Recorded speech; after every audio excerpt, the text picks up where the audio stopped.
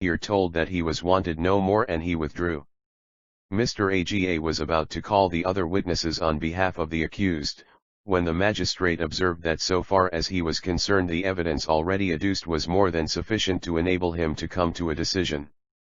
He would of course hear further evidence if Mr. Aga insisted on it, but he thought it would be much like beating a dead dog and more like firing volleys into a carcass. Mr. Aga, I quite agree with your worship, but I think we should know what my learned friend there has to say about it. Mr. Catkate, Your Hanner, I have nothing to urge against the proposal. TB Magistrate then asked Mr. Aga and Mr. Catkate if they proposed to address the court before he gave his decision. They having both replied in the affirmative, the magistrate said he would hear them the next day.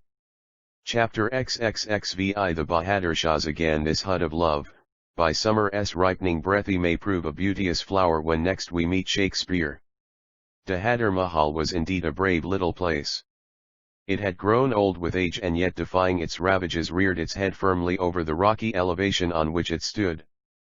Biman, the present owner, had handsome offers for it, but he flatly declined to sell it, for the property was dear to him as life. The family was an old one. It had gone through various freaks of fortune and vicissitudes, yet had survived and sustained its glory. Biman had the credit of saving the situation at a time when absolute ruin stared the family in the face. It was the time of the share mania, which ruined so many and raised but a few. The house was not very big, but its situation was charming. It was unpretentious and yet pretentious. It was commodious and comfortable, and was the pride of its proprietors. Biman took care to preserve its old exterior without endangering its stability. With an oldish look and with the weight of years on its shoulders, the house was quite bright and young within. It was tastefully decorated, and its adornments and conveniences were well selected and well arranged. Order seemed to be the password in everything. It was a Sunday, the Sunday preceding the day on which the magistrate was to give his decision in the much talked of and minutely discussed case of blood versus blood. The shades of evening were falling fast. The sun, the glorious regent of the skies, was preparing to hide its glpry beyond the western horizon, and was 248 sublime though blind, giving place to the nightly shadows which were gently stealing across the ethereal firmament. Birds and beasts and flowers, in the words of the hymn, were preparing to be asleep. Wrapped in deep meditation, Biman Bahadur Shah stood on the rear veranda around his house, which faced the sea, leaning his tall person against the balustrade and resting his glorious head on his right hand. He was as much a matter for study as the impending changes in nature which he was looking at so admiringly. "I wish," he murmured, "I could stroll out with Rodolphe and with my sheltering materials. It is an evening for strolling out across the hills and losing oneself in the environments of the hanging gardens. But, no. I shall wait for Shireen. She is already late. What could be the matter with the child? I would lose everything in the world than lose her. There, am not I doing injustice to her who has carried me through thick and thin so strenuously? Life would be hardly worth living for her and for me without Shireen. She is fast growing. Must get her married some day. And then, what then? Well, I suppose, she must then leave us. It would be quite in the order of things. I'll then have to console myself with my wife, this old edifice with its old and dear associations, and that four-footed Bodolph which are all so very dear to me." Just then a delicate hand was laid on his shoulder. He started and looked back. "Bahadur, why do you start? Have I disturbed you?" His wife frequently called him by his family name of Bahadur in preference to Biman. She said it befitted him more, for was he not Beagiator, brave, every inch of him? Her husband was even as kind as the Yezd Biman who watches over and protects the animal creation all over the world. Both the names started with AB and both sat so well on him, thought the wife. A beautiful garden laid out on the slopy heights of Malabar Hill. It has now been decided to call it the Surfaris Shameda Garden in honor of that renowned municipal councillor and politician. The Bahadur Shahs again. 249 No, dearie, you have not disturbed me. I was thinking, as I have always been, of the three my wife, my daughter, and my darling.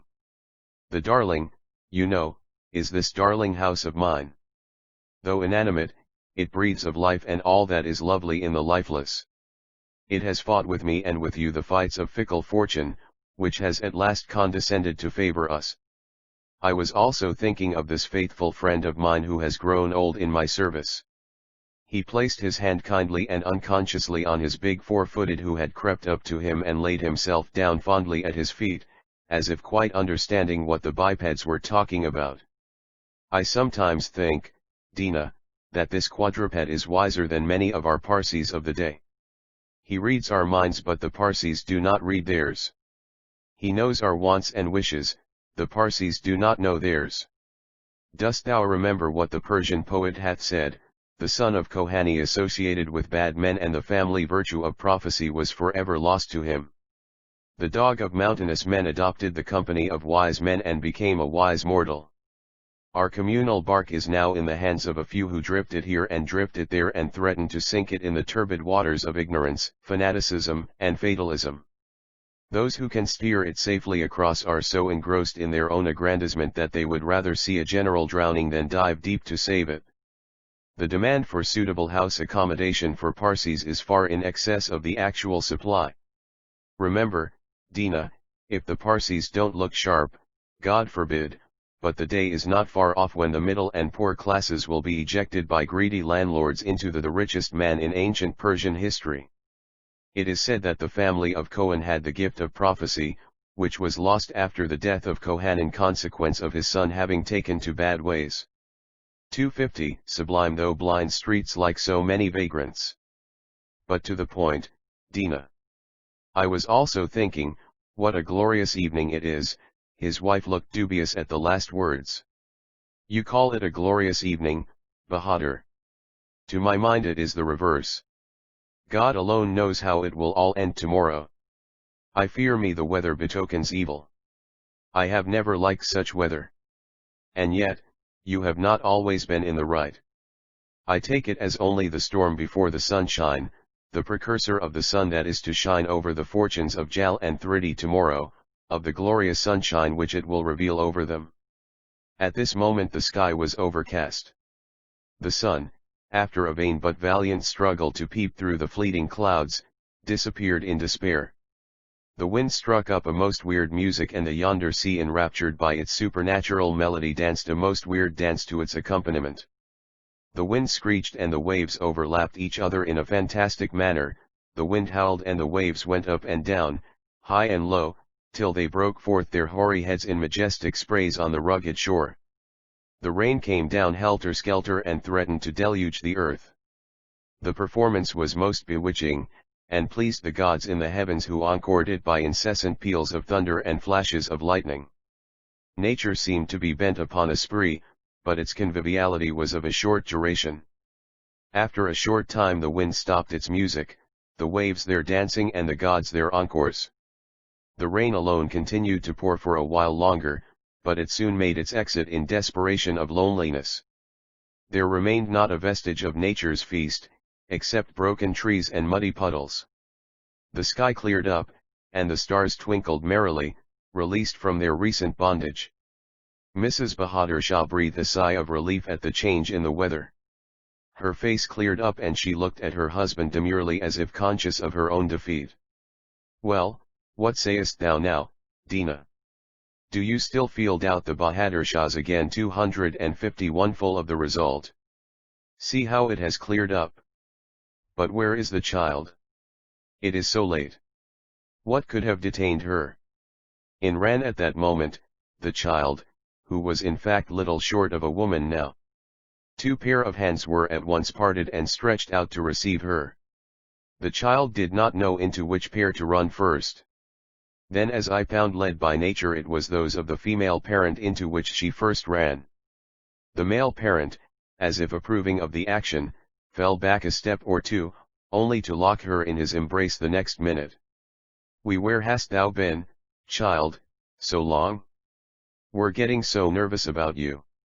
I feel almost like a woman where you are concerned. Papaji, I was about to leave Thrides, when it commenced to rain. They would not trust me to it. There were Thridi, Jal, the Aya, Miss McGregor, and Rusi, I mean Rustumji. The child almost lisped the word Rustumji, perhaps because she felt she was wrong in calling him Rusi, and perhaps because she thought her father would not approve of her doing so, for Rusi was no relative of theirs. Her mother had also told her that she did not like familiarity between growing persons. Oh! He was there also, said the father half questioningly, half musingly. Yes, Papaji, Mr. Rustum was also there. He is such fun when he likes. He amused us immensely, that he did he?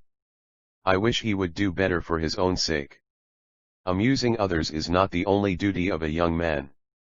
It is not a necessity. Don't live for it.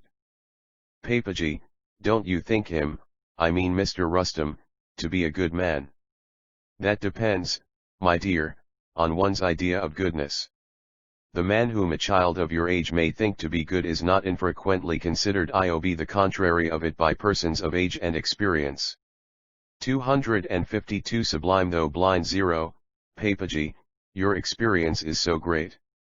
Rustum is not good. Do you think he is bad? Do you think what does it matter to you, child, if he be good or bad? What have you got to do with him? Interposed the mother. The girl's face clouded a bit. She seemed to be sorry for the difficulty her mother had raised. She looked appealingly at her father, who drew her to him, stroked her head lovingly and came to her rescue as usual. You ask me, darling, what I think of Rustum? I think you are not wrong in doing it.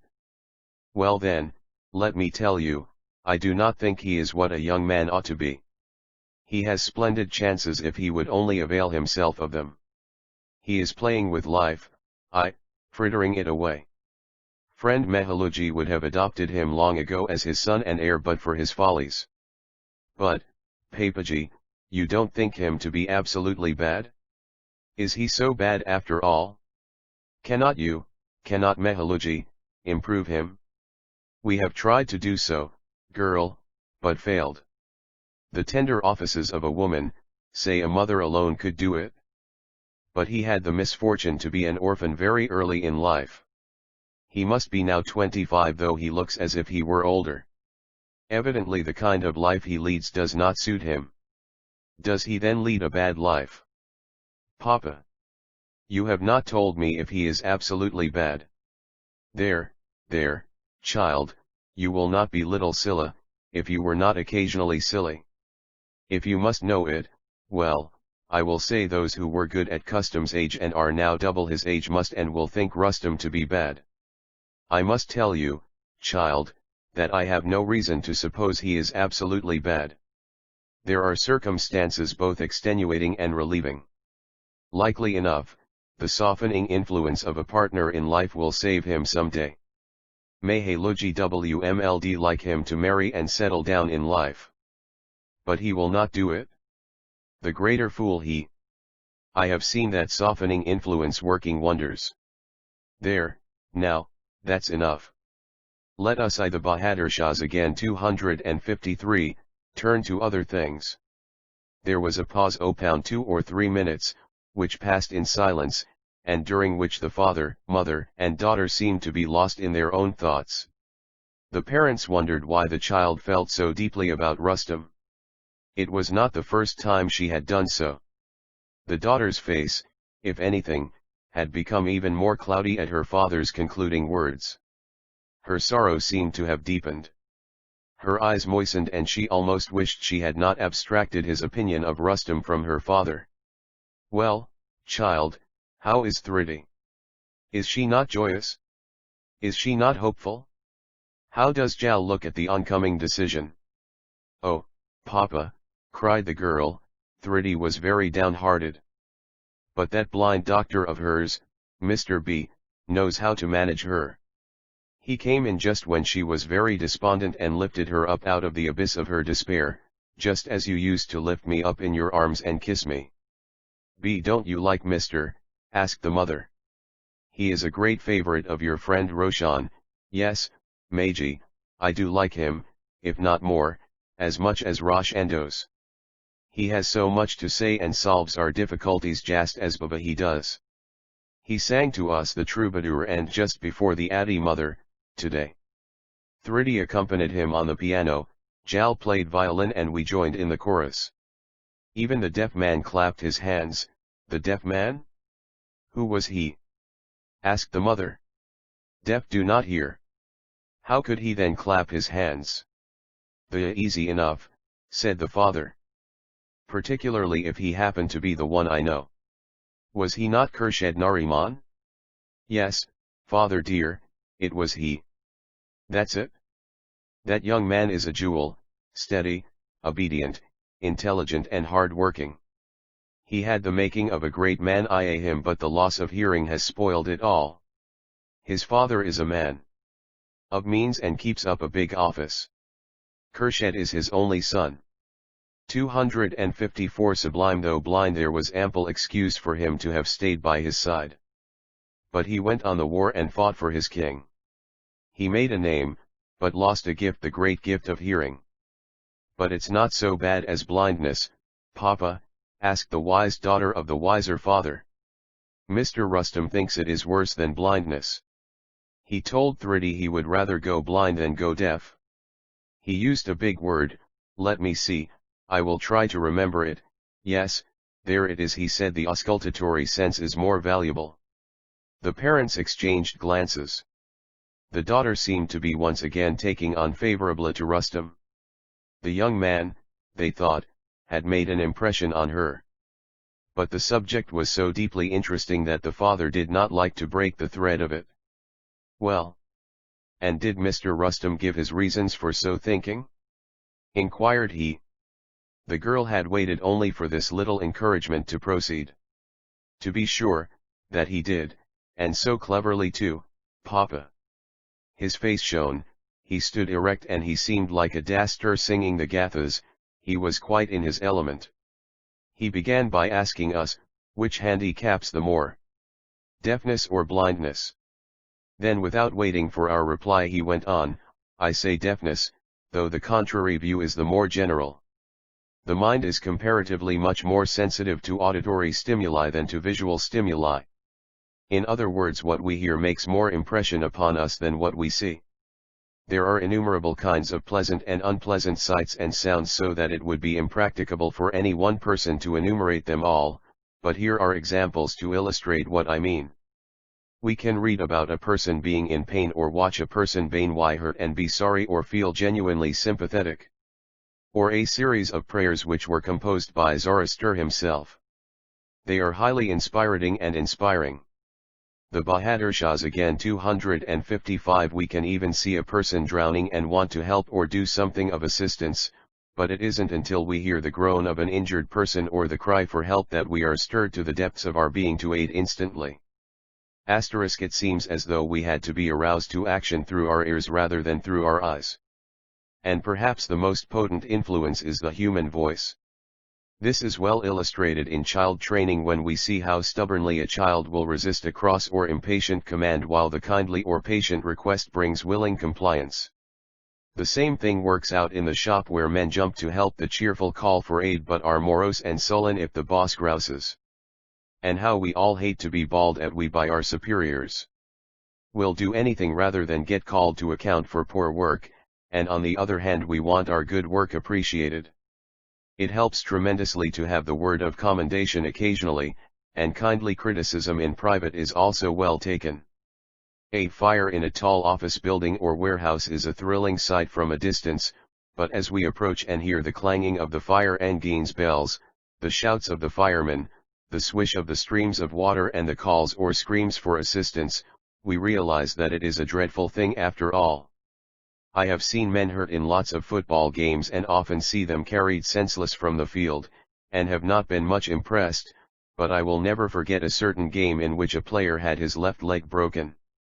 The snapping of the bone could be heard all over the stadium, and was very startling, but the suddenness of the break caused the tackled man to cry out like a hurt rabbit, and that cry sickened the whole crowd of spectators and players. It was some time before the players regained sufficient nerve to go on with the game. The war cry of the American Indians was intended to inspire terror in the hearts of those who heard it, and it had that effect. 256 Sublime though blind. The war dances of the Indians and the wild dances of the Negroes in Africa, as well as similar religious ceremonial dances in other parts of the world, begin with low humming and the light beating of tom-toms and gradually increase in intensity until the participants have worked themselves up into a frenzy. Besides savage breasts, there are savage beasts that can be tamed by suitable music. The animal trainers depend much more upon the hearing than upon the vision of their animals. The simplest and most obvious illustration of this is the equestrians whose horses shift from 2 steps to waltz as the circus band changes its time or air. Dogs know at once from the inflection of a stranger's voice whether he is kindly disposed or not. However, there are a great many pleasant sounds as well as unpleasant ones. Therapeutically, it has been often proved that music has very beneficial effects, especially during conval's house sense. Soothing melodies are quite healing in their results.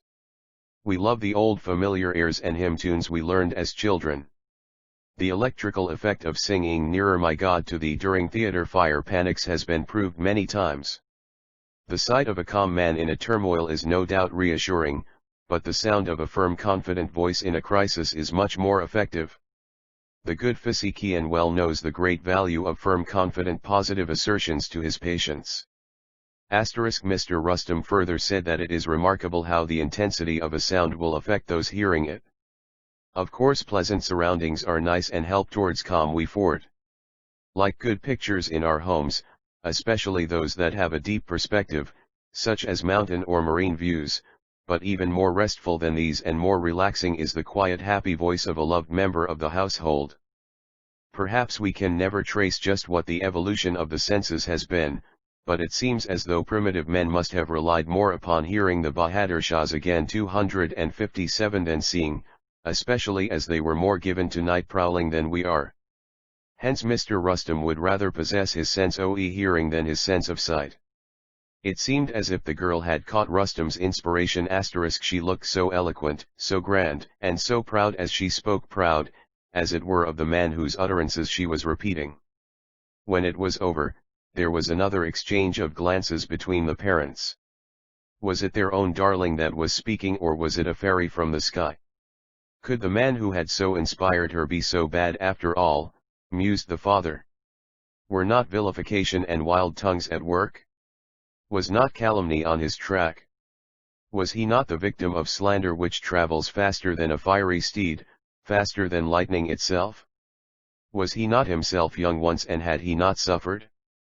Was he not despised and deserted, disconsolate and distressed? Would he not have succumbed if he had not by Hormuzd's grace faced the crisis boldly and saved the situation? Had he not the help of his better half, which Rustum lacks and lacks so badly? Could not a wife like his, Shireen for instance, but he dismissed the idea instantly, save him? He felt a tingling and then a softening all over. He drew his daughter towards him and kissed her gently on the forehead.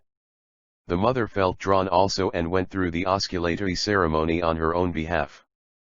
The father became more indulgent and said, "So, Rusi can be serious when he chooses.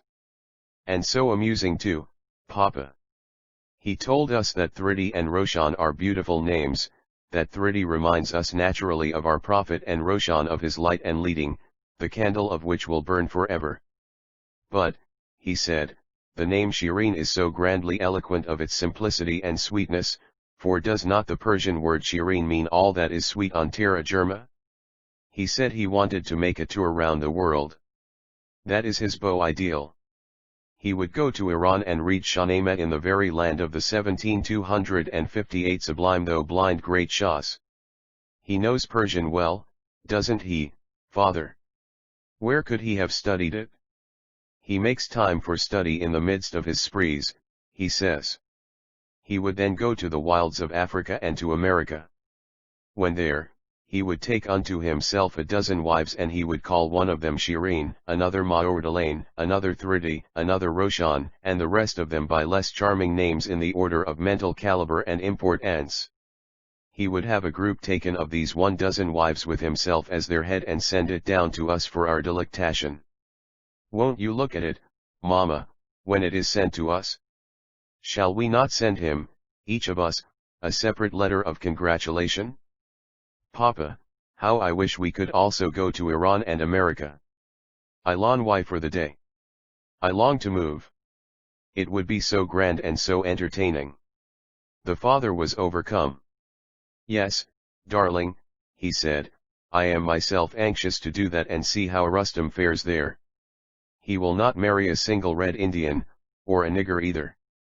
But if he is good and persevering he can marry an American heiress or a Persian/MW. The girl's face clouded once more. She was too young to love, and her heart was entirely free and unassailed. She had never considered what love is.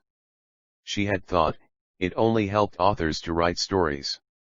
And yet there was an instinctive feeling in her when her father spoke of Rustam Marr3Dng an heiress or a Jewry. She took the 12 wives business to be nothing but a myth.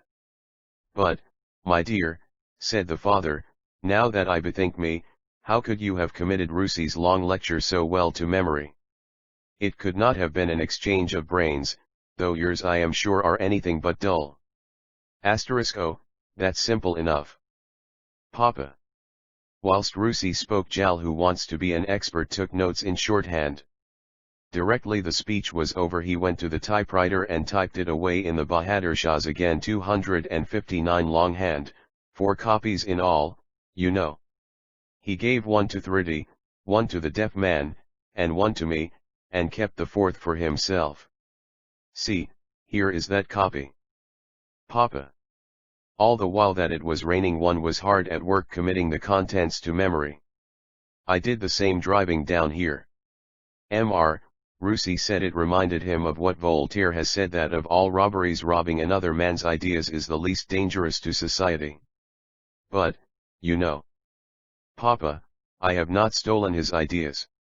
Won't you return that copy to me, Papa? Though it's not in his own hand I have vowed to preserve it. The papa was puzzled. Would it be wise to return the copy? And why not? He thought. It was all in the girl's memory as fast as it was on paper, and she could reproduce it. Besides, it would be churlish not to return it. There, take it, child, he said, there is no harm in preserving it. It is possible that it is someone else's ideas that Mr. Rustam has collected in the course of his readings. But that does not matter, for the matter of that we all live on other people's ideas. At this minute Mr. Bahadur Shah was seen to refer to his watch. In the name of Zoroaster, he said, it is 8:30. We time for dinner at 9. Must hie and offer up our prayers to the giver of all bounties. Run, Hitat, ask Kavla to bring we water here. Will perform Padayabai, and Kusjidi applies to the process of ablution or the cleaning of the exposed portion of the before body, i.e. the feet, the hands. Prayers, after answering the and the face, with clean calls of nature, and even water. Before it is done luncheon and dinner. Chapter XXXVII Hearts that meet, weep, weave, and win, such is the use and noble end of friendship. To bear a part in every storm of fate, and, by dividing make the lighter weight. Higgins. Fat Nigerian was a bit silly. Shall we blame her for it? No. Why not? Because she did not know and did not wish to be silly. This silly condition of mind is not unusual in case of grown-up folk. In case of youth it is only stronger and more frequent. It was bedtime. Scylla was in her cozy little boudoir, which was all her own. Beautiful little lamp burned under a green shade. On ordinary occasions she would have betaken herself to her bed and would have been fast asleep. Tonight she only betook herself to a chair near the lamp, removed a folded piece of paper which she had carefully stowed away where love-stricken girls usually do, unfolded it carefully and was seen deep down into it. The reader must have divined what paper it was. She had already learnt by heart the contents thereof, and all that was expected was that she would lock it up. But, no. She read it once, read it twice, and read it 50 times over with occasional lapses of moody thoughts. Goodness knows how long the performance had continued, but there was a disturbance. Asterisk Shirin Bey, what are you at? Have the SA/E blocks won the war? Or are the German low JCS here and are we all to die? Jesu, Jesu, may thou keep that DNY from us. The utterer whoever it was kissed the sacred cross which hung round her neck by a hearts that meet, weep, weave, and win 261 string o-pound glass beads and crossed herself devoutly. But even if it be war news, Chokri, it surely cannot require so much reading. You read such big newspapers soon enough. Who was the speaker? It was Shirin's Aya, Verodina, a middle-aged, respectable, and trustworthy servant of long-standing who usually slept in her little Bisajev's room. This worthy servant, like others of her class, was sitting up in her bed and offering up prayers before allowing Morpheus to overpower her. The prayers were long over and she waited in the hope of Shirin finishing her reading, but when it looked as if it would never be finished she thought it time to interfere. It was good that she did so, for it roused Shirin, who soon collected her wondering thoughts and was herself again. Taking her tiny little key out of her pocket she unlocked her nice little escritoire, put the dear little piece of paper in it, locked it up, and after assuring herself that it was quite secure she soon fell a speaking. Aya dear, it is not war news asterisk it is something more important, something which I wanted to carefully study. It is a lesson. The Germans are not coming here, Verodina dear, they never shall. You may make your mind easy about it. Make my mind easy, Chgiakri, if you think there are no other troubles except the war. God has placed you and yours in ease and affluence, and may he keep you so forever and I. But out there in our country there are other evils, influenza, plague, famine and cholera. The houses and even some of the streets are filled with the dead and the dying. Chokri, why would you not let me go and be near my dear ones? It is only my carcass that is here, my life and soul are there. The Chgiakri appealed to thought of nothing but the Aya's words. The dear little paper and its contents were forgotten. She rose, threw her arms round the Aya's neck and mingled her own tears with hers. Ladies and Bisajabs in British India and Britain will turn up their noses, contract their eyebrows and scowl 262 sublime though blind, and growl at this natural exhibition opound human feelings as pure, as grand and as good as nature itself, feelings which serve to bring together the high and the low, the mean and the mighty, feelings which are not infrequently felt on fields of war and in the midst of human worries, and above all which bring us nearer and nearer unto God. Aya dear, it is no use your asking to leave us. No good to them or to you. You shall go, but not now. It will do, we would be sinners if we allow you to go now. It would simply be sending you to certain death. If death is to come, it will, mockery, Jesu looks to us all, and there is this to comfort us. She held up the cross before the girl's eyes. The girl was a strict Zoroastrian, but was not above admiring and honoring the simple convert's adopted faith. Aya dear, she said, yes, go on believing in that and you will be happy. No woe will betide them at Goa or befall you here.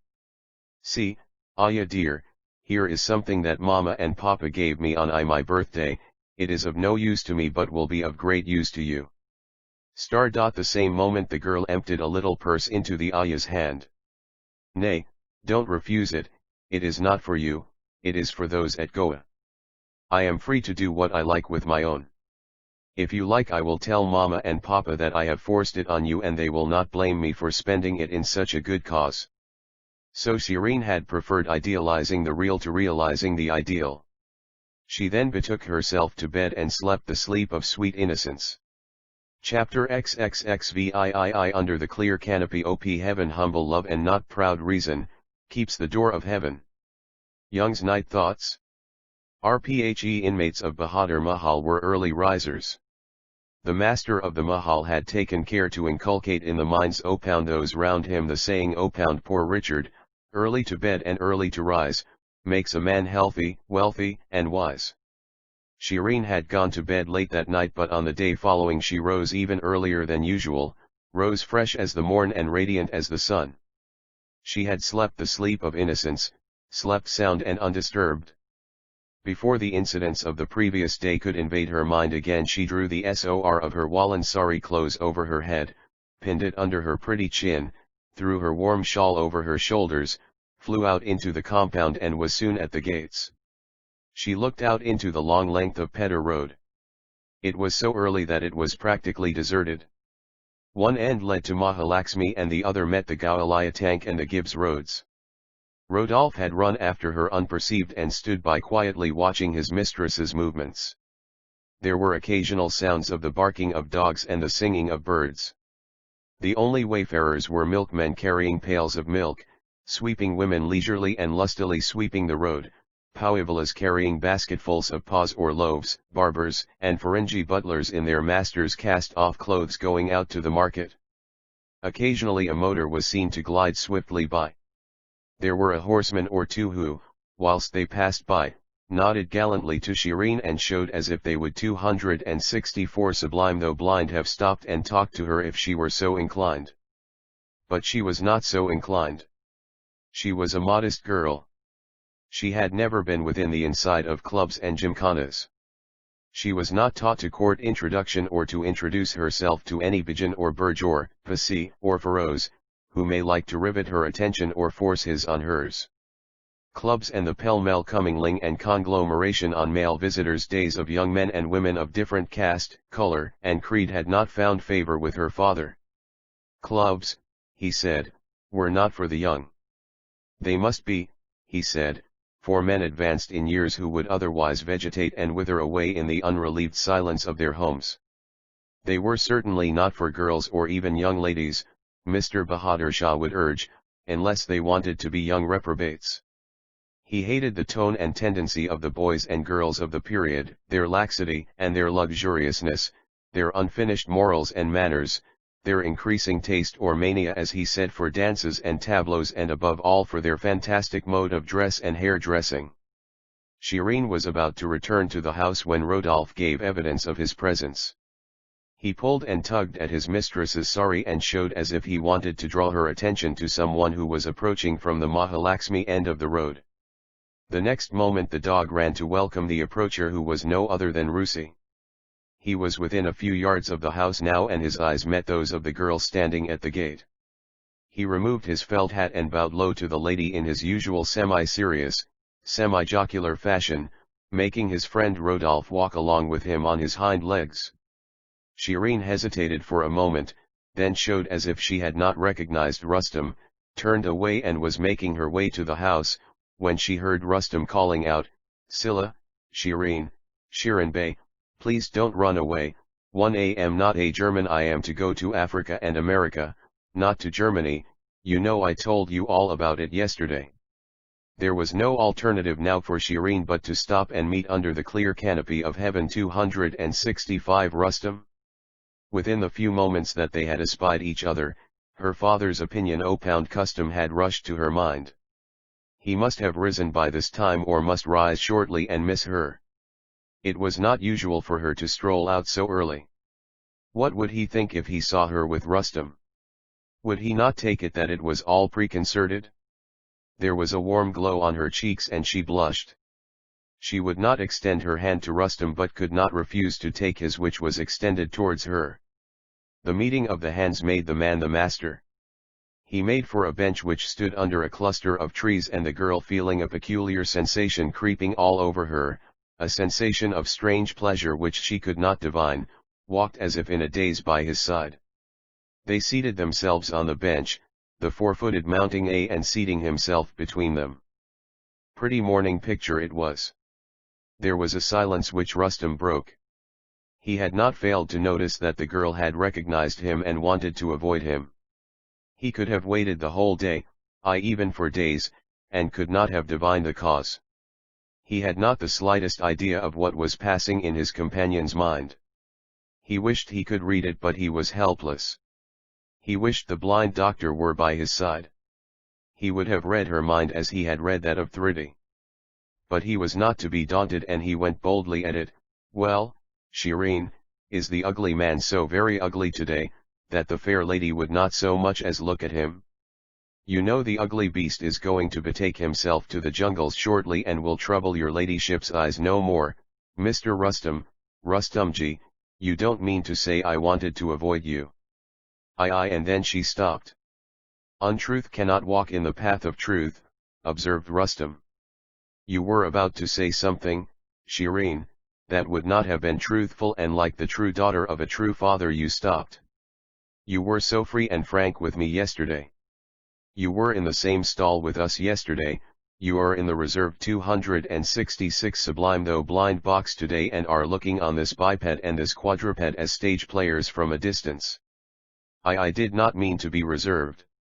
I am not so proud or changeable either, faltered the girl. Then it must be I that has changed. I was bad enough yesterday, for I bored you all with a big tirade, and I must be worse today, for I am boring you now. Shireen tried to speak but she could not. Come, Bey-Shahab, said Rustum, tell me the truth. I see from your face that you want to do it. But I see you are afraid of someone, perhaps your father, disapproving of it. Rustum felt that he was hard. He had no right to stand in the light of a father confessor to the girl and to force a confession from her. He had never dreamt of being in love with her. If anything, he thought she was too young and innocent to love anyone, much less the wayward beast as he styled himself. But he could see that there was a burden on her mind, which she could not lift herself, but she would not be displeased if someone else helped her to remove it. He was not joking when he told people that he would be leaving Bombay for a long time to come, and he could not bear to think that anyone of his select set should think ill of him. For all others he did not care. Jai Shireen, he proceeded, if I am not changed or gone from bad to worse between last evening and this morning, sure enough someone has been speaking to you about me and painting me bad, someone that likes me and yet tries to persuade himself that he does not. I say he, because I don't think it's a she. The girl's look expressed surprise. He fixed her black orbs fully on the man that was addressing her. Her lips moved as if in silent prayer. It was not prayer, however, but admiration, admiration for the man whom she had so freely admired before her father only last evening, admiration for the man who was now reading her all over like a book. High under the clear canopy of heaven 267 Rustumji, I have never thought ill opound you and I will try never to do it, say what they will. But I pound your father says it, will you not then believe it? Is he not always right? Do not the best of men at times judge from appearances, and are not appearances often deceitful? I will not blame your father, Shireen, if he has told you that I am bad and that you should not associate with me. If he were Rustum and Ibiman, I might perhaps have done the same. This was a poser. The girl tried to reply. It was not in her nature to prevaricate. 8.11 she could do was to melt into tears. Rustum unconsciously extended his hand and she took it, sister-like, if you will so have it. The reserve, if any, on her side vanished into the thin morning breeze, vanished as if on the wings of the dove. Rusi, she murmured, I knew you were keen and wise, but I did not know you were much wiser. I did not want to tell you an untruth and will not do so even though I find myself in a predicament now. Someone told me, she proceeded, gently withdrawing her hand from his and looking down much abashed, you are not so good and so wise as he would wish you to be, someone who thinks you could be better and wiser if you choose.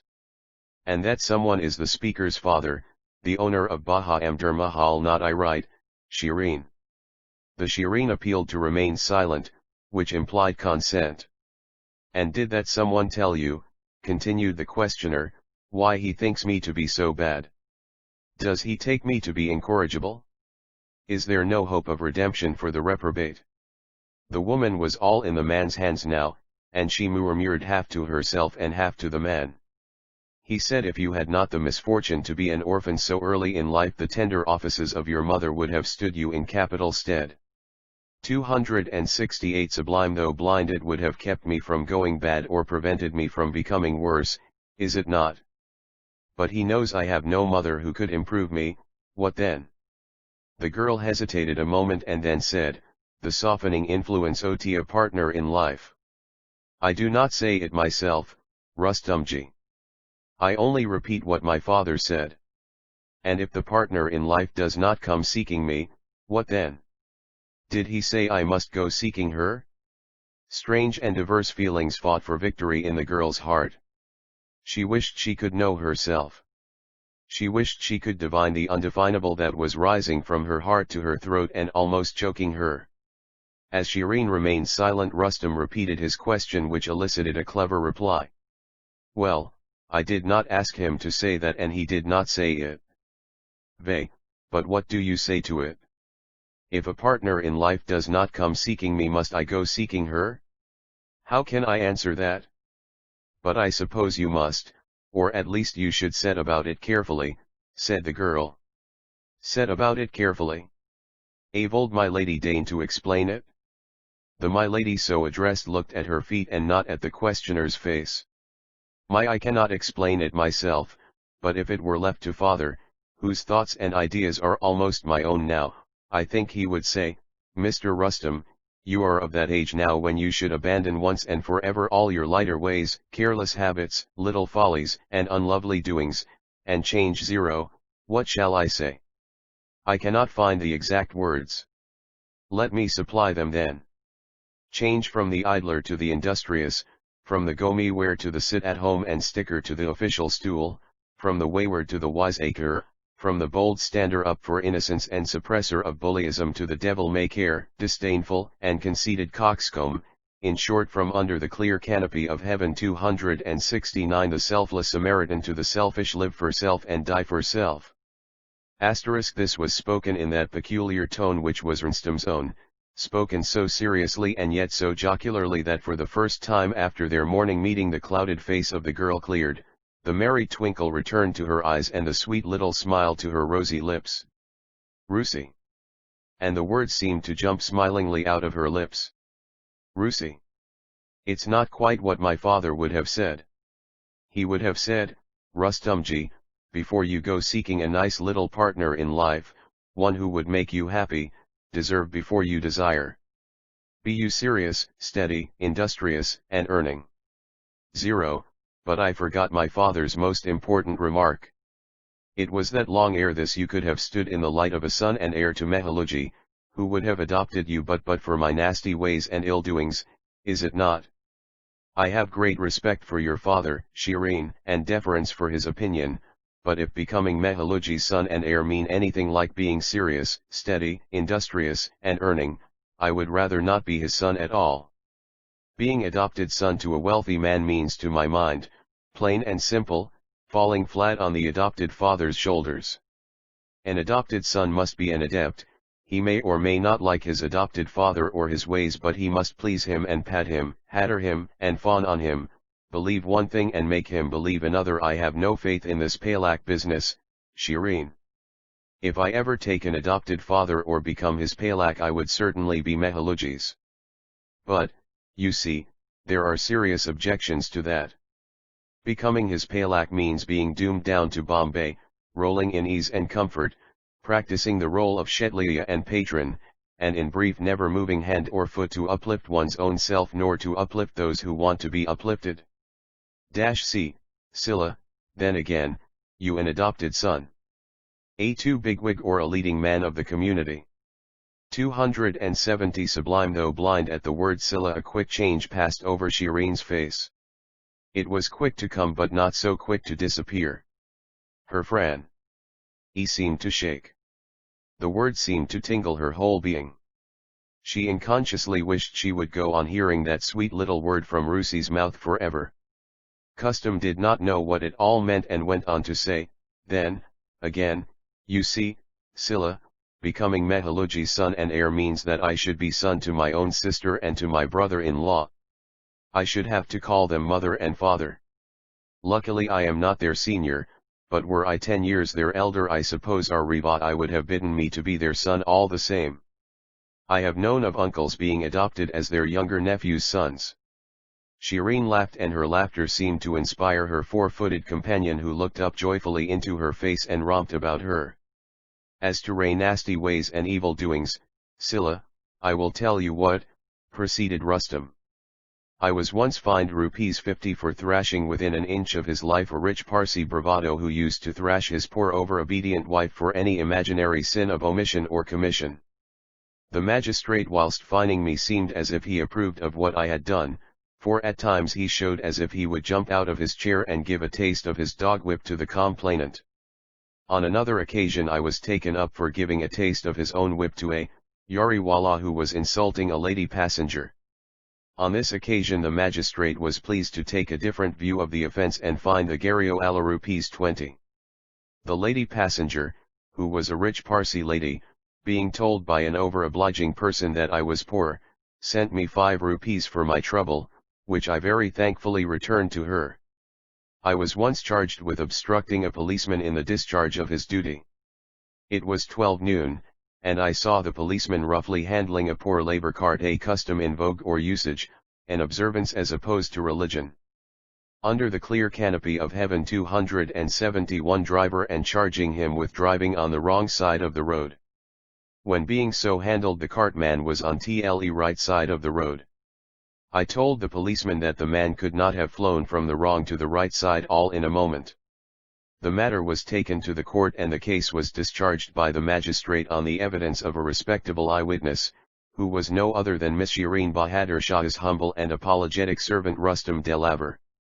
The charge of obstruction against me, which was next on the list of hearing, was then withdrawn by the police. Some of my other nasty things, Shireen, are that I don't increase the government revenue by taking to dice, drink and tobacco, like many Farsi young men of the day, or don't increase the over-increased revenues of the turf club of the Gora Sailis in Bombay and Pune by going to those slaughter-alive races, which our wise government so wisely and so judiciously protract for the utter ruin of their countrymen, who do not know where to stove away the heaps they collect.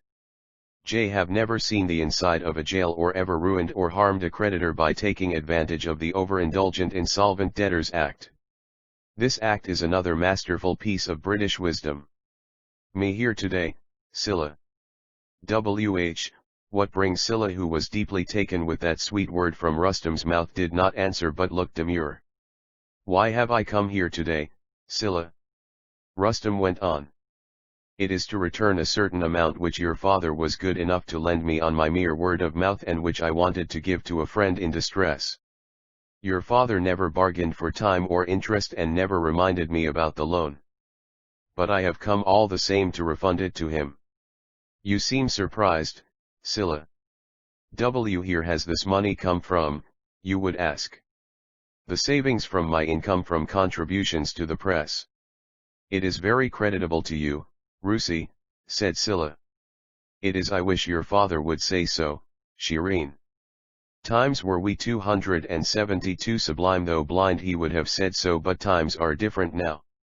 Times were when sitting in yonder veranda of that beautiful bungalow your father took pleasure in relating to me all the worries and troubles of his young days, his reverses and retreats, his rises and onward moves, his runs and his scores, his bold outs and bailed outs in the battle of life, and such like entertaining and encouraging stories.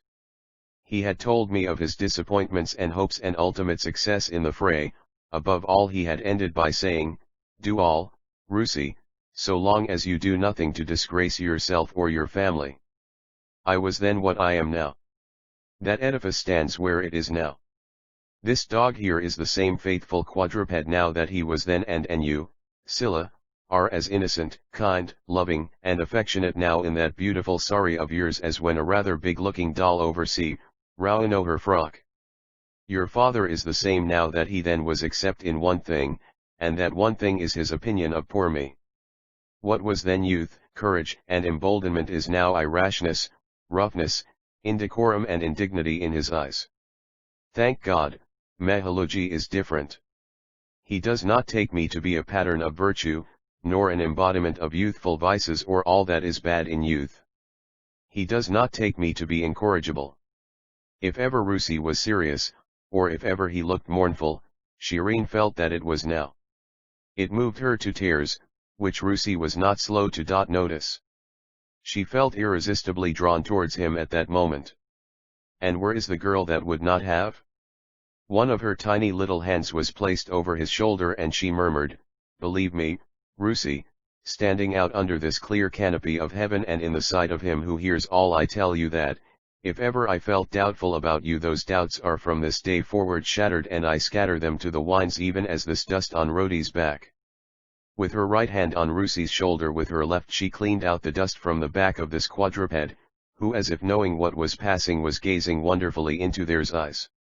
"Under the clear canopy of heaven 273 Rusi," proceeded Shireen, "I don't know if you have ever liked me, but let me tell you that I have always disliked me," put in Rustam. The next moment, seeing the pang in her face, he changed. "No, Scylla, I was only joking.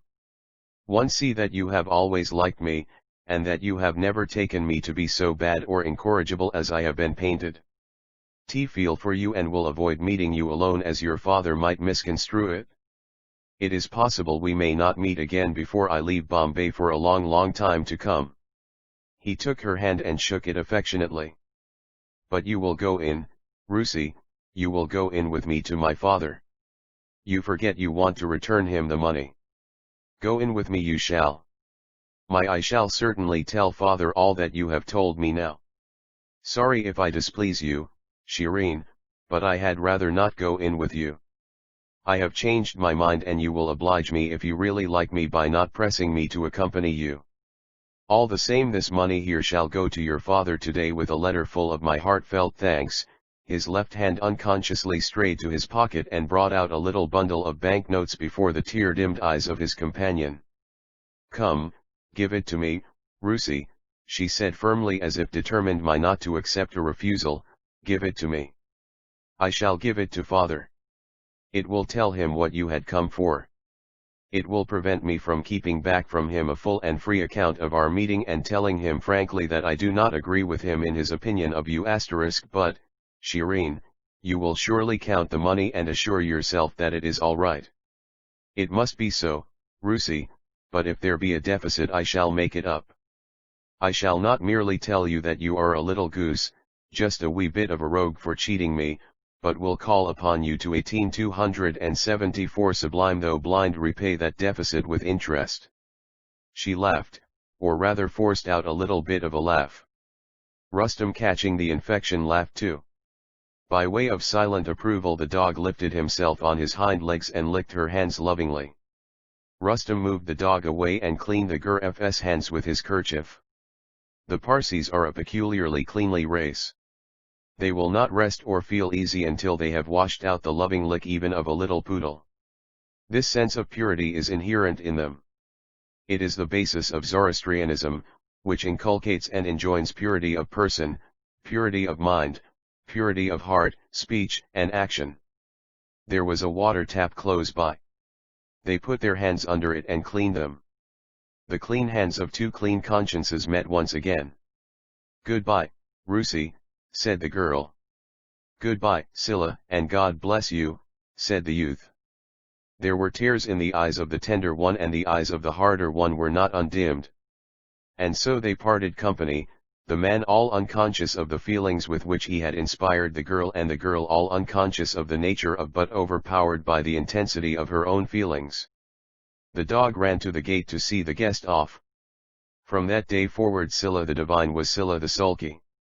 She spoke but little and at times not until she was spoken to. She became thoughtful and was occasionally very moody.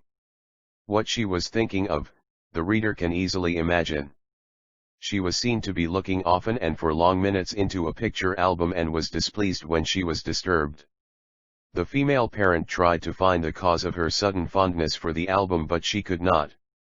The male parent was more cute and not so slow to know the cause. Scylla had run to answer the doorbell once and in her hurry to see who it was that was ringing she had left the album open. The father who was in the room took the album, looked at the particular page and the photo in it and learnt what he wanted under the clear canopy of heaven 275 too, all in a trice. Before Shireen could return he had replaced the album where it was. She had told him of her meeting with Rusi and told him all that had passed between them. She had told him how she had tried to keep his opinion of Russie from him and how courteously and cleverly he had abstracted it from her. All this was said so freely and frankly and withal so resolutely that he could not find it in him to blame her or to disapprove of what she had done. She had not asked him if after all that she had narrated to him he had changed his opinion of Rustum in justice to him. No, that she had not and would not do. She was her father's daughter and so like him. But if she had asked him what then? Would he have informed her that he had changed his opinion of Rustum and that Rustum was not so bad after all? Perhaps he would have and perhaps he would not have. Parents have very grave duties to perform by their children and very solemn responsibilities to discharge. If you are a parent, reader, you will know it all easily. Chapter XXXIX The pain without the peace of death. Truth crushed to earth shall rise again, the eternal years of God are hers, but error wounded writhes in pain, and dies among her worshippers. Byrents the battlefield. Rphe old order changeth, yielding place to new, and God fulfills himself in many ways. This is true all over the world. Why should it not then be in the case of Shehrbanu? The hand of God seemed to be in her illness and through it wanted to work a great reformation in a small but turbulent family. The turbid waters were to be drifted asunder. Shehra's illness rose to a pitch. Sudden illness becomes as suddenly serious. The family doctor, when he called again in the night, found his patient worse and would not leave her. Magdalene was there and so was Mrs. Mortimer. They sat up with the patient in turns. Magdalene had dispatched short and hasty epistles to her father and her friends and not the least to Ardashir and Roshan. Some strange feeling, a something indefinable within her which she could not herself understand, had led Shehra on to apply to that ministering angel Magdalene who though not a nurse by profession was still Shehra knew a great sister of mercy. It seemed, as if she wanted to make up for the injustice that she had done, to Magdalene even at the risk of submitting her to the taunts ol Meherbanu and Iraq. It is said that there are always two parties to a quarrel. They are not, however, always on a par. They are both either equal or unequal participants in the pain without the peace of death. 277 Fray. They may be both active, or one active aud the other passive.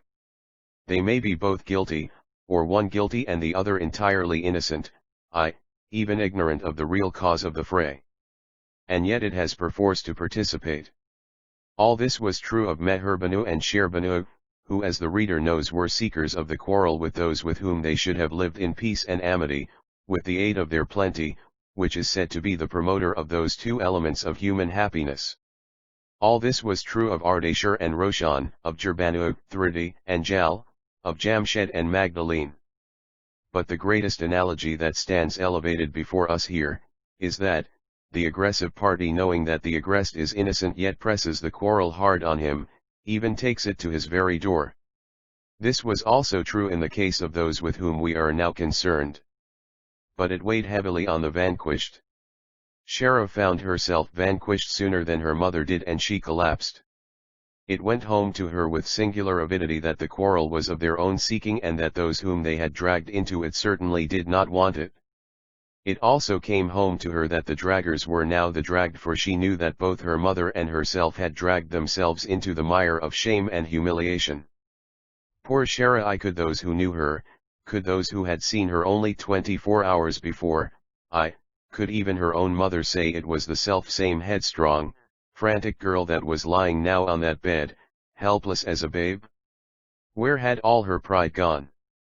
It had only gone before destruction, dissolution you might say, for it was that stared her in the face. There were times when she lay quiet with Magdalene's hand clasped in her own. There were times when she was delirious and raved against herself, raved against her mother and raved against Iraq. She had her moments of sense and moments of entire aberration of mind. During the former she would not allow either her mother or the one on whom she was 78 sublime though blind always so sweet to approach her. She showed her open disgust for them. She became excited if they did not leave her. This excited those two. They offered small slights, even insults, by means of hints and innuendos, to Magdalene. But she showed as if she did not understand them. Look at that Mother of Christ. Look at that Savior. Is this not a Parsi house, Meherbanu? Are there not Christian houses to go to? Iraq would ask. And the addressee would reply, oh.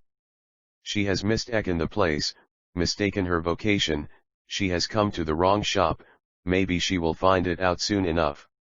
Luckily for Shara, the Savior had found the speakers out and she meant to stick to her post bravely. Every time serves for the matter that is then born in it, but time does not wait, when one matter is over another is born to it. Shara went from bad to worse and from worse to bad, until she went worst, so worst that her life was despaired of. If anything was wanted to break the pride of the mother and the pride of the lover, it was this. They were unnerved and crushed. The misguided mother begged of the doctor, begged of the consultant, begged of the nurse, begged even of Magdalene, to save her. There were moments when she would have given years of her life to do so. Friendship can but smooth the front of despair. Magdalene was a real friend, she had stood at many a bedside and many a deathside. Her friendship for the one, who was so unfriendly to her at first but who had invoked it in the time of her dire necessity, was too sincere to be doubted. So the human hands present did their best but God's own good hand was withheld. Where glory recommends the grief, despair disdains the healing. They told Shara that her illness was not serious at all but she did not seem to listen. Her thoughts were far away. Why chapter XL The sun burst in the storm of death when lovely Ivaman stoops to folly and finds too late that men betray, what charm can soothe her melancholy? What art can wash her guilt away the only art her guilt to cover? To hide her shame from every eye, to give repentance to her lover and wring his bosom is to die. Goldsmith. Time thus wore on until it came to the point where it had to bid goodbye to the matter ol Shara and take up another matter. A full week had rolled on during which Magdalene had only thrice visited her father. The Bahadur Shahs and the Mehalujis and Bustam looked after him and left Magdalene free to look after Shara. Things fall in the order of good and evil. It was all bad before, it was all good now. The evil was evanescent, the good promised to be lasting. It had come to stay. It was the day on which the magistrate was to give his decision in that mighty case of blood versus blood. The decision was to be given at the opening of the court. The magistrate was told that the complainants could not attend owing to the serious illness, the almost impending death of the second complainant. Thus when the scene of the decision was being enacted at the court, one of quite a different nature was being enacted at the abode of the complainants. The decision was to show that the real culprits were not the accused but the complainants. The ends of justice were being adjudicated at the same time, though in two different places, one the human court and the other the divine. It was in 280 sublime though blind irony of fate. Shara had often asked both in her ravings and in her awakenings if the decision had been given. She had then gone on to say, it must be the acquittal of the innocents and the conviction of the guilty. She said that guilt was hardest when it was nearest home, that it was already near enough to her and therefore but too hard for her to bear. She said that God had yoked misery to guilt, she was guilty and therefore very very miserable. Death alone could end it. Miss McGregor, Magdalene, can I hope for your pardon? Will they also pardon me?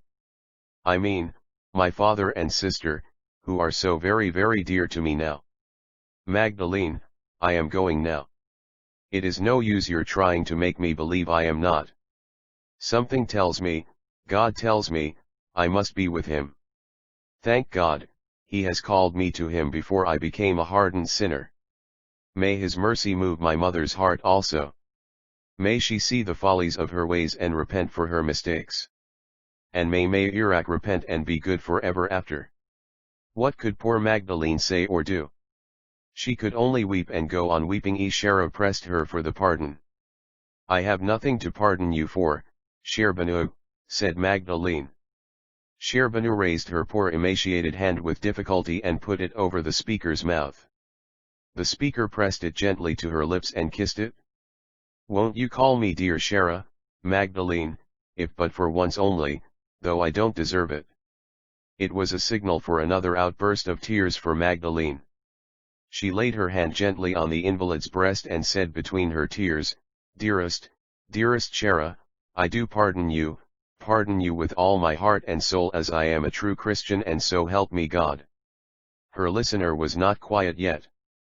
"But what about the others?" she asked. "Will they also pardon me? My poor father.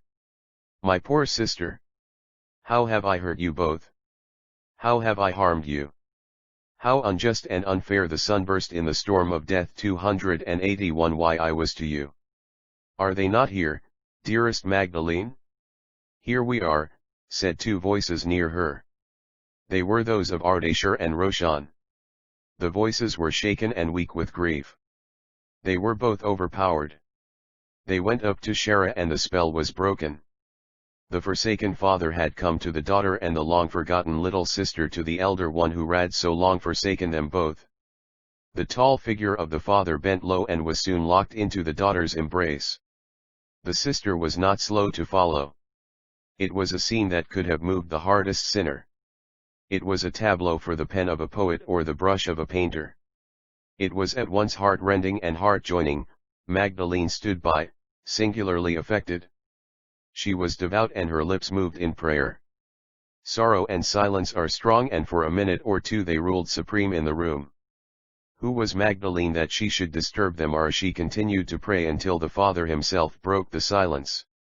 "Shara, darling, you will believe me when I tell you that you are dearer to me now than my own self. 0, that we had never been estranged. 0, that we had never quarreled. Quarrel is Satan's own work and he has been the victor. But with God's help we will yet vanquish him. You shall live, Shara. The Almighty cannot be so cruel. He must have done this to bring us together." Don't deceive yourself, father dear," said the girl faltering. "Dearest sister. 0, let me drink in the sweet of these words, let me drink them to the full, drain them to the last dreg. For, I have never tasted of their sweet nor drunk of them before." It was Roshan that was now on her breast. She was speechless. It seemed that life and soul had both left her. But she could listen, and she did it intently. "Roshan, my own dear Roshan, you are Roshni, light, itself, let me look for it. Look at me, there, I see it in your eyes. Oh, what world of love have I lost? The Lord forgive her, and 282 Sublime though blind forgive me *. She ceased, and Roshan burst forth. "Shara, Shara, you are not going to die. He will not be so cruel. Have prayed to him and will pray to him to save you. We have been here often, but the doctors were afraid our meeting would excite you.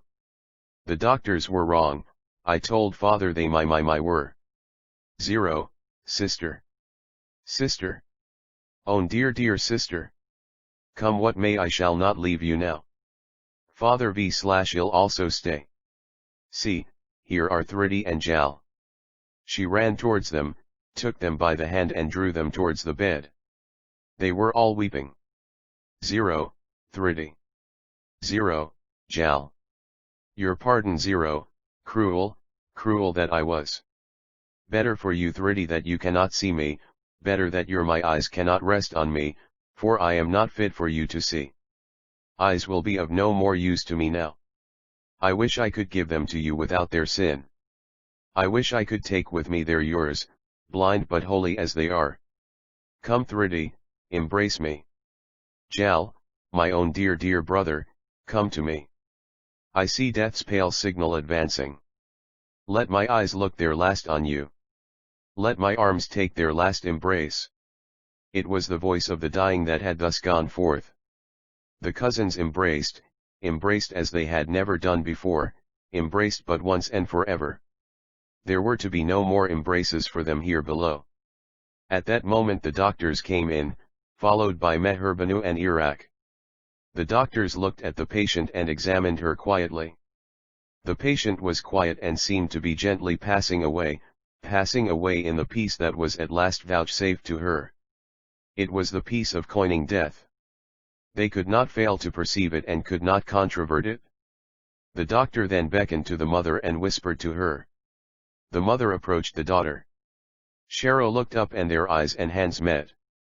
There was another solemn silence, silence which is so cruel. With difficulty the daughter spoke. The sun burst in the storm of death. 283 Hug me, mother, she managed to murmur, hug me if you like, for you will do it in this world no more. Say, if you will, that you pardon me, for myself I am sorry, extremely sorry, if I offended you. Her tones faltered more and more. Mother, I have a request to make. It is a deathbed request and you will grant it? It is an atonement for me and an atonement for you. Promise. Oh, I feel a strange gurgling at the throat. I am going. Water. Water. Magdalene brought the feeding cup, but her hand shook so that Jamshed took it in his and applied it to Shara's lips. She opened her eyes, recognized her cousin who was her fiancé, and her hand struggled for his. He took it and kissed it. He then bent low and kissed her on the forehead. She looked greatly pleased. She had now regained just enough strength to speak. Promise me, mother, promise me on this sacred Avesta which has never left me since I took to this bed, that you will be a wife unto father and a mother unto sister as you should be. If you have ever loved me and like that I should look on you with pleasure from the heavens above, promise, that henceforth you will live with them in peace and concord. Mother, promise. The mother promised and the daughter died.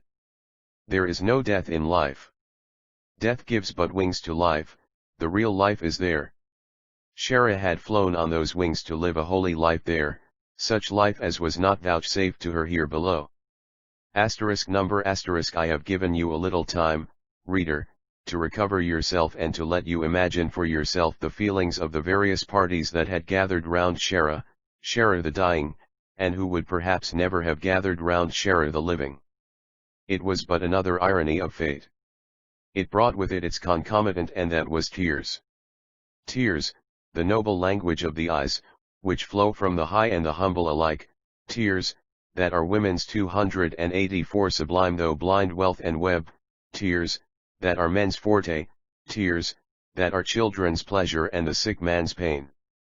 Tears may be silent or articulate. They are a luxury to the happy. They are but a worthless token of unreal grief. Love is said to be loveliest when embalmed in tears.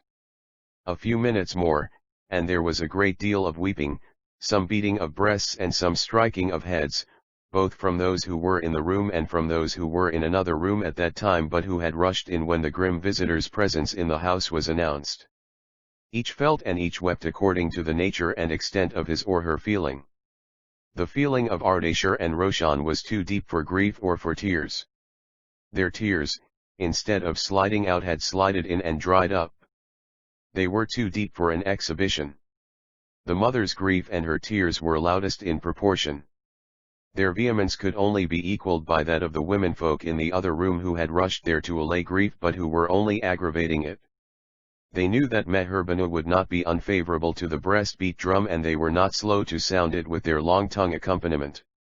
Every little act, good or bad, small or great, act of vice or of virtue, and every sin either of commission or of omission of the husband and wife, the dead and the alive and of their friends and foes, were ranged in martial array and mournfully paraded before the eyes of the other mourners. So much for those who had come to condole but had remained only to cater and to cavil. Each substance of the grief, in the words of the great poet, had 20 shadows for them which showed like the grief itself but were not so. The eyes of Magdalene, Thridi, and Jal, Dinbanu, Chandan and Shireen glazed with blinding tears. Their grief, like that of the father and daughter, was silent but not small. The weeping blind, if she be a lovely woman, looks divine. Thridi was both. She therefore looked like a divine goddess, like Madonna in grief. The sun burst in the storm of death 28:5. And what about Iraq? He stood by at a distance and wept tears of bitter woe. He had entirely forgotten the insult that Shara had offered him. He was like a man walking in a dream, a weary wight with hopes forlorn. He almost wished he was in Shara's place then. As regards the other men that had gathered there, the occasional application of kerchief to their eyes showed that their eyes were not unmoistened. They were affected and afflicted as all good men are in such affliction. It was time for the obsequies. The males rose, bowed reverently to the dead and walked out. Seated in a corner was Magdalene, with Roshan locked in her arms on one side and Shireen nestling to her on the other. Dinbanu and Chandan were helping Magdalene to comfort Roshan. "Roshan dear," whispered Magdalene, "don't weep like that. It breaks my heart. I must now be going. I am not a Parsi though I have long been one of you. They call us Juddins. With the dead body in the house I cannot stay here long. Your ceremonies will soon be a-doing. Come, Roshan dear, kiss me. See, Silla is here. Here are Dinbanu and Chandan Bey. I can leave you in no better hands than theirs."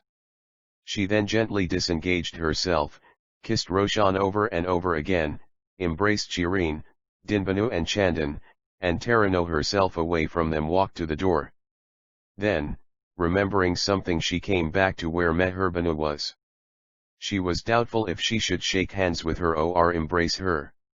Amono st the Parsis, the latter is the most effective mode of expressing grief or affection, even pleasure. She looked at Meherbanu and her spirits failed. She saw at once that Meherbanu was not prepared to return her advances, which were only too sincere. "With your leave, Meherbanu, I shall now go. I would stay, but I don't think it is allowable.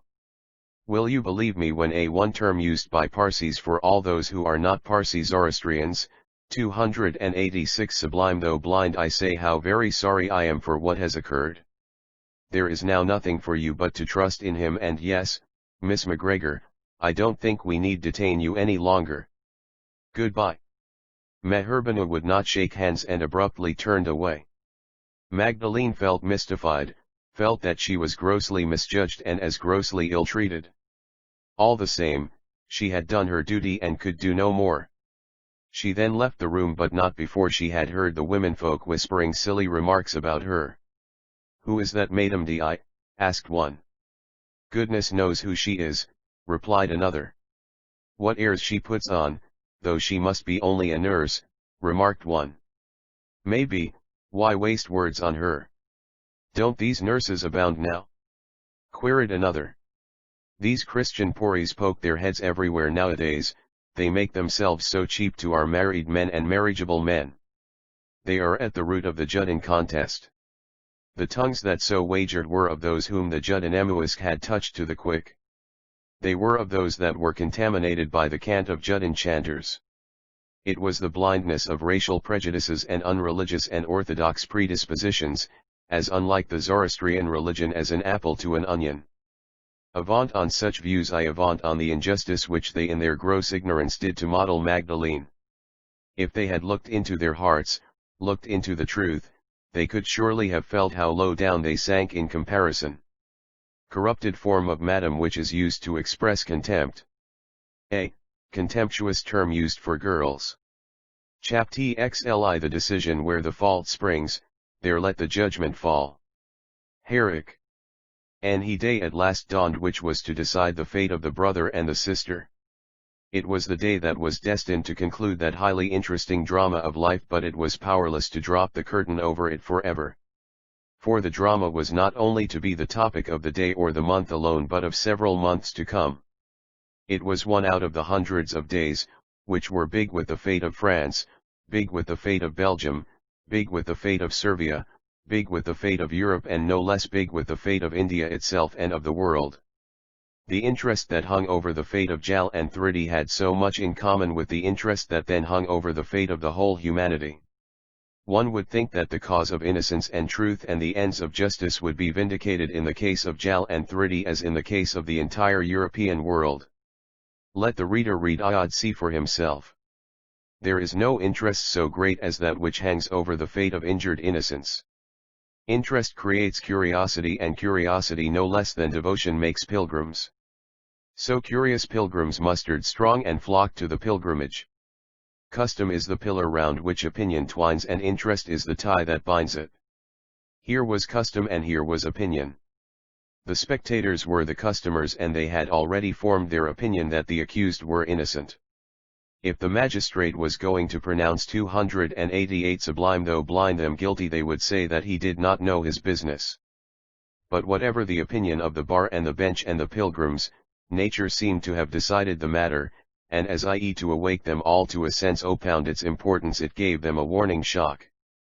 When the court had sat, Mr. Catgate rose and informed the magistrate that the second complainant could not be present in the court as she was between life and death. She was seriously ill and the doctors had despaired of her life. The magistrate would therefore kindly pass an order to dispense with her presence. If he required a medical certificate, there it was. He, Mr. Catgate, would beg that the magistrate would also dispense with the presence of Bi Meherbanu. She was the second complainant's mother and must be near her daughter. His worship had the power to decide the case in the complainant's absence, and Mr. Catgate had no doubt he would exercise that power. Mr. Aga, said the magistrate, this is very unpleasant news. I am sure we are all very sorry to hear it. The second complainant cannot be present in the court. The first complainant must be if we wish it. I do not wish it and will dispense with her presence also unless you have anything to urge against it. Mr. Aga said he had nothing to say against it. The magistrate then made an order dispensing with the presence of both the complainants. As defendant's counsel, Mr. Aga then opened his peroration. Your worship, he said, this case is as gloomy and heart-stirring as it is singular. But with all that it is not the less brick-ht and simple. It is gloomy because of the dark side of human nature that it discloses, heart-stirring because of the grave issues involved in it, singular because it is once in half a century that we have such a case before us. It is lucky for humanity that they are not many. Is the case bright? It is bright, I say, because of the vivid traces of the white side of human nature which it contains. It is simple, because it is so easy to decide. As the counsel I the decision 289 of the accused, the court will think that I should be the last person to make the last observation. And why? Because the task of defense is not a bed of roses. It has many thorns, and compared to the task of counsel for the prosecution it is fraught with many and more serious difficulties. When I undertook to defend the accused, it goes to my heart to call them by that name. I knew the difficulties I would have to surmount. But I had a duty to perform. And I knew I could do it with a clear conscience. Right is on our side, and I mean to prove that right is might in this case. Who are the accused in this case? Are they professional thieves, disreputable rogues, hardened criminals, housebreakers' apprentices, or dangerous members of society?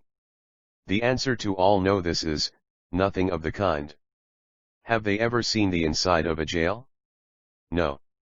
Were they ever charged with theft and acquitted for first offense? No. Were they ever in court before? No. Then who are they and why are they here? The one is a young lad of about 16, hard-working, obedient, respectable and honest, one about whom the heads of his school and college always had and have the highest opinion. The other is his sister, a blind young lady, very industrious though blind, very well educated and very well brought up, very respectable, against whom there is not so much as a breath of scandal and against whom the finger of society has never been pointed. And yet it is these two young and innocent persons who have been charged with a heinous offense. Is this all that the dark side of humanity has wrought? No. For the accusation has been brought against these innocent hearts not by strangers, not by members of an alien community, not by foes but by their own kth and kin who have the audacity to call themselves their relatives and friends. The accusation has been brought not by males but by female members of the same race, calling themselves Zoroastrian Parsis.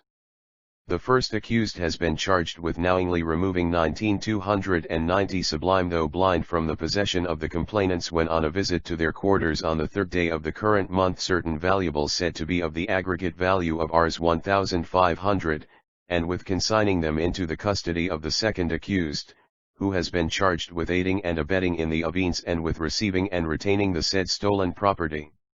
The complainants have failed to show in the slightest degree that the accused are anything but highly respectable. They have failed to show that there is anything in their previous conduct which could stigmatize them as disreputable or dishonest people.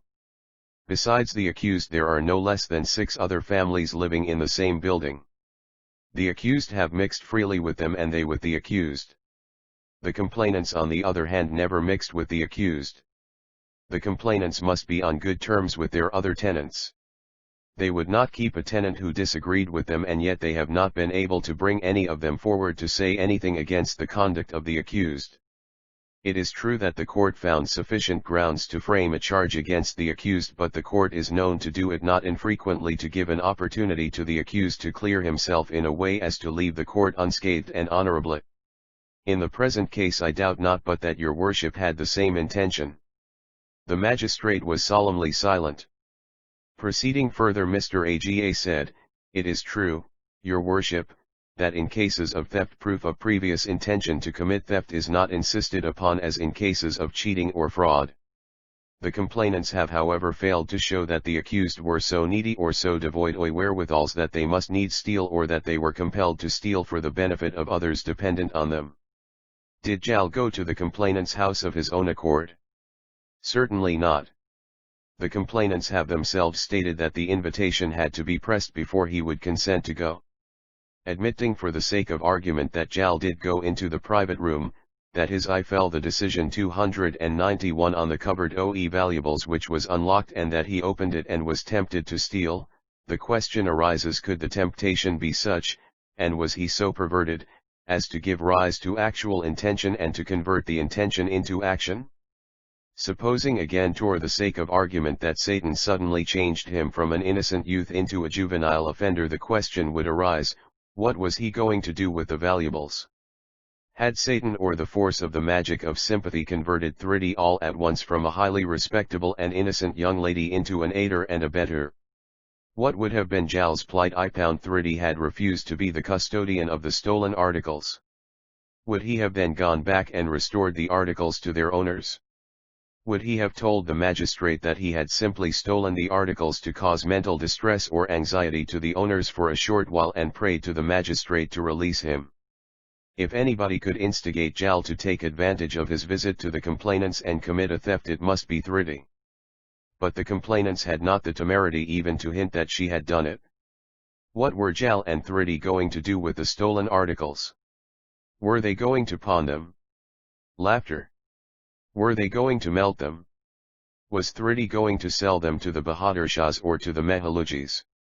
Was Mr. Ardeshir going to be so mean as the complainants wanted to show that he would buy his own wife's stolen articles? Or was Thriddy going to make a present of them for the benefit of wounded soldiers? Loud laugh.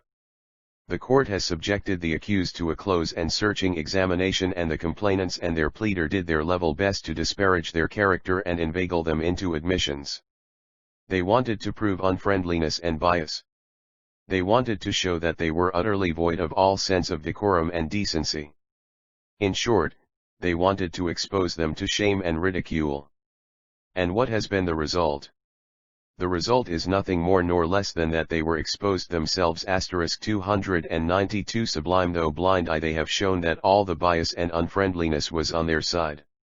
The first complainant's husband proved convincingly that she has never made him a good wife, that she has proved herself to be a cruel mother, that she has victimized one of her daughters and patted, pampered, and pleased another at her expense. The complainant's own evidence has disclosed that they were on undesirably familiar terms with one who is the betrothed of the first accused and who is such a coward as to raise his hand on a young and defenseless lady. The second complainant has made no secret of the fact that she hated her father and sister so much so that she could not bear to see her own name connected with that of her father.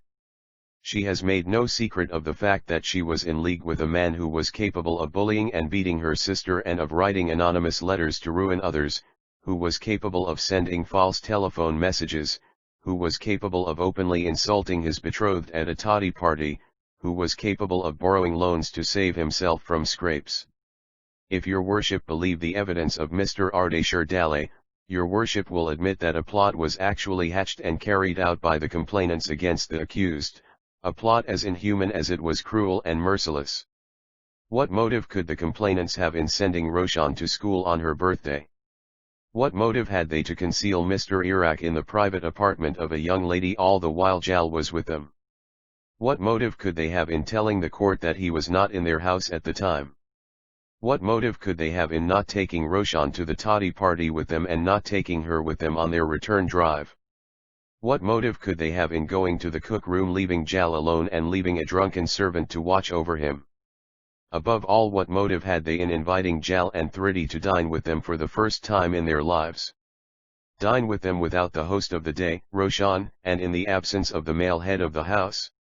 No other motive than to carry out an atrocious and deliberately laid out plot. The decision 29. Speaking of the witnesses for the complainants, I need hardly tempt your worship of the lamentable exhibition of the long series of false statements and prevarications. I would go further and say perjuries without dread of contradiction which they made. Who is the greater sinner in that respect? Is more fit to say the Patet Pashi Imani? The poor illiterate, hand-to-mouth live Hindu servant, who could be easily bribed to give false evidence, or the Parsi youth who calls himself educated and well-bred but who has not shown himself as above doing a mean action in return for a much more substantial bribe in the shape of a wife. Speaking of the evidence of the complainants themselves, your worship will admit that it was all broad fire and bombast. It was devoid of even a particle of truth. The very idea that a fair sex, especially one who calls herself or claims to be a lady, should so far forget her delicacy as to perjure herself in open court is simply revolting. On the other hand, the evidence of the young lady Roshan stands out in most favorable and glaring contrast with that of the complainants. To say that one does not believe her evidence would only be tantamount to saying that one does not believe in God or in his goodness. If the court believe Keshan's evidence, the court must believe that Shehrbanu did go into Thridi's room with the previous intention of depositing the jewels in her cupboard and entrapping her and her brother into a trap of the complainant's own making. It was a clever trap, and one would wish to God that their ingenuity had been applied to a worthier cause, a cause which could have shown that weak women do not always stoop to follies. Now look at Husainbai's evidence. Not to believe her evidence just because she is poor would be to believe that the world is all bad and that we are all confirmed sinners. The word of the Prophet, Quran, by which she swore, is testimony enough of the truth of her word. For to take a false oath on it means to the mind of all true followers of the Prophet damning their souls. 294 Sublime though blind forever. Just a word about Rama's evidence. To believe that Evidenke would be like believing in Satan. He broke down so lamentably and was so entangled in a mesh of contradictions that he stood self-convicted. I now come to the crowning point of the case, which is a telling one. The complainants and their witnesses have stated that before Jal left their quarters their pious eyes had landed on the pocket of Jal's coat and that it looked swollen and puffed. Took that as a proof that the jewel box was concealed in the pocket. In so stating they laid a trap for themselves. They averred that the coat now in possession of the court is the same that Jal wore on his visit to them. The coat was produced in court and the jewel box did not go into the pocket. The pocket is not big enough for it. This crowning stroke muse break the camel's back. Speaking of my learned friend there, all I can say is, and he will pardon me for my impudence if impudence it be, that if I were he I should have thought twice before undertaking to espouse such a cause. I will not say I pity him, but I would certainly say, I sympathize with him. I would be an ingrate if I did not do so as a professional brother and an honorable opponent. My learned friend has however one consolation, and that lies in the fact that no counsel on the face of the earth, however eminent, could have succeeded when mining the case for the complainants. Learned friend has yet to throw his last cards. Let us hope that he will not hoist his clients with their own petards. Vociferous laughter. The advocate resumed his seat midst unchecked claps and cheers. It was now our friend Mr. Katkate's turn to stand on his legs and to speechify. Poor dear Mr. Katkatel, the last words of the advocate had shot him to the quick, shot him in the very center of his head and his heart, and yet he could not say that the advocate was wrong. He doubted if he had any legs to stand upon or the decision 295 little flesh opound a tongue to wag. He even doubted his own existence. His wits had gone a wool gathering. Poke in the back and a mudge in the side roused him. Turning round, his eyes landed on Superintendent McDermott. So it was the police officer that had rushed to his rescue. He wiped his eyes and his nose with his oaperna and rose instantly, rose like one in a daze. The magistrate, seeing the sorry plight in which he was, thought it right to prop him up with a few encouraging words. "Well, Mr. Kotpatty, Mr. Kotkotty, I hope you will now give the court the benefit opound your erudition. The court is quite prepared now to hear you." So buoyed up, Mr. Catcate began his hat-pat with the usual preliminary of "Your Worship, I agree with my 1-1 learned friend there. Thiot task is fraught with difficulties, though I can not agree with him. Thiot, if he were in my place he would not have stood up for the complainants. My motto is Thiot counsels should not take a cause to be byed until it is proved in Karut Thiot it is byed. If no lawyer takes up a cause for the simple reason Thiot it is supposed to be byed, who will? See orly not a layman. The magistrate, and where will lawyers go? They cannot surely fast. Convulsive laughter. The learned man proceeded to say, "Your Worship, though only an humble limb of His Majesty's law Karuts, I hope I have solved to your satisfaction the problem which my learned friend over there could not." Mr. McDermott was here seen slyly tapping the pleader's back and pulling the end of his oaperna. "Your Worship, I have lain awake in my bed and cogitated over this question for nights." A voice from the auditorium, "And that is the result. And I have come to the conclusion Thiot the cause is not so byed. I hope your Worship will see the same in the end." 296 Sublime. Though blind the magistrate, £1 you convince me. That the Karut has to see is Thiot the charge brought against the assist is true or not. The defense has put it Thiot it is false. The Karut will keep out its mind al Thiot the defense has urged until it has heard me. The Karut must be entirely unbiased. If the first assist did not steal the movable property and move it out of the possession of the complainants, someone else must have done it. It was not an immovable property and it could not have moved out by itself. If the assist did not deposit the property into his sister's cupboard, it could not have gone and deposited itself there. Somebody else must have done it. So your Worship will see Thiot I was not wrong when I said Thiot I have not espoused a byed cause, motive, your Worship, is different from intention. L'absence of criminal intention does not mean absence of motive. Motive might mean a power, a strong desire. Thiot might move one at any time either for good or for byed action. Motive might be the creation of sudden impulse. Self-preservation is the first law of nature. That is there to show Thiot to preserve themselves from penury which stared them in the face. The assist would not do a byed action. Temptation, your Worship, in old or young, is a great wee thing. I'll succumb to it in one shape or another at some period of our life. The magistrate and so did you, Mr. Catcate. Lawyers do succumb to temptation, I know, when they rehearse their witnesses. Mr. Catcate's face fell a bit, but he was not to be daunted now. Temptation, your Worship, he went on unruffled, is said to be the work of Satan. It ruined our first parents. But since God has not been pleased to remove it from our souls, God see orly means Thiot we should succumb to it and improve the decision. 297 The magistrate, so it is that has improved lawyers so vastly. I hope you have already passed that stage, Mr. Catcate. Roars of laughter. My learned friend has tried to piant my clients as hopelessly byed. If they were so, could they have said Thiot they would not have proceeded further against the assist but for the fact Thiot the police had control of the matter? The magistrate, but they could have asked for permission to withdraw the case at a particular stage. You know, Mr. Catcate, that your learned friend there was kind enough to give them a hint to that effect, but they would not take it. Mr. Catcate, Thiot very fact shows, your Worship, Thiot the complainants had no doubt about the guilt of the assist. If the complainants had withdrawn the case, it would have reflected against them, and it would have been said that they had not left the Karut with clean hands. The evidence on both sides, your worship, has shown that for some reason the complainants and the assist var on who vary in different terms. Was mar unfriendly and who vas nat, is nat the question.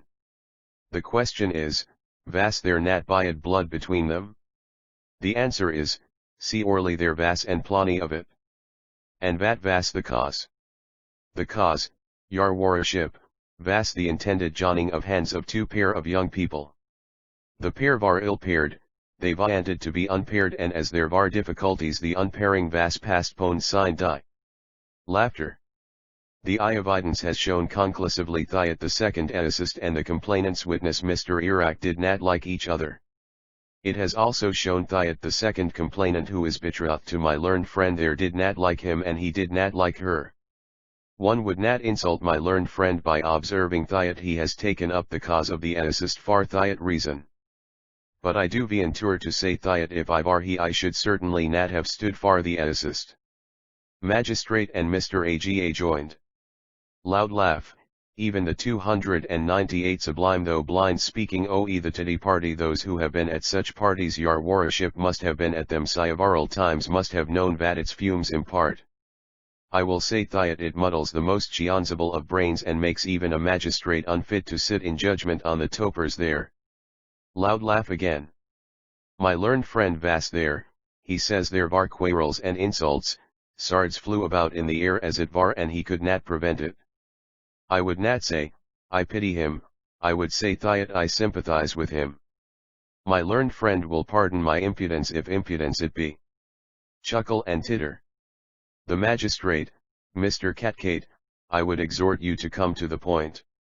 You have amused the court long enough.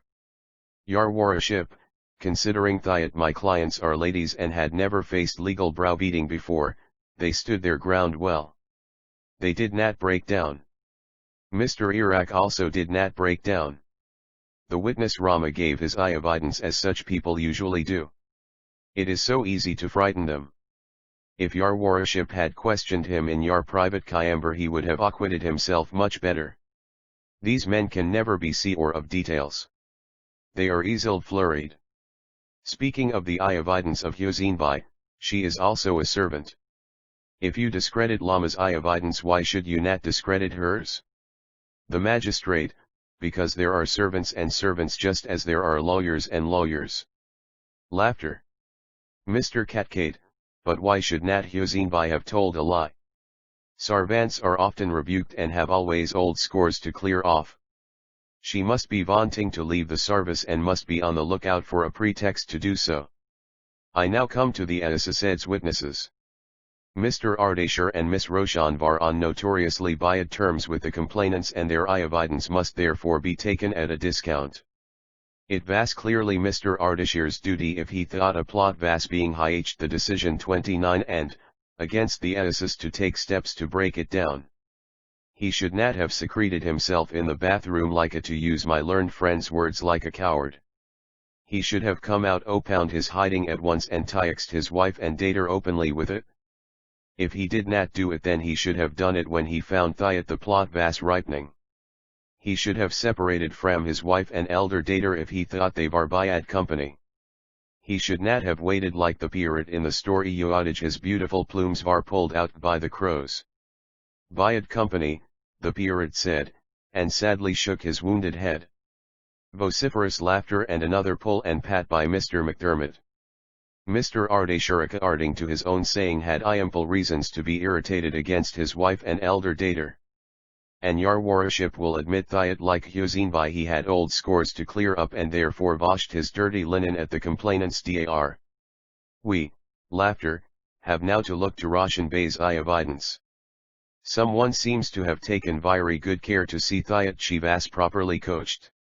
The someone must be complimented, for it is not easy to coach girls. That is Miss Roshan's evidence based on? It is based on mere shadows. She said she was feverish and wanted a physic, and that better physic for a young lady than to sit down at little love-makings and looking over picture albums with a lovely little cousin. Huge laughter, without the knowledge and consent of her Ma'adher? When the cousin left her she felt lonely, and by way of relaxation she indulged in looking through dar holes into other people's privacy. She vaanted mar shadows till Jal returned. Look far the devil and he is at your elbow. In comes a female figure and off goes the worthy Miss Roshan and resumes her seat at the album. She was bold enough to peep through dar holes and to take French leave from school, but so very feverish and afraid that she failed to ascertain who was that shadow. She had not the slightest idea it was her sister. She had not the slightest idea as to that she had 300 sublime though blind come there far. She saw Azoo dated sorry and sat thinking over the beauty of the hoodis until Jal returned. Your worship will see orly not believe the Ayavitus of a girl who was so feverish and so frightened.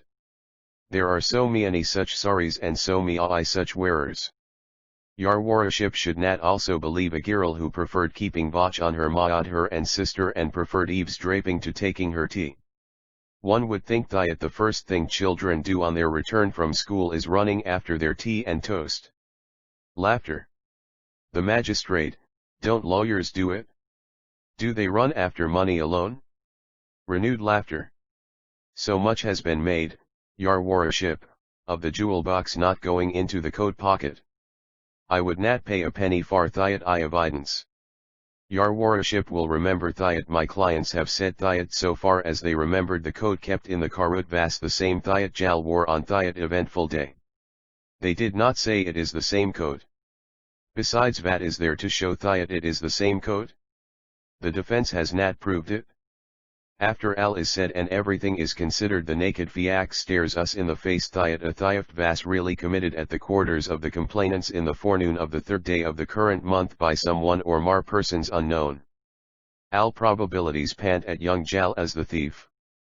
1 am very sorry to call him so, your worship, and the presumption is that he was. One presumption leads to another, and as the stolen articles were found in Thritibi's cupboard, it is further rightly presumed that she must be the aider and abettor. If the Karut does not believe these presumptions, the Karut must find out the thief and the aider and abettor. The complainants could not have stolen their own property, it would be both ridiculous and unheard of. Mr. Catgate then sat down vastly content and with a self-satisfied air. He was pleased when his friend Mr. McDermott whispered to him, "Bravo, old boy. Well done." The decision 301. The court then rose for lunch, but the spectators did not leave their seats. They stuck to them till the court reassembled. The magistrate then read out his decision, the decision. This court has a very grave and sacred duty to perform today. It is a duty which is both pleasant and unpleasant. I am satisfied that I am about to discharge it according to the clearest my dictates of conscience and justice. The issues involved in the case are somewhat intricate, but the elucidation is not so difficult. The court need hardly say that it is thankful to the counsels on both sides for the valuable help that they have given it from their own standpoints in forming its decision. I compliment them. I only wish, for the sake of humanity, if not for the sake of this court, that it will not have such cases to decide in future. They are a shame to the civilized world and a shame to humanity, to whom this case must prove a lesson. In this case the accused have been charged under section 379 of the Indian Penal Code, the first accused for theft and the second for aiding and abetting in the same. The accused have entered their written statements and said that they are not guilty. The court had, however, to frame a charge against them, not so much because of a prima facie case having been made out against them, but because it wanted to give them an opportunity of clearing themselves of the charge in a way as to enable them to leave the court unscathed and honorably. The complainants are a mother and her daughter. They are members of the Parsi community and come of the renowned Zoroastrian race. The accused belong to the same community and profess the same religion. The complainants and the accused are close relatives, the first complainant being the maternal aunt and the second the cousin of the accused, who are brother and sister. Both the accused and the complainants are fairly well 302 sublime though blind educated. They live in the same house which belongs to the complainants.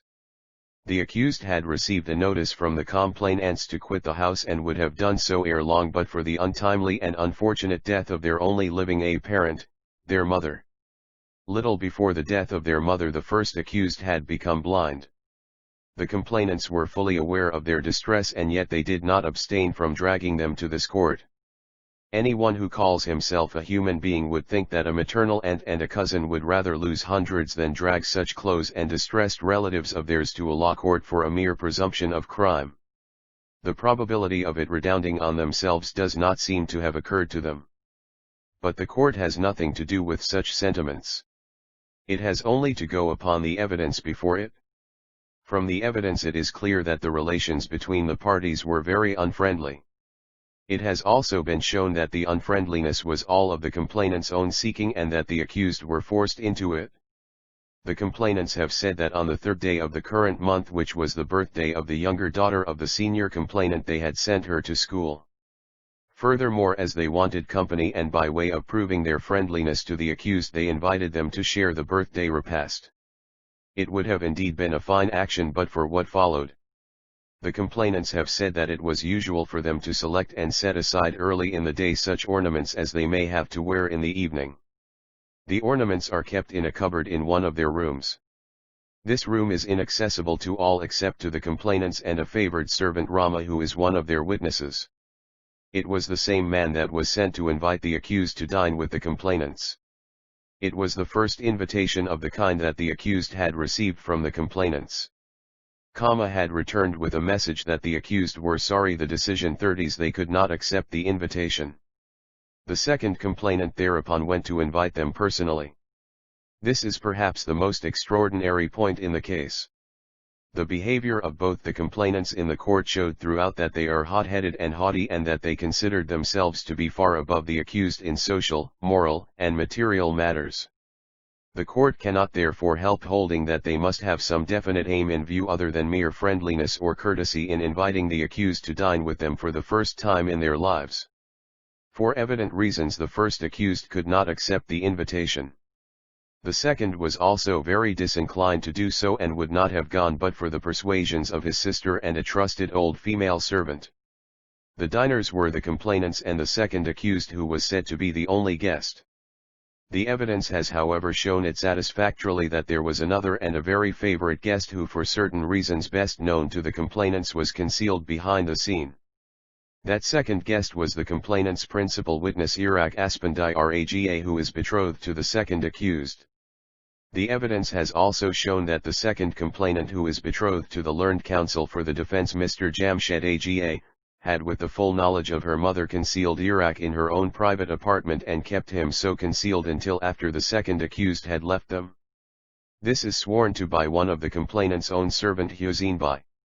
This witness appeared to the court to be a very right-minded and respectable person, and the court has no reason whatever to discredit her evidence. The complainants have alleged that after the repast was over they had occasion to go to the kitchen. On their return to the dining room in about 5 minutes they found the second accused, Jal, up and ready to depart. They pressed him to stay longer but he would not. On looking at him they found one of his coat pockets swollen and puffed.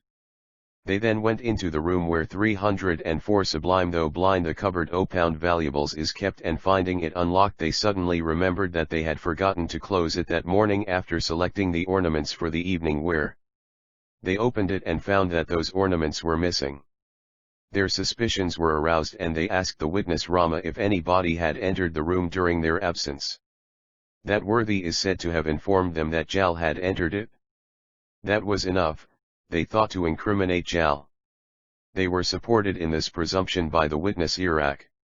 From thence to the police station, and from there to here was the next step. The court entirely discredits the evidence of the complainant's witnesses. There is not so much as a particle of truth in it. As the advocate for the accused very aptly observed, the difficulty is to say, who is the greater perjurer, the illiterate and ignorant Hindu, who could be easily bribed, or the so-called educated Parsi who hoped to get a wife for his trouble. The court thinks the latter is the greater perjurer, though both broke down lamentably. If the court wished to be hard it could punish them severely. But the court desires to be merciful. All that the court would say is that the witness Iraq leaves this court most dishonorably. The case for the complainants was, the court thinks, to put it in the mildest terms, a stupendous piece of folly and falsehood. The most strenuous effort of their pleader could not mitigate their offense or its seriousness, for his clients were equally strenuous in thickening the chain of their falsehoods. The pleader must have now seen that he had espoused a cause which was rotten at the very roots. Speaking of the cause of the accused, the court must say that Mr. Advocate AGA could not have espoused a better cause. His path was beset with difficulties. The court has no hesitation in pronouncing that Mr. AGA overcame each and every one of them tactfully and sagaciously. The statements of the accused are to the court's mind quite truthful and are borne out by all that has since transpired before it. Miss Roshan. The decision 305 Dali deserves every praise that any court of law in Christendom can bestow on her. Her very face and behavior testified to the truth of her words. She did not flinch or falter in the slightest detail. It must have required a mighty effort on her part to say things against her mother and sister which would implicate them seriously. And yet the way in which she acquitted herself to vindicate the ends of truth and justice is highly commendable. Her father Mr. Ardashir is not less worthy of praise. His evidence was equally clear and conscientious. He seems to have suffered a great deal at the hands of the complainants, and yet I am glad to say that he was here not for taking revenge. I compliment him for his straightforward evidence and congratulate him on his being the father of such a daughter as Miss Roshan. The possession is invaluable and entirely makes up for all his sufferings. The deductions that the court draws from their evidence, from the statements of the accused and from the evidence of the complainants and their witnesses are, 1. That the first accused did not commit the theft, 2. That the second accused did not aid and abet him and did not knowingly keep possession of any stolen property, 3. That no theft was committed, and 4. That the case was a trumped-up one. The court therefore finds both the charges to be entirely false and groundless and acquits the accused, who leave this court quite unscathed and most honorably. Uncontrollable applause, some hurrahs, and a great deal of waving of handkerchiefs. Silence was enforced. The court therefore directs that each of the complainants pay to each of the accused the maximum fine provided by the law for frivolous and vexatious accusations. The court regrets its inability to inflict a heavier penalty. The accused have how 2306 Sublime, though blind ever the option to prosecute the complainants for perjury, annul they have the court's permission to exercise it. In the absence of the complainants I direct their pleader to pay the fine. I also order the police to restore the valuables to the complainants. Mr. AGA said that he thanked his worship heartily on his own behalf and on behalf of his clients for the very patient hearing and the close attention which he had paid to the case. He was pleased to say that his clients had decided to pay the whole amount of the fine to the Women's War Relief Fund. His clients were not revengeful, and he was very glad to say that they had further decided not to prosecute the complainants for perjury. The courtroom was filled with acclamation. Friends and acquaintances vied with one another to congratulate the victors and their witnesses. There was unprecedented joy and tumult, such as is rarely witnessed in a law court. When, lo, news reached the court and spread like wildfire that the second complainant Shehrbanu was no more. It struck terror into every heart. Jamshed Aga, Roshan, and Ardashir, Thridi and Jal, Mr. and Mrs. Mehaluji and the Bahadur Shahs did not wait to inquire by whom the news was brought and if it was correct, but rushed out and motored away to Mayervilla. When they reached there they found that Shara was still alive, and Jamshed Aga had the good fortune to look on her, though for the last time on this earth. In the courtroom where, but a minute before, all was joy and no sorrow, there, solemn silence now prevailed. Even the magistrate was greatly moved. Not a man but felt that nature had vindicated itself in such a way as to be a lasting lesson to the listeners of the news. Christians crossed themselves devoutly and murmured, "Lord, thy will be done." Mohammedans muttered, "Allah, Allah I Toba. Toba." Hindus slapped their cheeks and said, "Ham. Ram." Parsis bowed down the decision 307 beads in mute awe. They all felt that the hand of God was in it. They prayed devoutly that the lost daughter's living mother would benefit by the lesson and live a better life. If a painter were present he would have transferred the scene to his canvas. If a photographer were present he would have immediately set up his camera. If Homer had come to life again he would have sung, declare, muse, in what ill-fated hour sprung the fierce strife, from what offended power. The unmotherly mother the ties of wedlock defied, and for the mother's offense the daughter died. Chapter XLII Modi Dana and her Midra *. Come listen passerby, as you are now so once was I, as I am now so you shall be, prepare yourself to follow me. TT is my business, reader, to lead and yours to follow. Leaving the court and the Parsis behind, I wish you to follow me to the house of a Mahomedan in Mahomedan J/O/IA. Far be it from me to take you to a disreputable locality. Mahomedan Malla is mostly inhabited by the respectable middle class of Mahomedans.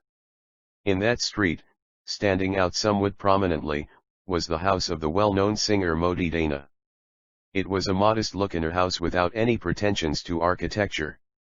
Anyone, however, looking at the exterior could say that it was a Mahomedan house, and that the owner, whoever he was, had taken good care to see that the exterior should vie very favorably with the masonry compatriots that ran in irregular rows alongside and opposite.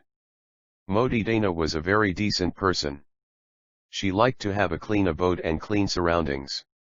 Her own apartments were on the second story. They were pretty spacious, especially the jalsa or concert room which opened onto the street. What has a Kankliani to do with concerts, I imagine the curious reader inquiring. Is not a Kankliani a paid singer, who gladdies people's hearts on occasions of marriage and other festivities? She is so, and something more to boot. She is as important a personage within as without her own house. She is as much sought after and run after at home as abroad. Flattery follows her wherever she may be. The Kankliani holds a concert or a musical entertainment once or 309 Modi Dana and her Madrid twice a week at her own house. The most important of these is the Madra. Whereas in a concert 2 or more singers can take part, in a Madra the prima donna or the owner of the house is singer and dancer combined. The Madra usually follows the concert. It comes off in the quiet of midnight and continues till about 4 o'clock in the morning, when the guests disperse. And who are the guests? They are mostly the go-ahead, devil-may-care, reckless men about town, the heir apparents of rich parents, the busy doing nothings and the busy doing somethings, the cream and the curd of society, mostly Mahomedans and Hindus, and in the case of a well-known singer a few Parsis. In the Madra the prima donna is at her best. The quiet of midnight in a congested malla is equally favorable for music as for merciless deeds. With the finest of music going on in one place, the vilest of miscreancies may be in operation in another. It is in the order of things as they happen in the name of civilization. It is like seeing marriage and funeral side by side in one street, even in one house. Modi Dana made it a point to see that peace and order prevailed at /QV jalsas and madras. But even she was not always successful. Envy and jealousy did find their way into her house as in those of other Kanklianis. The seekers of her favor were not a few. They vied with one another for supremacy, especially the Mahomedans, Kamal Khan, Yar Khan, Turai Baj Khan, Meher Ali, Sultan Ali, and Murad Ali, the Hindus, Rangnath, Sundarao, Morari Rao, and Kandarao, and the Parsis, Durabsha, Kausha, and a few others, among whom was our favorite Rustam. Rustam was the target of all the Tanajani or taunts, all the envy and all the wrath of his rivals, for he was the one towards whom Modi Dana always turned for approbation and applause. Unlike most names, Modi Dana has a meaning, and a very good meaning too, grains of pearls. And really the music that flowed from her lips fell like a string of pearls. Her songs were choice and well selected. She never wasted either her songs or her words. They were always to the purpose. On that particular night of 310 Sublime, though blind, which I am now writing, she was I found anything more reserved. Her look seemed to say, look, yeah, may be great at your own homes, but I will tolerate none of your nonsense here. Keep at a safe distance from me if ye guard your honor, of which, I trow, you have but little to boast of. At about 10 o'clock the self-invited guests of the day began to come in, and by about 10:30 the room was crowded.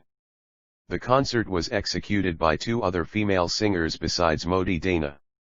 In addition to Modi Dana's husband and the Tabalchi, there was an extra Sarangakala and an extra Tabalchi.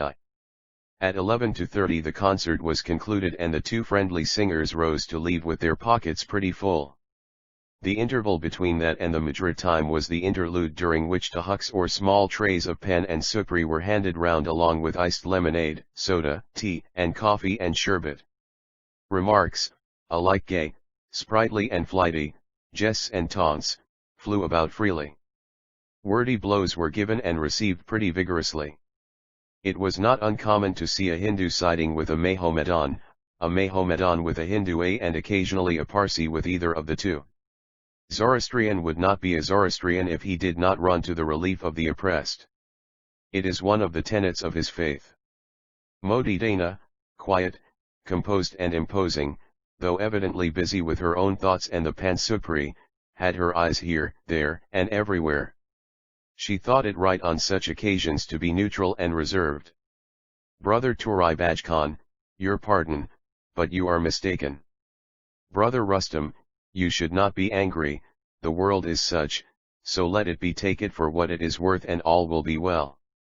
Brother Yarkhan, remember what the Prophet has said, revenge redounds on him who takes it, praise be to the Prophet, his word is law. This was the way she went on, pacifying and purifying here and there. This was the way she went on until the regulator struck the hour of 12 when all were alert and the Madra began. One Modi Dana and her Madra 31. You will turn up your nose, you men of the West, whose eyes may run through these pages. Shah. I hear you say, is there anything like music in the East? Do they really know how to sing or how to dance? Have they the voice, have they the ear, have they the grace? You ask. I say, yes. Have all this and more. We have a musical science of our own. Times were when the Parsis like yourselves did not know it, but like themselves they were curious and keen, and they do know it now. They have taken to Indian music now as familiarly as Hindus and Mohammedans. To an untrained and unfamiliar Indian ear, Western music is as odious as Indian music to the untrained and unfamiliar ear of the men of the obvious. The beauty the Indian fails to see in the one, the European fails to see in the other. Both are to blame. Both ought to try and know each other. Speaking of Indians, the Parsis are an exception. They have taken as familiarly to English music as to Indian music, even more. The piano and the violin, the accordion and the organ are with many of us, and we are quite at home with them. The Indian sarangi and the sitar vie with the violin and the mandolin, and yet the men of the West know nothing of them. We have proved to you on common platform how grand an effect can be produced by the conglomeration and combination of Hindi and European music. We have toned many a song of ours to the tune of your music. Have you ever essayed to set any of yours to the tune of ours? No, because you are too proud and too vain to do it. Music is an art, and art is no man's own property. You have as much a right to ours as we have to yours. Word before we let aside this, Indian music is charged with absence of harmony and want of martial music. Distinguished artists have proved that charge number 1 is incorrect. Charge number 2 is quite correct and incontrovertible. What the Indian music lack in this direction is made up by the grace and beauty of their variegated dances, which are executed in different poses and different ways, all as clever as artistic. They 312 sublime though blind have a charm of their own. The Mudra now commenced. Modi Dana rose to her feet and pronounced the word Subhanallah, praise be to God. Great and good is God. In His name we begin. According to custom, she had a white bandage put on her eyes. This was a signal for those present to get up and change their positions. The singer had to select a cap. She began at a certain point and took 3 distinct rounds amongst the circle of visitors. During the last round she stopped at a particular place and she put her right hand over a man's head. That man was Rustam. Without knowing who it was, she removed the jaunty little cap from his head and put it on hers. The same minute she walked back to her place.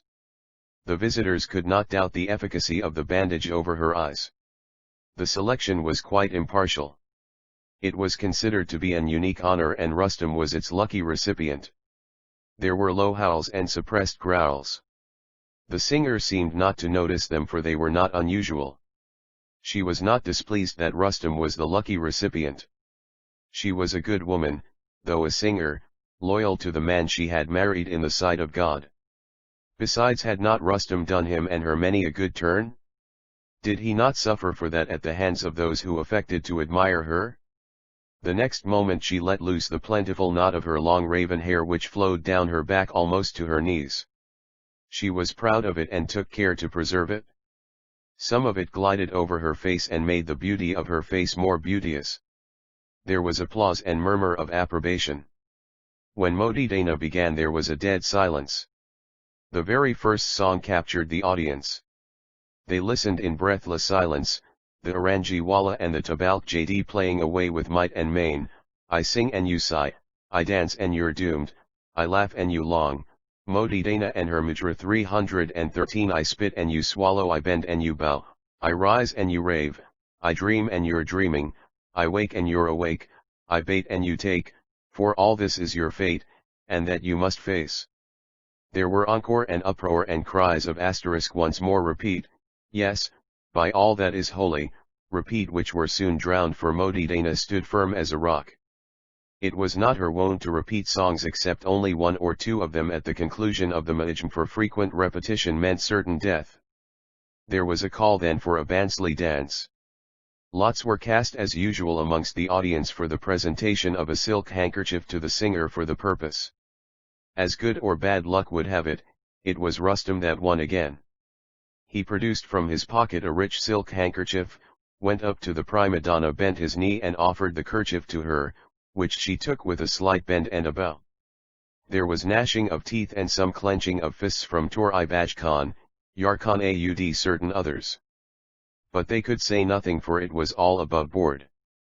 The singer folded up the handkerchief in the shape of a bansli or flute, accommodated one end of it between her teeth and held the other between the tapering fingers of her left hand, the glittering bangles on which and her red-colored nails made a graceful contrast with the cream-laid kerchief. The Sarangi Lola played the snake dance music with accompaniment of bansli and the dancer danced. The silver zanzrisi round her legs made a harmonious clink. The fingers of her right hand went up and down the kerchief playfully. It seemed as if the kerchief was *banslified. The dance over, there were other songs. It was a little past 3 when the crowning song of the night began. Modi strings of small tinkling bells worn round the ankles. 314 Sublime though blind Dana put her soul into it and held the audience enthralled. It seemed as if it was her last song, in which heaven was determined to help her. It seemed as if the angels wanted her to sing on their stage. They were all athirst for the heavenly singer had kept them waiting too long. Song. On that beautiful morn I rise, and prepare for the parting strife, it is my lover I am going to see, in silk and satin panoply the lover who has always been and will be a lover unto me in eternal bonds of peace and unity. I light of my heart, look away from me not, for it is to thee that I fly in the fullness of love and pride. Weep, Modidana, weep. Weep tears of joy and delight, for is it not to him thou art going, him who is all goodness and light? Weep not for me, friends, if friends you be, weep only for my sins and wipe them away, the Prophet is great and will hold eternal sway. Farewell, friends, farewell, until from my place in high I shower on you blessings bright. The singer was affected no less than the listeners, affected as she never was before. She wept and those round her wept too. The sojourn of singers divine they say is short. They appear on the purview of our horizon, twinkle brightly for a time and disappear like stars. True to her name, Modidana had strewn pearls and Modidana and her mudra 315 woven strings owe them for her admirers. 8he was now going, she thought, to pearldom. Neither the singer nor the audience were in a mood for more songs. Some kind of awe had overtaken them. They rose, laid offerings of gold and silver coins according to wont in the silver tray that lay at Modidana's feet. Envy and jealousy seemed to enwrap them no more. Low salams and bows in right oriental fashion followed and they made their exit. Rustam alone loitered behind. Modi Dana, unseen by others, had made a sign to him to stay. When all were gone, she asked the Tabalchi to go down the stairs and lock the door after them. When they were alone they could say nothing for some little time. The Saranjiwala and the Tahalkli stood there in mute and respectful silence. Modi Dana at last spoke, Rustam ji Sheth, Salam. She held out her hand which Rustam took mechanically. She then continued, Rusi Sheth, I don't know what has come over me today. It is something which I can divine but cannot define. Methinks Allah wants me in the place we have all to go to, some earlier, some later. Though an alien, you have been, Shethji, to us, I mean to this humble servant of yours, and to that husband and that friend of mine there, true as ever a kinsman was. You cared not for those cankers, you cared not for, what the world and your people would say. You helped us when, help was most wanted. May Allah and the Prophet, on whom be praise, reward you for it. All I can do will be to pray for you and shower blessings on you from my place in the high. I am a frail mortal and have no right to advise you, and yet I must warn you, Rustam Sheth, not to make friends with any singer or visit any of their haunts after I am gone. All our class is not good. It is but few that can withstand its sins and temptations. There are Hyundai Reds bad J and only one or two good. Word more of warning, Mr. Rustam, with your permission. I see that your community runs after everything that is English. They have taken to dancing and tableaux and not the least to race betting. Your ladies ESP 316 Sublime though blind chale are mad over these. Dancing plain and simple means notch but English * notch is worse than ours. Our ladies do not dance arm in arm and breast to breast with males, strangers. For a girl in Sweet 16, however highly placed, the first step in dancing composition is to throw herself practically into the arms of a stranger. The music, the wine, the whirling round and round with a tight corset or a tighter shoe and the consequent giddiness complete what the touch and contact may have left unaffected. Married man allows his wife to dance with his friend or foe simply because of the pleasure of dancing with that friend or foe's wife. It's an ill wind, Rusi, that blows nobody any good. That ill wind is now blowing amongst your people in all its fury. It's blowing in the clubs and gymkhanas, in pavilions and palaces and at conversazioni and concerts. This beautiful city boasts of being the pioneer of this as of many other family-breaking mischiefs. Its example will, of course, be followed by your clubs and gymkhanas in other parts. I am told, Rusi Seth, that one of your oldest English teaching girls' schools is at the bottom of this mischief. The promoters thought that dancing is a sine qua non for completing a young lady's accomplishments. The dancing teacher, an English girl of course, wanted to improve her prospects, and what did she do? Why, she left the school only to open a dancing class on a larger scale. I am told that the eyes of the organizers were then opened and they raised the danger signal before the eyes of Parsi parents in one of their annual reports. Was it not like closing the door of the stable after the horse had run away? The Parsi press was wonderfully silent over it. English vices, unlike English virtues, are catching and contagious. It is not the children but the parents and guardians that are to blame. Take my word for it, Mr. Rustam, your community will rue the day when they succumb to this society canker. Where is the husband that is more happy than he who can feel that his wife has never touched any flesh but his own? Who more happy than the wife who can feel that her husband has Modi Dana and her Mujra 31 never been tender to any other woman but she? In tableaux your girls ripening into maturity are forced to tort and twist their shapely limbs into all sorts of unnatural poses and contortions. It's most unseemly and unladylike. As with dancing, so with racing, your males first and then your females are going to rack and ruin with it. Those on the verge of the grave can prophesy. I prophesy, Rustam Ji Sheth, that you are destined to be great. Resolve to be great as you are good, for one must work for glory. It does not come unasked or unsought. Work is worth and worth is work. When great, Continue to be kind to this husband and that adopted brother of mine. See, I place their hands in yours. Brother Rustam, come, lock your hands in mine once and forever by way of final parting and promise. The 3 males present wept like females. Rustam at last managed to speak. Modi Dana, I swear by this Kusliti and Stidrali of mine and promise that I will do your bidding. Surely don't mean to say that but Modi Dana, you yes, Rusi, I surely mean to say that I shall be a denizen of this world no more.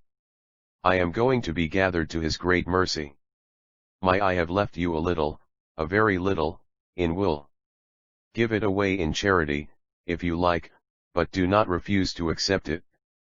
It will help you on the onward path to glory which you should now steadily begin to tread if you want to be a true follower of your prophet. Methinks there will be some trouble for you after I am gone. Your enemies are intent on your ruin. This photo and the inscription on its back will be your salvation. Preserve it, until such time as it has discharged its function. Reputation and level all calumny if not forever, it will save your. The following was written in Urdu at the back of the photo. The handwriting was Modi Dana's own, neat, bold, and full. THA letters appeared like Modi Dana's, pearl gems, 318 Sublime. Though blind, I present this photo on the eve of my departure to heaven to our friend and helper, Rustam Delaver, as an humble token of the ungrudging help and advice which he always gave us. It was real Delavri. Dying person does not tell an untruth. He was very dear to us as a friend. Vile and abominable tongues ascribed motives to his goodness. But he is pure and never transgressed the limits of pure friendship. Let the foul tongue of calumny cease and touch him no more except on pain of eternal penalty. Modi Dana. Tears rose to Rustam's eyes. He could not suppress his feelings and he gave free vent to them.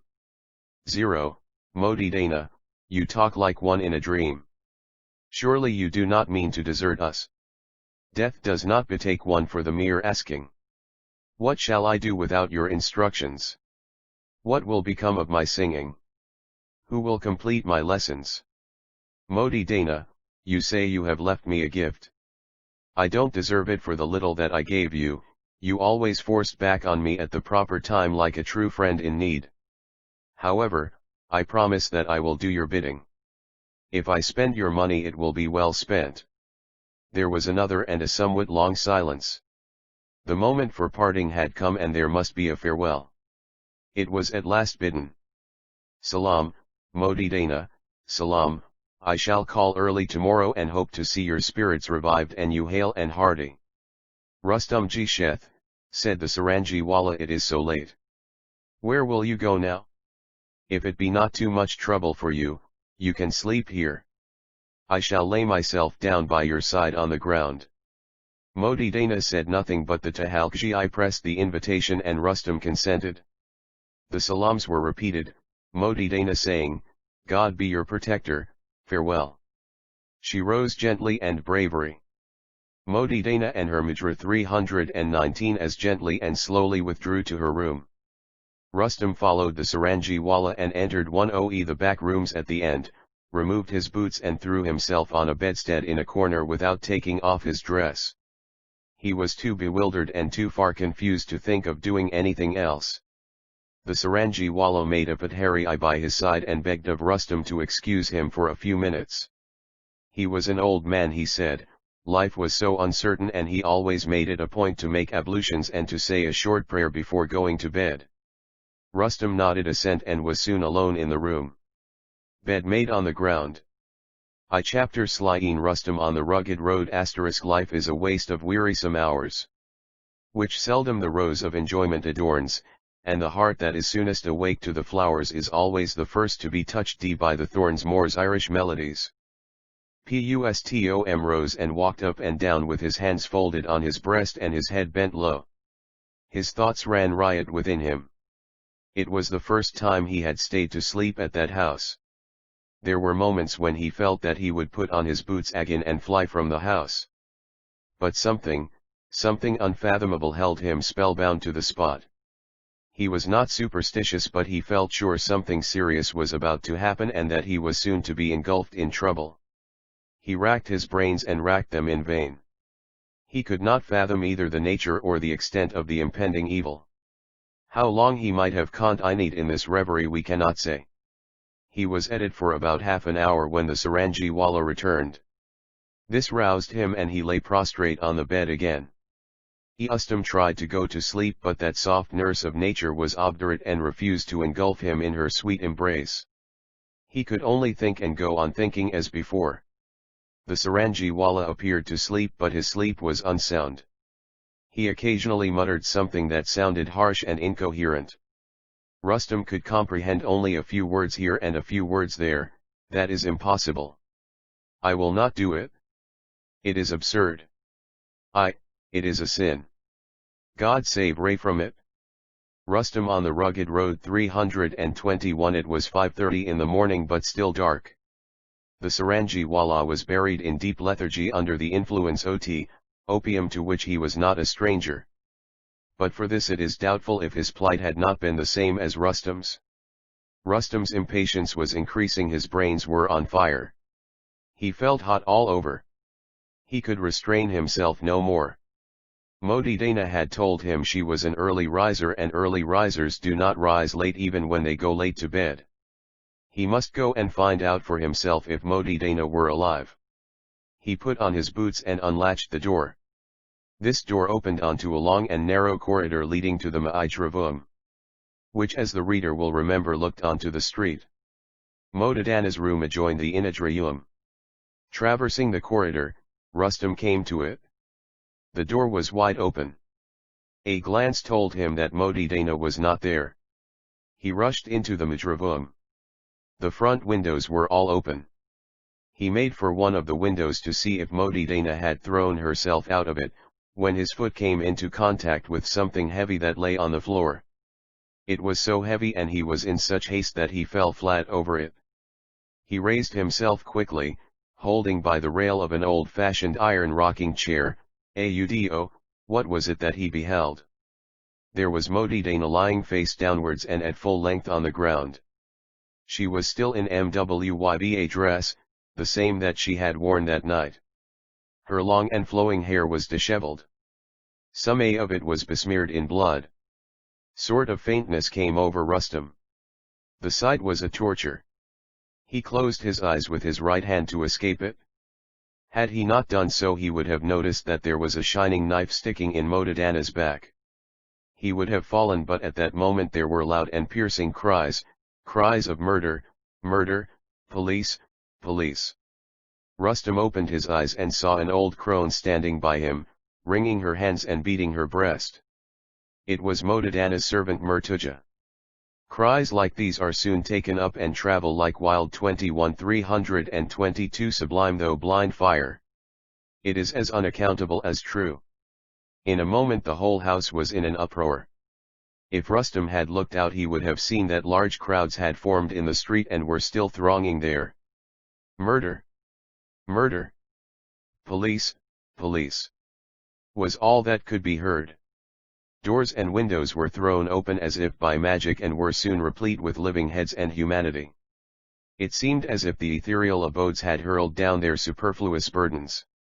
It was a telling sight, so sudden and therefore so surprising, so ominous and therefore so awe-inspiring. It is scenes like this that at once appeal and allure.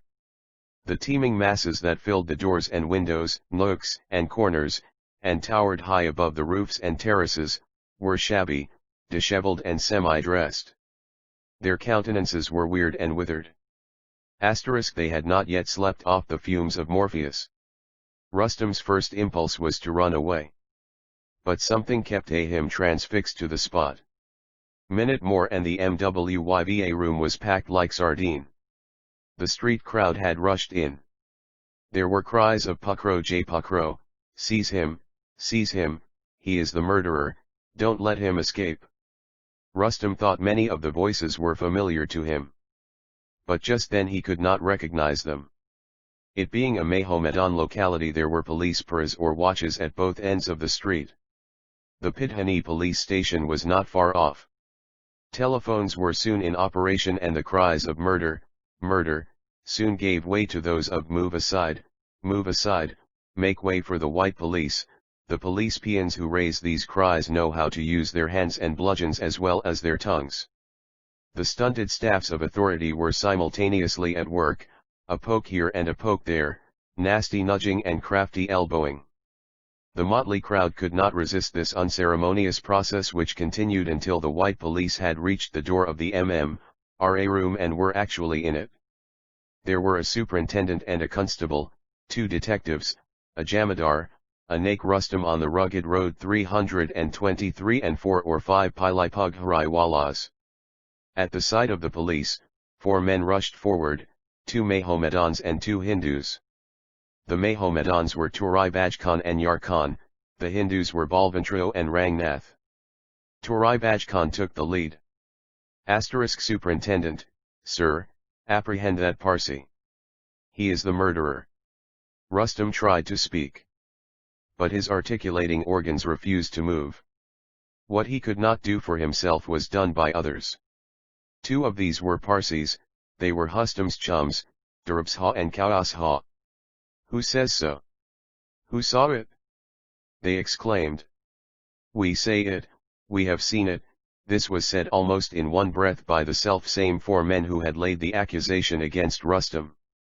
The challengers were for replying, but the police put them down.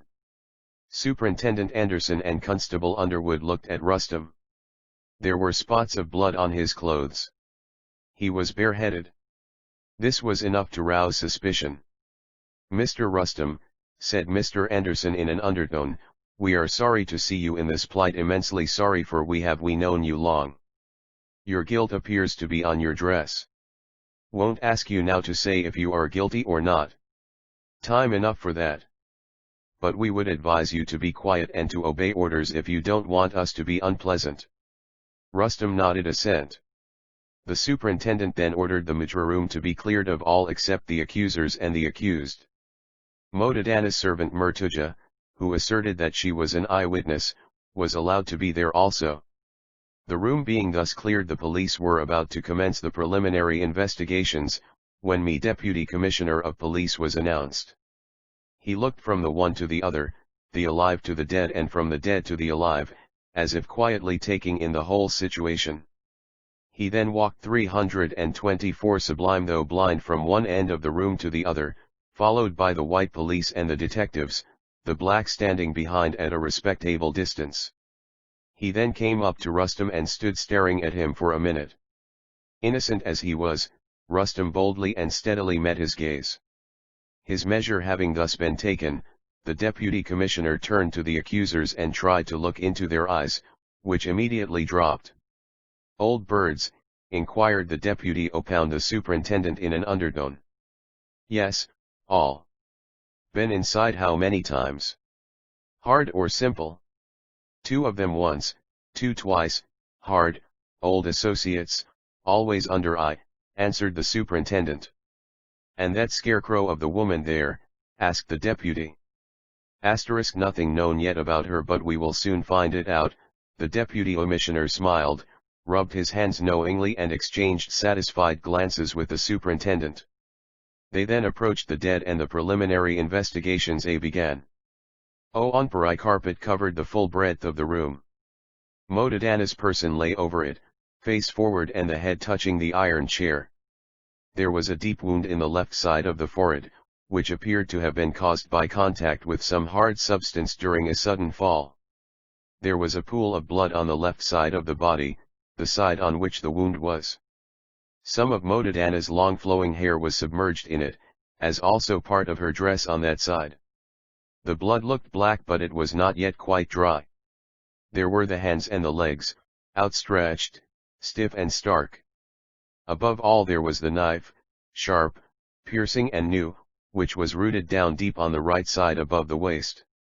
There was very little blood, if any at all, on the apparel on that side where the knife had penetrated, and none on the carpet on that side. This was an occasion for Rustam on the rugged road 325 the superior police to exchange glances with one another once move. There were no other marks upon injury and no ornaments on the body, though the girl was still in Mujra dress. Besides 2 or 3 letters and a few silver coins, nothing else was found in her pockets. The police took charge of these. Rich velvet mogul cap, evidently a man's, and a big silk handkerchief, also a man's, were found in the blood pool.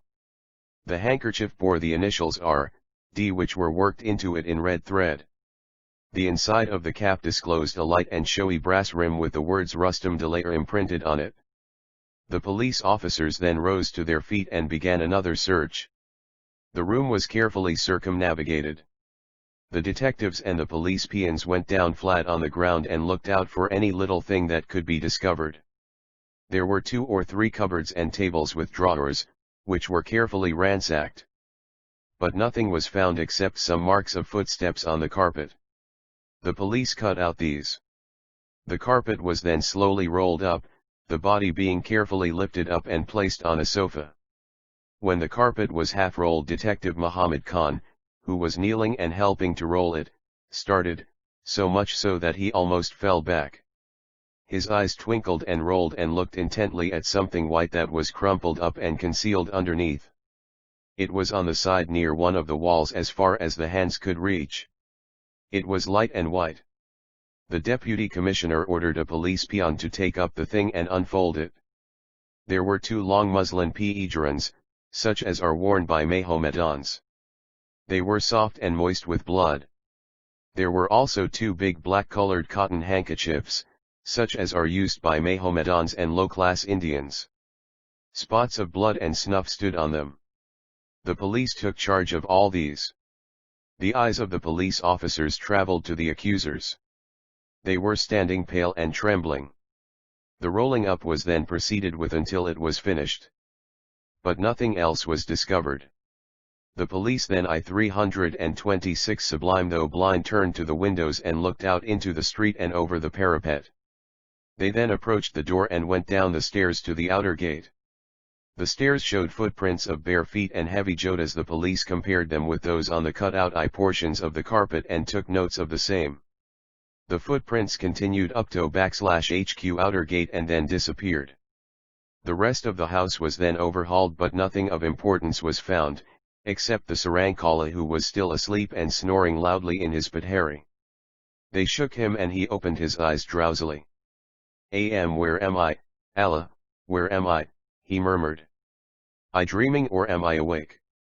Sure enough, the room is the same, but why am I lying on the ground? Mr. Anderson took him by the hand and forced him to rise.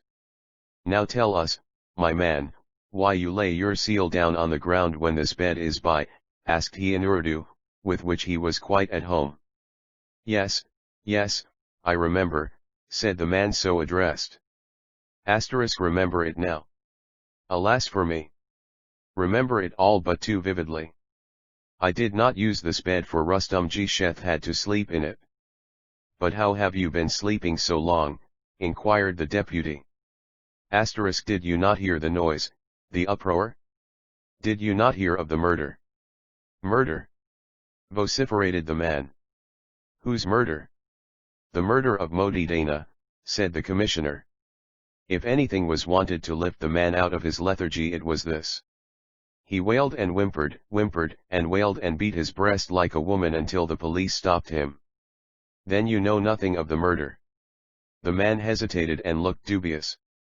At last he replied, No, I did not know it was committed, said he. But you knew it was about to be committed? No. Then you knew about something else?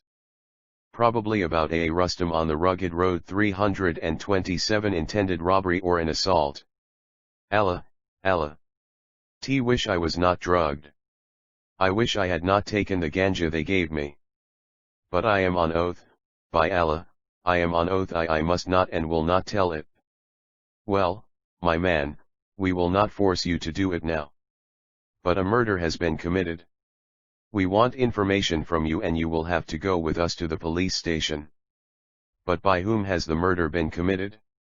Who are the witnesses and the accusers, inquired the Sarangiwala.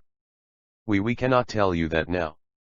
We'll do that when you break your oath, which you are not bound to keep now, and tell us all that you have sworn to keep secret. It's your wife that has been killed, and for her sake you must make a clean breast of it. Tohali. Tohali. Avant. Avant. Said the man. I wish I were killed instead.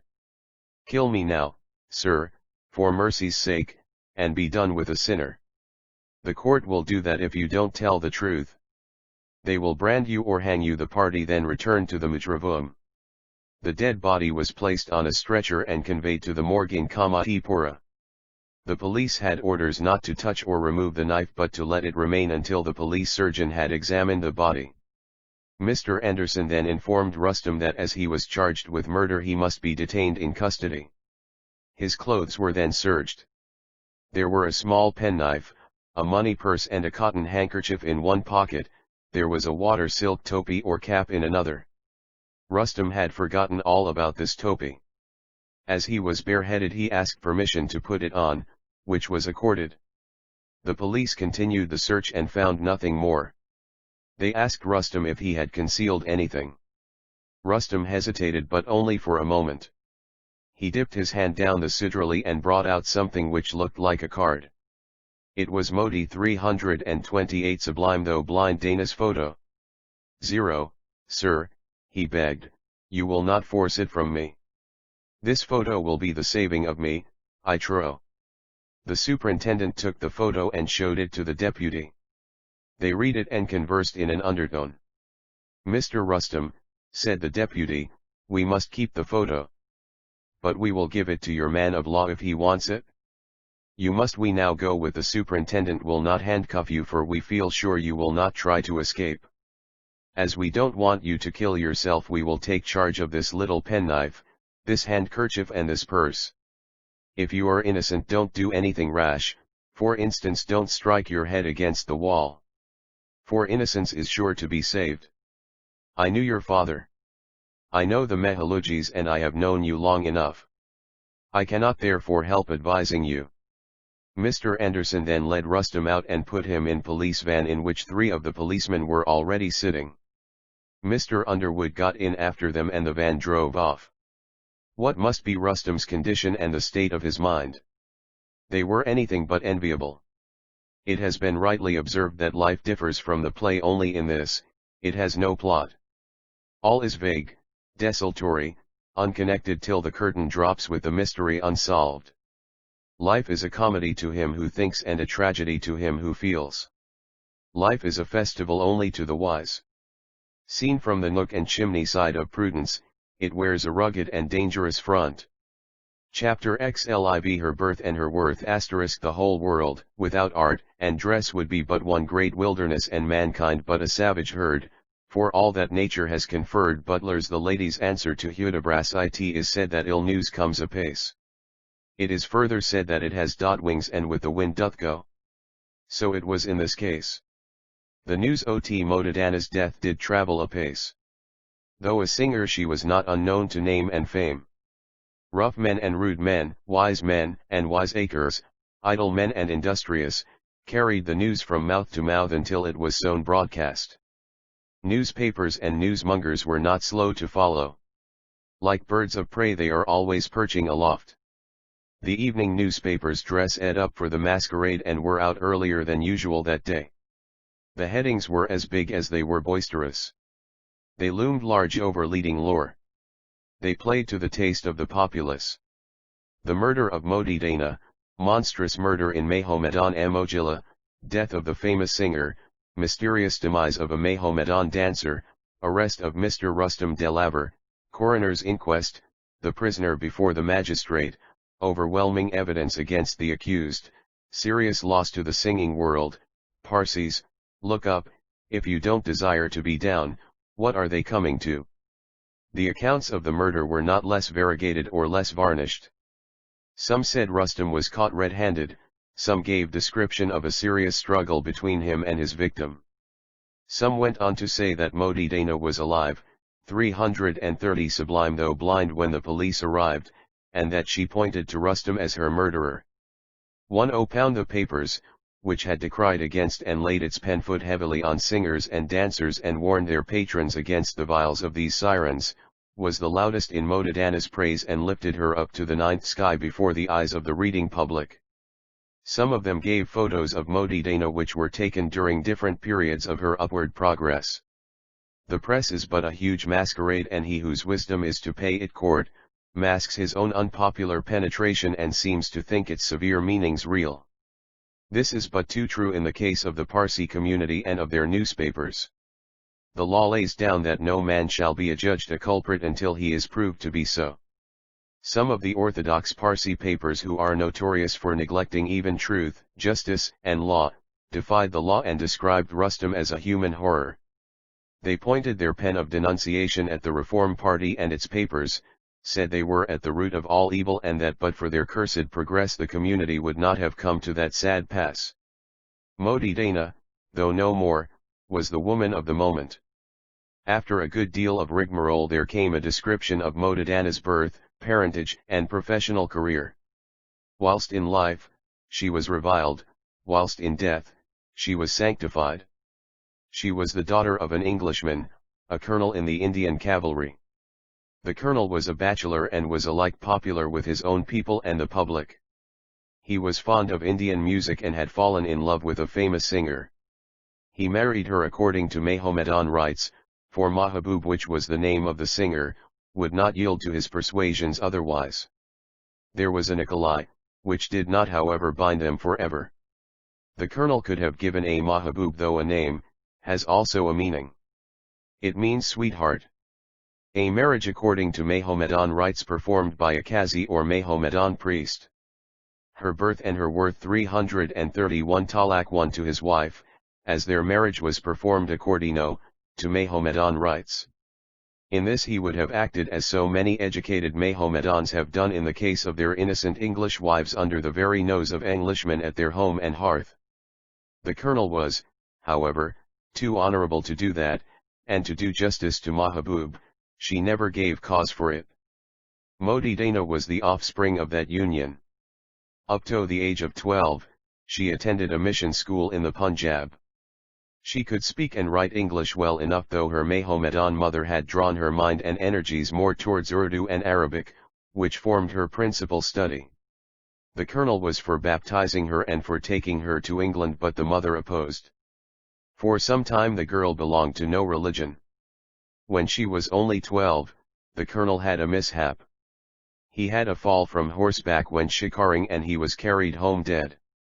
Mahabub was in despair. She adored the colonel and his death was a serious blow from which she could never recover. She pined and pined until she passed away. That was 2 years after the colonel's death. With the death of her mother, Modadana's education came to a dead stop. The colonel died almost poor. He was long a bachelor, which is another name for a spendthrift. He had, however, left a little money behind. He had willed it away to Mahabub and after her death to Modadana.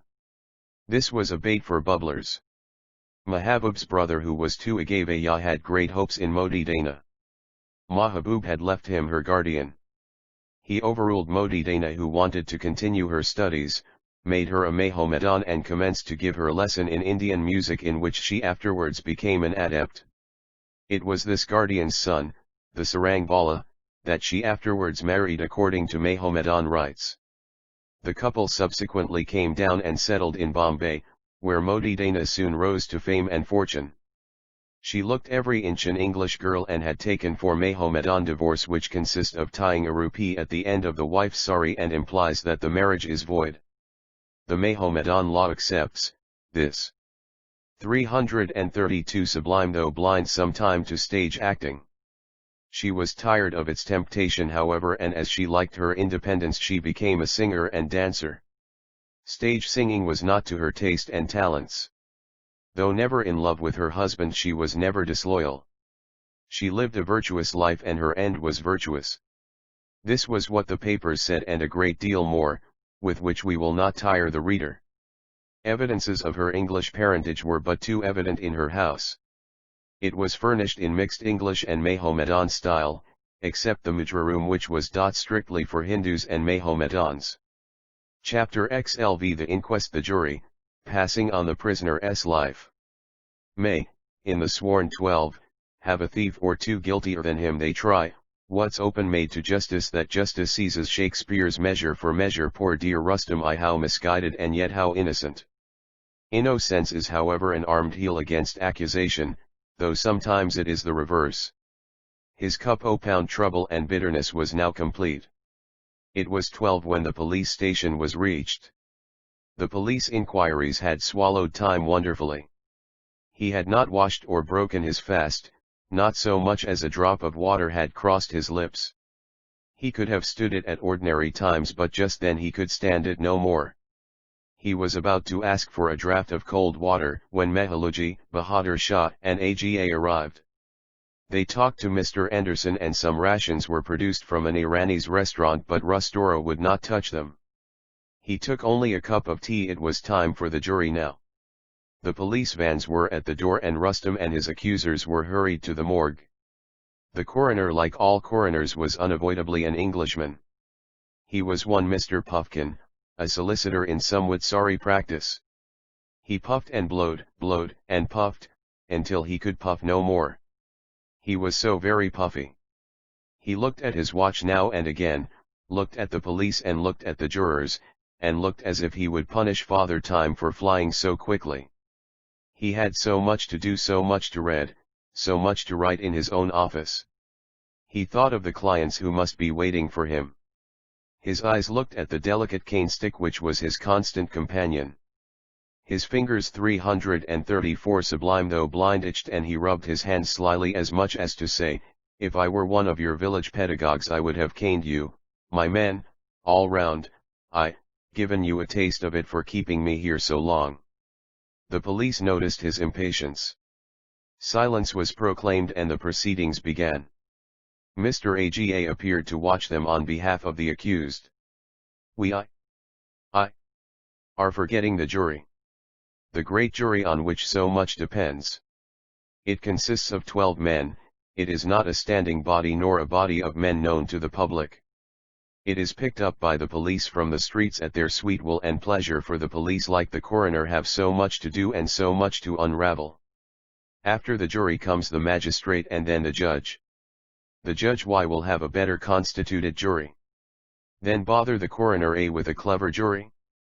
Clever jury would but be a curse, as it would take up the time of the coroner with its nasty cant. The coroner's jury has been stigmatized and scandalized. Government have heard why of the scandal and corked their ears. Because the people are so foolish. They have asked for a full-time coroner but have not asked for a revision of the jury constitution. Perhaps they think that wretches must hang that the jurymen may dine. The foreman was a poor Parsi clerk who had outgrown his coat and trousers and looked as if he was foredoomed. He had never before been on a jury, much less in a law court. His knowledge of English was very indifferent. His lips were constantly moving. He was repeating Yetlia and Asliani and praying to God to carry him through this valley of the shadow of death as quickly as possible. The holiday from the office did not count, for it would be for the day only and his work would accumulate. Amongst the other jurors there was a Marwari usurer, a big and burly specimen of his species, with a dirty bundi, a dirtier dhoti and a still dirtier oaperna rolled up and held tight under the armpit. He was going to a client to get his viage, interest, when the police laid siege to him. He swore to visit the scene, the inquest 335 of the police on his victim. There was a Hindu carpenter who seemed to have given himself up to sheer despair, for the law was not going to compensate him for the loss of his wages. He and the Marwari were as innocent of English as unborn babes. Next in order came a Tatya Sali with a smattering of English, which he was anxious and proud to parade. He paraded it unceasingly. He had not yet slept off the overnight spree. He was not a prize for the police, and what juror at such inquest is? The police repented their choice in this case, but it was too late to replace it. There was a Luhana, a Kapadia by profession, with bundles of clothware on one of his shoulders. He was thinking how best to move the commise ration of his brethren on the jury and persuade them to buy his wares. The fear lest the Pili Pugharai Walas should charm some of it away haunted him. The one, however, that formed the center of attraction was a Hindu boy actor, one of those who are known as Hlyavayas and who though males act the part of females. His raiments were peculiar. They were neither male nor female. Those belonging to his masters he had left at the theatre, but his personal property still adorned his person. It consisted of a tight-fitting lady's undergarment, pointed French-made shoes and silk stockings and gaiters. He breathed defiance at the police and quietly indulged in a doze. Sitting by him was a Sheena Hungdaiwala who traded in glass bangles. He was thinking if he could convert some of them into iron shackles for the coroner and the police, who had dared to detain him. He was carelessly consulting his neighbor, a Mahomedan Kanmailwala too, who was the half-brother of our worshipful friend Torai Baj Khan.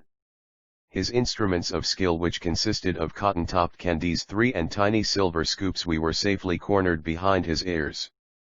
Will not surfeit the reader with a description of the other jurors, it would be too overpowering, and we have the reader's feelings to consult, and above a term jocularly used for Decani or Maratha Hindus. 2 cleaner of airs. Thin sticks. 336 Sublime, though blind all to respect and honor those of the powers that be. The preliminaries having been gone through, the police surgeon's written statement was laid before the coroner. He began by saying that it was a very mysterious case. It might be murder or it might be natural death, though he was more inclined towards the latter. It was the cause of death that baffled his long experience and luminous skill. There was a deep wound in the back in the right side. A suicide could not have selected the back for the stab. It must be another person's hand that inflicted it, very likely a man's heavy hand. The action, he thought, must have been premeditated. There could not have been a struggle, for the wound was deep and straight. The curious point about it was that there was very little blood from the wound. Considering the constitution of the deceased and the nature of the wound, there ought to have been much more, he should say, a regular flow. The medical examination did not show it, and the police had also failed to find it. Coming to the examination of the other parts of the body, he mentioned the wound on the head. He was sure it was the result of sudden fall and severe contact with some hard substance, which must be the iron chair. There must have been a copious flow of blood from that wound, for the hair was clogoed and the face and dress on the side of the wound were besmeared. Further examination of the body, especially the chest, inclined him to the belief that there must have been heart convulsions or cramps. But for the wound on the back, he could have at once fixed on these as the cause of death. Convulsions like this cause a fall, and death often follows immediately. The wound in the head might have stunned but could not have killed. It was in too safe a position to do that. There were no injuries in any other part of the body. They were untouched and healthy. Altogether, he would say that the cause of death was neither suicide nor accident, it might be natural or forced. He was not inclined to the latter view. It might be that the intending murderer, thinking life was not quite extinct, wanted to make assurance doubly sure, to say more clearly, to cause the inquest. 337 AOR accelerate death. Dead body keeps warm sometimes for a couple of hours, which misleads laymen. He had read of such cases, though they were very rare. Thus concluded the surgical report, which was explained to the jurors under the coroner's orders. The accusers were then deposed. Murtuja said that the knife she saw in the body she could recognize. It was the same that V/as purchased in the cutlery mart by her by Sahib only 4 days ago for kitchen purposes. She had looked for it in the morning and missed it. She had seen Rustam going to the kitchen at about 5 in the morning and then going in the direction of the mujra room. Her curiosity was roused and she had followed him unperceived. She had not looked at the clock, for she did not know how to read it. But she could say it must have been about 5:30. The juror sitting next to the foreman told him he was looking like a dummy. If he, the juror, had been the foreman, he would have stultified the court inquirer by his questions. The foreman thought the juror was not wrong. He would ask a question. He repeated Yetlia and Aslim and ventured forth. Was it standard time or Bombay time? The railway clocks keep standard time, and so does the Rajabai Tower clock. But our municipal clocks always show Bombay time. I am a municipal servant. Sir. Hang your municipality, observed Mr. Puffkin, it is we always slow. Don't want municipal servants to blab here, we have enough of that in that den of theirs, which they call council hall. The foreman thus snubbed crouched back into his chair. He visped he were dead. He would go and tell his municipal masters what the coroner had said and await their decision. 2 or 3 jurors had intended to ask questions before the foreman did it. But now they congratulated themselves they had not done so. The juror who had put up the foreman was our friend the Marwari. He did not know what the coroner had said in English, but he gathered from that 22,338 Sublime though blind functionary's looks that it was a sharp rebuke. He was jolly glad as the Parsis miss no opportunity opound teasing and mortifying the Marwadi Jews. The old crone then proceeded to say that when she approached the door of the VA room, which was the door facing the corridor, Modi Dana had entered that room by the inner door which intervened her own bedroom and the Mujravum. Rustam had then concealed himself in a corner. There was a flickering light in the room, it was a coconut oil light or hudud. She did not know why her Baisali had entered that room. It might have been to get something she may have wanted.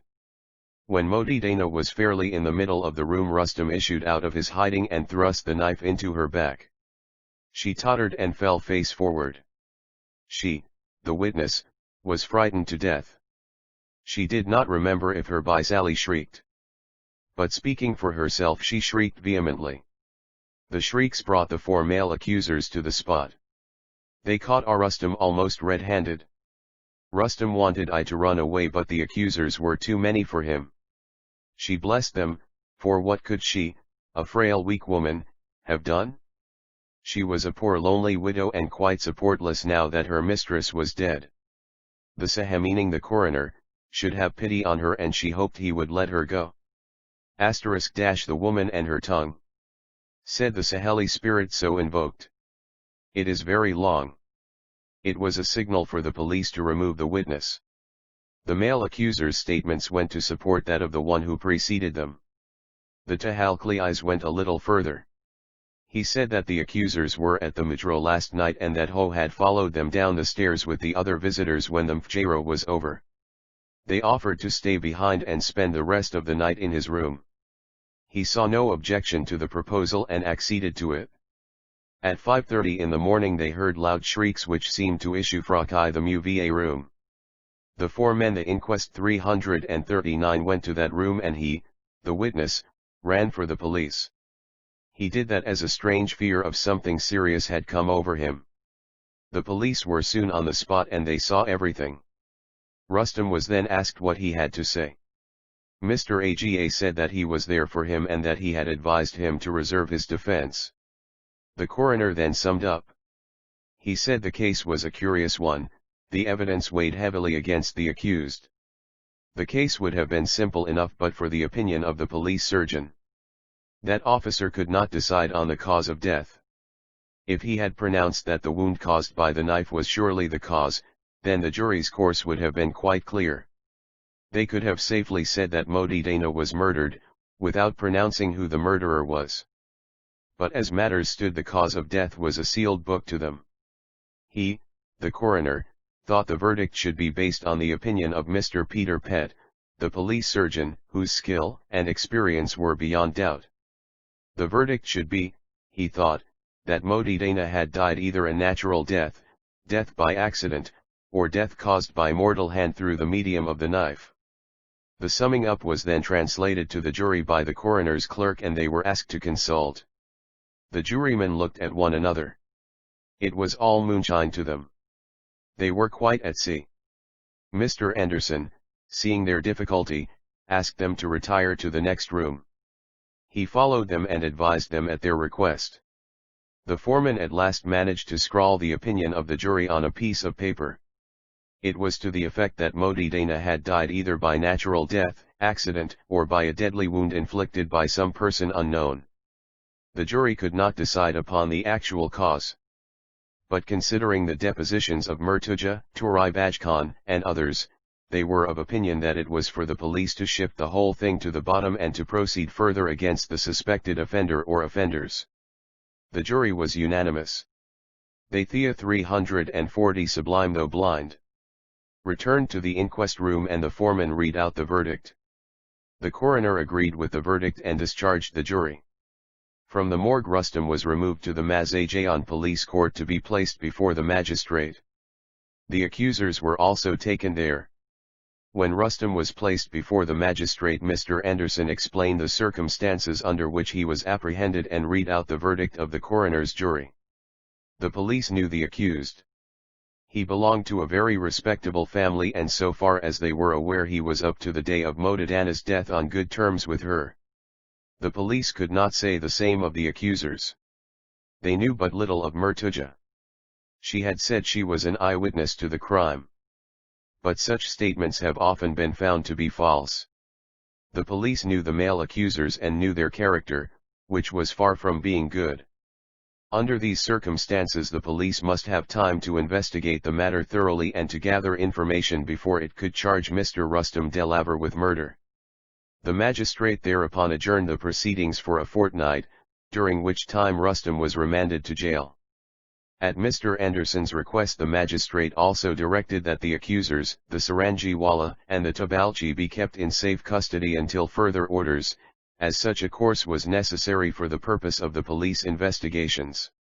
I chaptek xlvi the patfloberna hypocrisy, the only evil that walks invisible, except to God alone.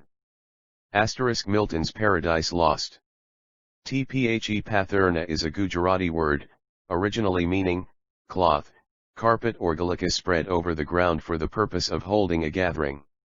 Hence it has come to mean a gathering of Parsi female mourners met together at the house of a deceased person or his relatives for the purpose of offering condolences. The old Persians called it a majali. The patherna begins almost immediately with death. Galika and carpet were soon spread out in the large staircase room on the ground floor of Mayor Villa. Pillows were laid against the wall for the favored few.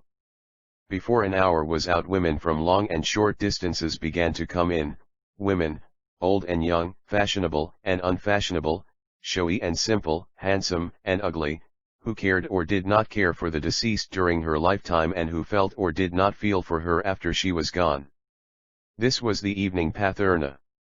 The real patherna would be on the next day, which was to be the day of the funeral. The gents who also came in were accommodated on long rows of chairs formed on the public footpath in front of Mayor Villa. Their conversation was most diverse. It was like the 7 colors that diversify the face of nature. Their thoughts v/air like wandering spirits that depend for their vitality on the magnetic current of feeling. Some felt for their losses on the racecourse and wrangled over it. Some talked of the eternal war, some of S42 Sublime though blind the Share Bazaar, some of the Home Rule, some discussed the Jud in question, some attacked the corporation and some took shelter in golden silence. Few there were that felt for the deceased and talked about her feelingly. The Lady Condola soon fell a chattering and a whispering and a trying to find out the real cause of death. Their camp was divided into 3 distinct divisions. There were the extremists, there were the moderates and there were a few neutrals. Division number 1 formed the large majority. And it was they that were in charge of the condolence battery. The moderates were for passive resistance and the neutrals were mute. It is said that a reforming age is fertile of impostors. Division number 1 confirmed this. Division number 2 consisted of those who carry condolence without consolation. Division number 3 were the real mourners. They were really grieved, and grief is best pleased with grief's society and seeks shelter and safety in silence. What was it? Questioned the querulous. Had the deceased really died a natural death? Was it not a case of suicide? Were there not ill will and quarrels in the family? Had not the case in the law court proved it? Had it not ended in the utter defeat of the deceased and her mother? Such things have happened, and why should they not have happened in that house?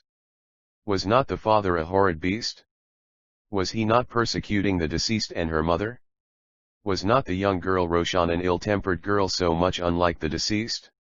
Surely the magistrate must have been bribed, or else he would not have decided against them. There were some feeble protests and some gentle remonstrances from the moderates. But the majority, who mostly consisted of vixens and viragos, soon overruled them. and it was ultimately agreed that there was a mystery attached to that mournful occurrence, which Father Time will not conceal forever. To this a rider was added by some which was to the effect that it was a clear case of suicide, but the mystery was as to how it was committed. Was it arsenic, was it opium, or was it the Patherna 34-9 strychnia? Time had to reveal that, and time will assert itself. The lady upon the house is usually too busy to grace the first day's Patherna with her presence except during the night when the inmates and the lady visitors stretch themselves over the galichas whilst the Mobbed is chanting prayers near the deceased in a sonorous but monotonous voice. The next day was not slow to dawn. The funeral was announced to start at 3:30 p.m. for the Dakama or Tower of Silence, which is now in danger of being supplanted by Zoroastrian Parsi Kabristjians or burial grounds. At a much earlier hour, the staircase hafel was thronged by ladies and the Patherna was packed like sardines. The more the money, the more the mourners. The gents came in at a later hour and formed the Otla, for they knew but too well that Parsi funeral processions as a rule do not start until an hour or two after the notified hour. Iraq, being a close relation and friend of the family, considered himself to be the principal male mourner. He thought he had a right to exhibit his grief at the very feet of the departed. He rushed into the ladies' gathering as if half distracted and mad with grief. This was just the time when the ladies were arranging the mourning battery into working order and were about to start it. He knelt down exclaiming, "Shara, why Shara, light of my eyes, where hast thou gone? Hast thou not taken me with you? Why wouldst thou go alone? Who is to look to me? Who will look to your mother? You have left us to the mercy of wolves and vultures. Life without you will be life without light, love, ambition, glory, a lifeless life indeed. Take me, with you. I will not rise until you tell me that you will. Or take me now or rise and let me take your place. Meherbanu, my mother, you feel for me and I feel we for you. Are the only companions in grief. If anything was wanted to let the long tongues of the women loose, it was this. A middle-aged lady in black with a beak nose, low forehead and lobster cheeks opened the battery. Baba Iraq, gone, 344 Sublime. Though blind, your happiness is gone because of the graceless, gone, because of the unmerciful, cruel, carnivorous man-eaters, who call themselves our relatives, gone because of the man who ought to have been a father unto you as he was by blood the father of dear Shara. It's no use your weeping now, dear boy, tears will not avail you. Grief will only grind you to death. Right you are, said an old vixen.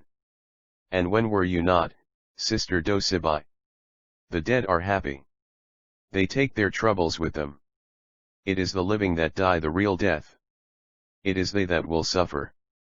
Darling Aterbanu is happy now, as happy as she was unhappy before.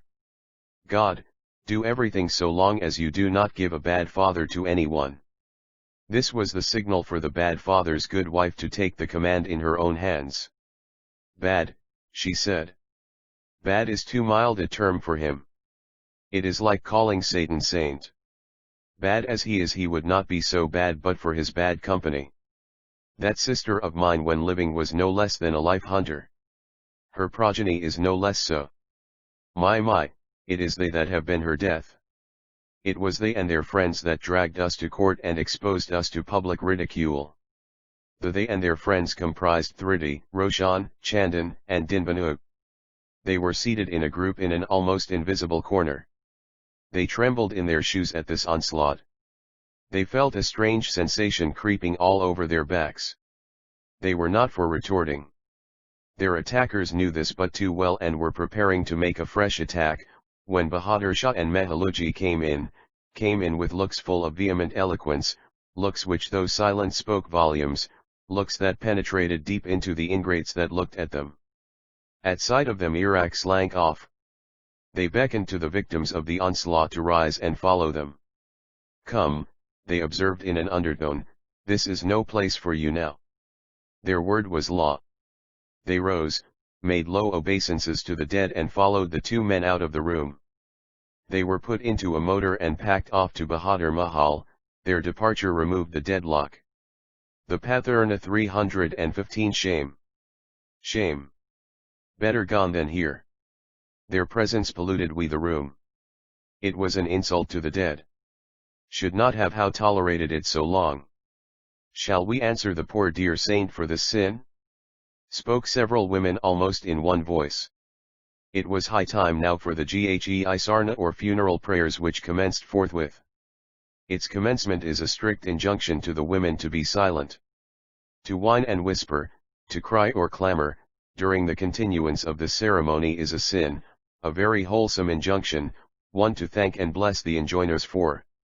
The funeral at last went out and the women's tongues went forth again until they could go no further. The reign of hypocrisy was over for the time being. Hypocrisy, that gilded pill, that is composed of two natural ingredients, natural dishonesty and artificial dissimulation. The Parsis are very slow, callous, in removing many unreligious practices and observances which have glided in under the name of religion. The Ghe Sarna, though a prayer, is not a prayer appropriate to the occasion. Besides, being unnecessarily long, no part of it except a very small one has anything to do with either the loss or corpse, the Raoan, or soul, or the Faroher, which is the spirit of good genius which is supposed to exist and visit this earth after the soul has departed. The Parsis, laymen, and priests alike, have known this but too long, and yet their apathy is so great that they would not lift a finger to remove such an undesirable incongruity. So much for the so-called progress of a so-called progressive community. Chapter Slay I Meherbanu and her Mayor, Grief versus Vanity *Omi. For why is all around us here as if some lesser god had made the world, but had not forced to shape it as he would? Tenresows the passing of Arthur. Jvieher Villa, though usually quiet enough except when family quarrels reigned supreme in the quarters of the quarrelsome, was topsy-turvy today. It rang with the tread of busy feet and the incoming and outgoing of visitors, obstreperous and officious. Meherbanu was soon busy consulting the old crones, rich widows and wealthy maids, about the small and big details of the funeral that was going to be and the rites and rituals that were to follow in its wake. The Mobeds were soon about her. They vied with the female councils, and by way of a make-up, an advisory council was soon formed. The council knew that the lady of the house had the leading voice therein, and the lord of the manor who tried to have a voice in the council was always outvoted, so much so that he took counsel with himself and retired to a corner to avoid a conflict. Meherbanu pretended to be an economist. Her economic conscience was always roused, but on this occasion it was dead. For had she not her prestige to keep up? Had she not a credit to maintain? Had not her ancestors willed away large sums of money, maybe to spend it rightly, maybe to waste it after death? Had it not given her a handle, an object to busy herself with? Was it not an object lesson to her and an occasion to be liberal, when she was Meherbanu and her Mayor M7 usually thought to be so illiberal? It was a time to stand above all, a time to show how rich she was, a time to show that she was not going to be behindhand or beggarly. She was a reading woman, she knew that rites and ceremonies are not religion. She also knew that there can be religion without ceremonies but no ceremonies without religion. Keen students Opound Avesta and Gathas had taught her that. She believed in those teachings, but she was afraid Opound practicing them, afraid of what the women would say, afraid of the Mobeds, and last but not the least afraid of designing dasters and of the self-imposed and self-styled leaders of her community. She must have 50 Mobeds to accompany the funeral. She must have vehicles ready to carry the followers the funeral back from the Tower of Silence to their homes. Shara had died about 5 in the evening. Her relics could have been conveyed to their last resting place the next morning. But her mother delayed it till the next evening, to get together a grand gathering and to give time to up-country friends and relatives to attend. She bade asked Iraq to send urgent telegrams to them. She must have a showy Clialirum an evening and early morning Uthumnus 2 besides Otlus 3, above all a full 18 days Dosla or Mutad 4 and not a 10 days one, for the latter though strictly enjoined by religion yet has been outvoted by the single vote of a self-constituted Daster or head priest and a handful of his molders and uplifters. It is these men and those like them that stand between the superstitious and unprogressive orthodox and his creed and the progressive and enlightened reformer desirous of resuscitating the true spirit and essence of his religion. It is these men, who would rather see the entire sub-fourth day ceremonies after death. Third day's death ceremonies, borrowed from Hindus. 3 gatherings of male mourners, outward symbols or observances in honor of the dead, consisting of flowers, green and dry fruit, etc., which, when mixed with undesirable appendages, assume the form of idol worship. 348 Sublime though blind version of Zoroastrianism then give up their newfangled doctrines and dogmas. They are the men, who call themselves Sashians but we who are really and truly evildoers, social and religious. Have seen Mahaluji apostrophizing them in his mental review of malpractices practiced in the name of religion. Meherbanu was a Shihenshahii on her father's side and a Kadimtu or Kadmai on her mother and husband's sides. This was a facer. How was she to 2.0 about? Should the after-death ceremonies be according to the Shihenshahii observances or according to those of the Kadim? There was a division of votes in the confabulatory council. Those who were Shihenshahis voted for the Shihenshahii ceremonies, and those who were Kadim voted for the Kadim ceremonies, but those who were situated as Meherbanu was, voted for both. The last mentioned were in the minority. Meherbanu was between the far-off pole and the pole star. To perform double-barrel ceremonies would be but a partial acknowledgement of the rights of her married partner. But the glory and the /0023 would be all the greater. Shihenshahii ceremonies alone would on the other hand be less expensive, but just then money was not a consideration. The minority who voted for the double dealing, were affluent and influential and were, therefore, all-powerful. To refuse to be guided by them would be a signal for them to boycott the house. It was the minority, therefore, that triumphed. The triumph of the minority was the triumph of the modes also. They had kept themselves in the background because they had felt sure of the judgment. This is the way, think the bastards, think the modes, think the self-constituted leaders, and after them the community to be happy and gay. Well a day. We shall say. There was only one thing wanted to complete Meherbanu's end, 2 sections of the Parsi community, which are neither more nor less than a huge mockery and a satire on Parsi civilization and progress. Reward supposed to be awarded by heaven for so-called charitable deeds and for prayers and ceremonies unwarranted by religion. Meherbanu and he Mayor 34 and program. It was the selection o pound charities to which funds should be voted. There was a regular downpour o appeals for help from charitable bodies. This was another facer. It was a trial of Mayor Ban Oos. i.e/ear. The Melior must be suited to her standing and position, her name and her fame, her wealth and her virtues. The present-day Parsi charities are as great an anachronism, as great a chaos, as confusion itself. They are indiscriminate and indiscreet. Many of them are a show and a sham.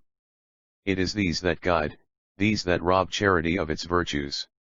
The bodies that want most get but the least, and vice versa. And yet, they want charity to be enduring. Charity, divinely wise, thou meek-eyed daughter of the skies. Dost thou not laugh at us from thy ethereal abode, even shed tears over our misdemeanor? These death ceremonies have a strange effect on devout Parsi women, illiterate and educated. The effect is so great that it makes them forget even grief. Meherbanu had loved Shara, but even if it were otherwise she would not have hesitated to spend, waste, for mere love or liking. She did not love her husband, she did not love Roshan, but God forbid should anything happen to both or either of them she would waste more on their death than she did on that of Shara. For then she would like to belie what the world believed, namely, that she liked or loved them not. She voted large and small sums of money to charitable objects and institutions, which needed them not, and left out the very ones that needed them most. She was pleased to see her name as sole disposer of the large-hearted bequest, looming large in black on white, pink, and yellow in the newspapers.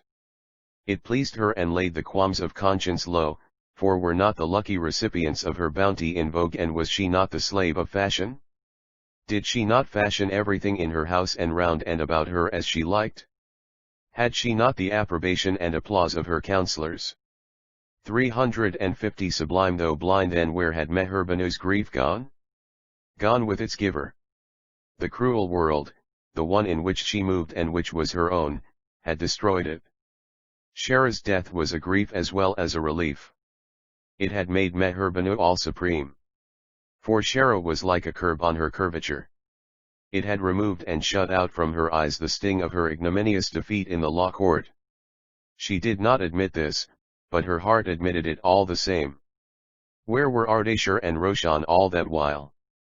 Form and fashion required that they should stay at least for a while with Meherbanu under the same roof, live on the scene of death, live with the pharaoh liars that are the spirits of the dead and that are supposed to visit those whom they loved and cherished in this world 4 days after demise, and on gone days which are 10 in number. It was like living with the shadows of death. All this while, Ardashir and Roshan lived their own life and carefully avoided all conflict. Ardashir was a man. He could leave the house and leave his cares behind when out of it. But poor Roshan. She had no friends in the house, which was now so full of sisters, cousins, and aunts and ominous uncles, as the English say. They served to keep the grief going and the mother spending. To the mother it was like the lovely southern breeze, bringing the lost love's own tidings on its wings. Roshan had no friends there, except Dinbanu, Chandan and Shireen, Thridi, Jal, and Jamshed, who saw her and consoled her as often and as long as they could. There was a sort of a truce between the husband and the wife, a sort of a laying down of the swords by tacit consent, but for a while only. Trace, which was the forerunner of fresh onslaughts. Ardashir, said Meherbanu one day, I have determined to have the Mujaqtat in this very house. I cannot send Shahraz's Pharaoh and those of my mother and father to any of the fire temples. 1. The spirit of the dead. The good genius according to Zoroaster, which always guides the living in life for good and keeps him from evil. Meherbanu and her Mahi. 351 I must have it in the house with suiting eclat. They must now leave the house at once. Meherbanu used the pronoun they without the antecedent, but Ardashir had no difficulty in knowing who she meant. They were Thridi and Jal. The Muklat were to be on the ground floor and Thridi and Jal lived on that floor. Meherbanu, where will they go? Think of the inconvenience, think of the hard times, think of the rains, think of *. I have thought of everything. We must look to the dead. They are not dead. We'll look to them when they are. This was enough even to rouse an angel, and Ardashir was not an angel. Meherbanu, he thundered forth without caring for the women who were standing by, you are but a fiend in human form, a vulture, a bird of prey. You have no heart. I am ashamed of you. I will see that they go, but they must have some time. You have harmed them enough, and I will see that yon do it no more. This house has long been unfit to hold them. There are so many to receive them with open arms, so many to shelter them. Baba, Ardashir, you really are a strange person, said an old crone who was standing by. You don't know how you are insulting dear Meherbanu. Fig for such husbands. Better without them. This was a poser for Ardashir and a poker for Mrs. Ardashir. It poked her passion. Maji, mother, you are right. It is a dog's life that has jed me. He has run me down almost to death and will not be satisfied until I die. Dawn. Where is that blessed day? When will it? People don't die for the mere asking. Meherbanu, vociferated Ardashir, if they did, God's ways would be overturned. But death is a sure retreat from infamy. You and I are more divided in life than we would be in death. Would be better 352 Sublime though blind dead than alive. What a man! Said a young widow in black weeds, a junior member of Meherbanu's council. He's worse than a beast. Mother mine, I've never seen such a man. Even mine was better. He had led me a beastly life, but surely not so much. He wants my money. He knows he cannot get it till he has killed me. but I will outwit him. He won't get a farthing of it, said Meher Banu. I spit at your house and I spit at your money. They are a curse. You are welcome to them. Come, Roshan, roared Ardashir, let us leave the curse behind. Poor Roshan, she had stood petrified at the outburst. It was a regular duel of words. Ardashir took her by the hand and was for taking her out with him, when a volley of angry voices staggered him. There were hisses and hoots, cries of shame and contemptuous ejaculations from the womenfolk. Don't let her go, I said one. It's a shame, said another. Downright shame, I said a third. A scandal, said a fourth. He can go but the girl must not, I said a fifth. She shall not, screeched the wife. He dare not take her away. I will see her dead first. She rushed between the father and the daughter and tried to force him to let go the girl's hand. The man thrust the woman aside. The woman was roused. She flew at him and planted her long nails in his face. Push from the man and the woman would have fallen, had not Iraq, who had just come in, caught her in his arms. Catch her and keep her there forever if you like. I don't want her and she does not want me, roared the resigning husband. You are a Satan, said the infuriated rival. You are Satan's own sire, retorted the still more infuriated husband. Iraq had transferred his tender burden, who had pretended Meher Banu and her Mayor 353 to faint, to the motherly arms Opound the crone, and was about to rush at Ardashir, when Mehaluji and Bahadur Shah came in. They stood between the antagonists and very effectively prevented a breach of the peace. Iraq, who was a coward, had always stood in awe of Mehaluji, who ruled him as it were by the eye. Bahadur Shah shouted to the women to be quiet. He told them that they were only adding fuel to the fire. If they wanted to be in the house, they should not poke their noses in matters which did not concern them. This put up the back of some of the women. They rose, drew the ends of their saris over their heads and thrust their feet in their loose slippers as if quite prepared to depart. It was a signal for the woman who had fainted to come to her senses. She got over her feet, walked to her friends and clamored for pity and mercy. Was the house that man's that they wanted to leave it? Were they so cruel that they would leave her just when she wanted them most? To give a stage effect to her activities, Meher Banu put her arms round the neck of one woman, and then round that of another and another, as if she were a winding machine, and until she was too tired to do it any more. The women, who were not serious in their intention, yielded and resumed their seats.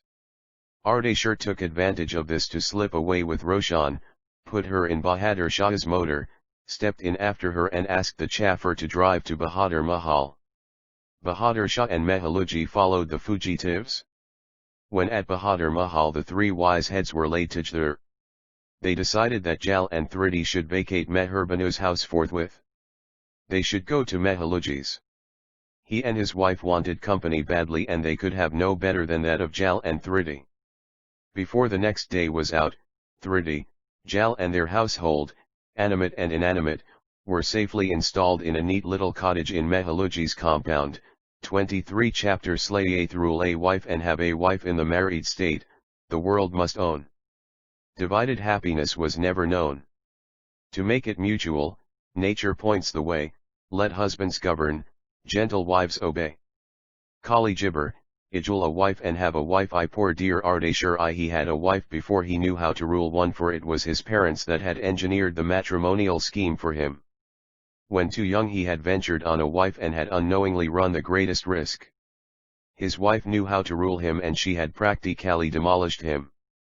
In his case, therefore, it was like rule a husband and have a husband, though luckily for him he was not quite soft or spoonit. Have seen that lately he had stood on his rights and stood up for those who were entitled to the benefits of those rights. All the same he had abdicated without any reservation or condition. This is the state of man.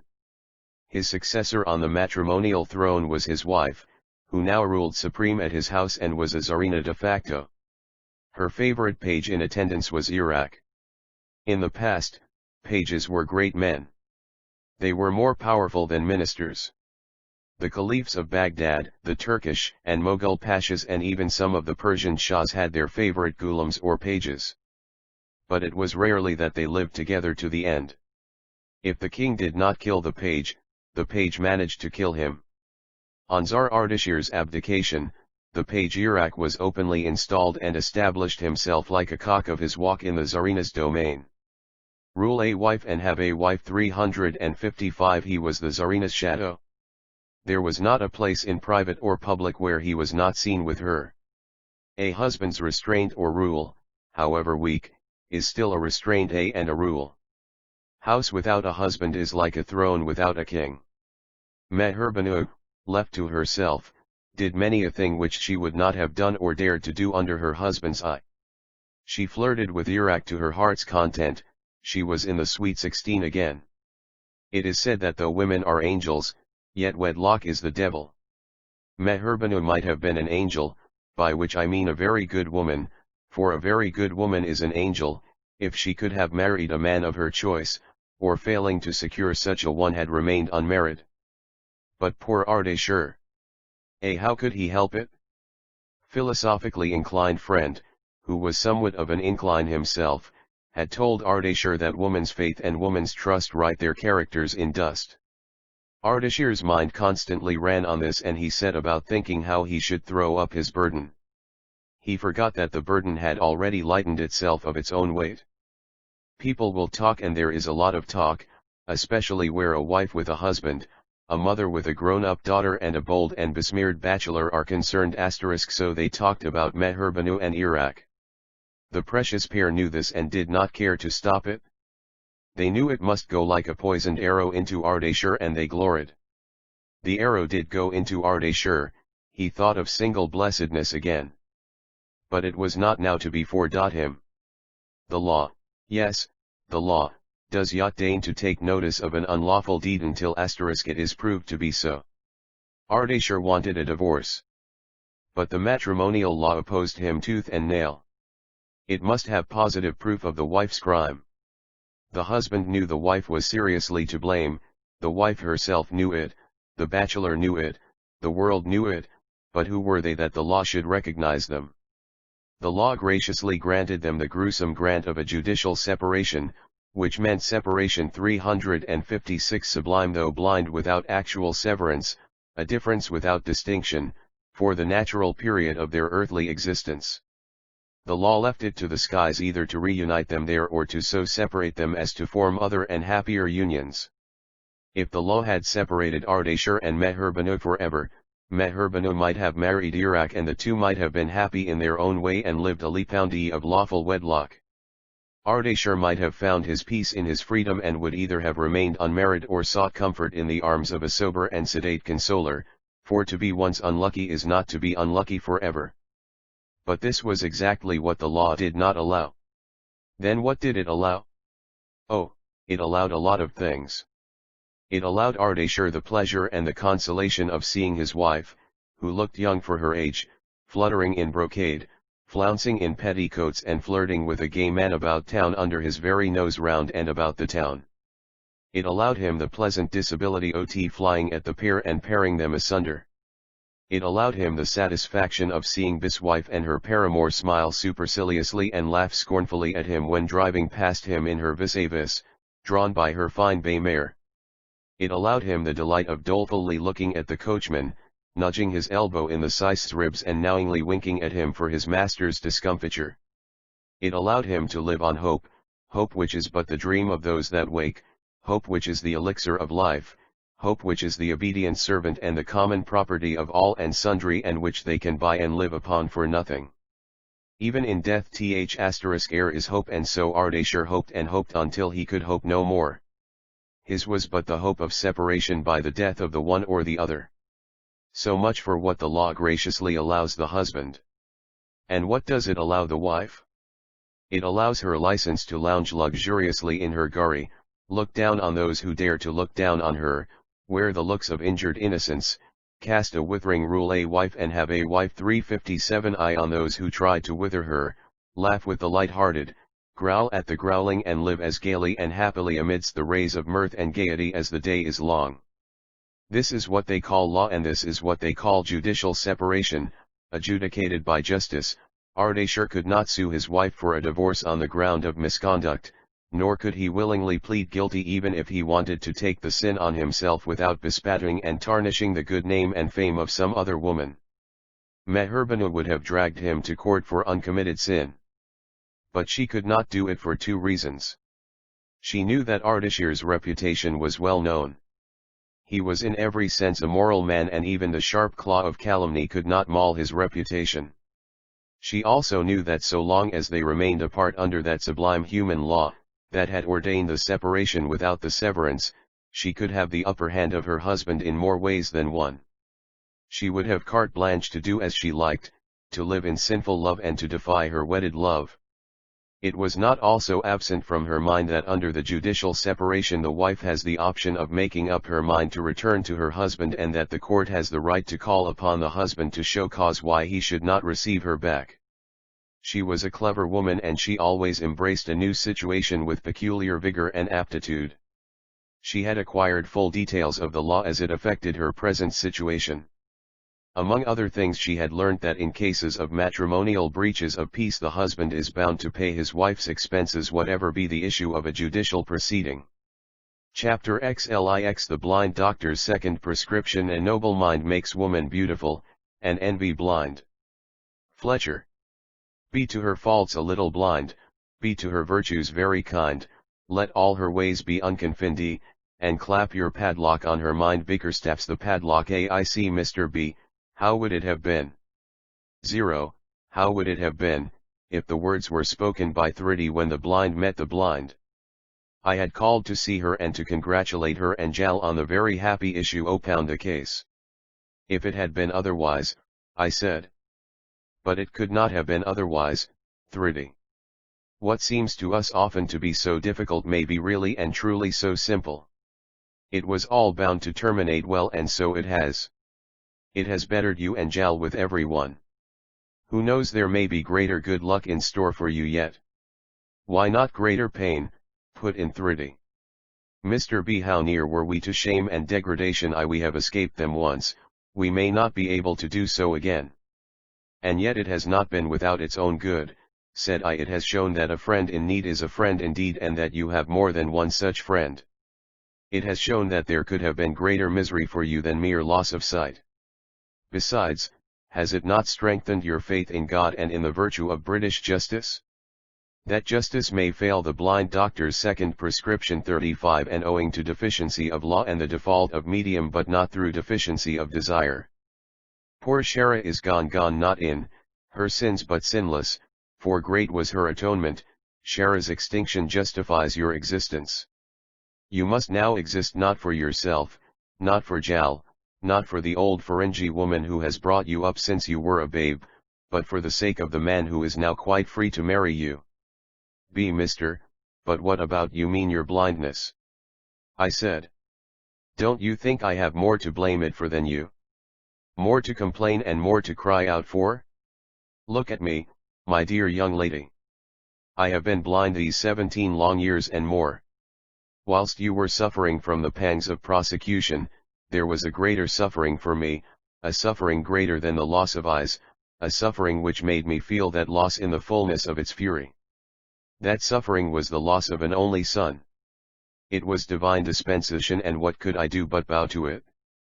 Unlike the generality of youngsters, I had no craze for making close friends. Men there were who pretended to befriend me, and men there were who pretended to patronize me in my business for my sake, but who did it for their own. They have left me now, and I am not sorry for it. For I knew what they were worth. I was recently balked of a goodly bit of money by a man who was my servant and whom I had befriended. May God pardon the man who cheated me, cheated the blind during his sufferings.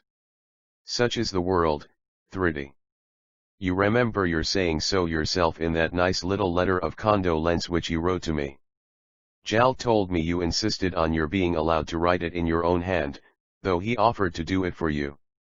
Do you know who was with me when that letter reached me? You don't. Well, then, let me tell you, it was Jamshed Aga. He it was that read the letter out to me. He refused to believe it could have been written by you. The letters are so legible, the writing so neat, he said, there are the folding creases but they are 360 sublime though blind unavoidable. Do you know where that letter now is, Thriddy? It is in the safekeeping of a man of law. He asked for permission to preserve it as a useful property and appendage to his household assets and I allowed it. He said it will be a very useful evidence someday. Evidence? Asked Thriddy. Asterisk yes, said I, he has a faith, call it a blind faith if you like, that someday you will recover your eyesight, if not wholly, partially. When that happens he should like to bring the letter forward as evidence to prove what a blind can achieve and what you Mrs. Jamshed, for by that time you will no longer be a miss, could achieve when she was only a miss. I could not resist, for whilst pleading for himself he was pleading for you and I resigned the letter to him. Mr. B. You have taught me another good and grand lesson. I now know that there are ills, worse than the ill of blindness. You have often told me that the mind reads beyond the eye and that care keeps its watch in every old man's eye. You have shown me, how cruel and selfish I am. I have cried to you of my own blindness at every visit of yours, forgetting that you are suffering from the same ill, forgetting that yours has been longer and harder to bear, harder because of your age and of your sufferings. You have told me, Mr. B., that good and evil come from God and that it is my duty to accept the good as I accepted the evil. I am prepared for it, Mr. B., only don't tell Jamshed. I am prepared to accept him when he proposes. But you forget, MJ dear, said I, how many times he has proposed to you. What he now wants is marriage, and what is marriage? Marriage is a matter of more worth than to be dealt with by attorneyship. Take my advice, give up the proposing part of the business and take to the serious part of it. At that moment Rosie brought in a sealed cover. It was from Mayervilla. The bearer said he had orders to deliver it to the blind doctor's second prescription 361 to buy and get a reply. Jal, cried Thriddy. The person appealed to, who was busy talking with the object of his marital attentions in another room, shrugged his shoulders, soured his countenance and ran to answer the call, followed by the said object who was no less than Kaoshan. Jal, just read that letter to me. It has come from there. There? Asked Jal gingerly. From that corner? Then you must have written it yourself. Mr. B. You here? I am. Why sorry I did not see you. Is Thriddy so afraid? Whom's the letter from? Asterisk please to open it and see, said I. Oh, said Jal, opening the letter, it's a golden letter. It reminds me of the goose that laid the golden eggs. It's a nice little round egg. Here, take it in your hand Mr. B and see, only don't swallow it, or we won't be able to get it out of you again. 0, Thriddy. It's a ring. Cried Eoshan. And then she went off singing the song of Ring, Ring the Banjo, which made me compose one for myself, I wish I were young again. The spirit of youth is catching. Jal and Roshan's was particularly so. They were living now in a paradise of their own, for them it was heaven we on earth, for it was the paradise of youth. All wish to be young again when we are too old to do it, and even if I had prayed for that coeval condition earlier, would my prayer have been granted? No, because the young would then have no chance. The happiness of youth and the blessing of old age would be denied to them. It would be like vice versa. Poor Thriddy. Whilst Jal was joking her impatience increased. Jal, you are growing intolerable. What does it say? What? The ring. It has a good ring, see, he said, letting the ring fall on the paved trottoir.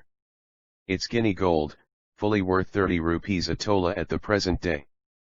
But it can't speak. It's 362 sublime though blind ring says, sell me, for you won't like to keep me, sell me and give the money away to Jal who wants it badly. Now don't, pray, don't pucker up your face, Thriddy. It does not suit you. It is from that gingerbread, that fellow who should have been hung long before but is still abroad. See, here is his letter, which in itself is enough to hang him if you will only do it. Blast his impudence. Mayorvilla, Grant Road, dear Miss Blowtie, date. Here's the beggarly piece of gold that you had put on my finger, doubtless thinking it was the finger of that other one. Take it and give it to him. It will serve him for a magnifier to look at your eye blots. It is too hateful to remain here. See that you return mine with the bearer. He has been authorized to receive it. One only hope you have not put it with a Marwadi or sold it to meet your daily wants. Yours, etc., Irakaga. Tears rose to Thridi's eyes. She felt a chill creeping all over her. She tottered and would have fallen, had she not thrown herself into the chair to which she was holding. Roshan rushed to her. Jal was not slow to follow. Jal, said Roshan, you have been cruel. You have wounded, yes, heartlessly wounded Thridi with your untimely MB banter. Not I right, mister. You are and you are not, my dear, said I. Jal is not heartless. He only wanted to make light of the matter, but he did not quite know how to do it. Then he should not make love to Mo, said Roshan. He should wait until he is old enough and wiser to do it. Don't mind that naughty boy, Thridi. I will punish him. Can you suggest the blind doctor's second prescription? 363 The punishment, Mr. B? Certainly, my dear, said I. Put him in the Kunjivam and don't talk to him for the rest £1 a day. Meantime, the bright little pair had circled their hands round Thridi's neck. Jal was begging £1 her to excuse him. Come, said I, you must not be a child, Thridi. It's the last that we have heard the affair, and you must be glad of it. Where's the wretched ring that he wants you to return? It should have been out of this house long ago, but better late than never. Zero, it's here, said Jal, catching Thridi's hand. No, it's not here. You have lost it? You will have to pay a heavy penalty. Jal, said Roshan, will you never be serious? BMR, what can I do? What can I do? Said Thridi, that abominable ring, suggested I. Yes, said Thridi. It so cruelly reminded me of all that has passed that I could not bear to see it on finger. I have locked it up. She rose, walked to the cupboard, opened it and brought out the ring. It all came easy and natural enough to her. Her spirits were now completely revived. Just then someone came in, someone whom she was mentally looking for and who appeared to have read her thought. It was like telepathy, the telepathy of two hearts, apart and yet united. It was the telepathy of lovers. Jamshed often told her that accursed Reno J had no right to be in the house, much less on her finger. It must go. What's the stir now? Inquired Jamshed. Is it the Mr. Monstrosity? The gentleman named was Mehaluji's favorite monkey. He doted on animals and his garden was noted for its beautiful little zoo. No, it's not that, Jamshed, said Jal. It's the Mayorvilla monstrosity. Mr. B says it's the last of its kind. See, 364 Sublime. Though blind, here's the letter. Jamshed read the letter, folded it up and put it in his pocket. His face clouded and he gnashed his teeth. At any other time he would have met Jal's pleasantry with pleasantry. But he was in a different mood now. Give me that hateful piece of gold, Thridi. It shall not sully even that drawer any longer. Thridi handed the ring to him like a child obeying a senior. Jamshed quietly put it in an envelope, sealed it and handed it to Iraka's man who was waiting on the veranda. There, said he, see that you give it to him and to no one else. What's your name? The man gave his name, which Jamshed noted on the back of the letter he had just put in his pocket. The man then left. But, Jamshed, said Thridi, and she stopped. What's the trouble now? Asked Jamshed. You are thinking as to what you should do if that fellow says he has not received the ring. Well, then there's his letter. He says he has authorized his man to receive it. That must be enough for us. The man may put it in the gutter, I shall be glad of it, for that is its right place. Just then a Gadaya of Toddy and Chataka came in from the main bungalow. It was from Mehaluji. He had seen Jamshed entering and making towards the cottage. He knew Jamshed liked toddy, such toddy as Jayadiwalas give not for money but for love and friendship. The same day beheld, and the inmates of the Hungly beheld too, a fine little golden ringlet encircling one of Thridi's fingers, which she was ineffectually trying to conceal. Jal told me all about it. I went up to Thridi and whispered to her my hearty congratulations. Mattresses were spread out in the open under green shade and tasty viands. The blind doctor's second prescription 365. We sat down to do justice to the repast. Jal asked me lo propose the toast o pound a happy pair. Oh, here's friend Jamshed and Thridi, I said, holding a glassful of the beverage in my hand. You know I am blind and yet I can read countenances and read thoughts. I see the countenances of both of you beaming with pleasure.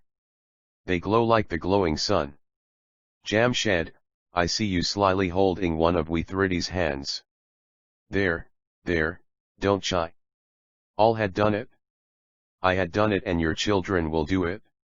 What better in this world's what more ennobling, than to hold the hand of one's betrothed? It is giving love and taking love. You are both happy as the day is long. Both of you would fain be alone. Only half an hour and we will set you at full liberty. You are both happy and yet methinks I see a tinge of sorrow on Thridi's face, just a little cloud which she would fain scatter away but which even this pure white beverage has not yet enabled her to do. You are thinking, Jamshed, how happy you would make Thridi, how you would lead her about and take pride in doing so, how you would read to her, talk to her, and how deeply interested she will feel, and how by way of return she would play on her instruments and sing to you, how she would love, serve, and obey you. And what is that cloud on your mind, Thridi? You are thinking of your blindness. You are sorry you are unable to look on your fiancé at this supreme moment of your happiness. You feel doubtful if Jamshed will go on loving a blind girl forever. Why, oh, you are doubtful if you have a right to marry him. You think you are inflicting a hardship on him. You are thinking of all this, and more.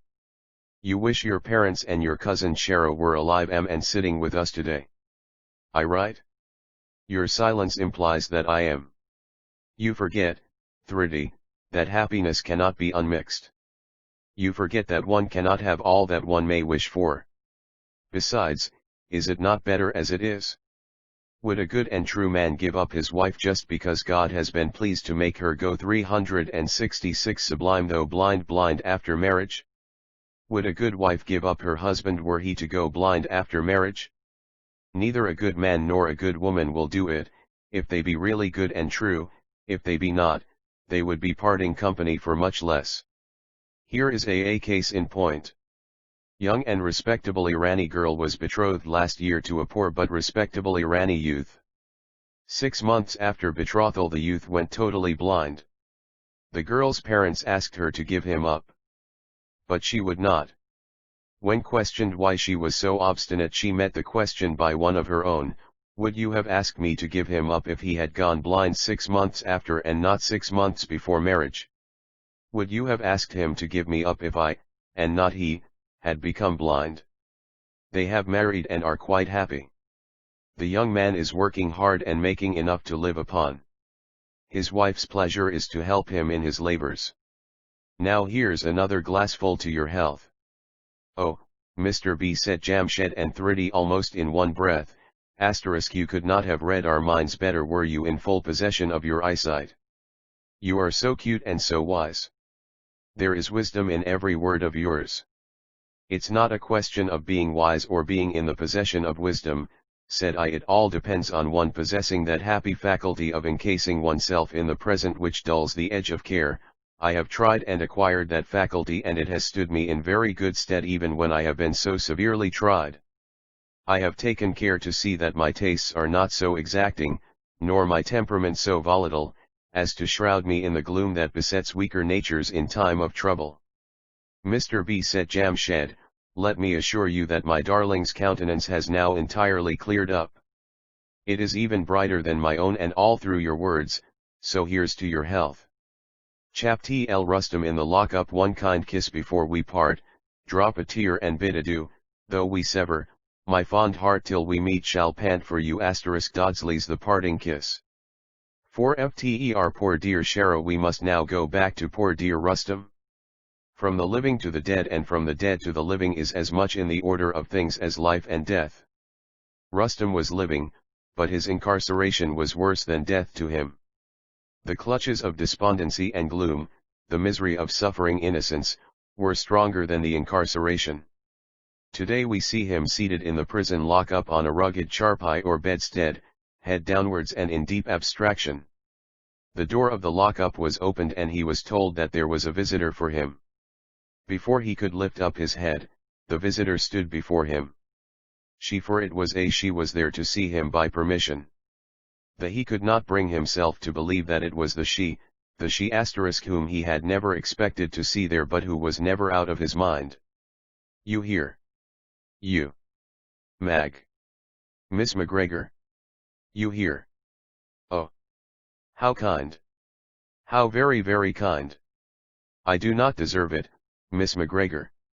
Have you come of your own accord or under coercion, you want to say, Russie, Mr. Rustum? If it please you to know it please that I have brought myself here. Magdalene. Magdalene. Don't you think this recitation of Mr. Rustum and Miss McGregor is out of place here? Have not we friends as much right to drop it as lovers? Have been friends 368 sublime though blind long enough. Have we no right to drop it? Magdalene smiled and hesitated, but only for half a minute. Was she not there to please him? What right then had she to displease him just for the sake of conventionality? If it please you, you may call me Magdalene, she said and stopped. It certainly will please me, if you will agree to call me Russie, pleaded Rustum. But what right have I, a murderer, to apply for this privilege? He uttered the word murderer with such a strong sense of its ruthless intensity that it went into her very heart. She knew he was innocent, she knew that under a rough surface he was only nourishing an innocent and tender heart, such a heart as could never be guilty or heartless. Razai, you want to make me believe that you are guilty. But my heart tells me that you are innocent. You must be, you are not a man to be a murderer. The court has yet to pronounce that you are one. And if the court pronounce it, what then? Even then I will not believe it. Rustum drew a deep sigh and his eyes moistened. He made for her hands and she put them in his. They were soon moist with the warm tears of bitter woe, that welled down his cheeks. Tear is an intellectual thing and a sigh is said to be the sword of an angel king, the bitter groan of a martyr's woe is an arrow from the Almighty's bow. Magdalene was the angel king before whom the martyr Rustum had laid the offering of the sigh and the tear. She was but a woman. She knew that every woe can claim a tear, and as Rustum's woe was great, who was she that she should refuse that tribute to him? She did not think to shed a tear when she entered the cell, but Rustum had forced her out of his honest truth to play the woman. Rustum noticed two big tears in the corners of her clear and expressive orbs, which expressed so many things: kindness, conviction, sympathy, solicitude, solace, and Rustum in the lock-up 36 and what not. Could they not be the harbingers of long-harbored love and affection? Those two tears brought hundreds in their wake. They were intellectual tears and appealed to the intellect of the man for whom they were shed. He was a marriageable man and she a marriageable woman. It awaited the powerful element of love to seal a sacred union. Was that element absent here? No, it was not, for love penetrates into the precincts of palace and prison alike. They had long been thrown into each other's company, long been drawn together and were yet apart. They had disagreed over many a thing and agreed over more. But if anything, the disagreement was more powerful than the agreement. It always is where love is. Rustum was loved by another, but he had no idea he was so loved. She who loved him was unconscious of the intensity of her own feelings. There was no such unconsciousness or ignorance here. But why have you come here, Magdalene? Did you not think of what they will say? They have said enough about us, Rusi. What more can there be yet for them to say?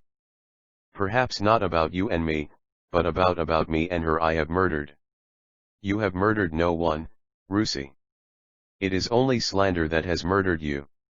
It's not merely conjecture but conviction that makes me say so. Somebody who is a relative and a friend of our family has told me so, somebody who is a good Christian though a policeman. I am sorry I cannot tell you who he is, but I will at the proper time. He is as much Scotch as I am. There, don't try to guess, I won't say yes even if you guess it aright. Asterisk, have you come to tell me that only, Magdalene?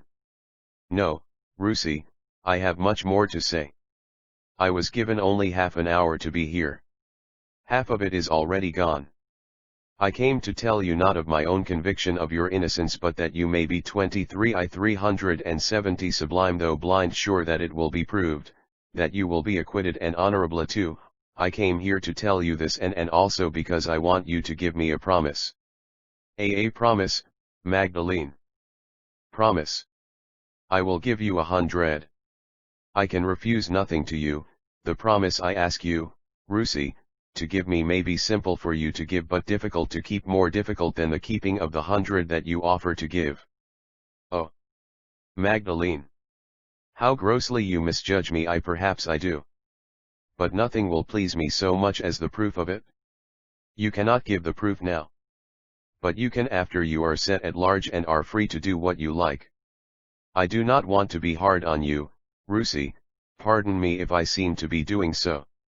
You have not been much of your life what you ought to have been, what we should have liked you to be. You have in you the making of a great and good man, a man useful to himself and useful to society, but you have not availed yourself of it. You had splendid opportunities, which you have wasted. Pardon me, Rustum, but I think this trouble of yours is not so unwelcome. There is the hand of God in it, for it will show you the error of your ways and teach you to adopt better ways, if not for your own sake, for the sake of those that like you and love you so much, those whose liking and love you have so cruelly rejected. O Rusi, if you could only know how they have felt for you, those two, and how they feel for you now. Poor Rustum! What could he say? It seemed to him as if Modidana had come to life again. For had she not told him on the eve of her death what Magdalene was telling him now? His grief was too deep for words. He knew who those two were. They were Mehaluji and Chandan, his sister, and Mehaluji, his brother, his father and his friend, all in one. He could only bury his face in his hands, and man as he was he wept like a child. Weeping is but the ease of woe. It eased his heart, and Ustam in the lock-up 371 eased his mind. Whilst the man wept, woman like the woman had placed one of her tender hands on one of his shoulders. He took that woman's other hand in his own and pressed it into both his eyes, pressed it on his cheeks and pressed it on his forehead. He even made bold to kiss it. What man under such circumstances would not have? For kissing is the key of love. It is always a silent petition with willing lovers. The woman did not withdraw her hand or object to the kiss. Her eyes were too full of tears and her heart too full of sympathy to allow her to think of it. The man's petition brought the woman's sympathy to the surface. I was telling you, Rusi, she murmured through her tears, how those two like and love you. You have broken their hearts more than you have done yours.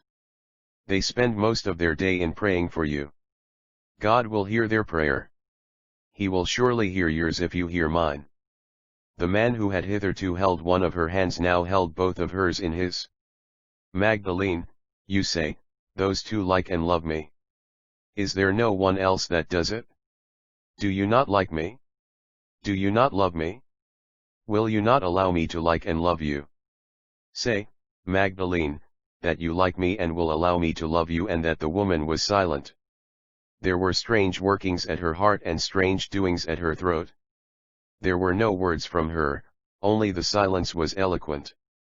Rusi, she said at last, Time is flying and you have not given me the promise.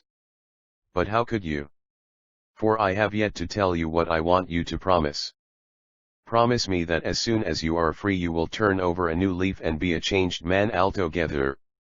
Promise that you will fly from all temptations, fly from those who are now flinging their hands round your neck and calling you their dear, dear friend. For then alone will you be your own friend and a friend to those who love you. At present you are your 372 sublime though blind own enemy. Fly, Rusi, fly, after you are free, fly if needs be to the farthest end of the world, for therein lies your salvation. Mehaluji will supply you with enough to make your fortune, though I know you can make it yourself. This is the promise I want from you, Husi. Will you give it? That I do, and so help me Hormuzd. So help me Zoroaster. There. Does that not satisfy you, Magdalene? Satisfy me, Rusi. It is more than satisfaction. It will take an immense load off their minds, it has already removed it from mine. Then looking at her wristwatch, come, Rusi, she said, * there is not much time now, only 5 minutes. I must be going. Magdalene, you shall not until you tell me that you love me and that you will help me to be good and great. All courage and all restraint had now ebbed away. The woman was less than a woman now. She was but a child in the man's hands. He drew her close to himself, drew her head on his shoulder and caressed her. It gave vitality to love. Magdalene, will you not promise to marry me? Time is fleeting. Say that you will. It will be a sustainer and a supporter, sustainer to me in my loneliness and supporter in the uphill fight against fortune. How can I, Rusi? Why not, Magdalene? Has the breath of scandal prejudiced you? Do you think I have thought of anyone else in the same light, or do you believe what they say about me and Modidana? No, Rusi, it is not that troubles me. I know many have run after you and that you have liked and loved none. I know Modidana was as guileless as yourself. I know you like and love you, put in Rinstom. Yes, love me for myself, if you will have it, for I feel sure you care not for that little scar and the limp. But you must care. Rustam in the lockup 373 my busy, for the great difference in our race and religion. People will say nothing, they are too open-minded to do it, but think of yours, think of their prejudices, think of the invidious distinction they make, think of the trouble that will follow. I think of nothing, said Rustam. I think only of my Mag and her love. I am free to select my own partner in life, my for it is I that am seeking her, not people. Religion does not forbid it, and who are my people that I should honor them more than my religion? Besides, Magdalene, where we shall go we my people will not follow. Can be happy in spite of them. Come, Magdalene mine, promise. The promise was given as wholeheartedly and as lovingly as such sacred promises are, given for the sake of true liking, love, and affection. Were beauty under 20 locks kept fast, yet love breaks through and picks them all at last. Besides, does not love better what is best? Had not Rustam broken the 2 locks, lock of race and lock of prejudice, which are stronger than those 20? And will not Magdalene's love better what was best in custom? Had it not done so already? Chapter Lee Magdalene on a mission he that made us with such large discourse looking before and after, gave us not that capacity and godlike reason to fast in us unused. Shakespeare's Hamlet. Tthere did Magdalene go when the door of Rustam's lockup was closed after her? Did she go home? Did she go a shopping? Did she go on an errand to the Bahadur Shahs or to the Mehalujis? No, she did nothing of the kind. She had 2 missions to perform at the jail. That with Rustam was over. The other lay with 2 other men. When she was out of Rustam's cell, her kinsman Mr. McDermott took her to number 4 cell. Magdalene entered it and was confronted with 2 Mahomedans who were squatting on a mattress spread on the ground. Each held his head down and each was buried in deep meditation. At the sight of Magdalene each started to his feet and salaamed low. Magdalene's face was not unfamiliar to them. They thought they had seen her before but where they could not remember. The two men were the Sarangiwala and the Tabalchi. "My friends," she said, sitting herself on one of the two clearboys which stood in the room and beckoning them to be seated on the other, "my friends, I have something to say to you, something of great importance, something which if you agree to will save you, save your souls and save a fellow brother from the jaws of the gallows. It is true that the fellow brother I speak of is not a follower of your prophet, but in the eye of Allah it makes no difference. Magdalene on a mission 375 friends, this is not the first time you are looking on me.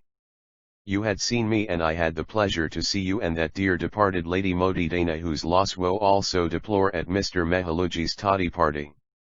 There, at the toddy party, the tree had taken an innocent man's life. There, at the Mujra, foul play took another life, a life more important and more useful than that taken by the tree.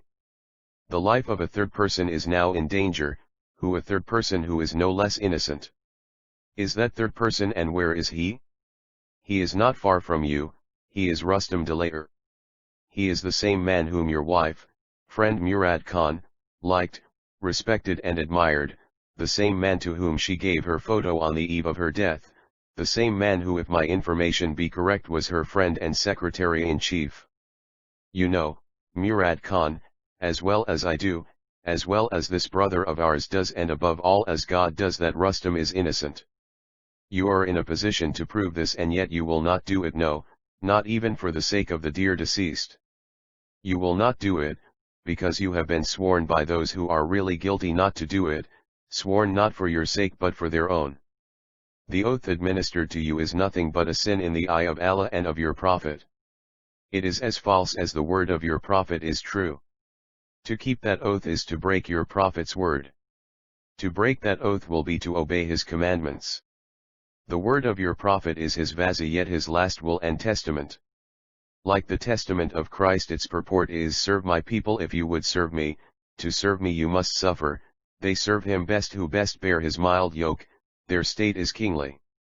Come, friends, I though a woman of another faith do not disdain to go down on my knees and to beseech you to tell the truth. Tell it at once and save a young and innocent heart from distress. Believe me, if you don't do it, truth will not be concealed forever. It is sure to shine out in the end and the crushers will then be the crushed. 376 Sublime though blind the bosom opound the two men so appealed to heaved. Their faces burnt with shame. Their frames shook at the sight, shook at the action and shook at the words of that Christian saint in the garb of a woman.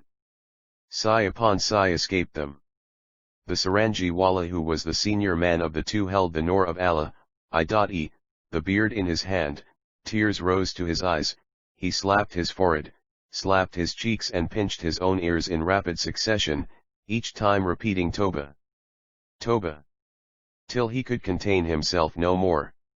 Rise, sister, rise, he said, taking her by the hand and helping her to do so. Rise, it hardly befits a true follower to see such a one as you kneeling before him. Rise and tell me what you would wish us to do. Speak and we will obey, for art thou not an angel? And dost thou not remind me of her who has flown from me? All this time the Tabalchi had crouched down on the Cgiatai, buried his face in his hands and was whimpering like a child. Friends, said Magdalene, I am glad you have seen the error of your ways. See, here is our friend Mr. McDermott. He is as much your friend as I tell us both all you know about the alleged murder. Conceal not a word if you would save your souls. Oh, when Magdalene left she was greatly relieved. Her mission was fulfilled. She felt content as she had helped to save her lover who was innocent and had saved two other souls who were also innocent but were hovering on the verge of guilt. Chapti Li Ruslo's solitude. In these deep solitudes and awful cells where heavenly pensive contemplation dwells. Pope. Ithan Magdalene left the prison. Rustam was with solitude again. He was lonely before, but he was more so now that Magdalene had come and gone like a meteor in the skies. Not to get a long hoped for thing is said to be better than getting and losing it in a trice. Magdalene was with Rustam for full 30 minutes. The 30 minutes seemed to have flown like 30 seconds, during which he had got, loved, and lost Magdalene. Would he ever be free, free from prison, free to do as he liked and above all free to marry Magdalene? Were not the barriers between her and him insurmountable? Did not defiance of those barriers mean persecution at the hands of the purblind? What cared he for persecution, if he could be but free? Was all that she told him about his innocence and his liberation true? Was he really innocent? At times he thought he was and at times he thought he was not. His is what his troubles and his solitude had brought him to. It was a sad pass to come to but not an uncommon one under the circumstances. His solitude was not unbroken. It was invaded sometimes by the police, sometimes by his councils and sometimes by Bahadur Shah and Mehaluji. Bahadur Shah had told his daughter Shireen that likely enough the softening influence of a partner in life would improve Rustam. The partner had come seeking Rustam as it were and had left behind her traces of her great influence, traces 378 sublime though blind eye which had already commenced to work Rustam's will. After pleasure there is pain and after pain there is pleasure. He did not know whether he should be pleased or sorry. What if he should be free from prison and yet unable to marry Magdalene? In that case would it not have been well for him if he had not obtained the promise from her? He was like a man in a wilderness. He had made his own solitude and had just commenced to call it his peace, when the peace was broken. If his society had taught him how to live his own life, his solitude had taught him how to suffer and how to die. He was prepared to die before Magdalene had come in. He was not prepared to do it now. But even in contrasts there is pleasure. It is from dissipation that we learn to enjoy solitude and it is from solitude that we like to go back to dissipation. If Rustam had not actually led a dissipated life, it surely was not a strict or a good one. But on one point he was now resolute. He would not court dissipation again. He would pay court to Magdalene and marry her. Are said to dream in courtship. For Rustam that dream was a welcome one, for it served to take his mind away from the court of law and all the horrors conjured up by it to the court of love and its concomitants, joy and pleasure. The word love is very lovely, lovely to look at on paper and lovely to hear. But is it really so lovely after all? Do not passions and lust look like love? And are they not mistaken for it? Has it not always left us in doubt as to its beginning and its end? It has very often no beginning or existence where it is supposed to have it and no end where it is supposed to have one. To every 100 men who have walked in wedlock there are 1 or 2 only whose dream in courtship has come true. Love has often come after wedlock where there was no courtship, whereas love before marriage has often brought but hatred after it. Rustam and Magdalene's contemplated alliance was but the result of 2 long latent forces, common virtues, or RUSFS solitude 379 qualities and friendship, real friendship based on long acquaintance and mutual approval of the qualities. If these can constitute love, there was love between Rustam and Magdalene. Persian poet has aptly sung that the hulhul, nightingale, wags its tongue in the honey of sweet fancies at the sight of a flower. But the kindly face of God's great love, says the poet, deprives the beholder hulhul of its tongue. If we comprehend this, we comprehend all about love. Chapter Lii distant views op happiness I do dreams help them? The hitter goes before the sweet and for as much as is doth, it makes the sweeter Bunyan's Pilgrim's Progress, NPHRITIWS now comparatively happy for she was now inured to her fate and used to her darkness. The absence of light was compensated for by the light of love and by the promised light of happiness, happiness in union with the man whom she had seen /hen seeing, met when not seeing and seen in her dreams just as a person with eyes does. The blind when awake are not blind when asleep. A dream would not be a dream had it not the power to make a person see when under the spell of its influence. Whatever it may be to those that see, it is nothing but a happy consummation to the blind, for it is an unusual delight to be able to see even in sleep. When she was a child, Thridi's mother had told her that dreams are but interludes which fancy makes, and whereas hundreds of them may come untrue, a single one of them may come true. The untrue dreams, she had said, are but the children of idle brains and are mere fantasies. The true dream is the precursor of coming calamity or happiness. Thridi's blindness had not embittered her feelings or disturbed the even tenor of the milk of human kindness in her. She had seen Rustam in the prison. She had told him that she believed him to be innocent and that she felt sure he would be acquitted. Modadana's death she regretted. The thought often invaded her mind that had not the man Ramla ascended the toddy tree she would not have gone blind. But she dismissed the idea soon as it entered her distant views of happiness 381 mind.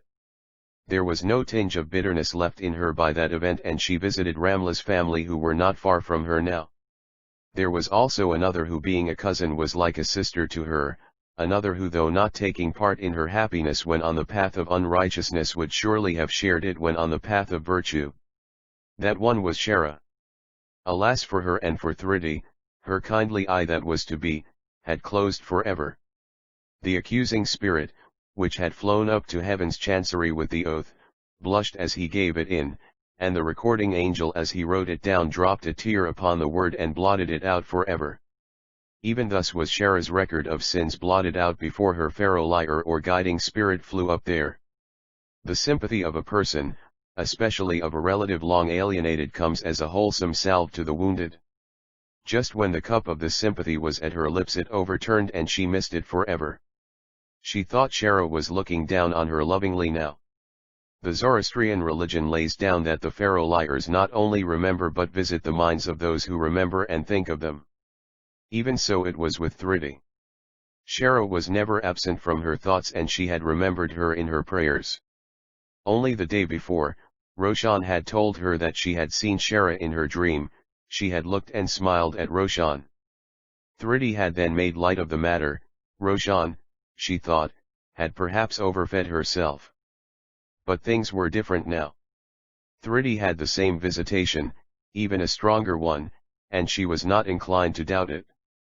On the contrary, she had welcomed it and had felt considerably relieved and reassured. Seated in her room today, Thridi was thinking of this, when who should come in but Roshan herself. Roshan was now always by her side, Roshan who was the representative of departed Shara, Roshan who had by this Trme openly plighted her faith with her father's consent and pledged her troth to Thridi's only brother Jal, and thereby more tightly sealed the bond of sisterhood. 382 Sublime. Though blind, Thridi, since she took up her abode at the Hungly and was betrothed to Jamshed, did not go to the Bahadur Shahs. It was Scylla that saw her daily for her tuitions. And it was Scylla that came in at that moment and rushed into Thridi's arms. Roshan was unusually animated. She had run right from Mehaluji's bungalow and burst upon poor Thridi like a little meteor from the skies. She had something very unusual and important to convey. Thridi's face denoted curiosity. "Thridi," said Roshan, "what are you at? You look quite like a female/JAI/5W/philosopher. Where's that naughty man Jal?" "The naughty man that is to be your husband?" I queried Thridi. "Didn't you tell me, Roshan, that Sharad told you in your dream that she approved of the match and blessed you both?" "She told me that. But she did not tell me that you and I should be constantly at it and be thinking of nothing else. Just think, Thridi, it was after all a dream. I must have overfed myself," taunted the naughty man's little fiancé. Just then the naughty man put in his appearance. "Wifey, where were you so long? Aren't you my wifey now? Didn't I tell you years ago that I would make you my wifey in spite of 100 mother meherbanus of yours, in spite of dear Shara's protests and that rascal Iraq's rascalities? But I am not your wifey yet. You have to wait until you are out of college. Wait till you can earn and maintain a wife." "And that will not be long," replied the naughty man, taking bold of the wifey and doing something that seemed very naughty. "Goodness," said Thridi, "but what is it that you wanted to tell me, Roshan? Love is so naughty and makes us all so forgetful." "Thridi, Jal, guess, Just guess what I have come to communicate, guess, and run and make merry. Candida, come and we take charge of the door.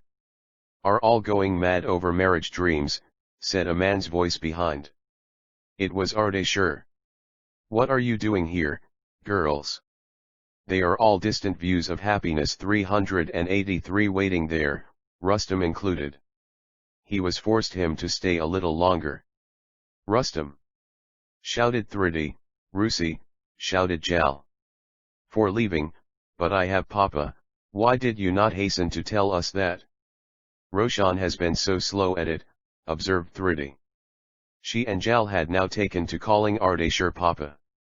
At the mention of Rustam's name Shireen became thoughtful at once. She seemed to blame herself for quietly standing by and not questioning Roshan as to what she had to communicate. I wanted to ask, Ardeshirji, she said, but these lovesick people would not allow you to do it, finished Ardeshir.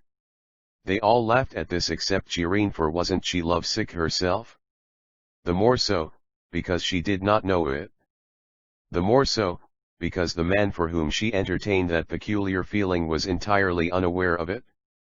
Would she ever tell Rusi that she loved him? Would Rusi ever tell her that he loved her? No, for he had never thought of her in that light. His thoughts were with another. That another was Magdalene. Would Shireen divine her own feelings when she comes to know that Rustam was already another's? Oh! What tortures would that be? Rustam is free, thank God, said Ardeshir, when Thridi rose to change her sari. It could not have been otherwise. Are all so glad and yet so sorry? Why sorry? Unconsciously ejaculated Shireen. Why yes, sorry, said Ardeshir, sorry because early next week he is to leave us. Leave us? Inquired Shireen musingly. Yes, said Ardeshir, leave us for a good long while to come. He is sailing for America. Come, Thridi, it's getting late, we must be going to the bungalow. They all filed out in a row joyfully, Shireen alone followed in the wake mournfully. Chapter Live Justice vindicated the evil, soon driven back, redounded as a flood on those from whom it sprung, *Qo Rustam was set at liberty. Was he? Yes, he was. Otherwise he could not have been at Mehaluji's today. Otherwise Happy Home could not have been the happy home it was today.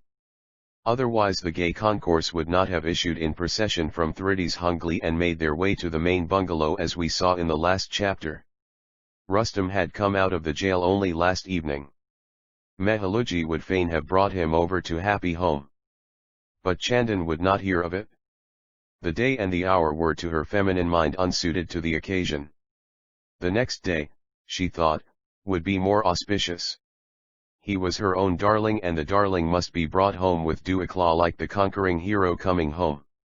So Rustam spent the night at the Chummery, where he was no less welcome. Rustam was placed before the magistrate the previous day. The accusers were also there.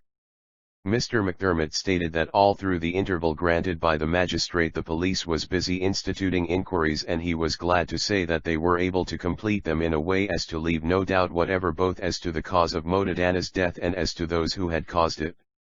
He went on to say that he would briefly recapitulate the nature of the police investigations and the result thereof. He was delighted to observe that both the investigations and the results had tended justice vindicated 3s5 to completely exonerate Mr. Rustam Delaver not only from the accusation of murder brought against him but from the slightest particle of complicity in the mysterious doings of that night. It had put his innocence beyond pale of doubt. The case had disclosed a curious phase in the history of crime, a phase which though very rare is not altogether uncommon, a phase which had worked its own curious evolution and developments. Its main feature lay in the fact that the police were satisfied that the accusers, and not the accused, were the guilty party. On the night on which Modadana died, continued the superintendent, she had held a mudra at her house. Amongst those present were Rustam Delaver, the four accusers and Rustam's friends Kausha and Darabsha. Rustam was the hero of the day, inasmuch as it was his cap that had graced the singer's head as mavacap, and it was his handkerchief that was selected for the Bansley performance by the singer. In the eyes of the singing world it was not an ordinary honor, for Modidana was not an ordinary singer. His worship must have seen this from the graphic accounts of her fame and career which had appeared and still continued to appear from time to time in the newspapers. They vied as it were with one another for greater accuracy and fuller details. Madras, said the superintendent, are private concerts, but like public concerts the audiences they attract are mixed ones. Amongst a number of good there are often some bad characters. Modidana had tried to purge her gatherings of this element, but like most singers she had found that it could not be done effectually. The favor which Mr. Rustam Delaver had invariably found with the singer had made him many enemies, the principal amongst them being Torai Baj Khan, Yar Khan, Rangnath, and Balvantro. These men were present at the Mujra, which was to se the last of Modidana. Rustam's growing popularity was odious to them. All their efforts to undermine him in the favor of the singer had been unavailing. They also hated Modidana, for 386 Sublime. Though blind they knew she was aware pound their ways and had kept them always at arm's length. Revenge to such men is always sweet. So they resolved to revenge themselves on both Modidana and Rustam. The special marks o' pound favor which Mr. Rustam had received from the singer on that particular night had but added fuel to fire. They were tortures to the four men and tended to accelerate action. Without knowing what they were going to do they took the Tabalchi in hand and persuaded him to accommodate them in his room for the remainder of the night. The police inquiries went to show that both the Sarangiwala and the Tabalchi were good and true men. When in the Tahalkli's room, and before the Sarangi Ivala went there as usual to offer up prayers with his friend, the four men had laid their heads together and formed a hasty plan. They would murder Modidana and pose Rustam as the murderer. They must have witnesses, at least two, who must be persons of Modidana's household. Murtuja fell an easy prey. They wanted a knife, and she gave them the one which her mistress had purchased only 4 days ago. The Tabalchi was a hard nut to crack. But he was not an angel, and he fell also. The four men had taken good care to drug him, without which it is doubtful if he had fallen. But even when so drugged he would not agree to have anything to do with their plan of action. All he promised was that he would hold his peace. When the Sarangiwala came down he was given a hookah, which he had smoked under great pressure. He was so far inebriate that he had only a hazy notion of what was passing around him. When sober he remembered that he was offered a substantial bribe to promise as the Tabalchi had done. He was a pious man and a true Mahomedan. Besides he was Modidana's husband Modidana who was so kind to him. The four men were wily and wary. They had given him an oath that if he did not agree to do what they asked him to do he would under no circumstances divulge their secret. The Sarangiwala had tottered back to his room in a daze. Both Mr. Rustam and he had spent I justice vindicated 387 a troubled night, with this difference that whilst Mr. Rostona lay awake Murad Khan had drowsy slumbers. Rustam had caught him muttering and murmuring. After describing the nature of these mutterings and murmurings, which were a sort of sleepy confession and which the reader has read before, the superintendent went on to other matters.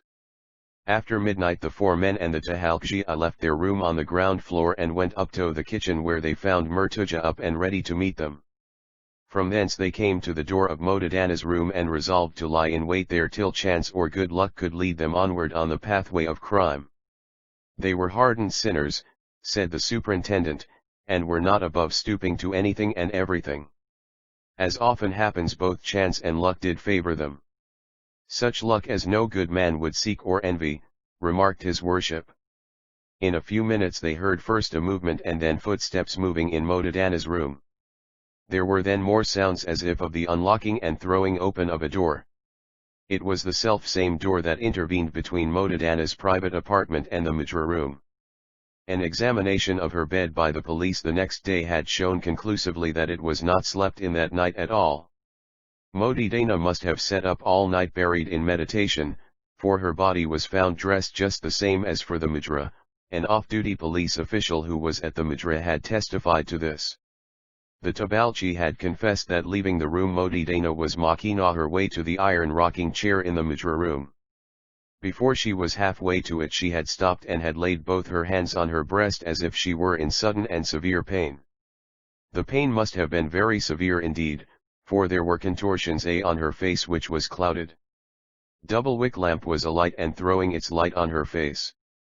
In a minute or two she had essayed to move, but had only ended in falling face forward.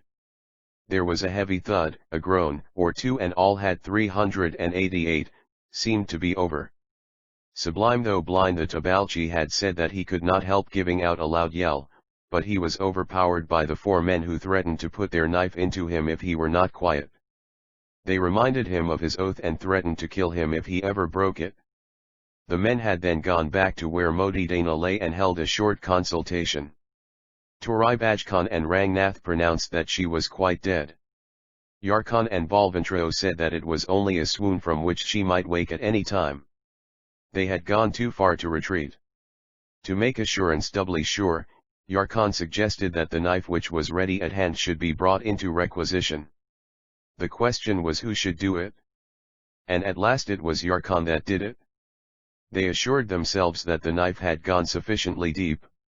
It was new and sharp and could not have failed to do its work. Those were overwrought moments even for sinners, so overwrought that they took no count of the blood-bespattered carpet and their own outer garments which were also spotted with blood until Murtuja drew their attention to it. They took off the outer garments and concealed them under the carpet. They were pleased to see that the inner ones that formed their dirty daywear were not soiled. Men of this class, your worship, said the superintendent, in reply to the magistrate. Inquiry, do not care to change their clothes when they go out dining or holiday making, they only slip on the new ones over the old. Their next step was to make for the doorway and see where Rustam was. Satan himself seemed to be at their elbow on this occasion also, for it was at this moment that Rustam, who had evil forebodings and presentiments and who had felt anxious about Modi Dana all night, showed himself at that very door. This was all that the sinners wanted. The superintendent then related all the occurrences in the Majra room, of which the reader is already aware. He did not miss a single detail of the preliminary inquiry and investigation, which were conducted by the deputy commissioner himself. He went on to say that but for the accusation I-9 Justice Vindicated S3 that was brought against Mr. Rustam, they would never have dreamt of apprehending him. At the superintendent's suggestion, Rustam described to the magistrate all that had passed between Modi Dana and himself after the Majra was over. The photo with the inscription in Modi Dana's hand was inspected by the magistrate. Mr. McDermott then said that at certain stages of the inquiry it had seemed to the police that the fates were against Rustam. His lawyer could not help advising him to reserve his defense. There were Darabsha and Oosha, who were at the Majra till the end and could only depose as to what had transpired there and to nothing further. All that they could testify were the extremely good relations and mutual goodwill between the deceased and Mr. Rustam, and the ill feeling that had existed between him and the accusers. They could also testify to the high words that had passed between Rustam and his accusers on that eventful night, but beyond that they could not go. The greatest impediment, said the superintendent, in their way was the obduracy of the Sarangiakla and the Tahalka. They had a great deal to say, but their oaths stood in the way. If they had not yielded, the only course open to the police would have been to let Rustam take his trial at the sessions, and if the court found him not guilty, then to charge his accusers with murder and false accusation. But if there be hope for sinners, surely there must be hope for the sinned against or innocent. Before justice, heaven itself would not allow the innocent to suffer. Heaven had sent an angel in the form of a Scottish maiden to help Mr. Rustam.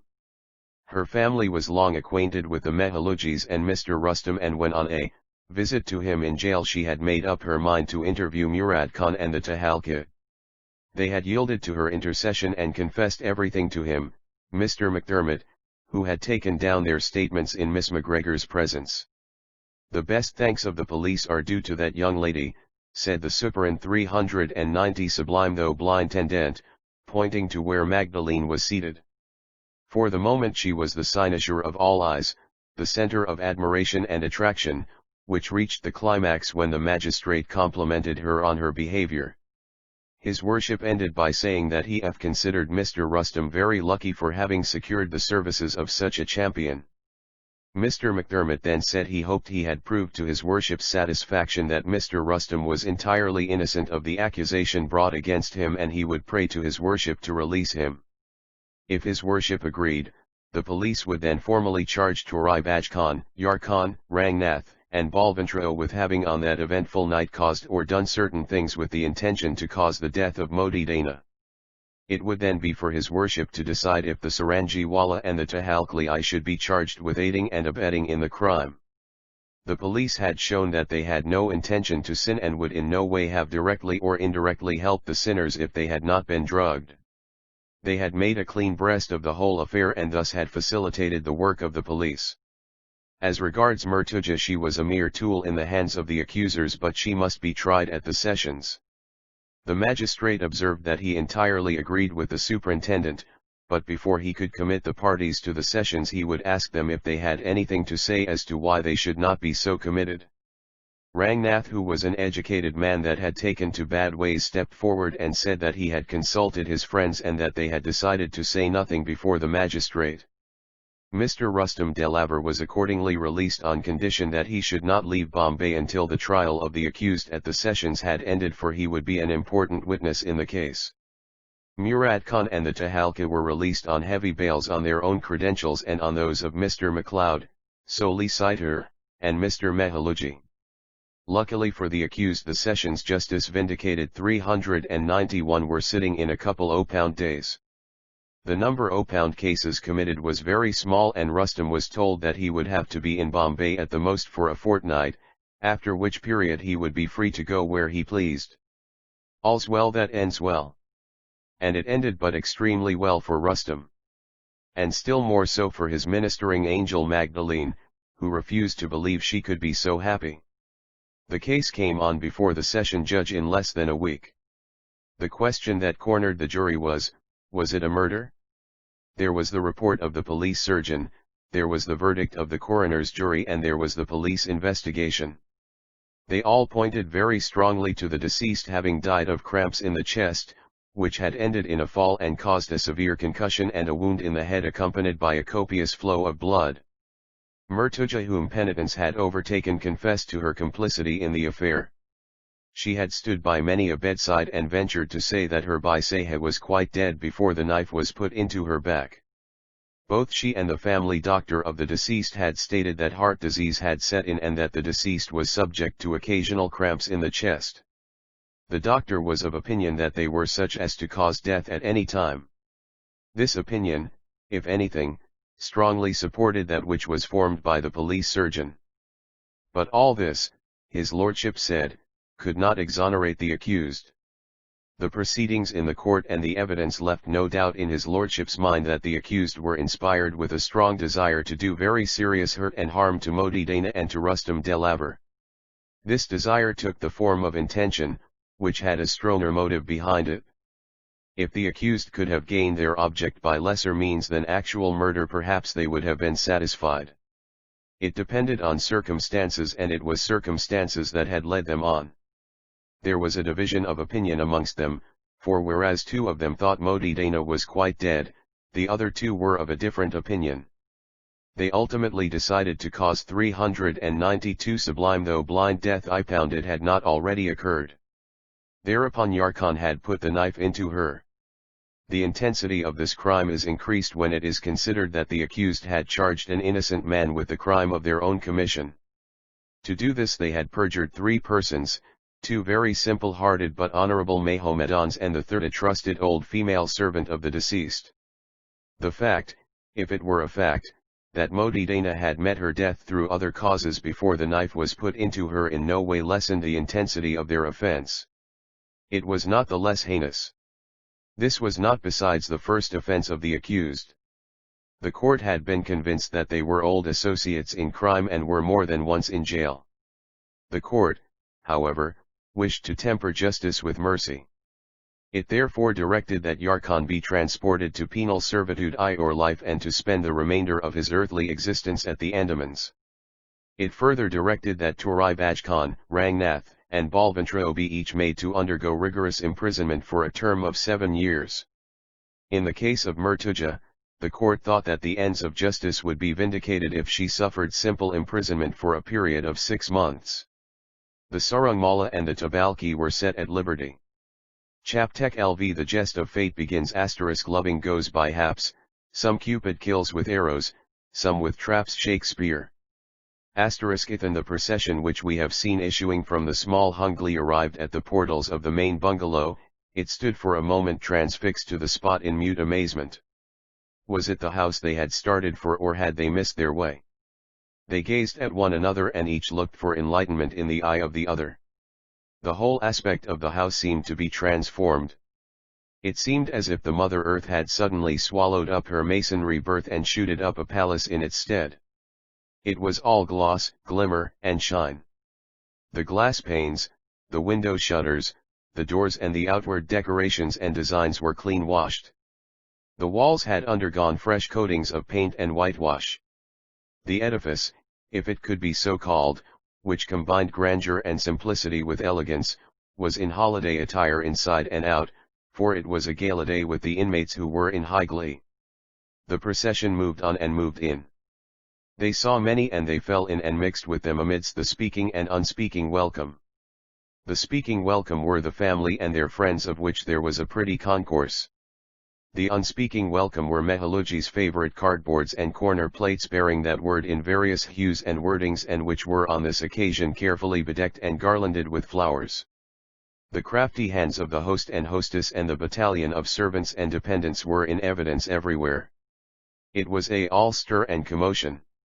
Ceremony was being performed, a 394 sublime though blind ceremony, very ordinary and not much noticeable at ordinary times, but somewhat extraordinary and specially noticeable on this occasion. There was Mrs. Bahadur Shah, there was Mrs. Mehaluji, and there were 2 other figures, one opound a male and the other of a female. Mrs. Bahadur Shah was holding a small silver tray in her hand which contained the ceremony materials peculiar to a betrothal. There was Magdalene, dressed cape-pie in Parsi costume, standing on a low wooden stand with her face towards the east. Mrs. Mehaluji was seen to take a pinch of kanku or red paste from a small silver crucible which stood on the tray in Mrs. Bahadur Shah's hands.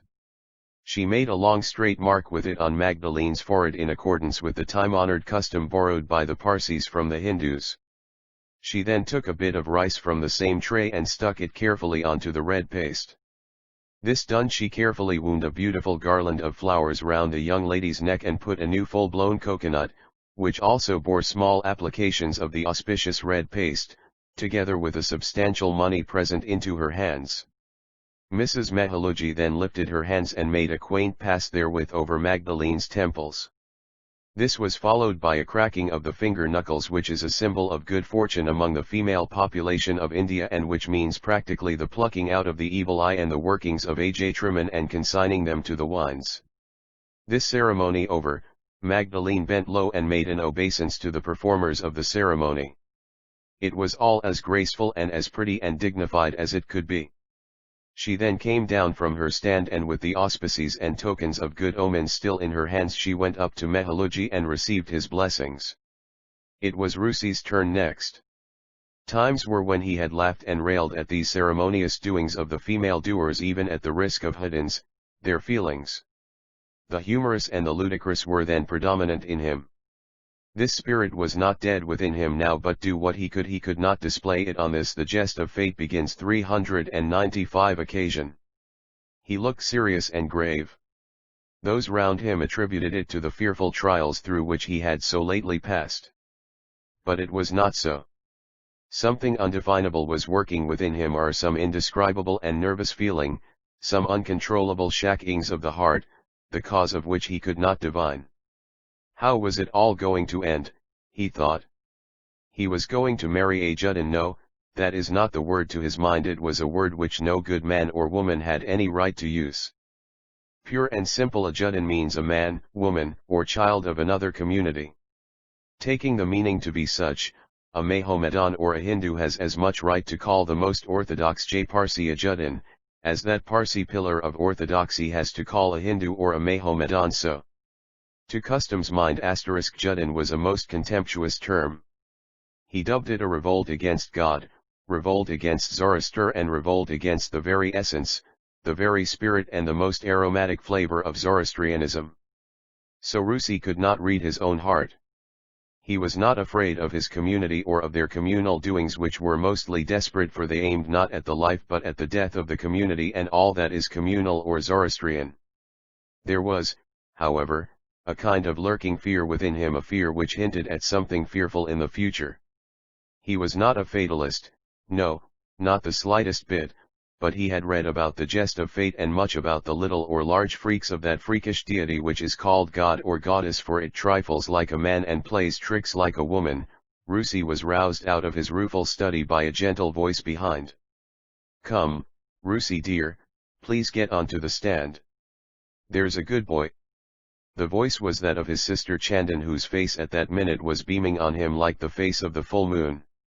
Rusi never forgot the mint of tender commiseration, sympathy, devotion, and wholeheartedness which it conveyed. As if afraid lest Rusi should not obey, another voice took up the cue and said, "No, we Rustum, we will accept no refusal from you. Are determined to -396 sublime though blind exact obedience." It was Mrs. Bahadur Shah. Rusi obeyed mechanically. Ceremonies akin to those performed in the case of Magdalene were gone through with Rustum. To the male mind the idea of anyone going patiently and seriously through such a ceremony is ludicrous. The male guests are bent on a spree on such exercises, for were they not laughed at when they had gone through the same infliction in their days? Some of them came forward and added a small or large kanku chandla or the red mark with the rice decoration by the side of that made by Chandan on Rusi's forehead. Rusi's hands were full of presents. At ordinary times the sight of someone else going through such a ceremony would have raised up all the mirth and merriment within him and set him a-talking and a-laughing. But his heart was too full for all these, and for words now. Magdalene has stolen his heart, how could she have stolen his tongue, mused the crowd. No. She had not done that. It was one of those events which happen in most men's and in most women's lives, an event which holds sway over the human heart and before which all human wishes are helpless. Congratulations and good wishes poured in amain upon the pair.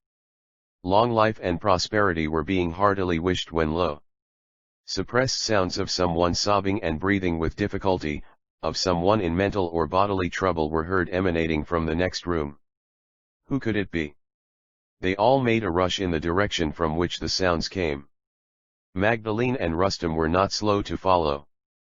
There was Shireen lying on a small sofa and holding a kerchief before her eyes to check the tears that were flowing freely and running down her cheeks and to conceal her face from prying eyes. Magdalene made straight towards her. "What is it, my dear?" she asked. "Where were you all this while? You have not been absent from my mind for a moment. When they were killing me with kindness I was pressing them with questions as to where you were. Come, tell me, Scylla, I doubt not but your heart is too full for words. These are tears of joy, for you must be overjoyed at the jest of fate begins 397, our union. I should have told you all about it a week ago, but I was not free to do so."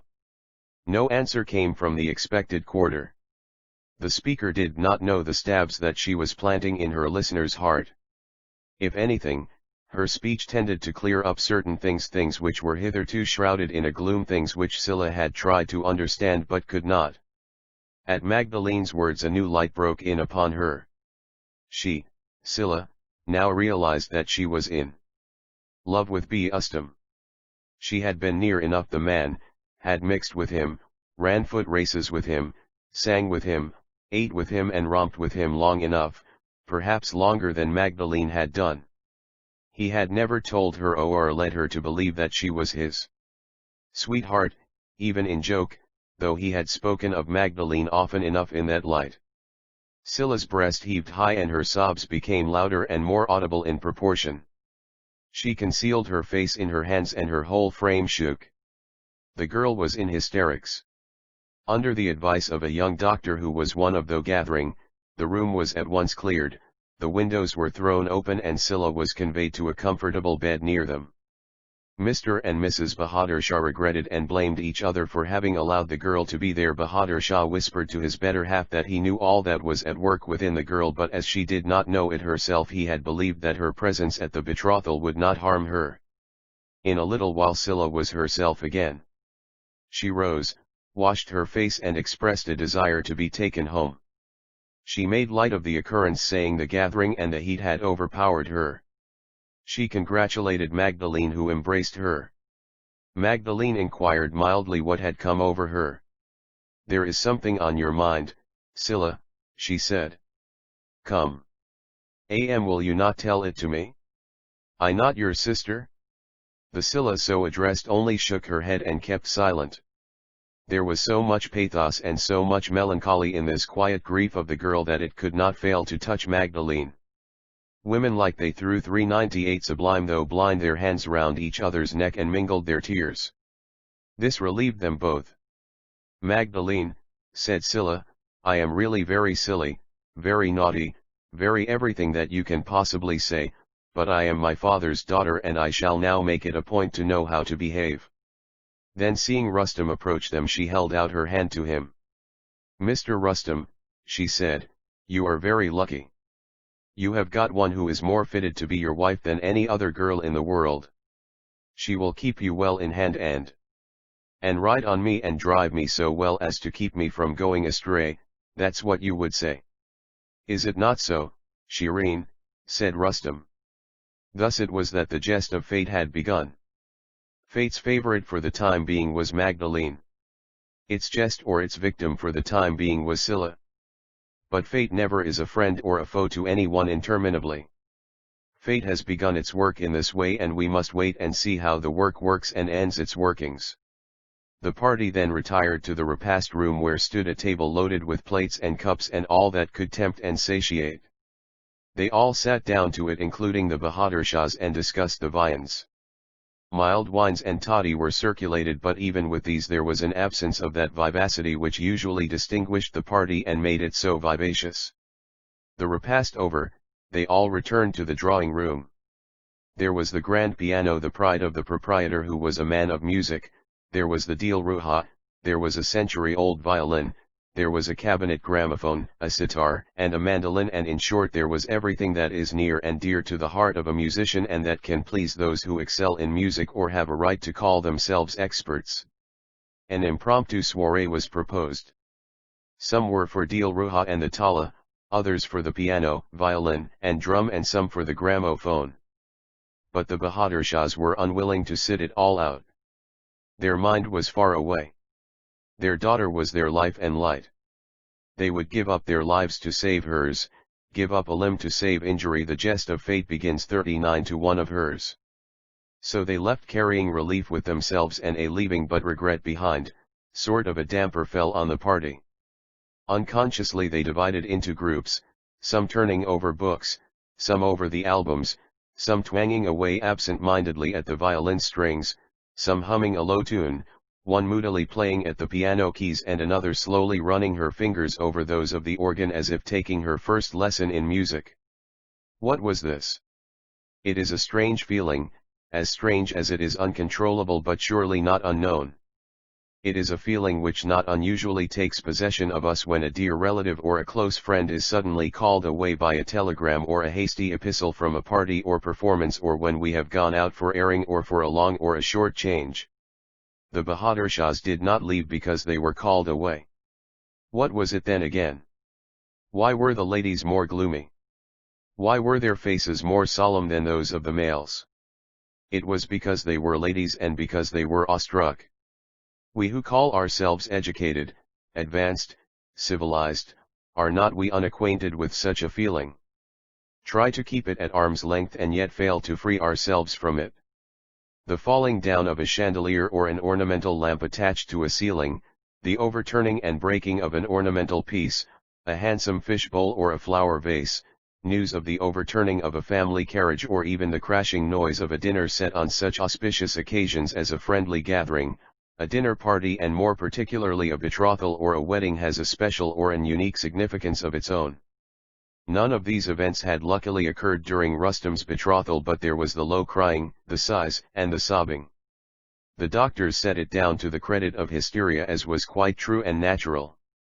The males said it was all nonsense, setting it down to anything else. But to the mind of the ladies it boded ill. There should be no crying, and even hysteria they think has no right to display itself on such occasions. Besides, when was the girl ever hysterical, they asked. And what reason had she 400 Sublime though blind to be hysterical then? The surroundings and the circumstances, they said, were more in favor of music and merriment than an hysterical exhibition. Even some of the sterner sex caught the contagion and japsed into silence. Magdalene and Russie, taking advantage of this, hied away and betook themselves to a fernery in the garden. Sort of an extempore concert was got up and the party dispersed earlier than expected. An hour later Mehaluji was at the telephone, somewhat snappishly and excitedly ringing away for Mr. Bahadur Shah. The girl operator at the exchange strongly objected to his behavior and warned him not to ring so hard. This made the usually passive Mr. Mehaluji more active, and she offered resistance. He thrice gave Rano numbers, and when he gave the right one, the operator, whoever she was, pronounced the word engaged by way of retaliation. Where the telephone is concerned, even purse-proud males have to be at the mercy of empty purse girls. So it was with Mehaluji. He had to give up ringing in sheer despair and to leave the telephone. 10 minutes later he returned to it much calmer and cooler than before, and prayed for "With a please madam, number 2525. The madam seemed to recognize the voice. There was an abrupt "what now," then a low chuckle, then a tittering, and then there was the number at Mr. Mehaluji's sole disposal and service.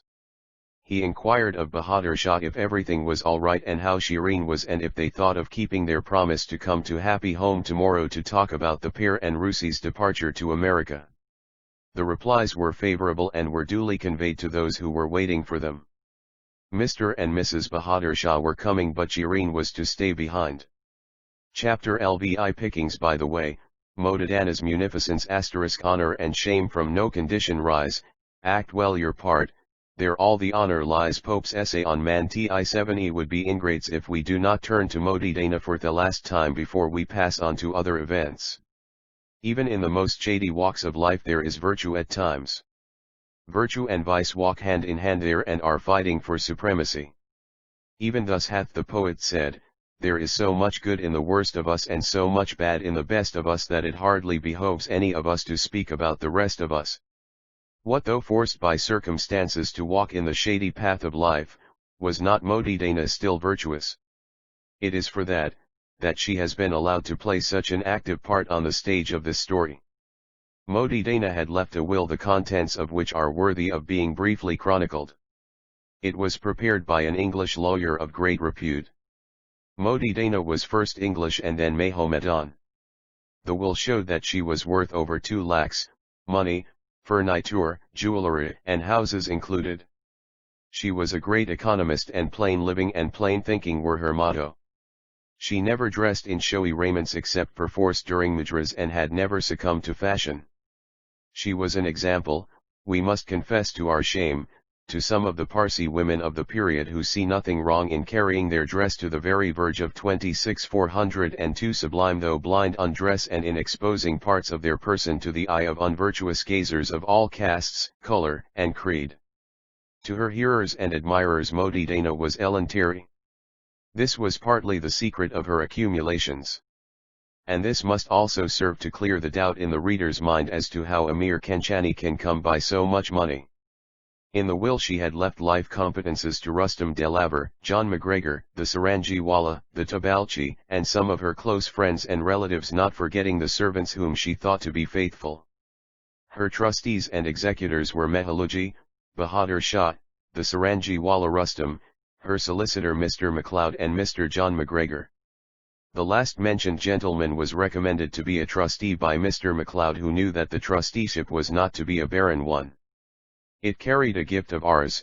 5,000 to each of the trustees who were also to be the executors. Her house in Mahomedan Mojilla was to be devoted for the purpose of a Mahomedan school, that at Parel for a Christian school and that in her mother's birthplace for a free school for children of all denominations. A donation of Rs 5,000 was given to the mosque in Mohammedan Mojilla and a like donation to the Christian church in Parel.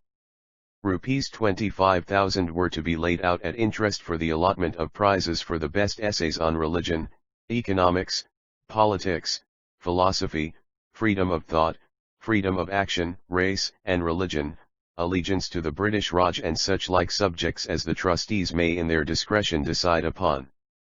2 scholarships were to be established, one in her mother's name and another in that of her father, so selfless was she. Dawarha Mohammedan, Modi Dana remembered that all religions were alike.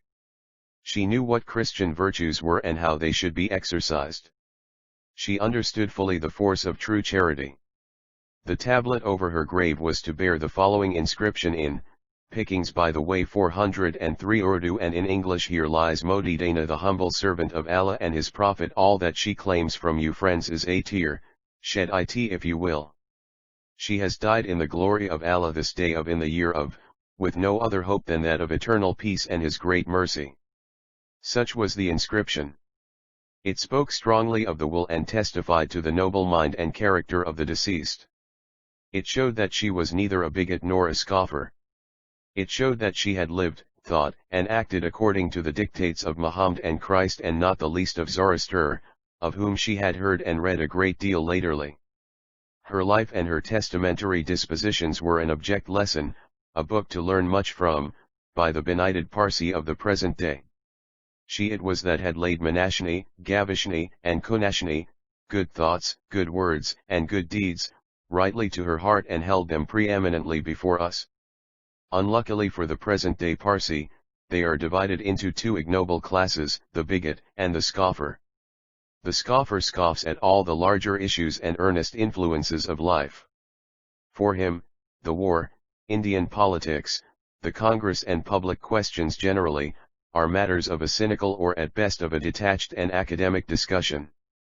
The bigot is eternally engaged in the futile and ferocious task of running down all progress, all reform, and all education, in the imaginary interest of religion and ancestral custom. Between them they make the community odious and ridiculous.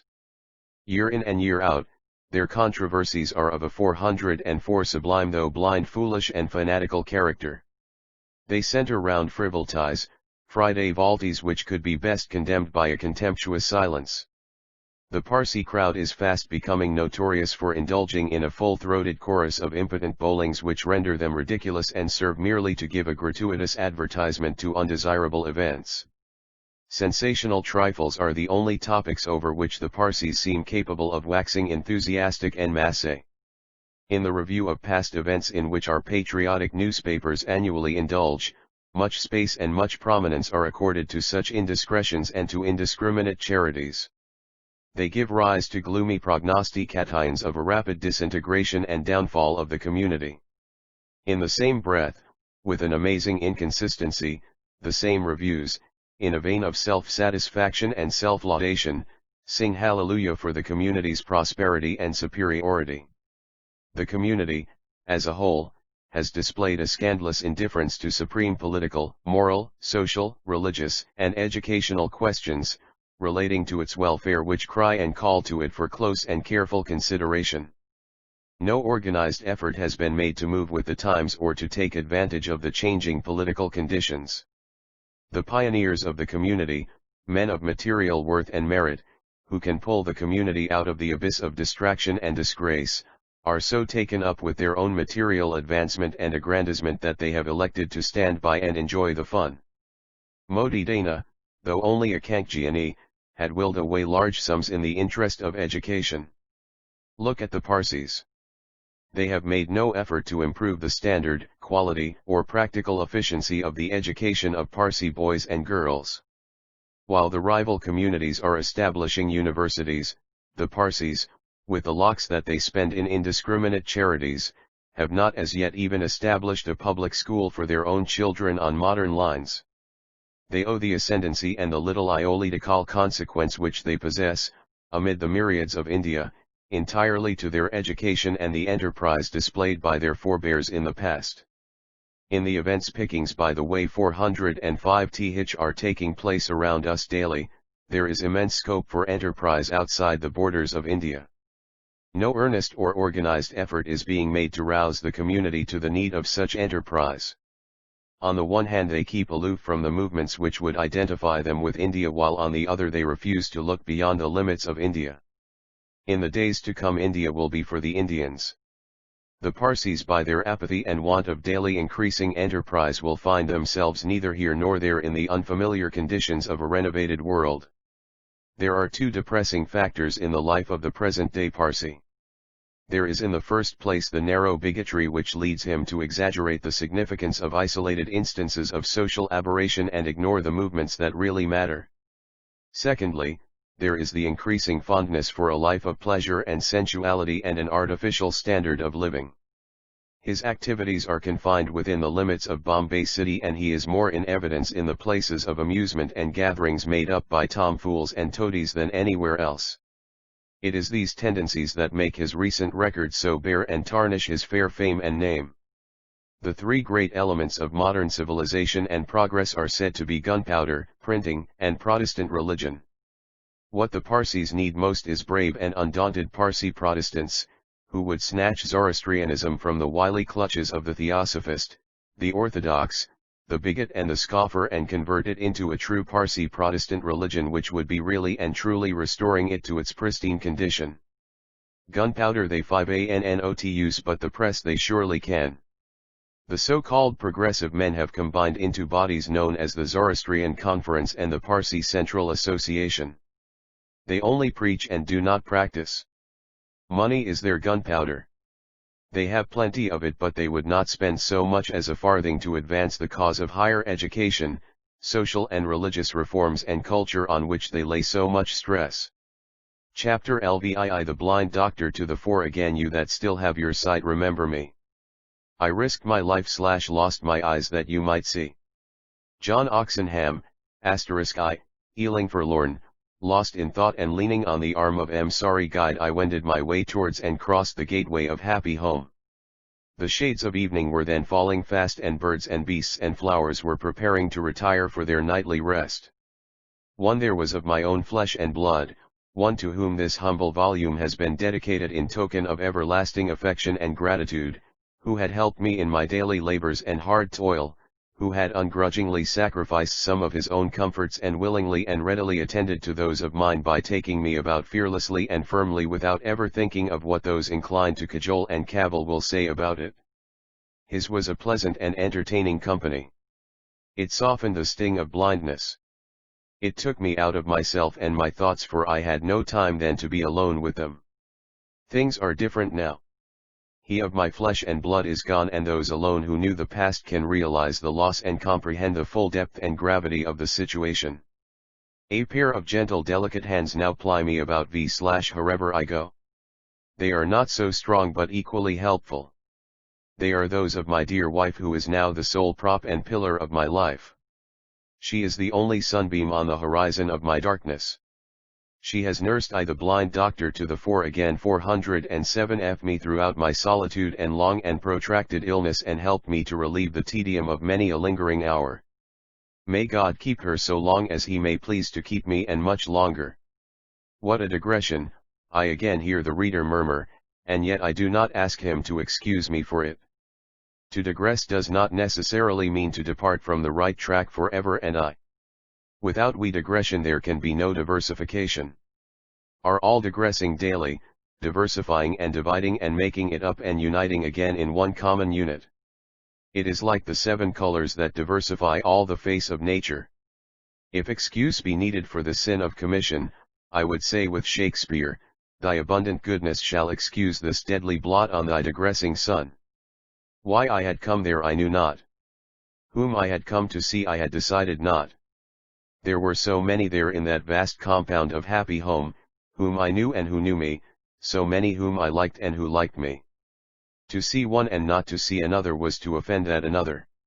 Like Solomon, therefore, I found shelter in wisdom, and let my guide lead me where and whither he chose to lead me, to the little Bimbli, where were domiciled the girl with the lost sight, Thridi, the girl full of heavenly light, Roshan, the full-grown man of mixed hilarity and hardship, Ardeshir, and Keshan's fiancé, the bright and hopeful young stripling, Jal. Our onward progress was soon checked by the sound of rising voices as merry and as gay as those of the lark and the linnet. "Oh Jal, you naughty man, you are always for frightening me, you are the pest of my life, you have caused the book to fall from my hands, see how far it has rolled away from me, even thus I will roll away from you if you are not wiser." A fine girlish voice was heard to say this, half peevishly and petulantly and half in mirth and by way of complaining murmur. It was Roshan, for the voice was unmistakably hers. There was only one other voice that resembled hers, and that was the voice of Arsila the divine, Shireen. The 408 sublime though blind two voices, when combined, were melody itself. But they were not combined now, for Scylla was not there. I could not see, but I could well divine Roshan lying under a shade, outstretched at full length on a garden chair, outwardly deep down into a book but inwardly awaiting the arrival of her lover. I could well divine the lover issuing unawares from the cluster of toddy trees behind, too slyly pulling down the graceful sor of her sari and letting loose far below the long length of her slender neck and back the fulsome knot of her raven black glossy hair. Asterisk, you naughty man, do you think I am more interested in you than in that book there? What right have you to deprive me of that pleasure?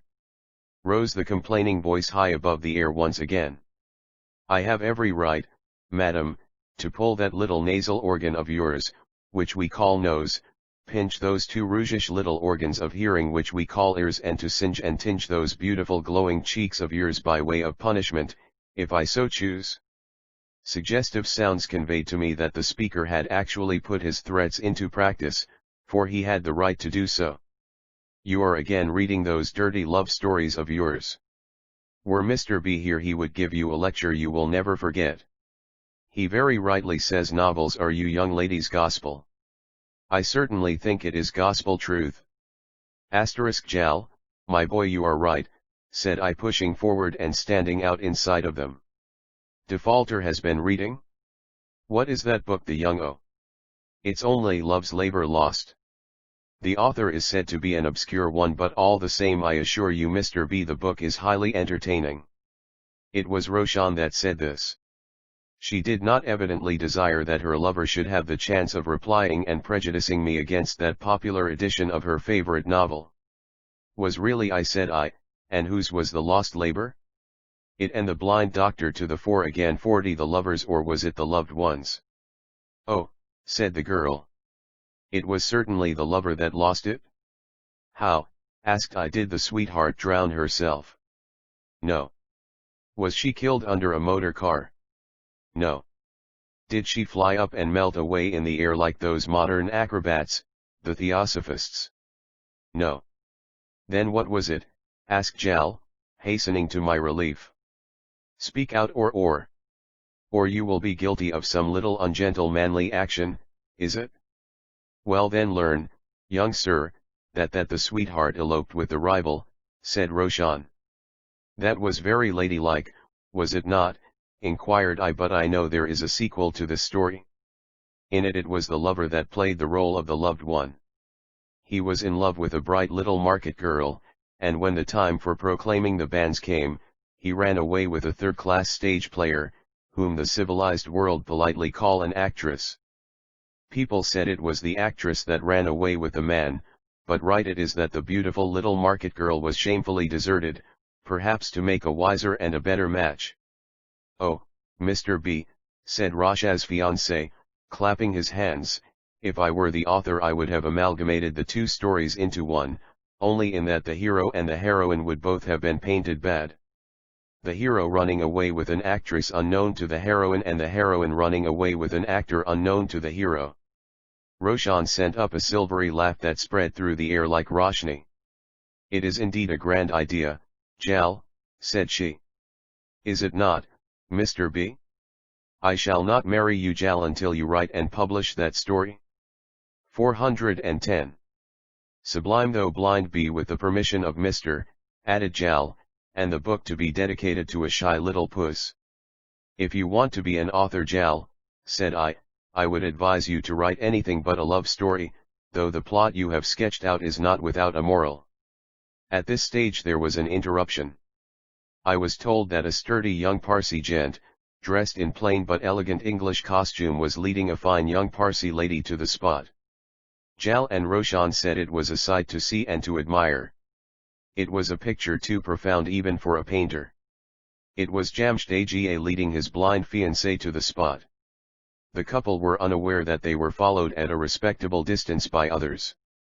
The others were Mr. and Mrs. Mehaluji, Rusi, and Magdalene, Shireen and her parents. They had all come to see the young stragglers and Thridi, and finding the former had strayed and were missing, they followed them to their rendezvous. Servants with light chairs and carpets, baskets of refreshments and jugs of toddy, brought up the rear. The company were soon busy doing justice to the viands. Roshan, Magdalene, and Shireen were called upon for songs.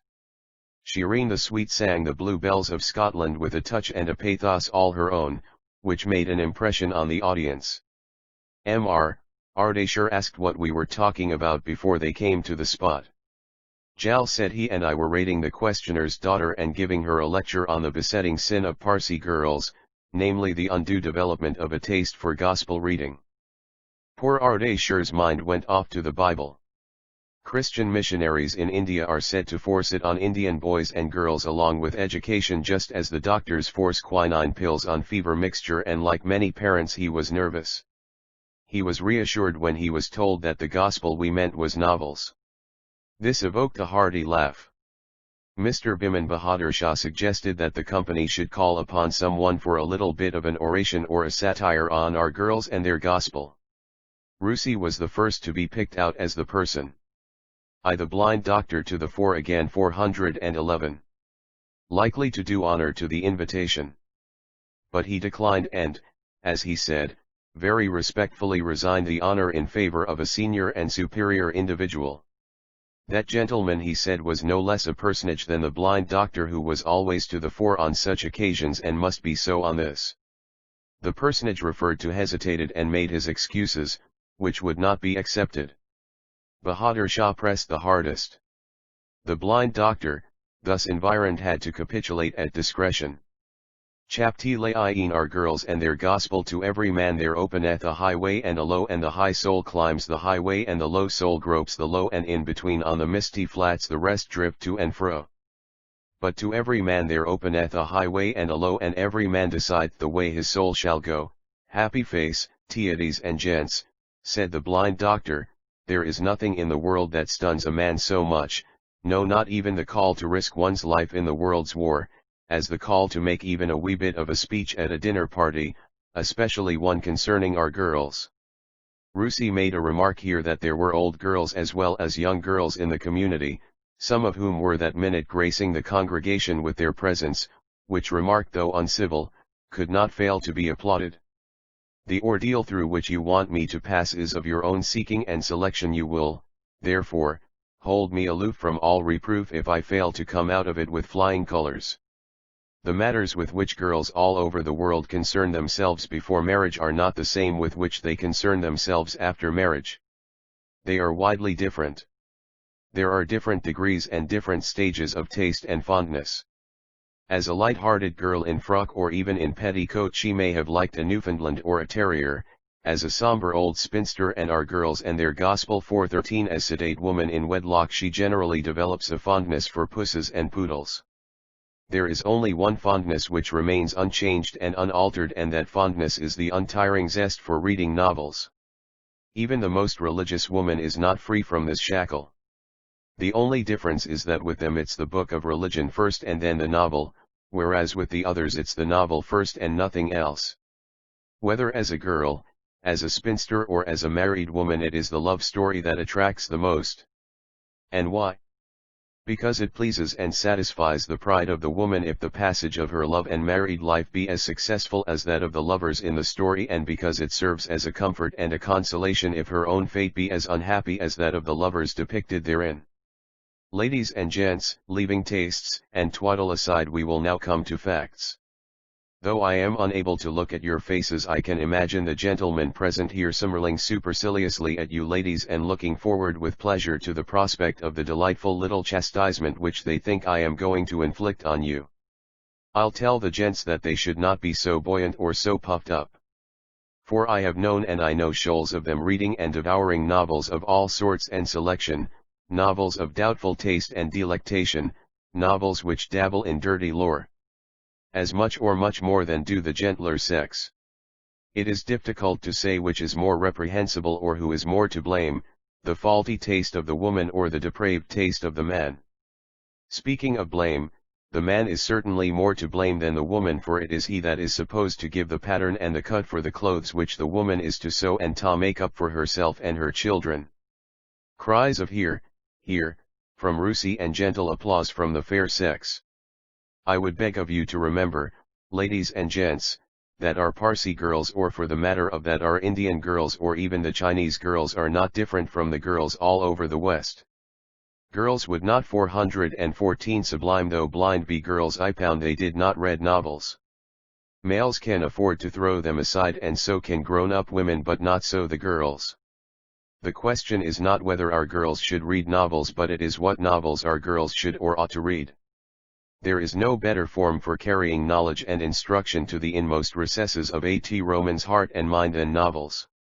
No better medium than instructive little novelettes and short stories which are as good and as wholesome as serial stories. The next question is, are our girls able to decide upon the choice of the books, periodicals, and newspapers which they should read? The answer is clearly, no. Then Irvho select the same for them. Do the brothers select them for the sisters? Do the fathers select them for their sons? Do the mothers select them for their daughters?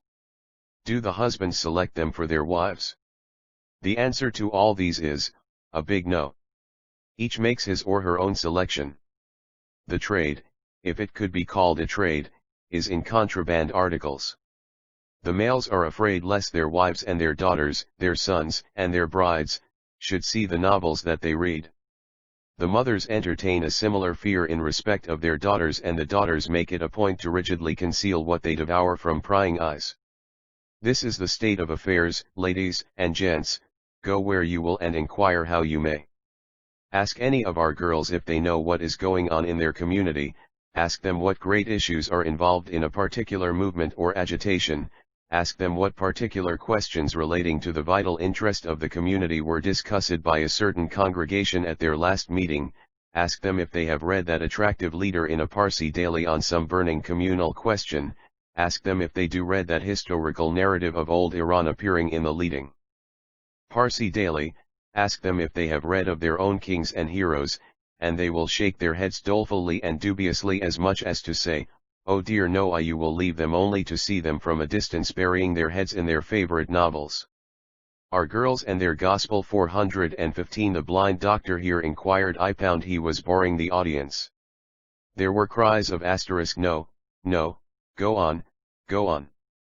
Some time ago a lady writer in the 19th Century magazine gave a very interesting account of a census she had instituted of the reading of the modern girl.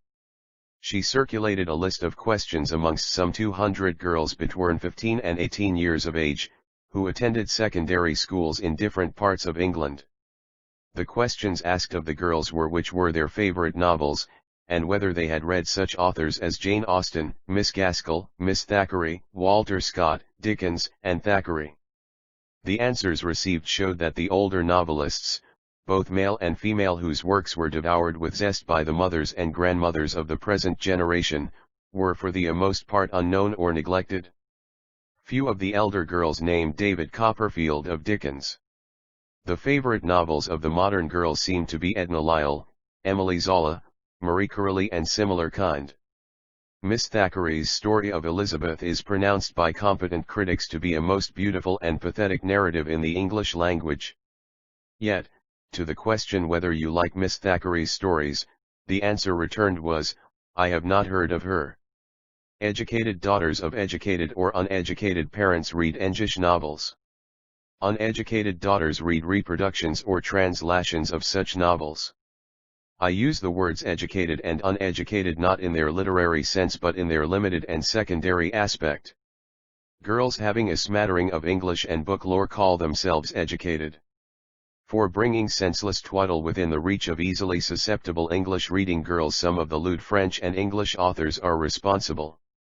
For furnishing this French and English lore in a borrowed garb to the Gujarati-reading girls, the male and female translators in the Parsi papers are responsible.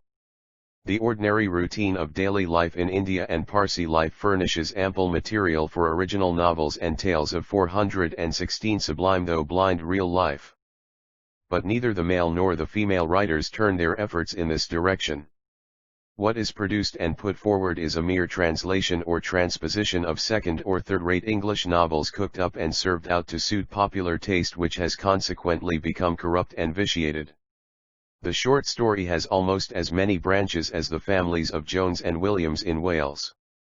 Clever writers are constantly decking it out in new raiment, but, however skillfully it may be robed, practiced eyes can always detect the bones of the old skeleton beneath the tinsel. Original plots are rarer than rubies and the search for them is wearisome. So difficult is the quest, indeed, that hundreds of writers are content to use the old familiar puppets and the same dingy scenery over and over again and to rely upon fresh and witty dialogue alone to pull them through. The freshness is not always obvious nor the wit very striking, as a perusal of some of our newspapers, our novels, and our much-boomed monthlies will convince you. But when once a so-called novelist, an editor, or journalist has made a name for himself, it takes the public a long time to find out that he is fobbing them off with third-rate stuff, as different from the yarns which won him fame as slyotty from broadcloth. For if only your story were as clean as it is clever, take it from me that these double entendres, these thinly veiled hints at nastiness, are a woeful mistake. I know it is the fashion nowadays to dress filth up in fine raiment and flaunt it on book stalls, but it is literary prostitution nevertheless, and those who traffic in it will live to regret it sooner or later. We are not, said the blind doctor, without one due share, and that's ample enough, of plagiarism. Charles Garvis is the author ately worn threadbare by some of the Parsi plagiarists without so much as crediting their translations with the names of the original novels or of their authors. The author's permission to our girls and their gospel. 417 translate the books is never obtained, but on the contrary impudent hints are put forward to hoodwink the credulous with the idea that the stories are original or built up on handy plots. I remember someone saying that plagiarism has the credit, at any rate, of perpetuating the original. Let us then, ladies and gents, console ourselves with that. But if you wish to be a successful writer, to raise yourself and your banking account at one and the same time, you must be in the swim. You must plunge into the flowing tide of human affairs and keep moving with it.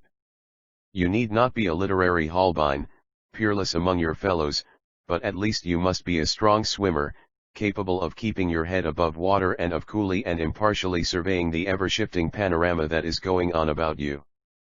Pen prostitution is one of the worst forms of moral misdemeanor that any writer, be he a penny a-liner or a panegyrist, a novelist, or a journalist, can be guilty of.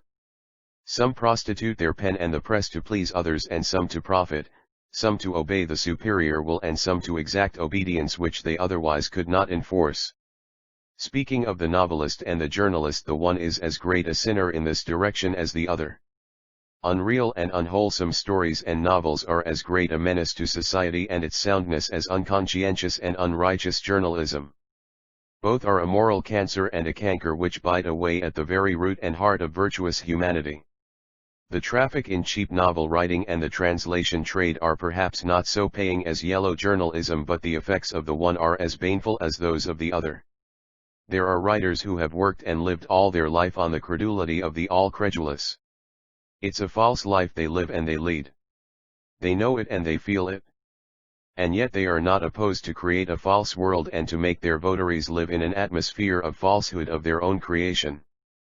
The proprietors and the promoters of yellow journalism rarely practice what they 27-118 sublime though blind preach.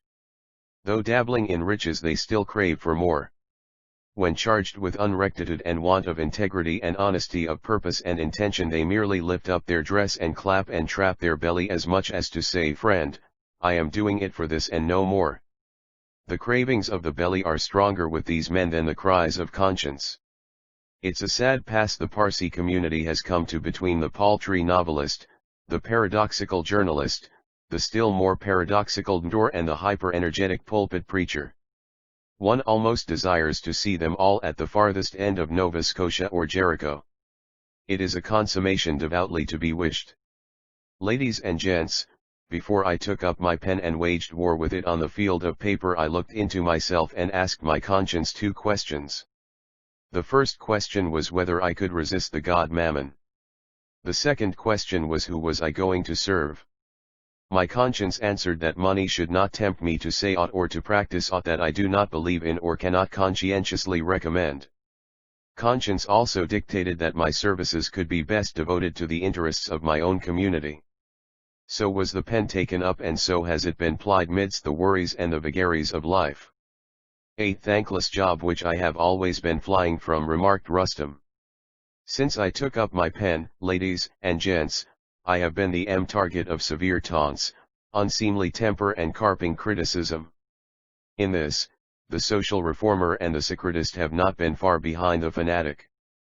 I have been charged with having my hobbies and mercilessly wielding the weapon of ridicule and biting sarcasm.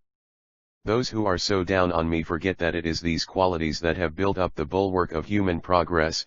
There are hobbies and hobbies. It all depends on what sort of hobbies you have. The hobbies I am charged with are iodorjaminable running down of fanaticism, religious fraud, social and, our girls and their gospel 419 are moral aberration, cheap pulpit preaching, destructive theosophical, doctrines and dogmas, dasturs and devotees oi dubious propensities, uncontrollable and irreconcilable religious and social cant, indiscriminate charities, tall talk from high places and little doings in practice, the absence of a general charity organization, the absence of unsophisticated social workers, the absence of all means of advancing home training, education, and culture, the bold purging of the pure Zoroastrian creed from the excrescences, prejudices and the gradual pulverization with which it is encompassed and threatened, the establishment ot Protestant Parsiism, the introduction of purer tenets and truisms, the introduction of a spirit of steady advancement and outspokenness, the improvement of the prevailing tone of levity and lasciviousness of the Parsi society, of its newspapers, its periodicals, and of its novel and story grinders. These are my hobbies, but the uppermost of them all is the quality of calling a spade and not beating about the bush. Ladies and gents, a hobby is a subject or a theme of ever-recurring thought, a plan or a campaign of intrepid action on which one is constantly setting off. The Parsi community do not want dolls to dangle year in and year out, but they certainly want hobbies to hammer at and to harmonize with an aim to organize. Coming to ridicule, I would say that it is a weapon which every writer with a keen sense of the ridiculous and the humorous needs must wield. There is nothing which tells so much as ridicule. There is nothing which saves a community from the ridicule of its compatriots and confraternities as a pen which knows how to expose their community to ridicule. Ladies and gents, to my mind we have in a great measure unduly restricted the free operation of ridicule, and this is one of the causes of our backward or retrograde progress and of the stagnation of steady reforms. They have narrowed the word so unmercifully that in common usage it has been brought to mean simple derision. True ridicule does not involve personal or offensive feel. 420 Sublime, though blindings, though outspoken writers have been most unjustly credited therewith by those who have their own ends to serve. Ridicule may excite laughter with comtm, but it is certainly not bulls we deride the man but ridicule the man or his performances. So this is the weapon I have wielded valiantly and fearlessly, and I am proud of it, let traducers and storymongers say what they will. Ladies and gents, before I conclude I crave your permission to repeat to you what the poet has sung in words of gold regarding ridicule, in words which stand and will stand as lasting monuments to penmen and panegyrists who have craftily and successfully practiced the noble art of ridicule. F. Yes, I am proud, I must be proud to see men, not afraid of God, afraid of me, safe from the bar, the pulpit, and the throne, yet touched and shamed by ridicule alone sacred weapon. Left for truth's defense, sole dread of folly, vice, and insolence. To all but heaven-directed hands denied, the muse may give thee, but the gods must guide. Reverent I touch thee, but with honest zeal, to rouse the watchmen of the public will, to virtue's work provoke the tardy hall and goad the prelate slumbering in his stall. Yet insel insects, whom a court maintains, that count your beauties only by your stains, spin all your cobwebs o'er the eye of day, the muse's wing shall brush you all away. All his grace preaches, all his lordship sings, all that makes saints of queens, and gods of kings, all but truth drops dead-born from the press, like the last Zarad, or the last address. Chapter licks after all man with his burning soul has had an hour of breath to build a ship of truth in which his soul may sail on the sea of deaths for death takes toll of beauty, courage, youth, of all but truth. Robert Bridges. I-17 must now pry once more and for a while only and for the last time into the privacy of Mayor Villa before we bid goodbye to each other. Seated at a table and deep down into deliberation is Iraq. He looked anything but happy. His face was flushed and puffy. It was anything but attractive. There was a dangerous look in his eye which would have warned people, if people were round him, to leave him alone and to his thoughts. He had just returned from an aimless roaming about the town, a look into one life and soul-killing club and a peep into another, and had returned quite in disgust and dissatisfied with himself and his lot. What was he thought, but a dependent on Meher Banu? He was her favorite today, but all the same he was her slave, and she could put him out of her favor and show him the door, if she so desired, tomorrow. She talked of marrying him subject to a certain contingency. That contingency it was not pleasant to contemplate, for Ardashir looked full 10 years less his age. He, Ardashir, did not allow care, uncertainty, and anxiety to over 422 sublime though blind power him. These elements which Ardashir kept at bay tortured Iraq. When Shara was alive things were quite different. She liked him and he liked her. There was not much difference in their ages. She would have been rich in her own possessions in course of time, but it was not that alone that was a temptation. The girl was of a fiery temper, and yet she had a good corner in her heart always for him. It seemed as if fate itself was at work. Whilst making love to the daughter he had allowed her mother to treat him like a boy. The mother's liking for him was quite innocent then. But things were different now. He was now a plaything, to be set aside at pleasure. Goodness knows how long he would have continued in this reverie, when lo! Someone unseen approached him from behind and tapped him on the back. So taken unawares he started up to his feet. He looked behind and his temper was up. It was rarely down nowadays. He growled and glared at Meher Banu, for it was she. "Abi had right have you," he muttered between his teeth, "what right have you to disturb me so? I am sorry I have disturbed you, Sheth Saleh. I am indeed very very sorry I have broken in upon your solitude so rudely. But why did you start so? Surely you were not thinking of murdering me who am my patron, my proclaimer general, my female lord and master, my life and light. What wouldst thou have with me, Meher Banu? Why won't you leave me in peace? Why do you kill me with your tongue and your taunts? Do you wish to deal with me like how you did Abath, that angel who is now no more?" he inquired, dropping back into his chair. "And pray who is that angel? Is it my daughter Shara, you mean? When on earth she was not an angel. She was only a frail mortal like you and me. Mayhap she may be an angel there now. If so, well and good. For then we might hope to be ditto." "Fie on you, Meher Banu," roared the man. He rose after all 423 furiously that he staggered the woman who was standing close by and who would have fallen were she not holding tight by the chair. "It is my turn now," she almost gasped forth with rage. "What right have you to treat me so? Treat me so within my own precincts and premises? You oaf, you lubber, you lazy loon, you forget yourself. See, how in your madness you struck your fist against my chest. It was enough to break any ordinary woman's ribs. But I am not an ordinary woman. You look a culprit now. Iraq, she said, cooling down, you stand self-accused. You plead for mercy. There. There. Don't try to apologize. It does not suit you at all. I don't like cowards. I know you did not do that intentionally. It will teach you to behave better in future. Iraq, continued Meherbanu, what has come over you? You are daily becoming more and more restless. Your mind is never at ease. Muhammad, who sleeps by your bedside, says you mutter in your sleep.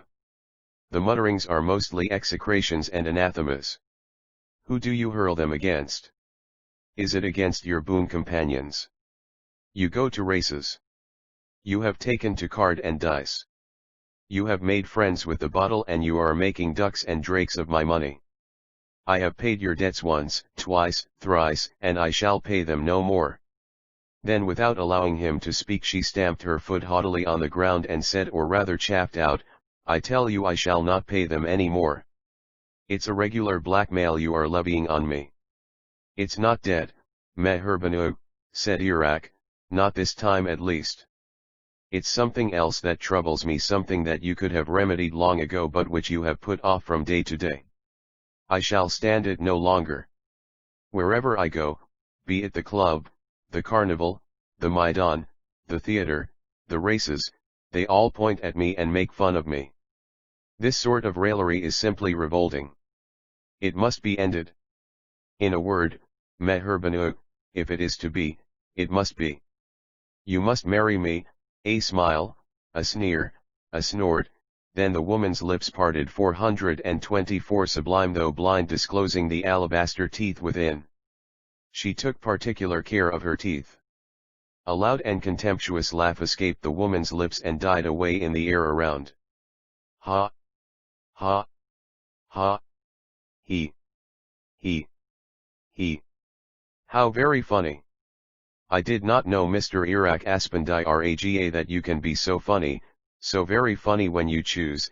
And then she laughed again. It was a laugh which struck a chill on the listener's heart, a laugh which he thought he would never forget.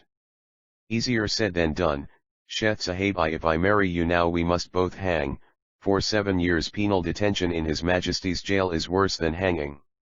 Is it not? You must wait till you are free to marry me. Wait till Mr. Ardeshir Adalji Dale is gathered to his good ancestors. Is it not, Mrs. Dale? A fine promise indeed. You know, madam, that man, that is your husband-elect, as you have said so often, never grows. He looks as if he become younger every day, and more so since he left you. You were wrong if you thought that he would pine away and plunge into eternity, heartbroken and humbled. It only shows how highly he priced you and held you like a prize.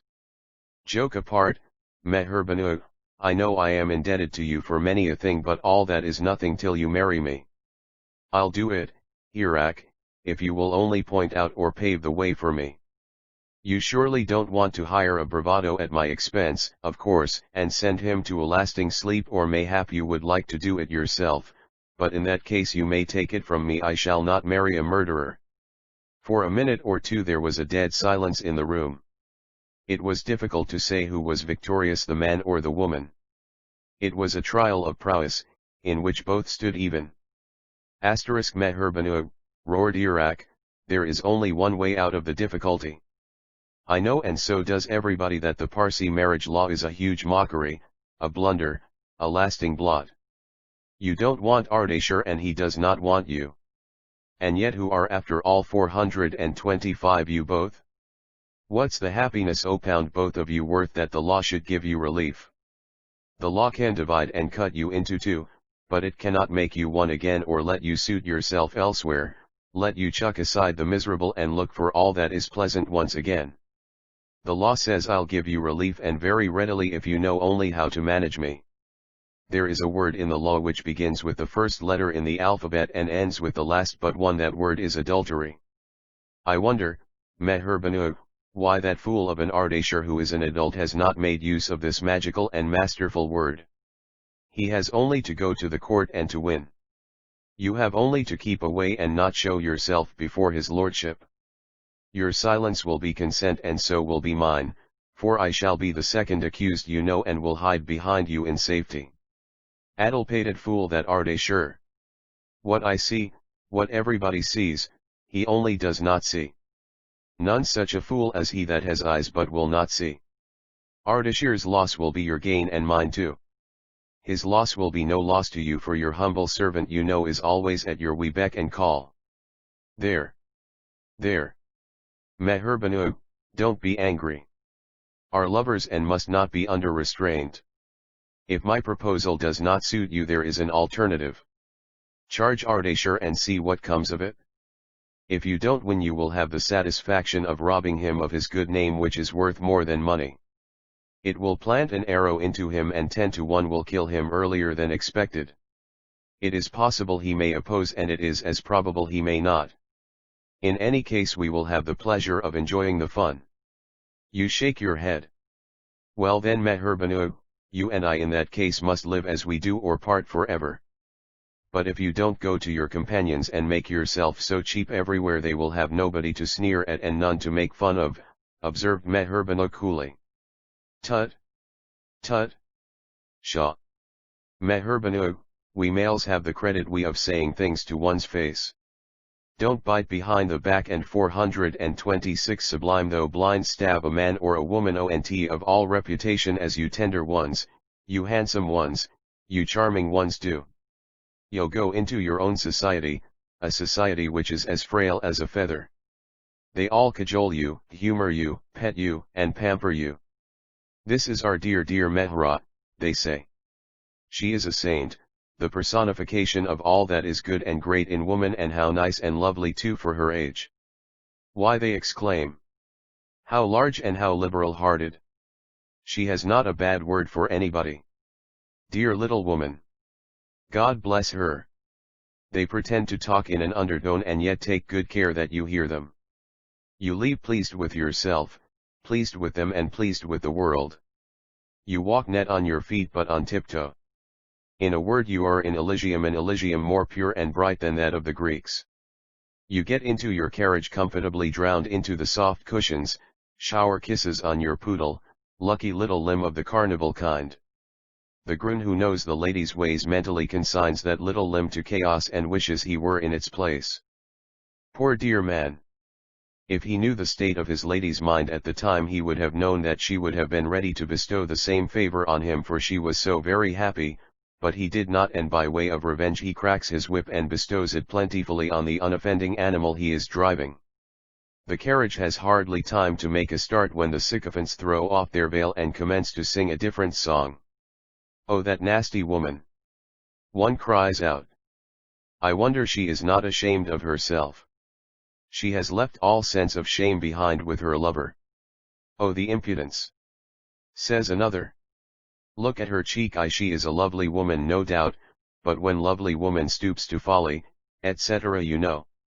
She has sent her husband to Jericho, buried him alive, wrecked and ruined him, and taken to that young rascal, says a third. But what is worse, she killed her sister and killed her own daughter after her, says the fourth. This is your female world, Meherbanu, said the speaker Iraq. Your satellites and your luminaries, your sun and your center of attraction, who revile only to relish. But let that after all 427 pass.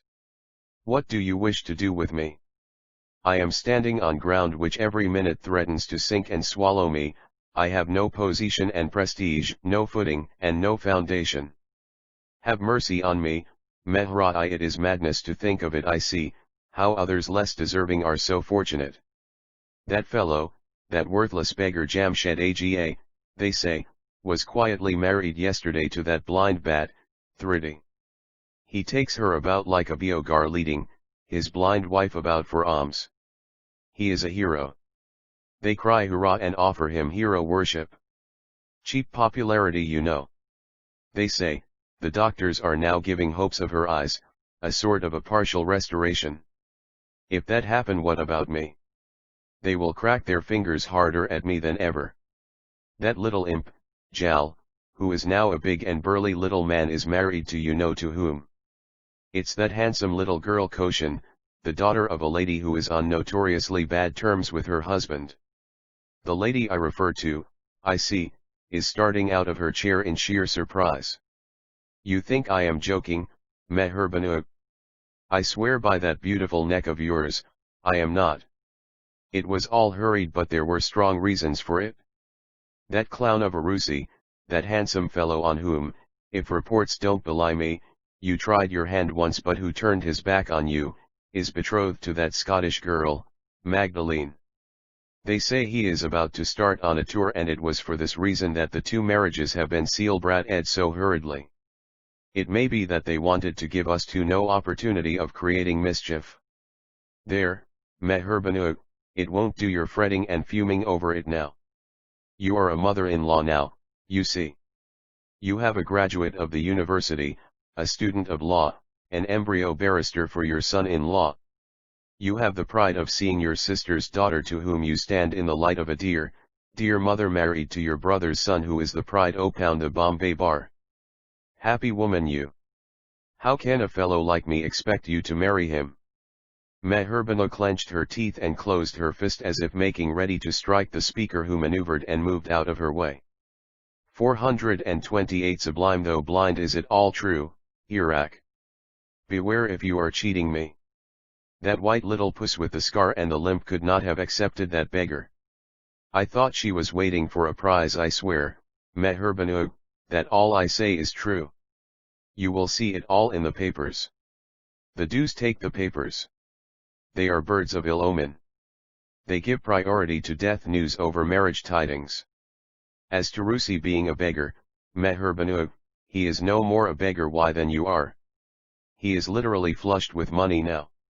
That singing woman, Modi Dana, with whom he played at dolls and dangles, left him a good round sum. His sister and brother-in-law, who are so mad after him, are more than ever so by way of appreciation of his proved innocence.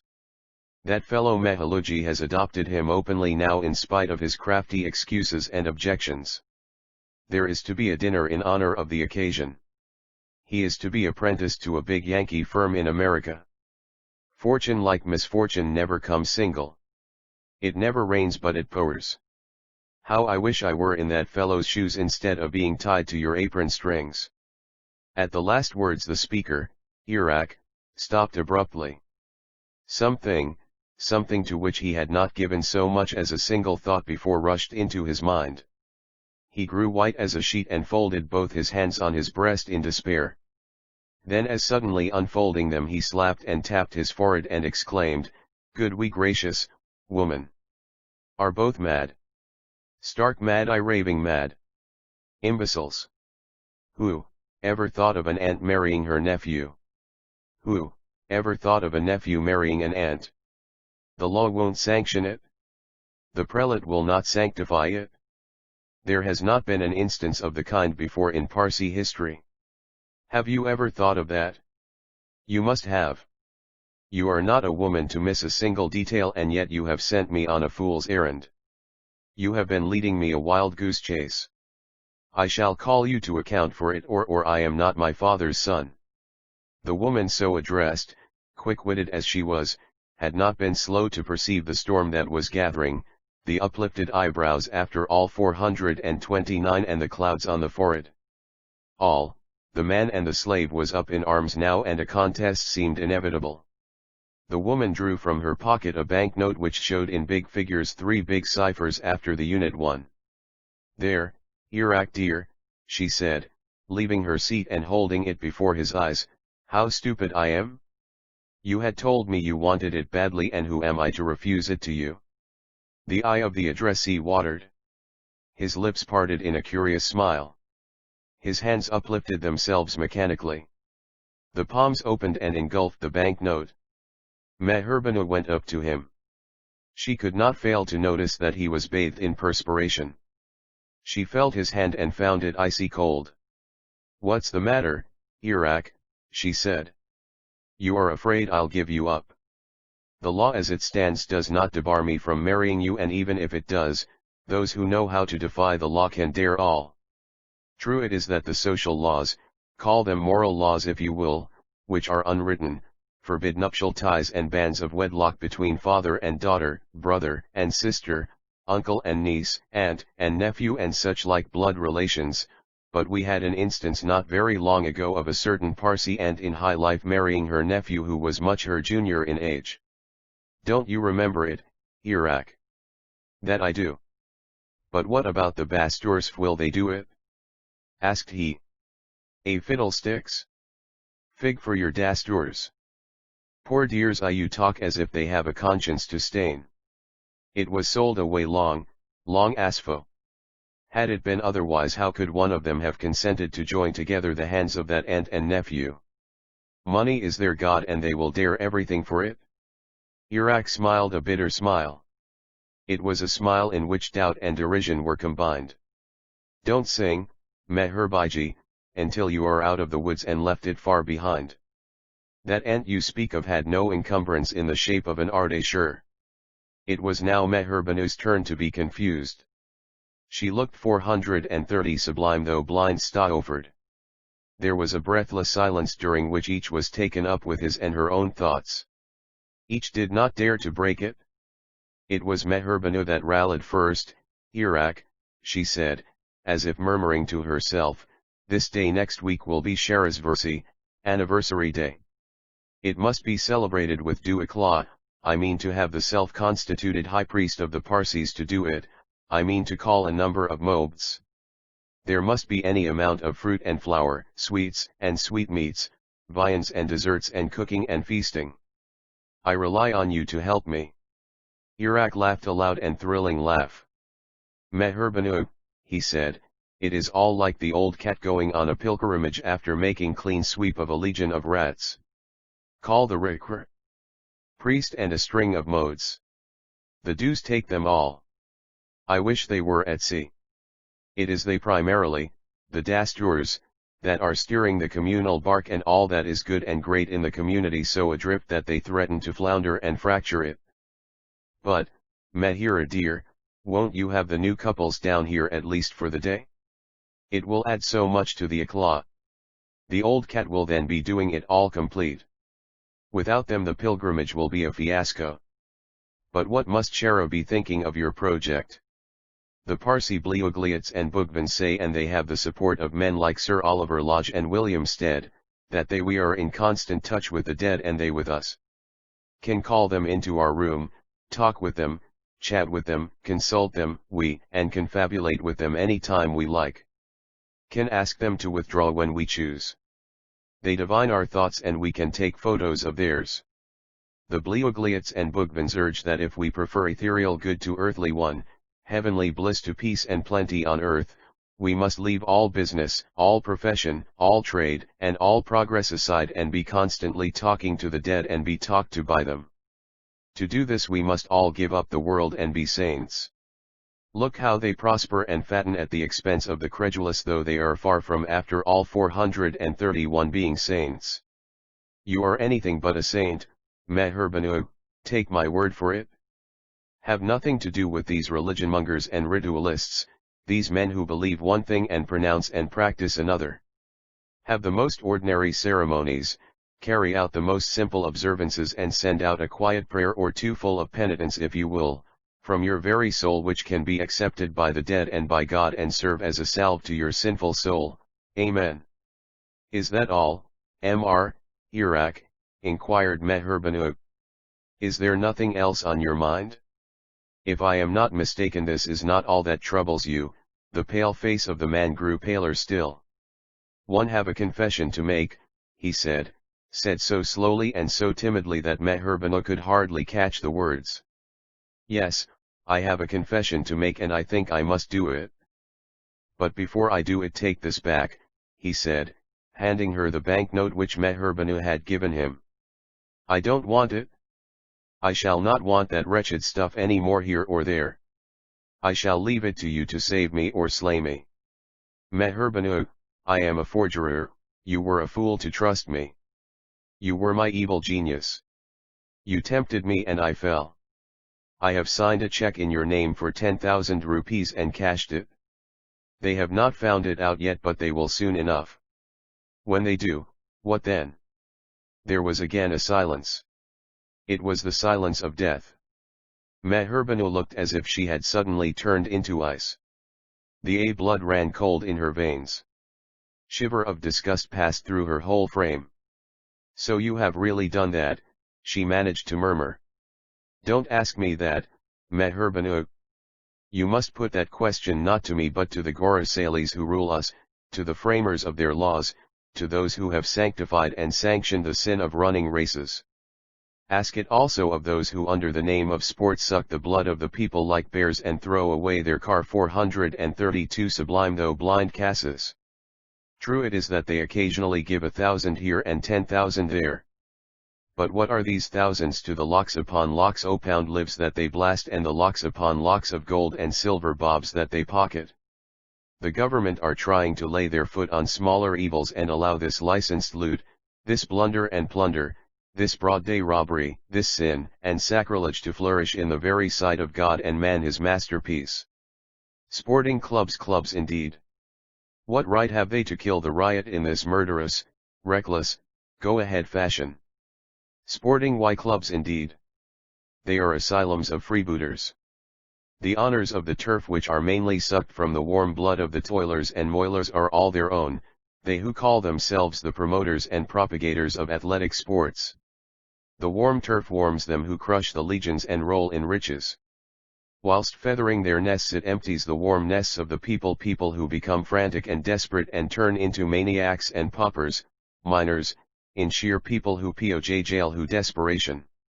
Invoke curses on themselves and there die broken-hearted or commit suicide. Is this justice? Is this mercy? Is this clemency? Is this civilization, enlightenment, advancement, progress, and prosperity? I ask Meherbano, demanded Iraq, red with rage and full of burning ire. I say it is perfidy, prolific plunder. Meherbano, you have spoiled me, you have ruined me. If you had not plied me with money and primed my purse, encouraged me to go and even accompanied me to this field of damnation and the devil, I would not have been as I am today, a forgerer. And now? What now? Now you will hand me over to the tender mercies of the marauders to be dealt with as they please. Now you will not touch me and will shiver and be shocked if I touch you. And yet it is you who want to celebrate Shara's anniversary. Oh! Shara! Shara! How I wish I had gone with you. How I wish I had taken your place. Hush, said Meherbano, putting her hand on his after all 43's shoulder and shaking him soundly to rouse him. The very walls have ears, Iraq, you are talking like a madman. I shall not guarantee your safety if you are overheard. I don't care if I overheard. I wish to be overheard, returned the youth, shaking her off furiously.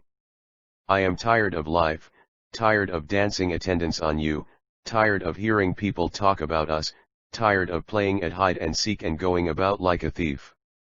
I want death. O death! Where is thy sting? O heaven! Where is thy mercy? The words were hardly out of his mouth when he brought out a small phial from his pocket and applied it to his lips before Meherbano could snatch it away. The next minute he tottered, his legs gave way under him and he fell fainting into a chair. The same minute a loud cry rang through the air. It was as loud as it was piercing. It resounded, throbbed, and throttled throughout the house. The author of this cry was Meherbano. A minute more and the room which but a minute before contained but two attracted and contained 100. Doctor came in, then a second and then a third, but it was all over. Iraq had gone forever, gone to stand before the great judgment seat, the great assizes of the mighty asylum of the Almighty. 28 Chapter LX knitting the threads give currency to reason, improve the moral code of society, and the theory of one generation will be the practice of the next. It would be futile to make even the faintest effort to describe in words the consternation and the confusion that ensued. It would be as futile to discern the feelings and the thoughts of those present in the room. The mental trouble, the anxiety, and the perturbation were great indeed. It is difficult to say who was more affected, more overpowered, the softer or the harder sex, the men or the women. Children in such cases count for nothing. They stand by panic-stricken and powerless. It is equally difficult to say who was more pitted, the dead man or the live woman, difficult to say who were for the man, who were for the woman and who were for both. Some would assume that the women must have been all for the woman and the men all for the man.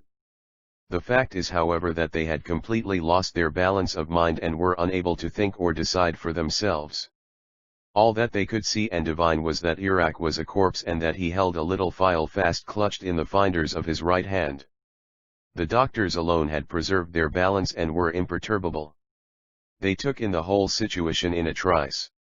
2 of them were from the same street, the third was from a neighboring one. Some of the tenants had run for them and told them where they were wanted.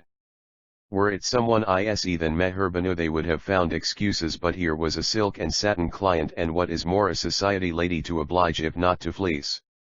2 of them were on intimate terms with Meher Banu and paid close attention to her. They did not accept fees knitting the threads 435 from her nor made any charge for medicines. It never occurred to them to show this indulgence where it was really wanted. But we are straying. Have said that the doctors took in the situation at once. There was the man lying stark dead in the chair with unmistakable evidence on his face of great and recent excitement consequent on great mental distress. There was the phial clutched fast in the right hand and almost empty. They smelled it and found that it was strychnia. It was a clear case of suicide, they thought. They declined to give a certificate of death by natural causes and they vied with each other in making their excuses in the matter to the lady of the house. Coroner's inquest, they said, was inevitable. The consternation in the house had drawn a crowd near it which brought the police in its wake. With the instinct of rats running out of a falling house, the tenants and neighbors that were drawn in the dead man's room filed out in groups and left Meher Banu almost alone. Her condition then was simply pitiable. For the first time in her life she sent up a woeful appeal to heaven for help. That appeal was responded to by 2 gentle hands timidly laid on her shoulders. Meher Banu, feeling the touch, uncovered her face which was buried in her kerchief, and to her surprise she saw Roshan and Thridi standing on each side of her. 2 young men stood a few paces away from them. They were Jal and Jamshed Aga. Meher Banu did not try to avoid the touch.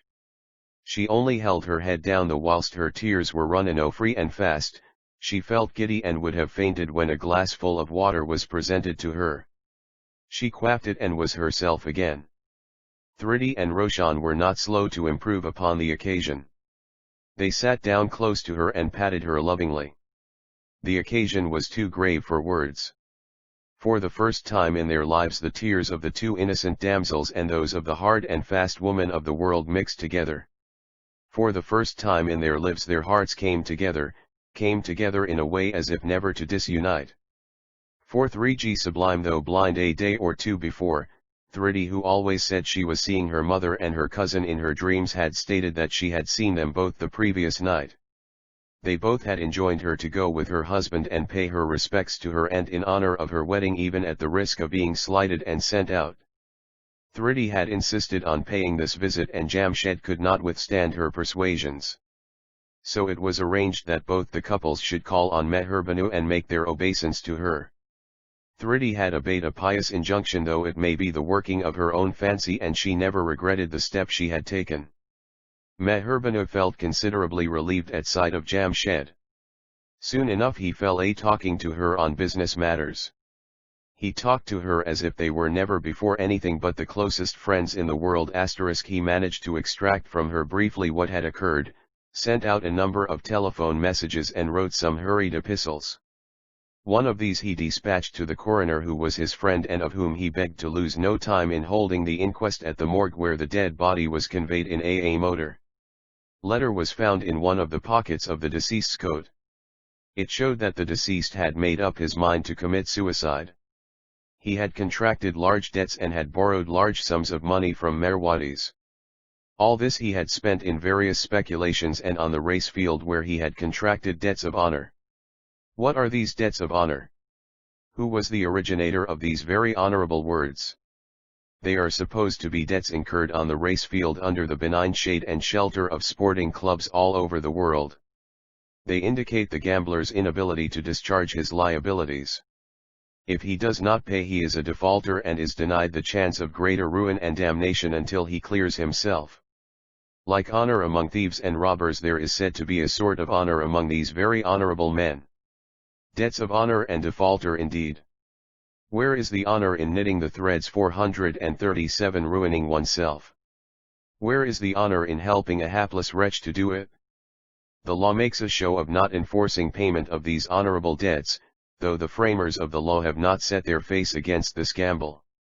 The civilized world after the World War is said to be aiming at and intending to progress towards great ends. A show is also made of suppressing lotteries and bucket shops, which are a minor evil compared to these animal sports. And yet we are all practically sporting with the hopes, ambition, and honor of the people, killing their sons and daughters under their very eyes, sporting with everything that tends to their uprise and onward progress. The race of life becomes a hopeless flight soon as one begins to take part in these animal races, these trials of strength of the four-footed. This race rings the death knell of the race of human glory. The flight of the money bird is swifter than the flight of these beasts. At every stage it gains velocity, which gives increased zest to competition. Coffers are filled and emptied in rapid succession until the men themselves are no more than the beasts, until the beasts are better than the men. Flitting leaves are the sport of every wind, and the rolling stone gathers no moss. Never does man appear to greater disadvantage than when he is the sport of his own ungoverned passions. Daily read we and talk about the sporting world. Do not sport on the lyre, the love and hope of youth, we but stretch these great aspirations of manhood on the funeral pyre. The evening papers announced the demise of Iraq. The funeral rites and obsequies were to be performed the next morning. An enterprising chronicler, who was a minister in equity of unintelligible intelligence and a fabricator general to boot, and who prided himself upon gathering and giving the freshest and the latest news of all kind with the speed of lightning whilst announcing the demise under the head domestic occurrences, had the following budget of bungle in one of its columns. On another page under the head news and novelties, 438 Sublime. Though blind, we have just collected from a very reliable source some very pleasing intelligence in connection with a highly respected and honorable Parsi lady. Have great pleasure, and we consider ourselves very fortunate in being the first to be able to impart it to our readers. Should be very sorry if along with the surprise we give a little agreeable shock to the readers. Bhai Mehrbanu Ardeshir Dale is well known to us all. Not long ago we had to perform the painful duty of communicating the shocking intelligence of her eldest daughter's death and certain unpleasant events which had transpired in her family, but which were not of her own seeking. We have just learnt that this highly charitable and enterprising lady is about to start on a tour round the world. Mr. Iraq Aspandi Raga, a young man of great promise who is her nephew, is to accompany her. Bhai Mehrbanu is said to have given a power of attorney to her lawyers to manage her affairs during her absence. We wish the party Godspeed and a very happy return to the land of their birth. Bhai Mehrbanu and her nephew belong to the rich, reformed, and cultured class.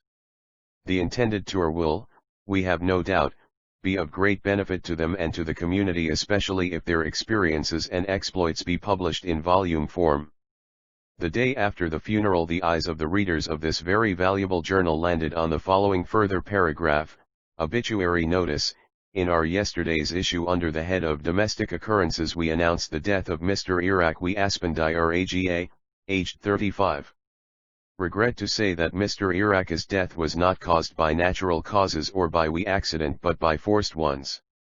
We're not slow to gather knitting the threads 439 this information as soon as the news of the death was communicated to us, but we had to consider the feelings of Bhai Mehrbanu Ardeshir Dale, who had all along very creditably protected and sheltered this hapless young man and had done her level best to improve him and wean him from bad ways.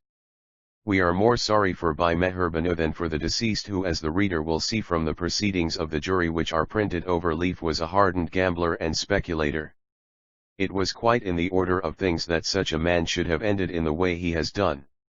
By Meherbanu was talked about in various ways, and her name was most undesirably and unjustifiably mixed up with the evil doings of the deceased. But it is the fate of all those who interest themselves in young relatives and try to show them the highway to honor and duty. By Meherbanu may well feel assured that she has our heartfelt sorrow and sympathy in her bereavement. Muddle you say, but point me a paper that does not make such milder or stronger muddles nowadays. It is the zeal, call it the madness, to be the first in the field. It's on all fours with the frenzy of horse races. The one is as great a sport as the other.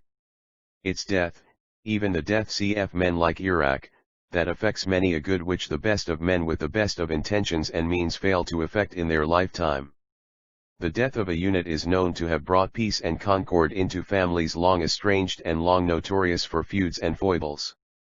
The death of a young heir apparent, however shocking to his parents, has been the cause of rejuvenating many a fallen charity and institution, of raising or establishing long-needed charities, and of giving a helping hand to helpless friends and relatives. The death of a sinner has not unfrequently been a lesson to and improved or saved others who were dinners like him. Shara's death did not improve Meherbanu, 440 Sublime though blind. No, it had given her a temporary shock. It was because Meherbanu could hog on to Iraq.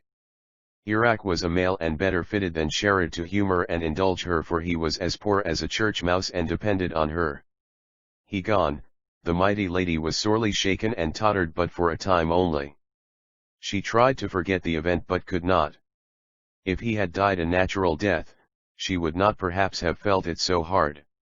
But she thought there was the hand of God in removing Iraq from her in the way he had done. She tried to bear up and to resume her composure, her peace of mind and her pride, but at every fresh effort she broke down afresh. Iraq's funeral was a model of simplicity. There was no glamour and no clamor. No false shine and no show about it. It was free from all vanity and all waste. It presented a glaring contrast to the funeral which was carried out at the same place a year ago. The entire control and management of the affair was now in other hands. Jamshed Aga discharged the duties of the occasion and played the man of the house for the moment in a way which won him praise from all, except from those who had come to cavil and to scoff. There were no false tears, no bickerings, and no complaints, no abuses and no anathemas, as on the previous occasion. On that occasion it was all false and falsehood. On this occasion it was all severe truth and ryrid reality. Meherbanu could not afford to be false today. There was something in her appearance, something in the rigid contour of her face, something in her firmly compressed lips and contracted eyebrows, something in the lines of her forehead that warned 5*11 triflers, even the scandal-mongers, and held them completely at bay. There were the Bahadur Shahs, there were the Mehaluji Walas, there was Rusi, all moving about and all a-thinking and a-doing, issuing orders and expecting them to be obeyed. Even Ardashir was there. Meherbanu offered no objection to his presence. The husband and wife did not allow their eyes to meet, knitting the Theads 441, and avoided meeting each other. Each felt the force and hand of fate. If anything, Meherbanu felt it in a much greater measure. Why could she have forbidden his presence there? Did she allow Wyatt? Why was she not consulted? Could she not dismiss him now? These thoughts and others were laid aside the moment they entered her brain portals. The husband was too good and too noble to feel elated or to look daggers or domineeringly at his wife or to make a show of triumph. He was a man who accepted the world and its vagaries for what they are worth, accepted everything and all things as matters of course. He never felt elated at unsought successes or triumphs, and was never cast down, never cried and never complained in times of reverses. He knew but too well that Venus never smiles in a house of tears. He did not, therefore, expect the lady of the house to welcome him, much less to smile at him. It was enough for him that she tolerated his presence in the house. What it must have cost her to do so he could well imagine. If punishment were wanted, there it was for her. Ardashir did not however stay there overnight, nor touched or tasted of Meherbanu's salt or water, as we Indians say. You English and foreign readers must take these to mean food and drink. And what about the servants? Those who know them will have no difficulty in knowing what they were about. They fell a talking and a cottering and a biting each other's ears. Each had his own impressions and his own version and conclusion. The cat, by which honorable term they called their lady, was for once beaten, they said, by the rat. Some said the mouse Iraq had taken advantage of the cat's kindness and the cat had therefore put a little poison in him and killed him. Others maintained that it was the mouse that wanted to kill the cat and that the cautious cat had turned the tables against him. Some urged that the he-cat of a husband was a fool to enter a house from which he was so ignominiously dismissed. Others observed that the ignominy was all on the she-cat's side. It was she that was now eating dust and ashes. 442 Sublime, though blind, but the majority opound them who knew the he-cat well were prepared to receive him with open arms and to welcome his regime. Veracity is the heart of morality. It is virtue itself, and in the end it is the virtuous that triumph. Even the servants knew this. They were waiting to see the husband and wife tete-a-tete. They were all on the alert to eavesdrop and to overhear. But it was not to be. Well would it have been for masters and mistresses if servants could bury the collection of scandals and secrets into their own bosoms. But where is the servant that does it? Beriner secrets in the bosom means berniner, bursting or skadhiner the latter, and a servant would be the last person to do it. Poor dear Roshan. She was trying to overcome her disgust for her mother. Jal said, he could never do it. Riddhi, if she could not overcome the disgust, had kept it well at bay. She told Roshan and Jal that if they would make an effort they could also do it. Roshan was her mother's daughter and she made the effort. She felt pity for her mother and pity gave rise to sympathy.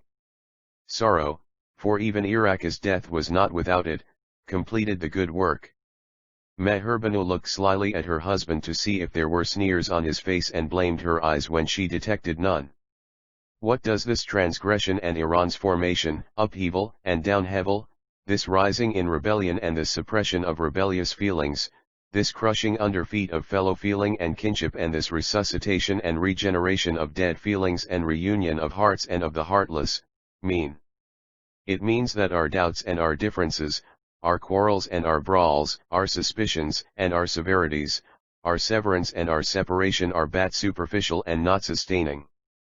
Born of OUO common parentage and evolved from the same origin. He who gave rise to the evolution never intended us to be other than one at heart and one in mind, if not one in the body. If God intended brawls, and turmoils, discords and disputes, to be interminable, God's world knitting the threads 443 would have broken asunder long ago. But the world holds on and moves on, and so long as she does so, we its children, over what nearest and farthest part of it we may be, will hold on and move on like one common unit. The 5th day after Iraq's demise, Magdalene called on Meherbanu to offer her condolences and to console. Rusi accompanied her and they put in their appearance in Meherbanu's room together. They addressed each other as Rusi and Mag, which was enough to convince Meherbanu that what Iraq had told her about the Judin betrothal was true. But Meherbanu was a woman of the world. She waited for the moment Rusi would let go his hold of Mag's hand. Her eyes then traveled to their fingers, and there were the small golden circlets that encircled them. They were unmistakable signs of oncoming matrimony. For the first time after Iraq's death she smiled. The couple did not fail to notice it, and when each offered a hand in a shake, Meherbanu's eyes took a very short but closer survey. She very slightly and unconsciously shook her head as if doubting the wisdom of the proposed union. Such marriages, she was brought to believe from infancy upwards by unbelieving persons, never could come true or be happy. She never for a moment contemplated that the marriage which she herself intended to perpetrate would, if consummated, have been far the worse. She looked condescendingly at the couple, asked them to be seated, and entered first into a few commonplaces and then into the particulars of Rusi's proposed departure to Freedom Land. Rusi was going to America as an apprentice to a well-known mercantile firm for a period of 3 years certain, with the ultimate object of expanding and forming wider connections with the firm. Mag was to follow him. She could not go immediately as her dear father's health was failing. He, Rusi, was for entering into the matrimonial ties before his departure, but on second thought he had agreed with Mag that it had better be done in the land of freedom. Chap TLXI telepathy of love through the medium of letters. Friendship is the greatest chain of society, and intercourse of letters is one of the chiefest links of that chain. Society exists for the benefit of its members and not the members for the benefit of society. Rustum was now a little bit of a member or link or limb of a very large society, perhaps one of the largest collections of human heads all over the world. He was a lover and loved Magdalene dearly, but he was not a prattler. So even in his letters he prattled but little of his love. The business of his life was to entertain and be entertained in return. The world itself, he said, is one scene of huge entertainment. It is this entertainment, he said, which breathes enlightenment and pleasure. Were it not so, the world would be unbearable and life hardly worth living. We Indians have it that on the 6th night after birth the goddess of fortune, who is the accredited clerk of the crown of Almighty God and who is known as Veme, writes the child's future in indelible ink, either gold, red, or black. The gold ink is a sure indication of golden fortune which carries one rolling in gold and ease through life. The red indicates constant ups and downs and a stormy life. The black indicates pains and penalties, privations and degradation forever and aye. Under the black, one is marked either for suicide or cruel death. When the red and black are interspersed with the gold, it indicates serious but not lasting troubles. So it was with Rusi. Veme had written his future in letters of gold, but there were a few red and a very few black specks on the vellum. Veme was said to be smiling and laughing and caricaturing when tracing the lines and lineaments and weaving the strings of fortune of our hero. The recital went on to I telepathy of love 44:5 say, thou shalt go flowing and easy, free and flighty, jumping and skipping, merry and melodious through life.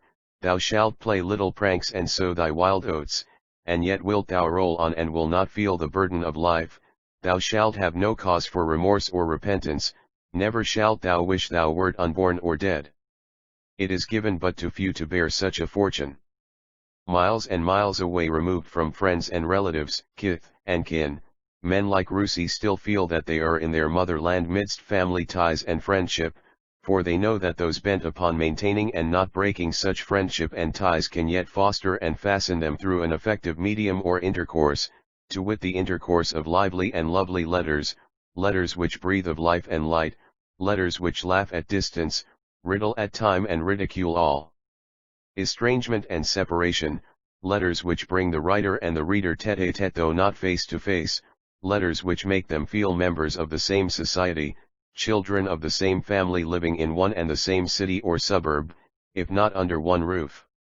It was this that made Rusi write a number of letters.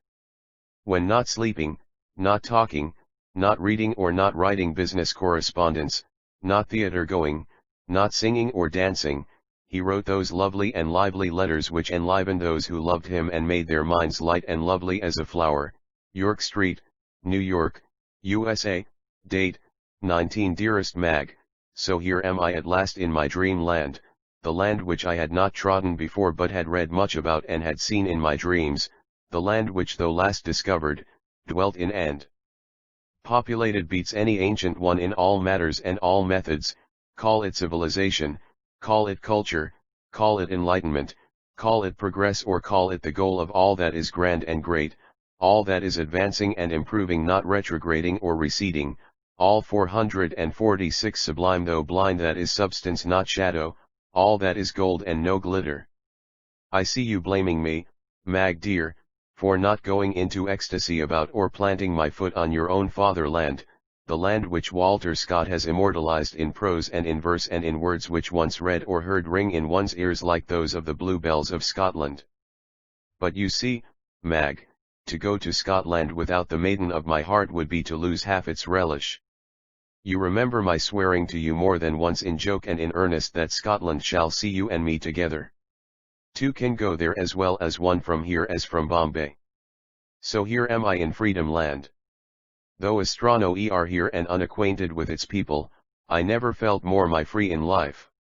It is all liberty without license, freedom without fetters, progress without plebeianism and plagiarism, culture without crudeness, free thinking, plain and free living, all business, all activity, all advancement, and yet all mirth, merriment and amusement. No pride and no prejudices, all equal and yet part and parcel of one another. Apart, all apart and yet no dubious differences, no skepticism, no Russianism, no Prussianism, no Bolshevism, no Germanism and no John Buellism. Don't die over one another and bend double like the Frenchmen, and yet we are not rude or impolite. No terror and terrorism. Everybody and everything at the beck and call and at the finger's end of one mastermind that has worked wonders and swayed the world during the last half a decade. Go where you like, eat what you like, drink what you like, dress how you like, believe in one or many gods if you like, but only obey and honor the country's laws and its countrymen. They tell me, Mag, that throughout the progress of the world's war, Freedom Land was one scene of transformation, transplanting and traversing. It has achieved wonders and has become a wonderland.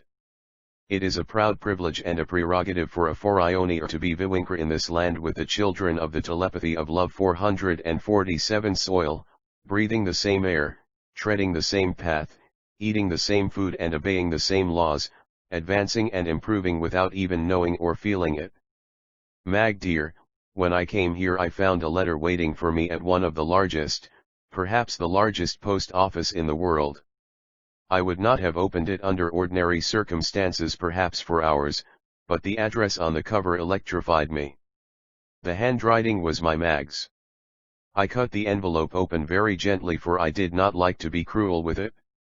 The letter was short but sweet, inspiring and inspiring, encouraging and emboldening, no regrets and no sorrow, such a letter as one would like to take his cue from and carve his way out into the world. They say sufficient for the day is the evil thereof. I say sufficient for the day is the pleasure thereof. I have written at random but have gained pleasure at every word. I have never been an adept in writing letters this kind. There will be so much to write about and so much to communicate. So take this as the first step in composition, or vocal and instrumental music. Mayhap, I shall write and speak better in my next. Write news in return, good solid news. 1,000 good wishes, 1,000 blessings, 1,000 we salams and a like number of kisses. Shall meet by letters until we meet here. New York is waiting to receive you with open arms. Fly, fly, to one who cannot fly back to you. Yours forever, Yuzi. Dear Mehaluji and dear New York, USA, date, 19 and still dear Spandan, this is my bulletin number 2 issued from New York. Number 1 bulletin issued from the same place was addressed to a young and fair lady who is the lady of my heart. She must have read 44/8 Sublime though blinded and must have shown it to you, for I have given her carte my blanche to do so. She is first in thought, first in my mind and first in dreams, so she had the right to the first draw. This is New York, I shall in future call it New Heaven, for it is heaven itself. 4 months, yes 4 months, have flown by and I am practically Americanist. The man who discovered this America has pronounced that the name American must always exalt the pride of patriotism. 1 a.m. feeling like a patriot myself. I have everything here except 2 Mag and Toddy, they are both white and pure as the lily. I am glad Mag has acquired a taste and a liking for Toddy. It is better than antiquary. Tell her always to quaff an extra cup or 2 in remembrance of me. You are a strict taskmaster, Mehaluji. Your friend Mr. Todd of Messrs. Todd and Tweedham, of whose family 1 a.m. now a member, tells me that you insist on receiving regular bulletins anent me and my doings from him. Mrs. Todd is out and out Yankee. I use the word Yankee in the same sense in which the students of Cambridge used it years ago. Anything excellent they call Yankee. Mrs. Todd tells me that the Americans used to call the New Englanders and the Anglo-Saxons, Yanks. Subsequently the tables were turned and the Americans have been honored with that highly honorable denomination. That fellow Jamshed and his compatriot Jal and even that little puss of a Roshan smother me with letters all addressed to their dear banished Yankee. Please pinch their ears for their pains. How are the Bahadur Shahs? He of that name wrote to me but once. The elder she honored me with a pretty long postscript on the Saki letter. But the younger she seems to have clean forgotten me. Tell her it is anything but Shireen or sweet. Tell her to obtain Mag's permission to write to me. She is sure to grant it. Telepathy of Love 449. That medallion of Modi Dana and her life size are ready. They are simply Yankee Parxly 7 ice. Mr. Todd is displaying them at the Colonial Exhibition. They will take a month or two to go forward to you from here. You tell me the Bahadur Shahs are thinking of coming here. It has put me into semi-ecstasy. Mag must come with them. Tell her she must, for it will then be ecstasy in toto.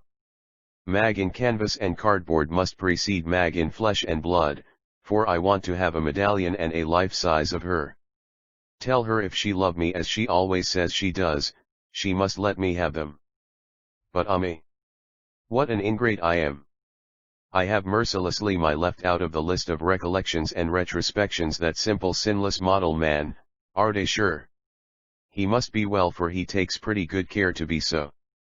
All his life long he has made it his study to keep well, go about well and die well too. Dear, dear old Father William. Wire to me the moment his matrimonial differences are made up. Chandan, my dear sister, don't feel offended. Thou're a sister, you have been a mother, a grandmother, an aunt, a cousin, and everything to me. Your face beams on me like that of your namesake the moon. There is one, yes only one person, whom I have left out, and that is Thridi, she, who is going to present a cherub to the man of her heart. I am glad, yes so glad, she is now able to go about by herself. Tell her if it be a boy to name him Rusi. He must be brought up at the Columbia University, and he must win the citizenship and obtain its freedom. If it be a girl, she must be called Magdalene. Blessings on you all, such blessings as one like me can bestow. Send me a gadaya full of toddy when an aeroplane is here. By the way, don't say it is an Yankee yarn, but I am told they have discovered trees here from the roots of which DDY like juice flows freely and plentifully like larvae from the 29,450 sublime though blind recesses of a volcano. It is as invigorating and as wholesome, they say, as our toddy. When you come over here, Mehaluji, you can judge for yourself and see if you can transplant the trees to the district of Parel in Bombay. It will be a great saving of in labor, as the trees deliver at the bottom without the services of a middleman and not at the top. Salams and salutations. Au revoir. Rusi. Philosophy Hall, Columbia University, Columbia, USA, my own dear. Date 19. I am writing this from a friend's sanctum sanctorum at this University of Universal Fame. One have put in the first 6 months of my apprenticeship at Messrs. Todd and T. Vidham, who tell me that I shall be winning laurels in another 6 months. Miss Todd, for there is a Miss Todd here, you know, not in this hall but in Todd House in New York, was my partner in pranks during the first 3 months of my arrival here. She tells me she feels sorry at the prospect of my fast becoming a sober man of business. For a year more at least she would have liked to see me the young reprobate, mischief-seeking and mischief-making, always running riot, plunging into hair-brained projects and projecting safe from them. When I came here I told old Todd plain off I wanted pleasure and no parliamentary procedure for full 3 months. I wanted a good merry-go-round in the heart of America. I wanted a partner in my pranks. With her mother's permission Miss Todd volunteered to be one. Abe exchanged garbs. It was she that became the he and the he became the she. Miss Todd wanted Telepathy of Love 451 to see in her own words just a wee bit o' American life. She wished, she said, the curse of Cain was not on her and she were horn a boy. That she could dress and become one. So out we launched. Now don't be jealous, dearest Mag, for Miss Todd could never be Magdalene, though if you had a brother he could not have done better than wed her outright. For the matter of that there's many a Mary and many a Margaret, many a Maud and many a Magies, but not a Magdalene out here. At least I have not seen one such myself. There. There. You smile and feel satisfied, don't you? You women are more chary about the correctness of your husbands, sons, or brothers when out lauding than we males are of you women. I have perfect faith in my Magdalene, and I feel that she divides her attention between my letters and likeness. Pretty things to write, you say, from a student's room at the University of Columbia. Patient student. Havana in mouth is lounging in a cane chair, slyly unconscious of my doings. I have half a mind to reward him by a partial recital of this letter, partial because even his ears will not hear the words that are for you only. By the way, Mag, I remember your injunctions and have not touched the Havana yet. I have not allowed my mouth to be smelly. The flavor going in drives all the smell on the surface. That's what you said. Is it not? It kills the lungs and ultimately kills life. To take up from where I broke off. Miss Marionette, for it's by that name Miss Todd goes, and I started at street ends and stations as vendors of weeklies and dailies. The boys and girls first in the trade naturally disliked the newcomers. I was now Marionette, for I went by that name, and Marionette called herself Ruskin. The boys pulled and tugged at me and the girls fnad fun of Ruskin. They said, I had overgrown my petticoats and must go into gowns. Really and truly Marionette's dress 452 Sublime though blind is unsuitable. I was a prisoner in it but tolerated it as I wanted to look grotesque. Day there was when the boys circled round me just when the mail was in and tried to make things hot for us. Down came a cuff from me, then another and then a third. Ruskin was fit to go into hysterics. There was a scene. Luckily, a policeman by had seen that I had lost temper under severe provocation. He came to our rescue and liberated us. As a matter of fact, my temper was not up, but I wanted to show what I as the girl Marionette could do. From that day forward they were our friends and we were elected members of their association, the man as the girl and the girl as the man under assumed names. The setting of the sun always saw us home. It was such fun, such merriment, such innocent carouse when we delivered lumps of pennies and even shillings into Mrs. Todd's hands as our day's earnings. I have preserved some of these for you, Mag. A fortnight more and we bid goodbye to street ends and stations. I opened a riding school, a Kasratsala and a Talimhliana, something on the lines of those out there in India. My Marionette said she would serve as assistant still in boy's costume. I was no longer a girl now. Business thrived so much so that I had to refuse fresh admissions.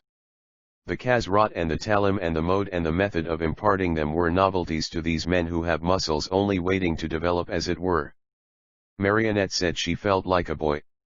I had acquired the Japanese Jijutsu.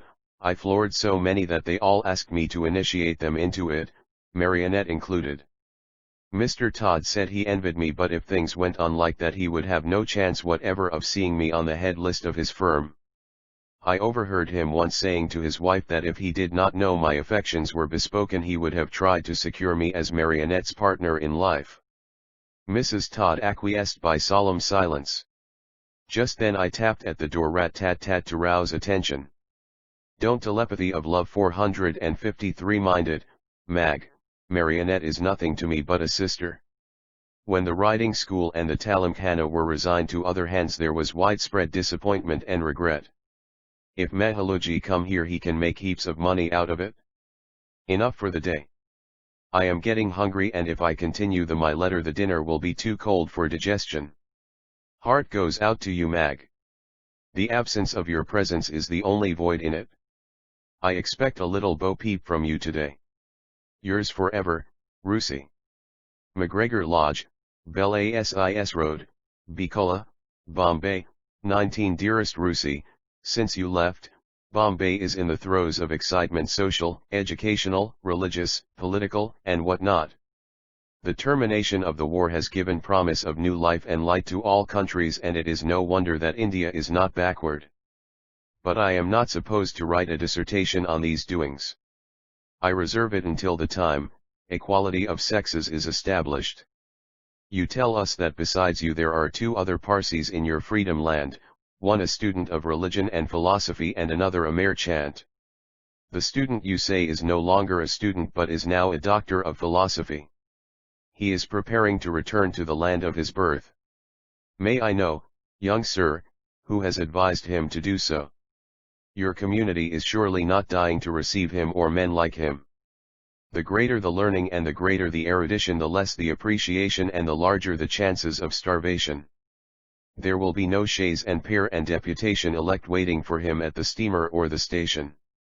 The few that will welcome him today and blow his trumpet in their columns will be the very ones to take him by the leg and bring him down from the 454 sublime though blind topmost ladder tomorrow, the very ones to laugh at and to make fun of him, the very ones to talk of his American Polish and his German varnish.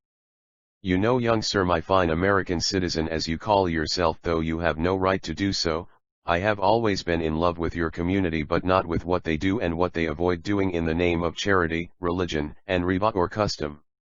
I was always a true Christian and meant to remain one until, yes, until a young Parsi came to steal my heart from me. A little bird has ever since then been fluttering at that heart and telling and reminding me that my duty and my inclinations should be now entirely by the side of my husband to be. I have gained some knowledge of his faith and I must now work and initiate myself fully into its principles. Maybe in course of time I might come to be a Zoroastrian, a better Zoroastrian than many of you are. I think there can be no union of souls true and entire without the union of religion. Without such complete unity there will be undesirable and unpleasant little conflicts. I wrote to one of your dasturs, one of the biggest of the lot, who goes about dressed in long white robes and shawls and preaches homilies, occasionally springing up from his divan like a jack in the box, and inquired of him if he would kindly undertake to instruct and initiate me in the tenets and truisms of Zoroaster. There was no reply for a month, so I sent a reminder, then another and then a third, but the Dastur Sahib was determined to hold his peace. I then wrote to another who is said to be always in competition for secular supremacy with the first, but that appeal shared the same fate.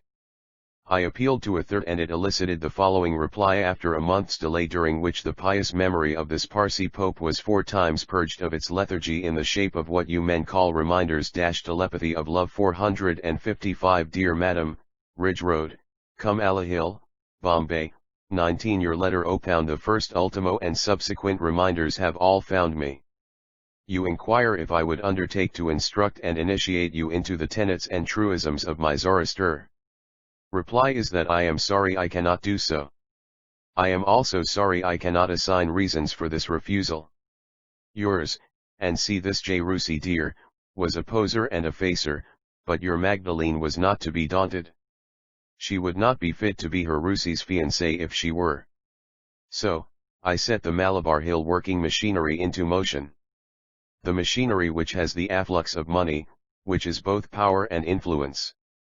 I went to Mr. Biman Bahadur Shah, who consulted his neighbor Mr. Poonawalla, who confabulated with Mr. Thanawalla, and in the end they laid siege to and subjugated the Dastur Sahib in white robes. I remember your telling me, Rusi, in your usual funny way, that the Dasturs were born without legs and walk upon other people's feet. At any rate they conceal their own legs under their white robes, just as that dear Dastur concealed his reasons for refusing to comply with my request. I remember your telling me that these Dasturs, dear delightful as they are, have as protégés men of material worth and money who are their silk and satin clients. So the Dastur yielded not willingly but at discretion. He would not, he said, commit himself by committing things to paper. He would not condescend to go to my house nor bemean himself so far as to allow me to cross the sacred threshold of his own. He would meet me at Bahadur Mahal and impart to me such knowledge or instructions as I may require. 456 Sublime, though blind about the tenets of Zoroaster, and solve my doubts and difficulties. There were no less than half a dozen meetings. They were family meetings where a few select friends were invited. There. Rusi dear, Papa is calling for me. In the interest of my writing I forget to look at little Tick-Tick, that dear little thing which is a present from and reminds me dearly of someone far off. It is nigh upon 8. Poor Papa. His toast and congee must be so very cold and congested one, but no matter, I'll prepare another for him in a trice. Yours forever, Mag Todd Mansion, High Bridge Street, New York, 19 My darling Mag, delighted to receive yours containing part account of your adventures with the Parsi high priest. I admire them. Take my advice and don't, under any circumstances, loosen your hold over him. Hold him fast by his full-blown neck or he will give you a slip and a go-by. I am waiting for further accounts. One good turn deserves another. I know how anxious you must be to hear more of our exploits. I think I broke off at the Kasrat Sala and Talamgiana, when they were resigned we were much put about, I and we my partner in merriment for fresh fields of amusement. Set our heads together and Marionette suddenly suggested something.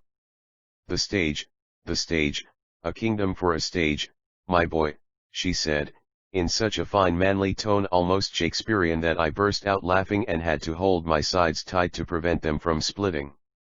Asterisk the stage to be sure, I said, but we have no kingdom to give for it and besides, I doubt Marionette, if the old folks, I telepathy of love 457 mean your parents will allow it.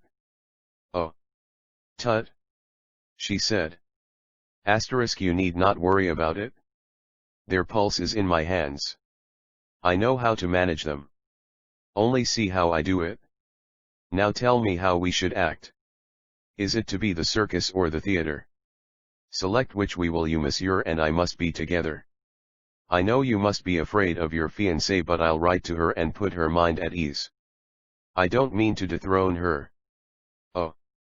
How I wish she were here to help us. Ultimately we decided that it was to be the circus first and then the theater. The rehearsal was to be in Mr. and Mrs. Todd's salon. I had told Marionette that she will have to go through her debut there. The old couple were seated at a table, the masculine comfortably turning over the pages of a newspaper and glaring at it through his specs, the feminine busy knitting her stockings. I stood near the door and my assistant went in without the old people seeing her.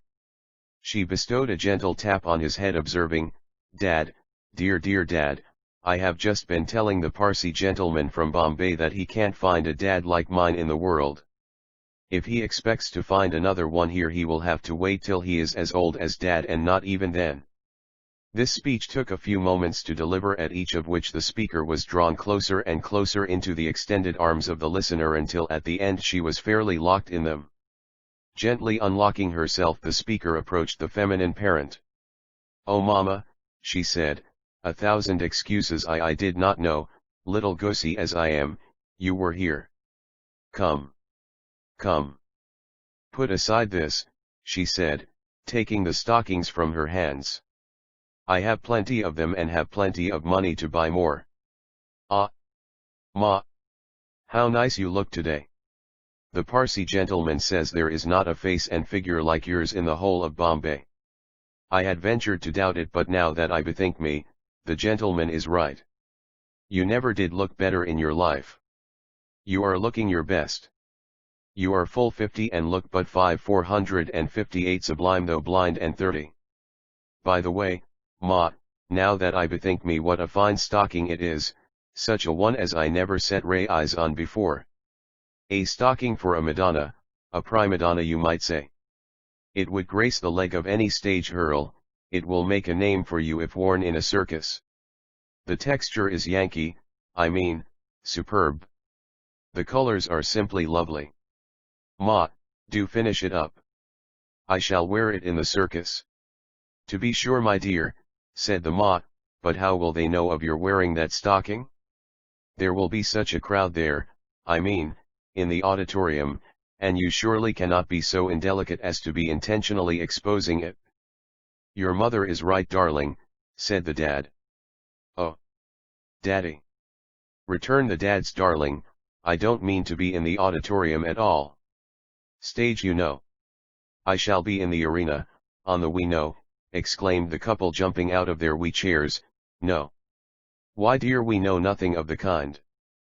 People who go to see the circus sit in the boxes and not in the arena or on the stage.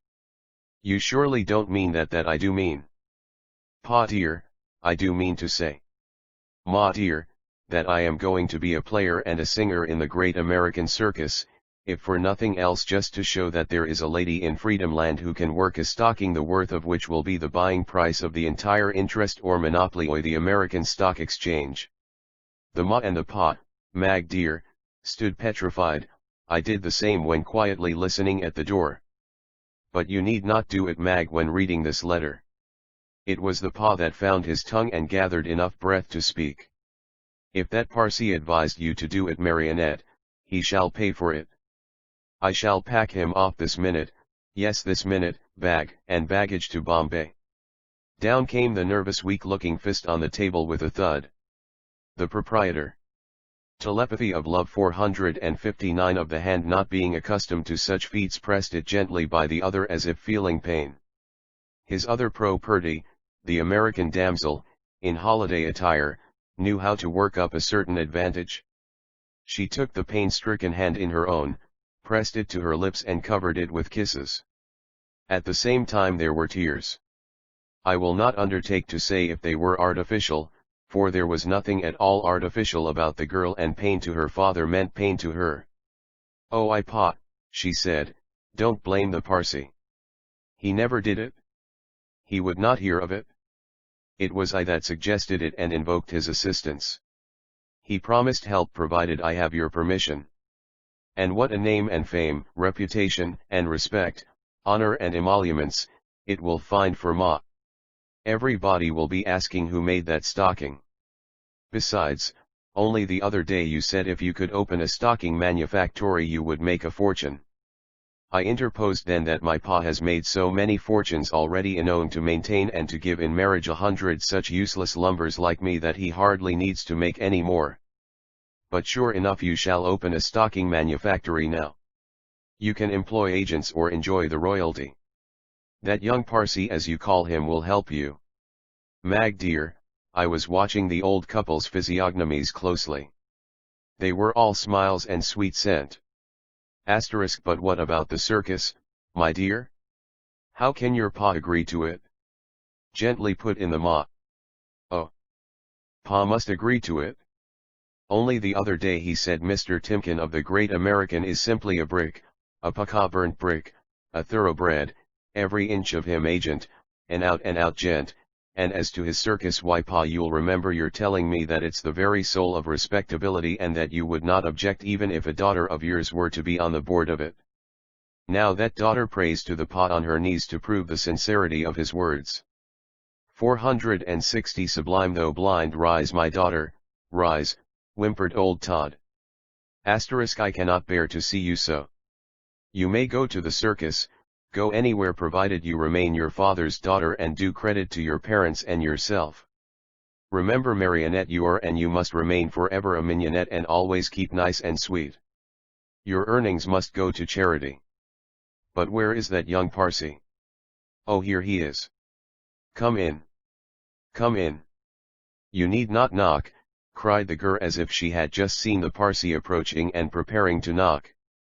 Todd, the wealthy American, the millionaire, the mighty man of business, rich but never glorying in riches, luxuriant but not wasteful, elegant and yet plain, polite and not proud, strong but soft, bold but nervous, free and generous, always doing, all active and industrious, amassing but never forgetting the needy, bowed a very gracious bow and did royal welcome to his guest.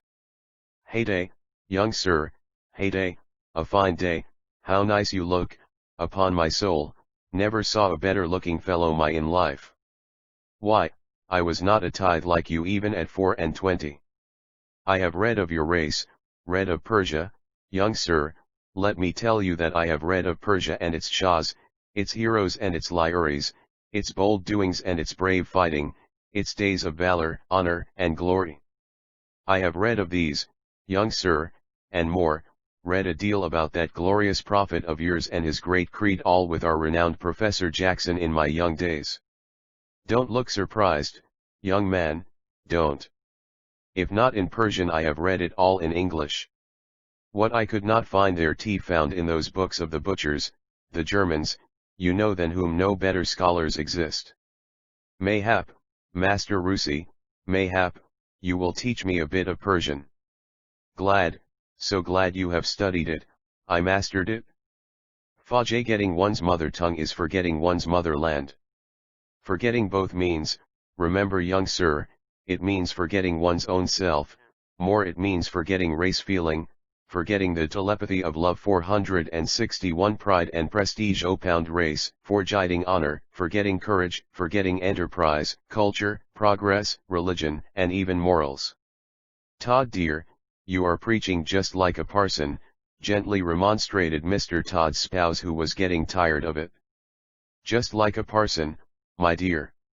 You know it's in the family * your great-grandfather's uncle's son-in-law was a parson I am told, and so was one of your second cousins and so was enough. I don't know if there are parsons in the family, said Mrs. Todd, but if there be any I only hope they are not like the present-day Parsi parsons, the dasturs this young friend of ours has told us of. So Mr. Rusi Yusuf Firdausi spent 30 years of his life and toiled and moiled in writing the Shahnameh to make Persia known amongst the Parsis. It is a pity to think that his labors are as ill-requited now as they were then. Risking offered him silver pieces instead of gold ones. You Parsis gave him nothing, you say, though they prate and prattle in season and out, about his glorious work. All honor to him. I wish a poet like that be born to our country, the country, my good sir, that in the words of the English poet has the proud privilege and the prerogative of rearing to freedom an undaunted race, hospitable and kind. I only wish, sir, your rulers that be and their neighbors will never forget what this land, its president, and its people have done for them. That president of ours, sir, carries on his solitary shoulders the heads of all the masterminds in the world. So you are going to take this flower of mine, this mignonette, to the circus. The circus, sir, is in itself a miniature republic if not a miniature world. It requires a strong hand like that of our friend Timken to rule it. It's only by way of a pastime for a month or two. Take her, sir, take her. I know you are a gentleman and so is Timken. I can rely on you both. I-62 Sublime though blind mag dear, this letter of mine is simply prodigious. I must cut it. Timken was overjoyed. He had a great faith in the efficacy of advertisements. Once he launched into them he never stopped till he had seen them to the end. So a day or two after, the following advertisement adorned the best space in the New York papers and caught all the best and bad eyes of the largest number. Boys carrying placards marched through the principal streets and handbills in big letters were posted at the best corners of bylanes and streets. Bombay in New York, Persia in America, come and see Tli Parsi from Bombay, come and see the Oostad, see the Talimbay and Ms. Talim. Mr. Rus, the scion of the famous race of Rustam Pahelvan of Persia, will make his first appearance at the Great American on Monday next and bring you all at his feet. Come and see the Pahelvan heat your best athletes. He'll make them lick the dust before your very eyes. Bombay in New York, Persia in America, Hirusi of Indian fame will be assisted by a New York maiden who will bring the audience down with her and dance, skip, jump, sing and play the heroine with the Indian hero. Don't lose time. See the plans and book your seats at once. The hero and the heroine will give away all their earnings in charity. Mag, it would fill papers if I go on. Those who have been here and known its people will understand it all. You will realize telepathy OE love 463 it when you are here. Timken's circus ran a roaring trade and at the end of a month and a half old Todd had the pleasure of giving away our earnings amounting to £1,000 into the New York Foundling Hospital. Yours forever, Rusi. McGregor Lodge, Bel Asis Road, Bikola, Bombay, 19. Dearest Busy, your letter about the circus was an immense treat. Pa and I have enjoyed it hugely. Beating your letters is like seeing Ray Rusi in the midst of his surroundings. I am not jealous of your mignonette. If I am, it is only because she is now where I should be. But better she be by your side than nobody at all. Poor dear Papa. I have kept it from you so long, dearest, but I cannot do it any longer. Papa is going down, steadily down, the abyss of life. There is no mistaking it. I see it in his face, read it in his eyes, hear it in his speech and trace it in his actions. He is a marked man, the inexorable hand of death is on him unless I am mistaken, for I have heard of and even seen cases in which death was imminent, the hand of God averted it. Magdalene, my darling, said he to me only yesterday, I don't want to frighten you, lassie, but I feel that I am doomed. I don't fear death, for I am prepared to meet it. All my fears are about you. I now repent having parted you and busy and allowed him to go without you. I should have gone with you both and boldly met the monster fate in America. Dear, when you are of my age you will understand it all. If a man cannot give up the ghost in his native land, he likes to do so in the place where he may have spent the best years of his 464 sublime though blind life. Maggie, my own daughter, my child, promise me that within a month of my interment you will leave for America. It is for this that I have induced the Bahadur Shahs to postpone their departure. Tell Rusi, darling, that my thoughts are for you and for him only. Though born of an alien race, I feel drawn to him like a father. I doubt not he'll make you happy. Give up everything, Mag, everything, even your religion if needs be, to make the man of your choice happy, for all religions are the same. Only the propounders appear to the people in different forms.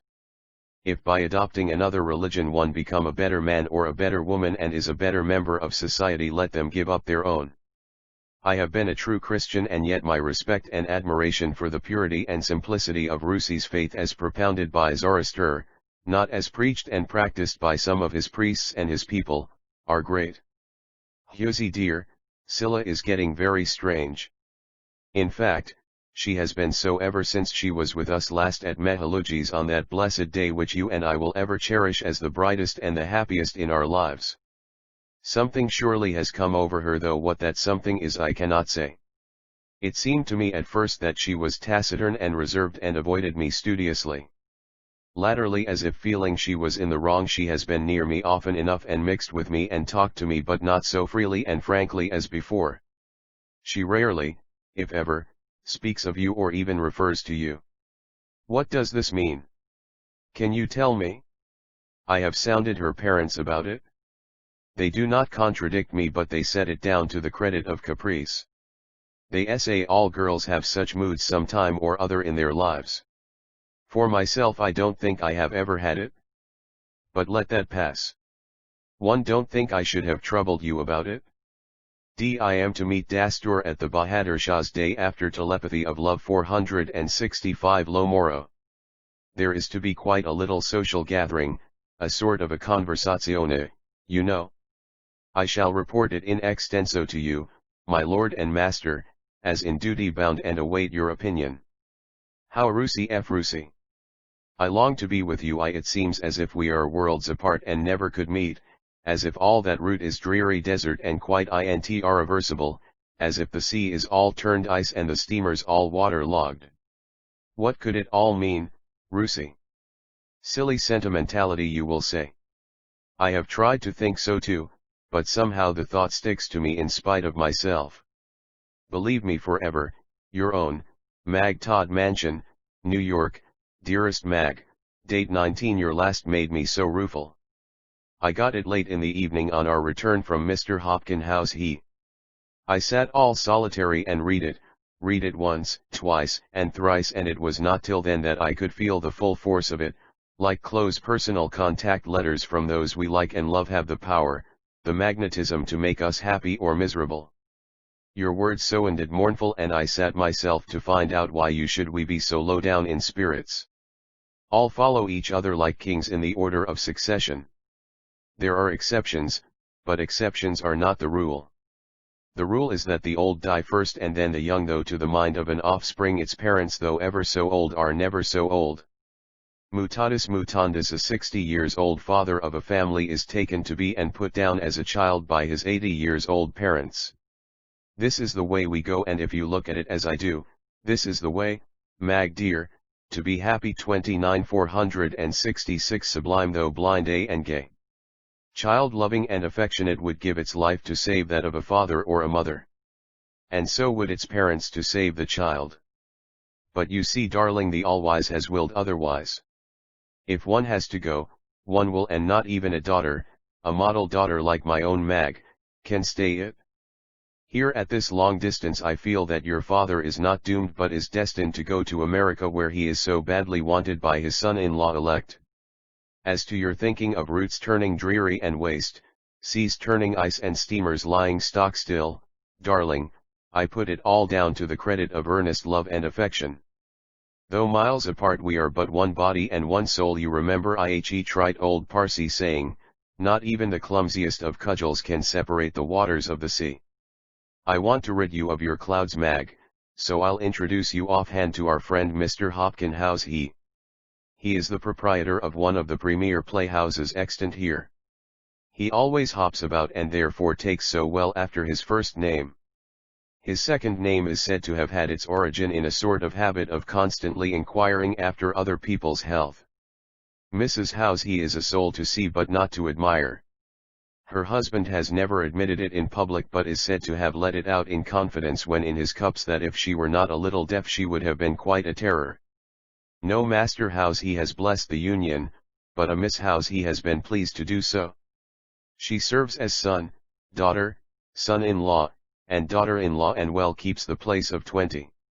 She is always irritable, always excited, always sulky and peevish, always in hysterics and always going to faint.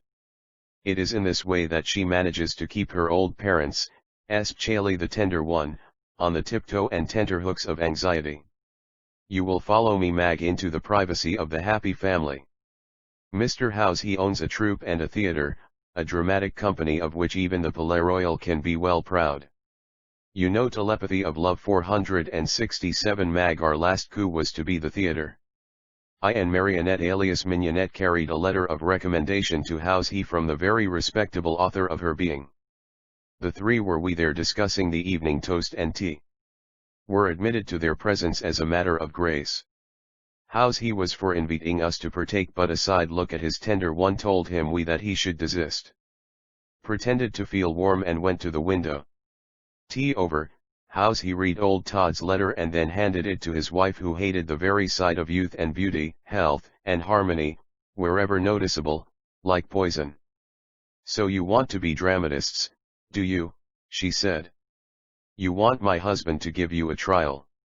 Todd should have better sense. What has the theatre How's he to do with amateurs? Hopkin, she said, turning to him, you surely don't want to ruin your reputation. But my dear asterisk, don't my dear me. You know I never like it, especially before young people. It is this sort of thing that makes them carry on that game of hide and seek when they should be at their lessons. It may be a la France but surely not a la America. Well, miss, what's your name? My name, said the miss so addressed, la ma'am, it's Miss Marigold. Then you are English. I ain't that. Then you are Scottish. La ma'am, that I be not, then you are Irish. Nay madam, I am a born and bred Yankee. Mr. How's he, seeing the rising ire of his spouse, thought it better to interpose. My dear, this young lady is Miss Marionette Todd, the 40SIXS sublime though blind daughter o' pound my friend Mr. Todd of Messrs. Todd and Tweedham, the famous ironmongers and machine manufacturers of New York, asterisk horrible. Mama horrible, why don't you send her away? She has been here too long and telling such lies too, said or rather shrieked the wise mama's wiser daughter. My audible. Quite audible as you say, dear. Replied the ma. My, don't excite yourself, dear, or you will faint, said Mr. Hopkin, and who may you be, young fellow? You cannot be a Yankee. There is nothing of that in your face, said Mrs. Hopkin. Venerable lady, responded I hofter you. I am not an American, but I mean to become one before long. I am from Bombay. From Doomsday. No, my dear, Bombay, replied Hopkin, and he spelt the word through, for his dear lady's edification. Bombay is the principal city in India, the second city in the whole of the British dominions, number he urbs prima in Indies they call it. Oh! Horrible! Shrieked the heiress Miss How's he. Horrible indeed! Shrieked the ma. India, that country of horrors and terrors where I am told the wilds immeasurably spread and seem lengthening as they go, where the faithless phantoms lure the unwary traveler to his doom, where the rats they say are as big as cats, the cats bigger than the dogs and the dogs as big as calves and the calves mama, mother, for God's sake hold your peace. You should not have raised that picture before my eyes. Send this wild Indian away or I shall faint, shrieked the heiress. My, don't do it. Don't do it here. Darling. Just wait till you are safe in your seclusion. When there, you know you can always faint away at your leisure. Hopkins. Hopkins' telepathy of love 469. Don't look like an owl. I hate owls. Don't stare at me. It gives me the palsy. There. Get up, conduct that darling to her room, howled the female parent. Madam, I said, if you will permit me, I should like to be the discharger of that very delicate function. I am not a wild Indian, I am a Parsi. I know how to deal and how to behave with young ladies. You are a Parsi. Then you must be from Paris, young man? I don't like the looks of that hussy there, but I think I am beginning to like Ajers. Yes, you may. The young man from Paris was too shrewd to wait till he had heard more. He rose, bowed low down to the very ground to the young American heiress who was called the American Beauty by no one else but by Mr. Hopkins' house he's hangers-on, and offered his hand to her. In fact, his hand was in hers and he was leading her, or rather she was leading him, to the inner apartment before the mistress of the house could raise any objection. Mag, darling, what do you think? Miss Hopkins did not take me to her own room but through a back door into the garden. Thence through another back door into the conservatory. She excused herself by saying that the fresh air of the garden always refreshed her and restored her and composed her and calmed her and quieted her and soothed her, and said she, drawing a deep sigh, solaced her too, solaced her for the loss of a sister who had died when only 6 months old, and for the loss of a brother who had lived but 6 days after birth, solaced her for all the want of a companion. I tried, Mag, to loosen my hand and get free, but she would not allow it until we were actually in the conservatory, fairly preserved and conserved. When comfortably settled on a bench, I had no difficulty in making up my mind as to my fair charge's health, her temperament, and all about her. The all was artificial from the 470 Sublime though blind head to the neck, from the neck down to the feet. Her health seemed to be excellent. She has very ordinary looks, but she is certainly not ungainly. At any rate, she could well dispense with the artificialities for another 15 years. The conservatory is at the farthest end of the garden. Hopkins has made it all that mind and money could do. There is an electric bell connection between the house and the conservatory. Button was pressed and in 10 minutes a tray with delicious viands was presented. I was hungry as a wolf. I consigned, yes, I confess, I consigned Miss Housey mentally to the wines and fell to, voraciously, to do justice to the repast. Whilst so doing, I was glancing furtively at the young lady seated by me. It seemed to me that she had drawn closer to me, closer than first acquaintance and delicacy warranted, but doubtless she thought I was her 6 days old brother who had suddenly come to life after spending full 30 years in heaven to see his dear sister. She was looking at me admiringly. Perhaps she wished she had an appetite like mine. It seemed to have just then taken birth, for she ate and drank in a way as only Yankee girls can do. All this comes, dearest Mag, of making prisoner of an only daughter and forcing her to spend all her life within the 4 corners of the parental lockup. One don't want to offend you, Mag, but it seemed to me that if a Parson D were there, or for the matter of that even our great Dastur Miss House, he would have asked him to take such steps as may be necessary to lock me up in the house with her forever. At such a distance from Bombay, our high priest would, of course, have no such scruples or delicate dictates of conscience such as the Bombay weather engenders. Another 10 minutes, and just when I had managed to disengage Miss Housey's left hand, which had creeped over my right, Housey appeared in view. I thought my eyes deceived me. Lie had Mrs. Housey on his right and Miss Todd on his left, and was telepathy of love 471 leading them to the conservatory like a gallant. His face was now quite clear. It was a proof that the domestic clouds had dispersed and that clear weather had set in. In 9 cases out of 10 such disputes are only ephemeral and vanish as rapidly as they arise. When money runs free, there must be somebody to spend it. Men earn in the perspiration of their brow and women spend in tableau and toilet. Mr. Housey was a man of business. He had no temptations and work was his only pleasure, so much so that he never thought of looking after his only daughter and left her entirely to her mother. The mother, having begun at the lowest rung of the ladder with her husband, was unable to befit her daughter for the high station in life which they now occupy. Large fortunes unenjoyed go to benefit those who never help to make them. Housey's piles showed that they would share the same fate. On the daughter's disappearance the husband and wife had regained their composure.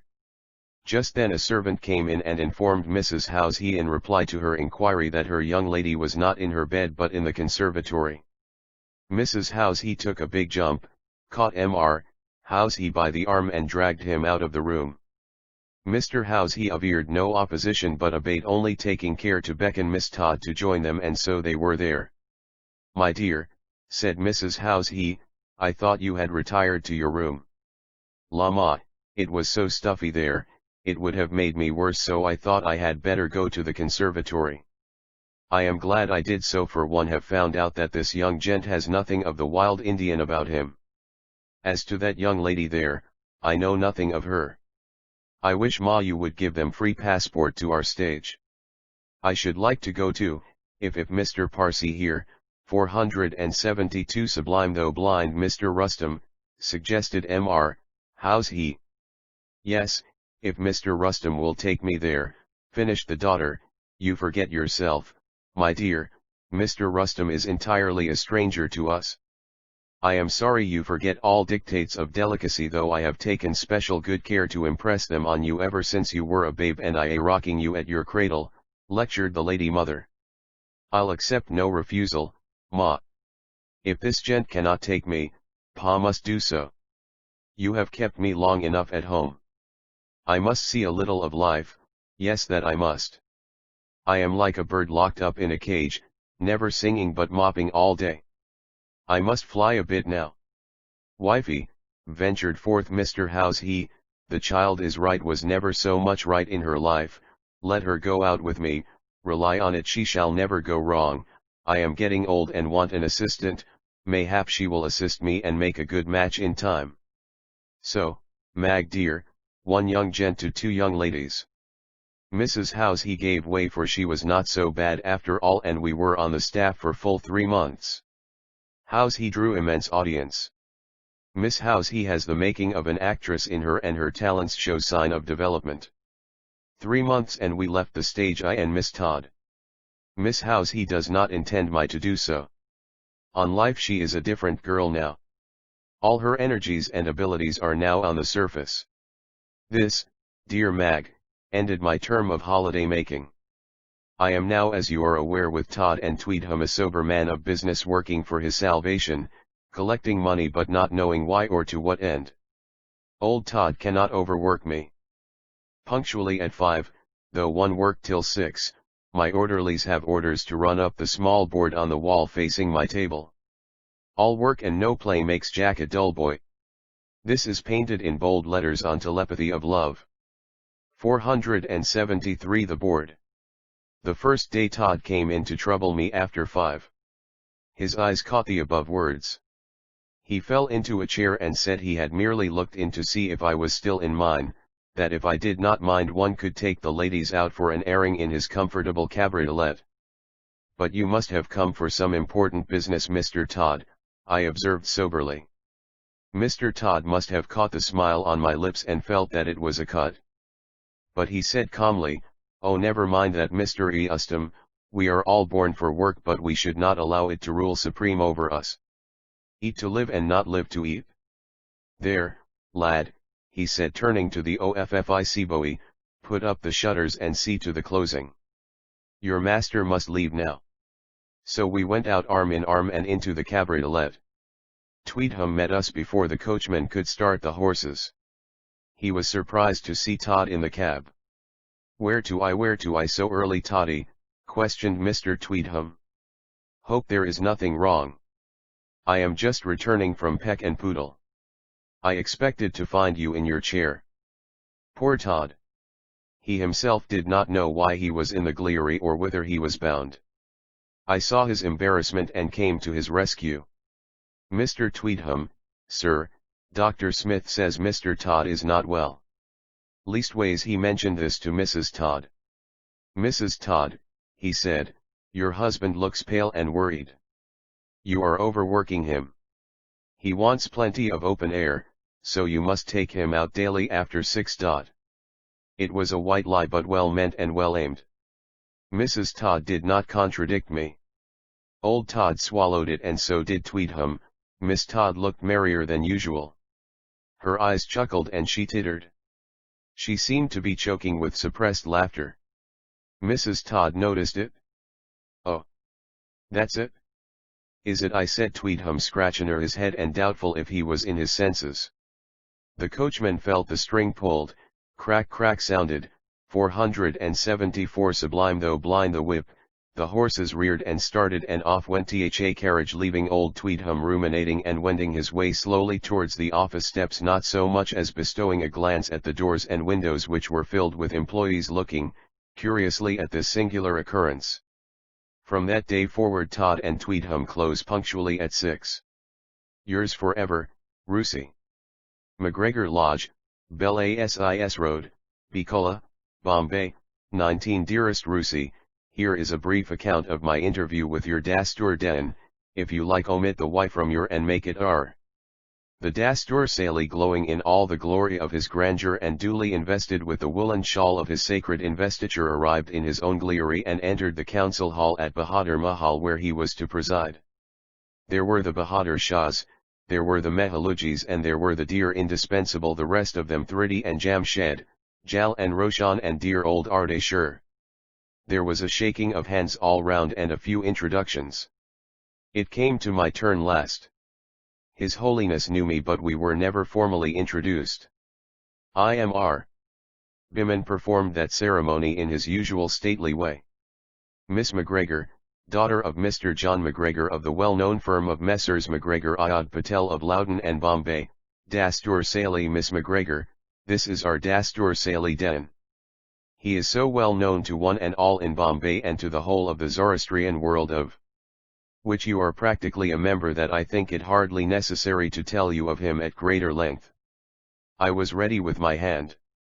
The Dastur Sali seemed telepathy of love 475 wavering but only for a trice, during which Mr. Biman Bahadur Shah kept his large telling eyes, which as you know have not yet lost their luster, fixed on him. His Holiness appeared to wince under them. He extended his hand, took mine in it and shook it heartily. I am so pleased to know you. Miss McGregor, he said, so very pleased that I can hardly describe it. I have known your old father for long and I knew your good uncle too, had occasional bits and snatches of very interesting converse with them. It is my good fortune today to ratify that friendship by a formal introduction with you. I watched to see if the Daslor Sali would clean his right hand which had enclosed that of a Judin by his pure white garment or his fine silken kerchief. But he did neither. He only adjusted and arranged his shawl which was slightly disarranged and drew it closer to him, maybe to protect himself. He then seated himself into a beautifully carved old mahogany chair which belonged to Mr. Biman's ancestors and which looked like a dais for crowning kings and queens. Dastur Sali said Mr. Biman, we have some questions to put to you. 1,000 if you like, my good sir, replied the Dastur, bowing obsequiously. 1,000 thanks. You know Dastur Sahib why I have troubled you to be here today. It is to have the pleasure of your pious company and principally that you may answer a few questions which this young lady here desires to put to you. Dastur Salihi the prelate so addressed again bowed low in solemn acquiescence. This young lady, proceeded Mr. Biman, though a Christian all her life is almost a Parsi, for she has lived with, dressed like, and associated with the Parsis as if she were one of them. Though a Christian she has tried to gain an insight 476 sublime though blind into our religion, and I may assure you, my dear Dastur Sahib, that she understands it better and observes it, except in the matter opound its outward symbols, better than many who call themselves Zoroastrians. You cannot be aware Dastur Sali that she is formally betrothed to Bhai Chandan's brother, Mr. Rustam Delayer, who is now in America. To be sure, Meher Hansali, gracious Lord, I know all that and I am glad of it, for I have known Mr. Rustam from infancy upwards and have liked and loved him. He is a man after my heart. He is just what I should like to have been if I had been born a Balidan, layman. I often question myself, Bahadur Shah saith, if it had not been for the best for me to have taken birth in a Badin family, for then I should have been more natural and more free to think, to speak, and to act for myself than I am in my present birth and birth. Then why not exchange positions, Dastur Saheb, with one of us, say for instance with friend Biman, observed Mr. Mehaluji. That I would buy my life and soul, said the Dastur, if Bemmanji Seth would only allow it. For that my learned friend and I will have to be born we again, said Mr. Bahadur Shah. Must wait till then. Dastur Dan, said Mr. Biman, some of you, amongst whom, I believe, you are one, have put forward a fatwa that contact of any kind with a Judin of whatever caste, color, or creed is contamination. You have just been good enough, gracious enough, put in Ardeshur, to shake hands with this young lady here. Don't you think you are contaminated? Your contamination must mean that of your family, for you will go and mix with them. It must also mean that the sacred ceremonies and rituals essential to the practice of religious functions which you have undergone have become arlman or unsanctimonious. If so, this lady here has done you incalculable harm. Telepathy of Love 477 Dastur Dan must have cleaned out the contamination in some secret manner unbeknown to us, observed Ardeshur. J. Dasturs can work wonders. Dastur Dan of Persian fame, who was known as Daneshwar Dan and whose pious name Dastur here bears, is said to have exercised vast influence over his king and his country by his wisdom and high-end learning. Asterisk will not Dastur Sali here kindly tell us if Dan has any meaning, inquired I. Dear are you, your dear Rusi, finished Mr. Bahadur Shah. Yes, Rusi told me that in ordinary parlance Dan means a boor, a villager, but that in olden times it meant much more. Our Dastur Saha here will perhaps enlighten us as to this. With the greatest pleasure, said the Dastur. Dastur Dan lived in the times of the last of the Persian Shahs, Yezdezer Shariar. He was as wise as he was learned, and versed in all the finest arts of the time. He was the Shah's advisor in matters spiritual as well as temporal. He it was that advised Shah Yezdezer to accept the creed of Zoroaster. T.M. proud, my dear young lady, proud to bear his illustrious name.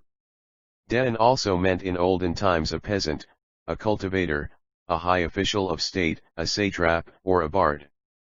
But, I innocently observed, if Dan has so many meanings, how is one to know what a particular individual bearing that name is, or how his vocation is to be distinguished? I'll tell you that also, Miss McGregor, said the Dastur. You can distinguish it in two ways, dress and deeds.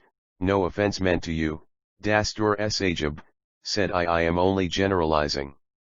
When a person says he is a Dastur and dresses like one, but his thoughts, his words, and his deeds are the exact opposite of those of Dastur Dan of illustrious fame, he is no more a Dastur than I, he is worse than a villager.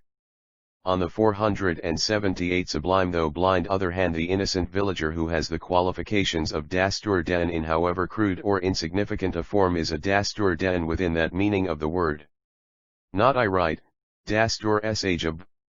Am to be sure, you are. I could not have explained it better myself, my dear young lady. I know you will now ask me what I mean to do in regard to the alleged contamination. The Dastur Sali said this laughing, and the others laughed too. He is a clever man, clever in his erudition and as clever in the tactics of evading and misapplying it. Any idea, my dear young lady, he said, has its origin in one's wit or fancy. After it is once born there, it becomes a thought, and the wise man is he who can decide whether that thought should be converted into action or not. In this matter both the Balidan and the Dastur are on the same level. You know our religion is based on the foundations of purity and virtue. When a man of my own community comes to me, I am not inclined to shake hands with him or to offer him a seat unless I find that he is clean and tidy. The distaste to touch Juddins had its origin in the same. The majority of them, however rich, are not so clean and tidy as we Zoroastrians are. There is the same objection in shaking hands with an unclean Parsi as with an unclean Hindu or Mohammedan. No one can be unclean unless he is ignorant or means to be so. The ignorant Parsi has therefore taken it up that shaking hands with a Judd or asking him to sit on a galika or a pathurna during times opound ceremonies is contamination and abomination. The belief of we acres, my dear young lady, cannot be shaken off in a day. Cannot uproot it without uprooting ourselves. You must side with the illiterate and ignorant majority till such time as the educated and literate minority are prepared to boldly come forward and help and support you in uprooting objectionable prejudices and irreligious practices. The literate minority telepathy of love 479 only talk and twaddle and are never in the front. As a result, the illiterate majority are always in the front and fructifying. Just by the way, Bahadur Shah saith, your pardon, for antic-eye-patting you. You want to ask me why we dasturs pet and pamper the illiterate and ignorant masses. The answer is simple enough. Do it because they cannot pet and pamper them we selves. Do it because you do not educate them or advance them in a way as to make them see and judge for themselves. The literate minority spend their locks to pamper themselves and to spoil the illiterate. Education, my dear sir, is the only means of improvement and advancement. It's education that forms the common mind. As the twig is bent, the tree is inclined. Ha! Ha! Ha! The head that composed these lines must by far have been wiser than the wisest head of our wise age. Dasturs. Bahadur Shah saith, have bellies with bellows as big as those of the richest of Badins or some of your Belidan journalists and authors. Our greed is the same as we theirs. Earn less than we want and spend much more than we ought. Pious Belidan is as good as or even better at times than a dastur. He runs after locks and we dasturs do the we same. Are as prone to society vices as the Badins are, but much less to blame, for, it is the Badins that have taught them we to us. Try to abandon them, make up our mind not to bid at races, not to speculate, not to buy and sell shares, not to do many a thing and fail as signally as the Badins. Our sacred investiture and our piety and purity are powerless to help us in that. This is our state, pure and simple. The rich Badin stands by and enjoys the fun. Man steeped in vices is jolly glad if he is able to pull another into them. Some theosophists and others occasionally help the dasturs on with means and money to run in and out of debt for their own selfish ends. You have often told me, Bahadur Shah saith, that once in, even a dastur cannot get out of it. 480 Sublime, though blind because perhaps the dastur Sali's piety and purity are not over pure and powerful, put in Mr. Mehaluji. By the way, Dastur Saliab, this young lady here, whom I now call my daughter-in-law, wrote to you some days ago and inquired if you were prepared to initiate her into the tenets and the truisms opound Zoroaster. You replied that you were sorry you could not do so and that you could not assign reasons for refusing to accede to her request. You will perhaps be gracious enough, dear Dastur Den, to give us verbally the reasons which you were unable to commit to paper. Certainly, Mehaluji saith, the reasons are simple enough and I am surprised you should not have guessed them.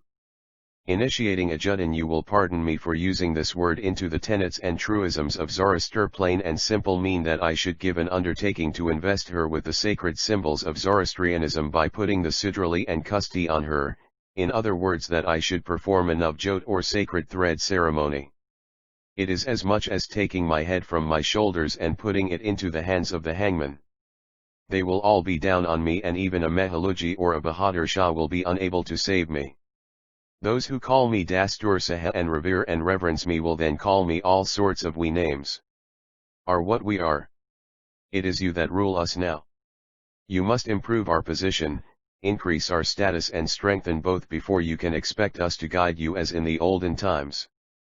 I am delighted, very greatly delighted indeed, to see a savior, yes, a savior in the shape of a simple-hearted but great Belidan has at last come forward to lift us up out of the abyss of despair and degradation into which we have plunged, to educate and advance us and to make us self-respecting and such as to exact respect and obedience from our constituents. That savior is no less a personage than the simple but noble-minded Mr. Mirwanji Telepathy of Love 481 Muncherji, who has voted no less a sum than rupees 25 lakhs, all out £pound his own pocket, for our progress and prosperity. Like the Good Samaritan, he has felt our pulse, realized our troubles and not hesitated to relieve them. May Hormuzd bless him and save him as he has blessed and saved us. But, my dear Dastur, said Mr. Mehaluji, I hold in my hands at this minute a letter that you wrote to me when on your travels, and in which you have said that proselytism is authorized by our religion and practiced as a rivat or custom from ages past. You have also said in that letter that the Parsis would not have numbered 80,000 as at present but for the free introduction of alien blood into it, such introduction being considered a/oo, that is, a pious or propitious deed, by old people even now. True, true. Stji, replied His Holiness, but Bombay is not Tirabuktu or China. The best of our rulers when in the land of England and when sailing over the waters of the ocean have expressed views akin to mine on various matters relating to the social, moral, and material welfare of those over whom they were coming to hold sway here. Their zest * and their zeal, their free speaking and their free thinking have been known to cool and to disappear queerly with the Indian harbour appearing in sight. With one leg in situ and planted on Indian soil, the heat and the temperature begin to affect them, and the zeal and the zest mix with the air and disappear. So was it, I confess with me. I am thankful to you, Bahadur Shah Seth, for calling me to this confessional today and inducing me to make a clean breast of it. It is an honorable confessional and I feel honored in confessing before it. Besides, there is nothing like a confession to relieve a superfluous weight. I know some of you gentlemen say that we Dastur's are more of a fool than a knave. Others say that we are more n 482 sublime though blind of a knave than of a fool. I make bold to say that we Dastur's hold the same opinion of many Belidins who have as little courage of their convictions as ourselves. Then you will not, even if I stand behind you, undertake to make a Zoroastrian of Miss MacGregor, asked Mr. Bahadur Shah. That, I will not, said the Zor, for I think Miss MacGregor can still be a Zoroastrian without its outward symbols. As to her becoming a Parsi, why, she has more of Parsiism in her than many of us put together. There can be religion, my dear Bahadur Shah Seth, without rites and rituals, but there can be no rites and rituals without religion. God meant that there should be only one religion, though under different forms. The rites and rituals are the forms. If a man think that he can be a better man by being a Christian than by remaining a Parsi, by all means let him become a Christian. Miss MacGregor thinks that as she is about to be united to a Parsi, she should be a Zoroastrian. The Parsis say, however good and true you may be and whatever your love for our religion, we will not admit you into our fold through the front door. There is nothing, however, to prevent Miss MacGregor from stealing a march into it through the back door, which is the pure and simple result of closing the front door. If his wife is not admitted into Zoroastrianism, Mr. Rustam might go over to Christianity and bring up his children as true and loyal followers of that faith rather than let them be hair castes and bearing contempt and contumely. Proselytism is a strange process of manufacture. It is self-propagating and self-progressing and most fructifying in favorable soil and circumstances. So long as the Parsis live in India, proselytism will go on whether they will have it or not, for associations are always strong.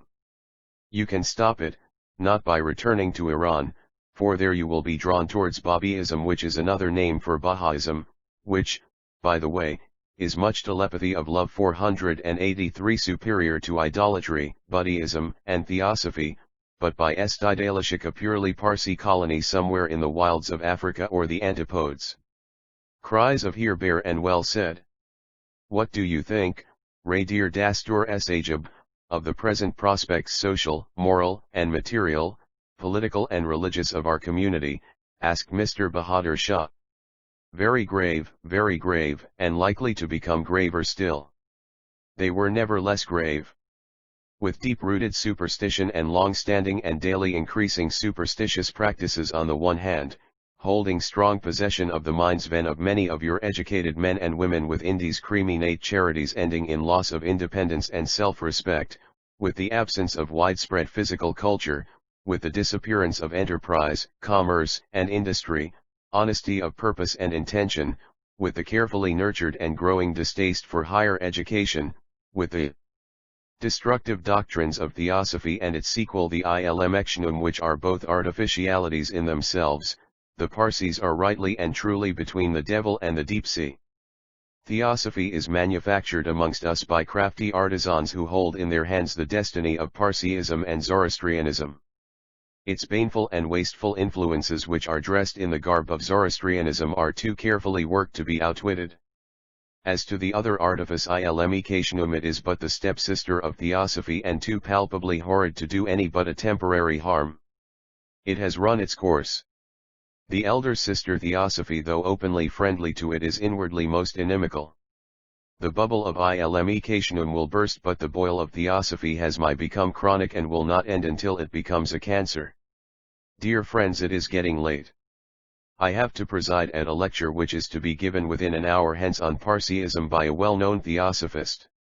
You stare at me and stand ao hast. In answer thereto I beg respectfully to refer you to all that I 484 Sublime though blind have said here a few minutes ago. My dear daughter Magdalene, if you will allow me to call you so, for all good girls, be they Parsi, Hindu, or Mahomedan, or hail from China, Peru or Cochin, are but my daughters. If you will take my advice, think not of becoming a Zoroastrian in this smoke-stricken atmosphere of Bombay. When you are in Europe or America, ask any Dastur or Balidan staying or passing through that land to invest you with the outward symbols if you really want them. As to the other symbols which are the prop and pride of our faith, Manas Geni, Gigiavas Lini, and Cunas Lini, you have them already in a greater measure than many of us. Go to America and be reconciled to the person and primitive faith of your proposed partner in life, even as was Padmavati, the daughter of Maharaja Sankaldio of Kanoj, who married our Shah Biramgur, accepted our faith, and whose name is recorded as Sapanud in Parsi chronicles. And so, Rusi, the dear Dastur left us, but not without shaking hands heartily with me once more and promising to bring over the ladies of his household to see me. Bahadur Shah tells me that I may take this Dastur Sali as a fair specimen of his kind, learned but afraid to make use of his learning, well-thinking and well-intentioned yet timid and impracticable, progressing and yet retrograding, pious and yet full of prejudices, industrious and yet idle, full of words and yet not flowing. Poor dears! How I feel for them, and feel for those whose religious advancement and improvement, whose salvation has been placed in their charge. Methinks, Dastur Dan is right that you Belidins are responsible more than they for this very sorry situation. No one perhaps more so than your bunglers and meddlers, your so-called self-constituted Soslians who interpret religion and rituals and tort and twist them and mold and model them to suit what they preach in public and detest in private. So much for this, Cusi dear. I remember your telling telepathy of love 485 me. I am half a parson myself, a little of a pope and much more of a prelate. Like what Mrs. Todd told her husband, the parson blood is in our family. Father and my uncle were intended for the pulpit, but they chose to join the trade. I am paying visits to dear Modadanis schools. Mr. Jamshed and Jal and Thridi and Roshan have made the interest of the children their own. Roshan and Thridi are giving lessons thrice in the week at the Parel school, where English and Parsi children take lessons. The oil paintings and the medallions are excellent. Modi Dana appears to be looking down lovingly and speaking to the children and smiling through every line and delineation of them. Whilst I write this, I see my Rusi doing the same from his place on my desk here and from his cozy apartments in Todd Mansion. Yours forever, Mag J. Chapter LXII. The jest of fate completes itself. Fate made me what I am, may make me nothing, but either that or nothing must I be. I will not live degraded. Byron, 1. 8 is inexorable. It is famously fatal. You have to face it whether you wish it or not. Call it by any name but you cannot confound it, much less read it. It will still be fate. It is a visitation which visits every body and whom everyone is bound to entertain whether he be a fatalist or not. Fate works single-handed and double-handed. In the former case it works its own way slowly but steadily. In the latter case it works with your help and you help it to accelerate the end. Circumstances and contingencies have a great deal to do with fate. One may be happy all his life but end in misery. One may be unhappy all his life and yet may come to a happy end. Since Iraka's death, Meherbanu was a changed woman. She became thoughtful and moody. She kept to her room for hours and would not see visitors. Her whole frame had undergone a transformation. She felt a disgust for her old abode and for her old associates. Her face had acquired a quiet dignity and her demeanor was calm but firm. All fuss and fury had deserted her. She did not ask or beg of Jamshed and Thridi or even Roshan to visit her, but they did so of their own accord and she offered no resistance. Ardeshir also visited the house but never approached her and never tried to have so much as a word with her. He had jad about remorse and he felt sure it was creeping over Mayri. The jest of fate completes itself. 487 Banco and eating away the inside of her. Remorse is temporary or permanent. He was not sure if Meherbanu's remorse had come to stay with her. His disgust for her behavior had strengthened his resolution to desist from making overtures of friendship. He had also to consult his pride. Jamshed told Thridi that Meherbanu would never make friends with Ardeshir unless the offer came from him. Months rolled away in this way and at last reconciliation came in a form which was not to be resisted. A daughter was born to Roshan on the same day that a son was born to Thridi. Thridi was at her own house but Roshan was at her mother's. Thridi's confinement was easy enough but not so Roshan's. She was in severe pains which tried all the patience and skill of the doctors. It seemed that the mother should sacrifice her life to save that of her unborn one, or that the child should die for the mother. Poor Roshan! All her strength seemed to be ebbing away. The doctors sat by the bed for many precious minutes and racked their brains. There were of course the instruments and there were the fine little knives ready for the medical butchery known in polite language as operation. It was a crisis. Meherbanu hated the hacking and hewing process. Take my word for it, she said, leave it to nature and it will come all right in an hour. The doctors turned up their noses. Was she to interfere? Nature indeed.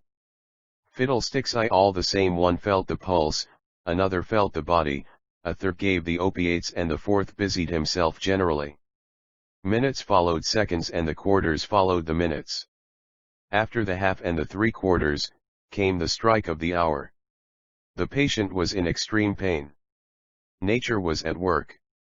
The countenances of the doctors fell, that of Meherbanu beamed with pleasure. She was now all alert. She cried through her tears that her daughter Roshan was now all in all to her. She, Meherbanu, lived in her. Just then nature had asserted itself. The patient was free. It was a girl, a miniature Roshan.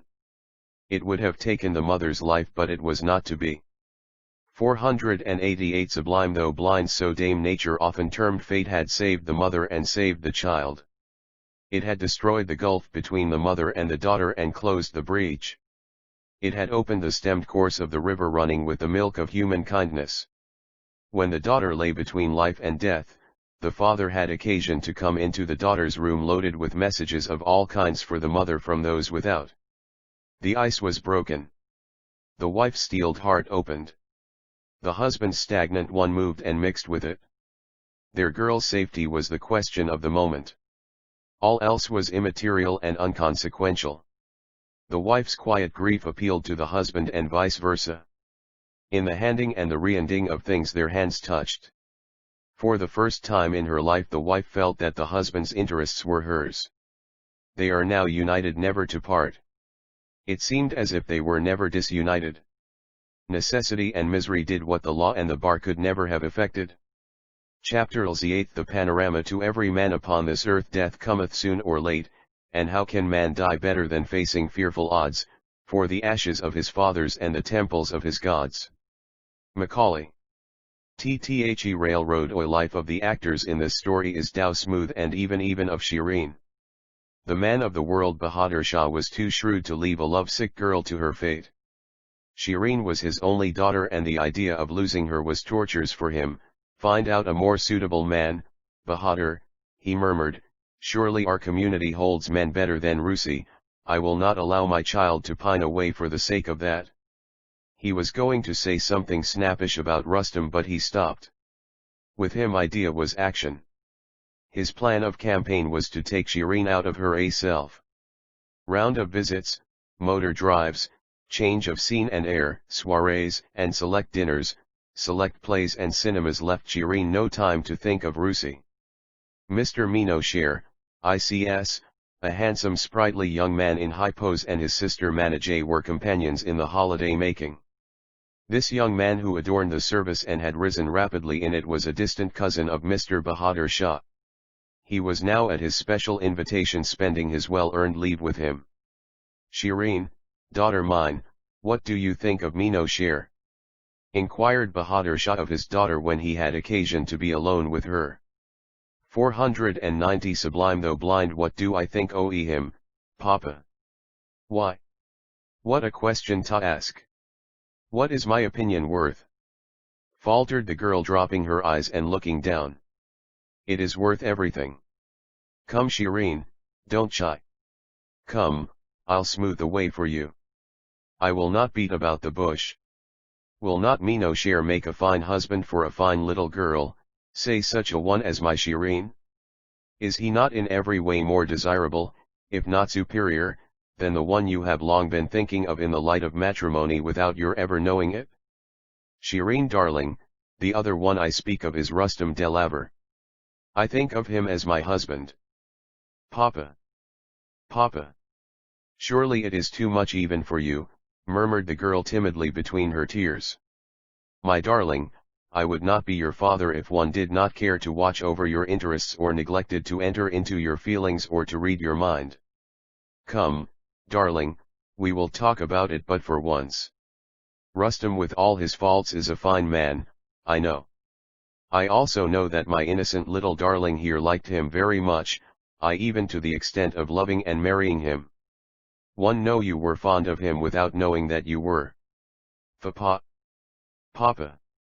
Cried the girl but he did not allow himself to be disturbed. To do justice to Rustam, Scylla, I must say that he was equally innocent. He did not know of the feelings you entertained for him and was too honorable to allow you to go on if he but knew them.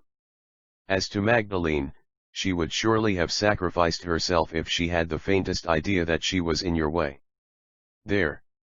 There. Cry away dear, I will not disturb you, for it is so wholesome to give vent to one's feelings in this way that Magdalene is a saint. She is wiser in worldly wisdom than you. She will keep him well in hand and not spoil him as my Scylla would perhaps have done.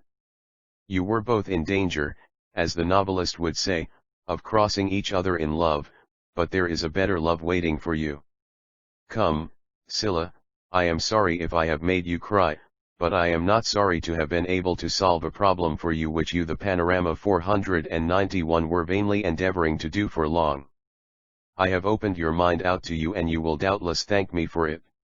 Rustam is now practically Magdalene's own. Young Mino Sher is waiting to be yours if you will only allow it.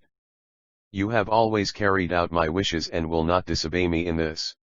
He has my permission to offer his hand to you. Your mother, see, she is quietly hearing what we say, will be delighted to see you wedded to Mino Sher. Won't you, dear? He said, turning to his wife. By way of answer, the dear nodded and drew her daughter close to her heart. They mingled their tears. We do not wish, concluded the father, to force your inclinations darling, but by accepting Mino Sher you will make yourself and us so supremely happy. He patted her as if she were a babe and left the room leaving the mother and the daughter to themselves. A month more and Shireen is now Mrs. Mino Sher Marshall. She does feel that her parents were right. They had worked only for her will and not worked in vain. How many parents would have done it like this? How many fathers would have acted like Bahadur Shah? Mild but firm, kind yet decisive, frank yet outspoken, loving but not over-indulgent. Echo answers, very few. This is our last look into Bombay. It only remains for us to look into America for the last time. And then the writer and the reader will have to give up the reins of this story, the strings of which are almost woven. If the reader feel a tithe of what the writer does in preparing to part with the characters of this narrative, which are the creation of his own fancy, the writer will consider his labor well spent and well recompensed.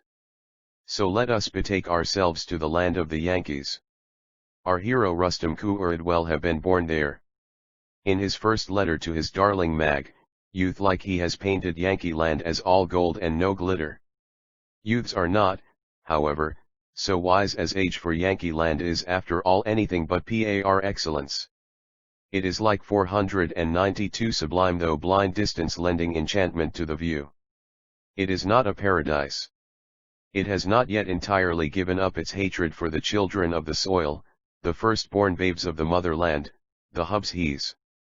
The President of the Republic had a hornet's nest round his ears for daring to invite a Red Indian in high post to dine with him. The Hubshi is not to traverse or to cross the path which the heaven-born Yankee does. He is not to travel in the same tramcar or train with him. Rogues and rascals, marauders and pickpockets abound there as much, if not more, than in any other land. People are free with their gold, of course, but it is often flittered away. The Yankee fight for suppression of strong drink and its manufacture is nothing but a long Yankee yarn, a huge fiasco. Last but not the least, horror of horrors, there is the lynch law, which takes no count of a Hubshi being burnt alive for daring to love or even to look lovingly or daringly at a white woman. Those who prattle and prate here under the banner of Swaraj and Swadeshism may well lay this to their heart. The relieving feature of the situation is the all-powerful Yankee press with its masterful whip. It is the great monitor which lays its stripes here, there, and everywhere. It treats the president and the publicist alike. When will the British Raj have such a press? The home government and the Indian government might well be under the tutelage of the Yankee press for a while if they are to benefit themselves and their possessions. It was the 21st day of March in the year, the grandest day of the Parsis, known as the Jamshedi Navroz, which beheld the McGregors, the Bahadur Shahs, Minukrand Manaji Mehaluji, and Chandan, Jamshed Aga and Thridi, Jal, and Roshan, Meherbanu and Ardeshir ascending the steamship Oceania, which lifted anchor, hoisted its flag and sailed away amidst the deafening cheers, the waving of handkerchiefs and the vociferous acclamations of the numerous friends and admirers of the fortunate families that were now about to cross the wide ocean to plant their feet in the panorama 493 land of Columbus. But oh, the forgetful that I am! I have left Dastur Dan out of the list. Bahadur Shah had prevailed on him to accompany them. He was to be their guest. When on the broad bosom of the sea, the Dastur Sahib was one of them. He laid aside his kingly state and his dignity and ate and drank to his full content. He had laid aside all his reserve and even the sacred investiture of his sanctity, the Kashmir shawl. He answered questions freely and frankly as if he were already in freedom land. He declared, as he had never done before, that Jamshedi Navroz was rightly and properly the New Year's Day of the Parsis, and that the Parsis ought to count their New Year from that day. He admitted that he had all along entertained that belief, but that times and circumstances were anything but congenial for making such a declaration in his native land. Dear Bahadur Shah Seth, he said, if the Parsis want to be classed as a progressive community, they must give up their long existing factions and merge into one homogeneous whole. They may call themselves Sansa Ms or Kadim so long as they adopt the Dini or Fasli Sal and let their prayers, their ceremonies, and their rites and rituals to sway them on that basis. He admitted that their community dinners known as the Gombers were unsuited to the times, that they were always out of season and very unseasonable to boot. My dear Ardeshir Seth, he said, the ladies' Garnhar or JL Fayat which has now come into fashion is, to my mind, a bungle. It is a subterfuge and a hoax and has not a vestige of religion or piety about it. It is a huge mockery. My dear Mrs. Aga, we are indeed a community of corpse-bearers. Rightly and truly we are treating our corpse-bearers like beasts of burden and destroying all their sense of self-respect and sensibility. But what is worse? Parsis, though claiming to be a highly progressive community with an economic conscience and 494 sublime though blind an eye to advancement, have locked up a mint, mind you, ladies and gents, I say a mint o' pound money in red earth and rubble stone in the shape and slippery substance of a hill which we call Dunjarwadi. It goes to my heart to see that so much money should lie so stagnant.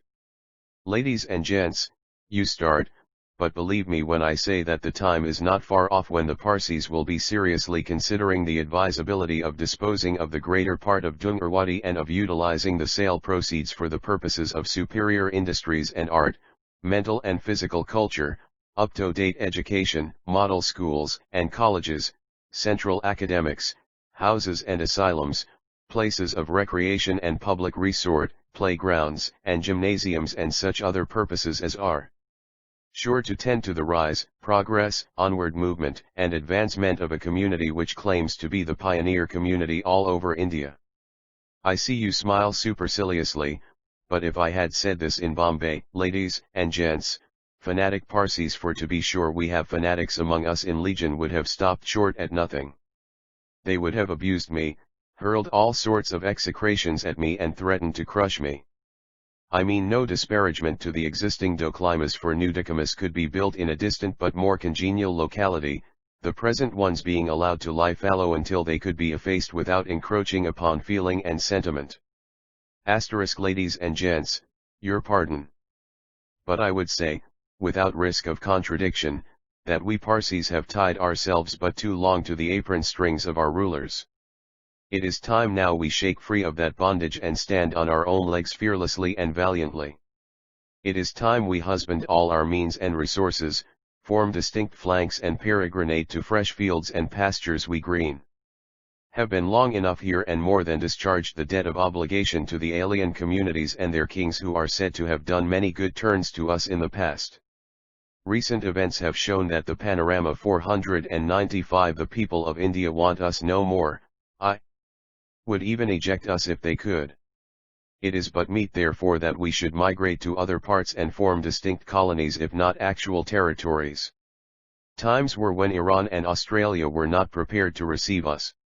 Times now are when Iran is waiting for us with open arms, and Australia and for the matter of that the other British colonies are not likely to refuse to welcome us. Yes, you are right, dear Miss MacGregor, said the Parsi Pope, smiling sweet and bowing to that young lady. I admit that aluminium garris or motor cars for carrying dead bodies would be by far a superior and more decent mode of traction and more in keeping with the dictates of our religion.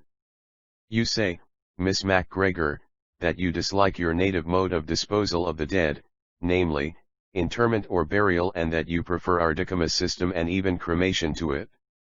I quite agree with you. There could be no dirtier, more insanitary, or more dangerous mode of disposal of the dead than burial. I know it is coming into fashion amongst us. Cremation is by far the cleaner and quicker mode of disposal. It is sure to supplant all other systems, if not now, a quarter of a century hence. Our religion does not forbid cremation, but it surely does forbid interment. The very earth recoils v/eth the idea of the abomination, for a corpse, be it of a Parsi, Hindu, or Mohammedan, Hebrew or Chinaman, is nothing but abomination. It pollutes and contaminates the earth.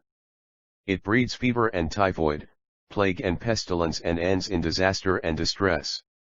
When so saying, I certainly do not mean to urge that we Parsis need run after cremation in preference to dichotomous until the latter become impracticable. Thank you, my young friend Jal, thank you. I hope your applause means that you are quite one with me in the views I have just expressed. There. Bhai Sahib Meherbanu smiles. She does not speak, but I read it in her eyes.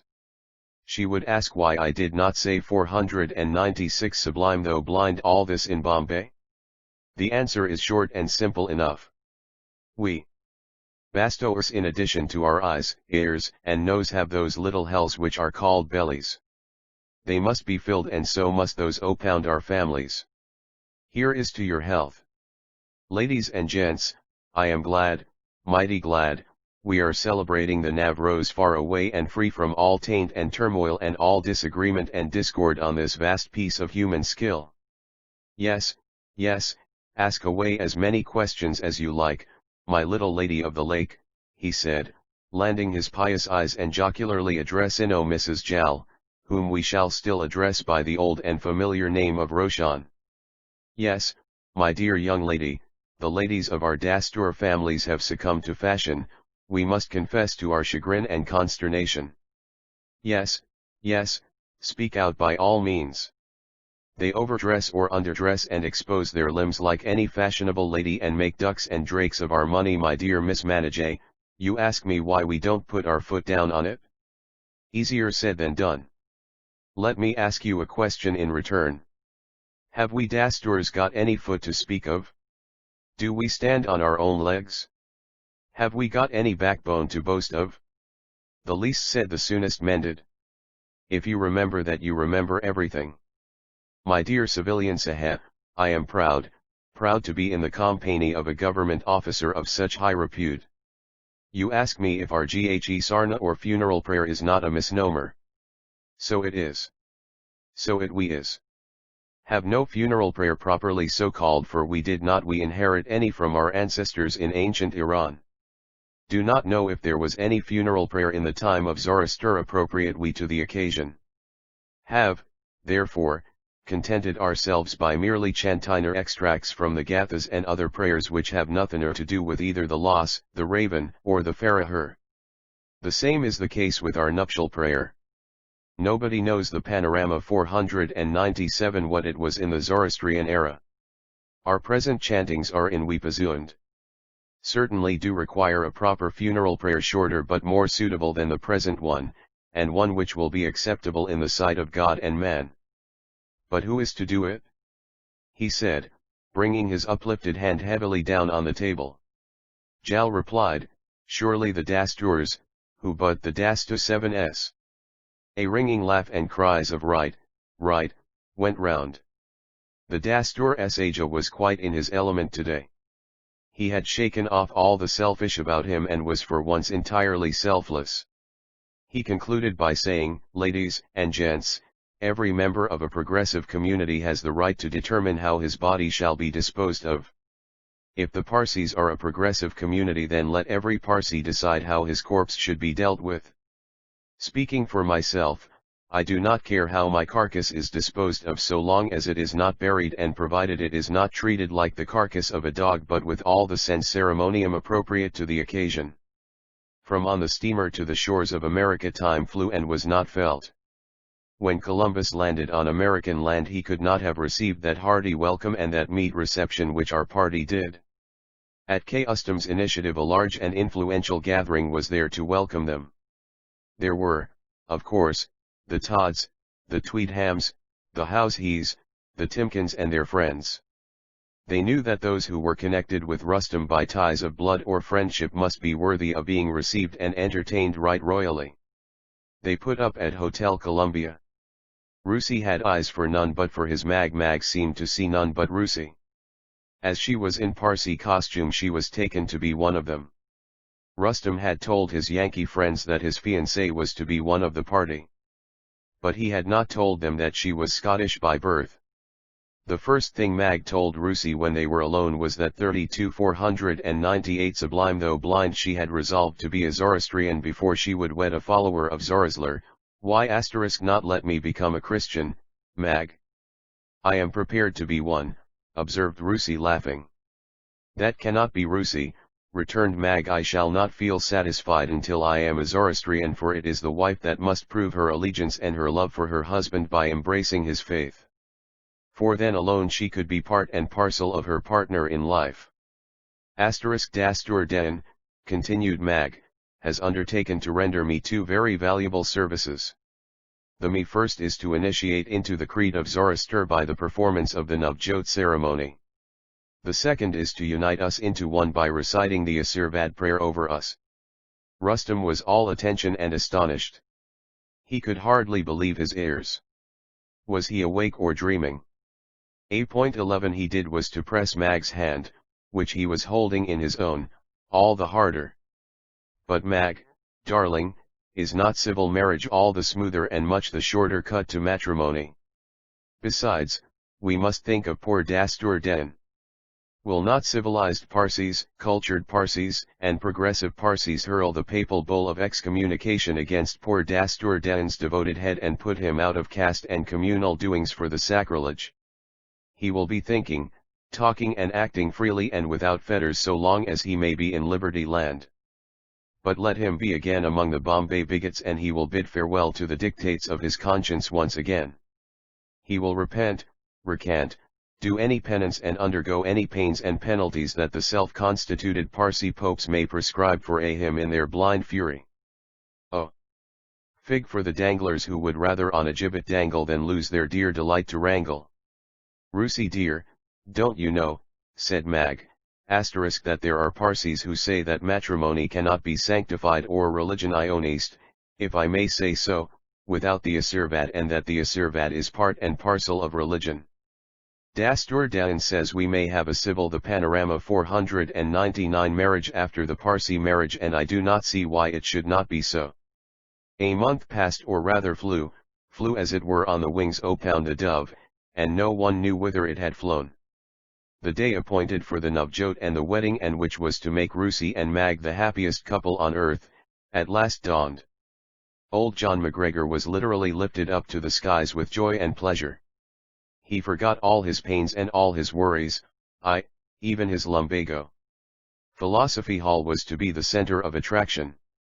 The cream and the elite of Yankee society was collected and felt elated to witness the ceremonies which were to be conducted by the great Dastur Dan of Bombay. Amongst the notabilities there were the president and his wife, Professor Jackson, and the other professors of the Columbia University. There were also the Parsi High Priest of Sindh and Baluchistan Dastur Dr. Dhalla, M.A., Ph.D., and Mrs. Dhalla. We must not forget two young Parsi gents of great ability who were then studying at the Columbia University.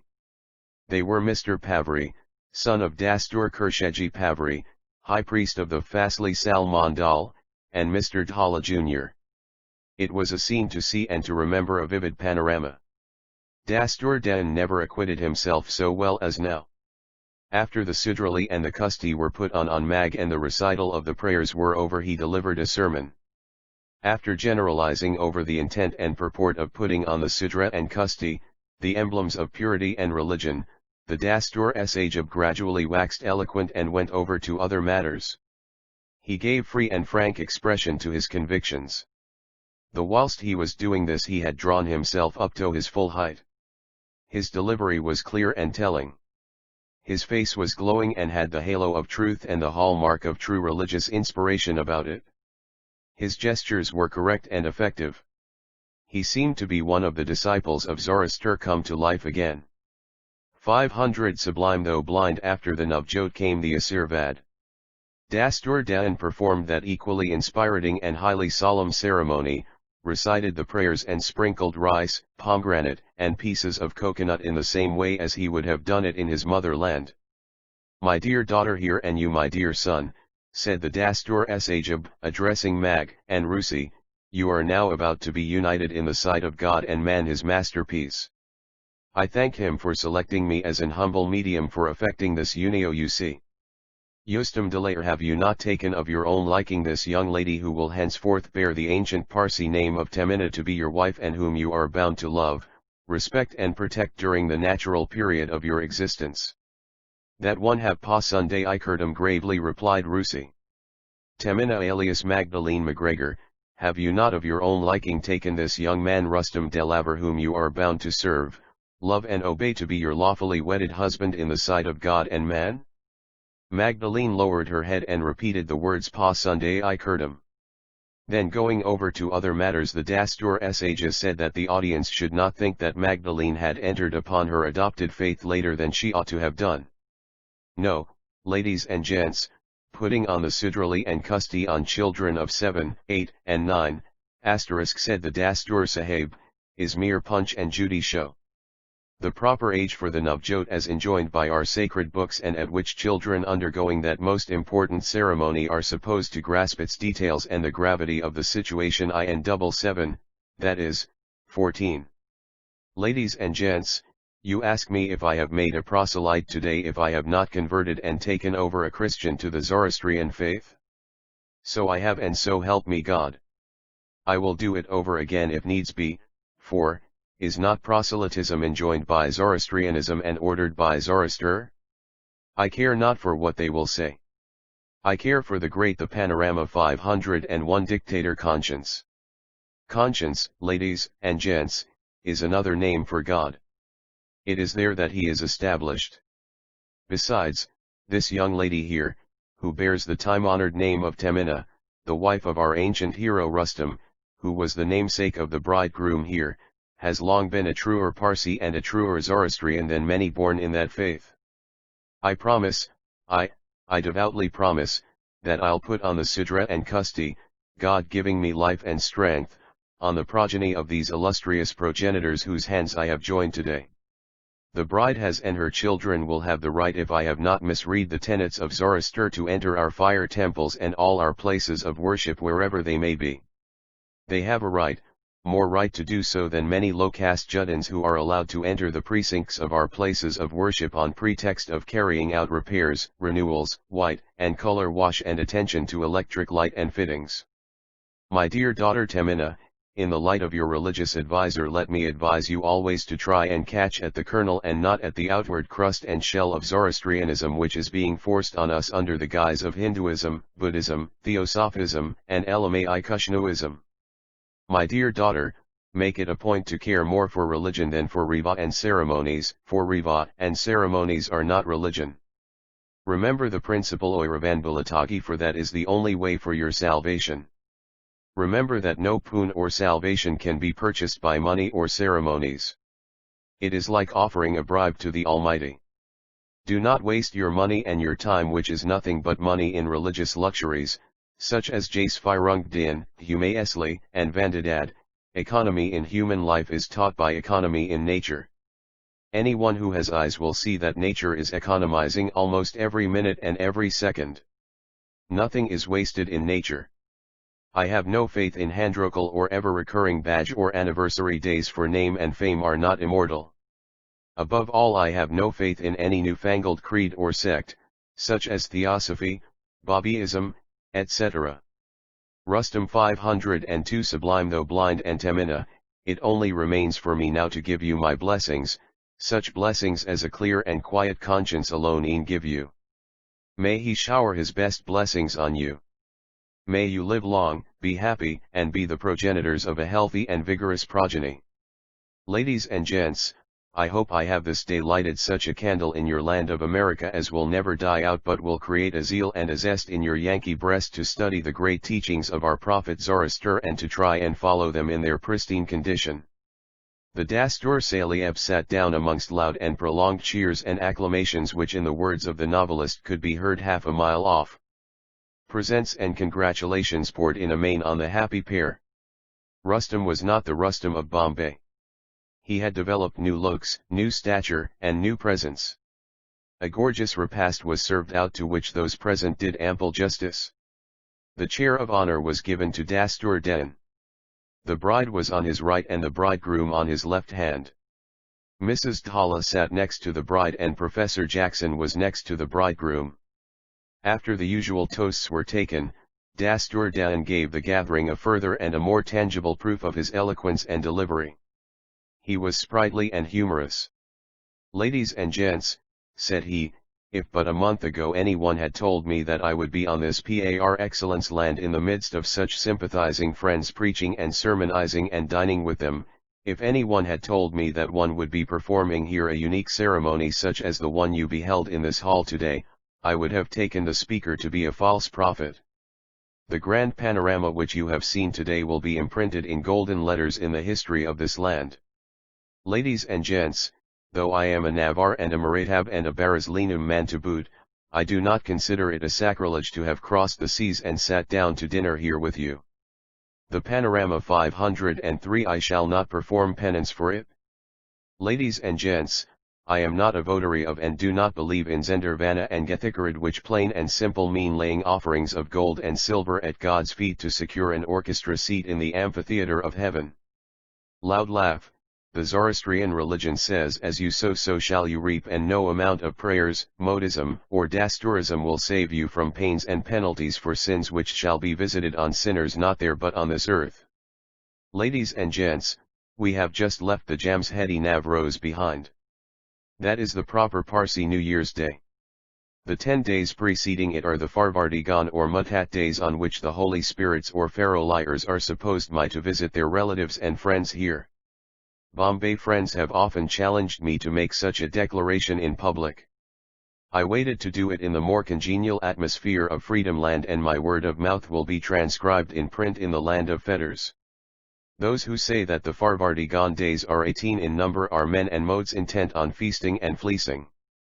Ladies and gents, I have been at the Fasli Sal Mutats, which are mostly free of unrighteous and unreligious forms and practices. One use the word mostly advisedly, as large and precious pieces of silver vases and flower bowls, costly tables offered by families rolling in riches, mar the purity and simplicity of the occasion and are a danger to the poor and the mediocre.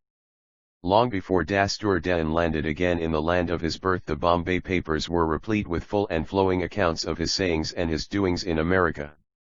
Mino Sher had taken care to prime the papers with that powder, little knowing how soon it will ignite and create a conflagration.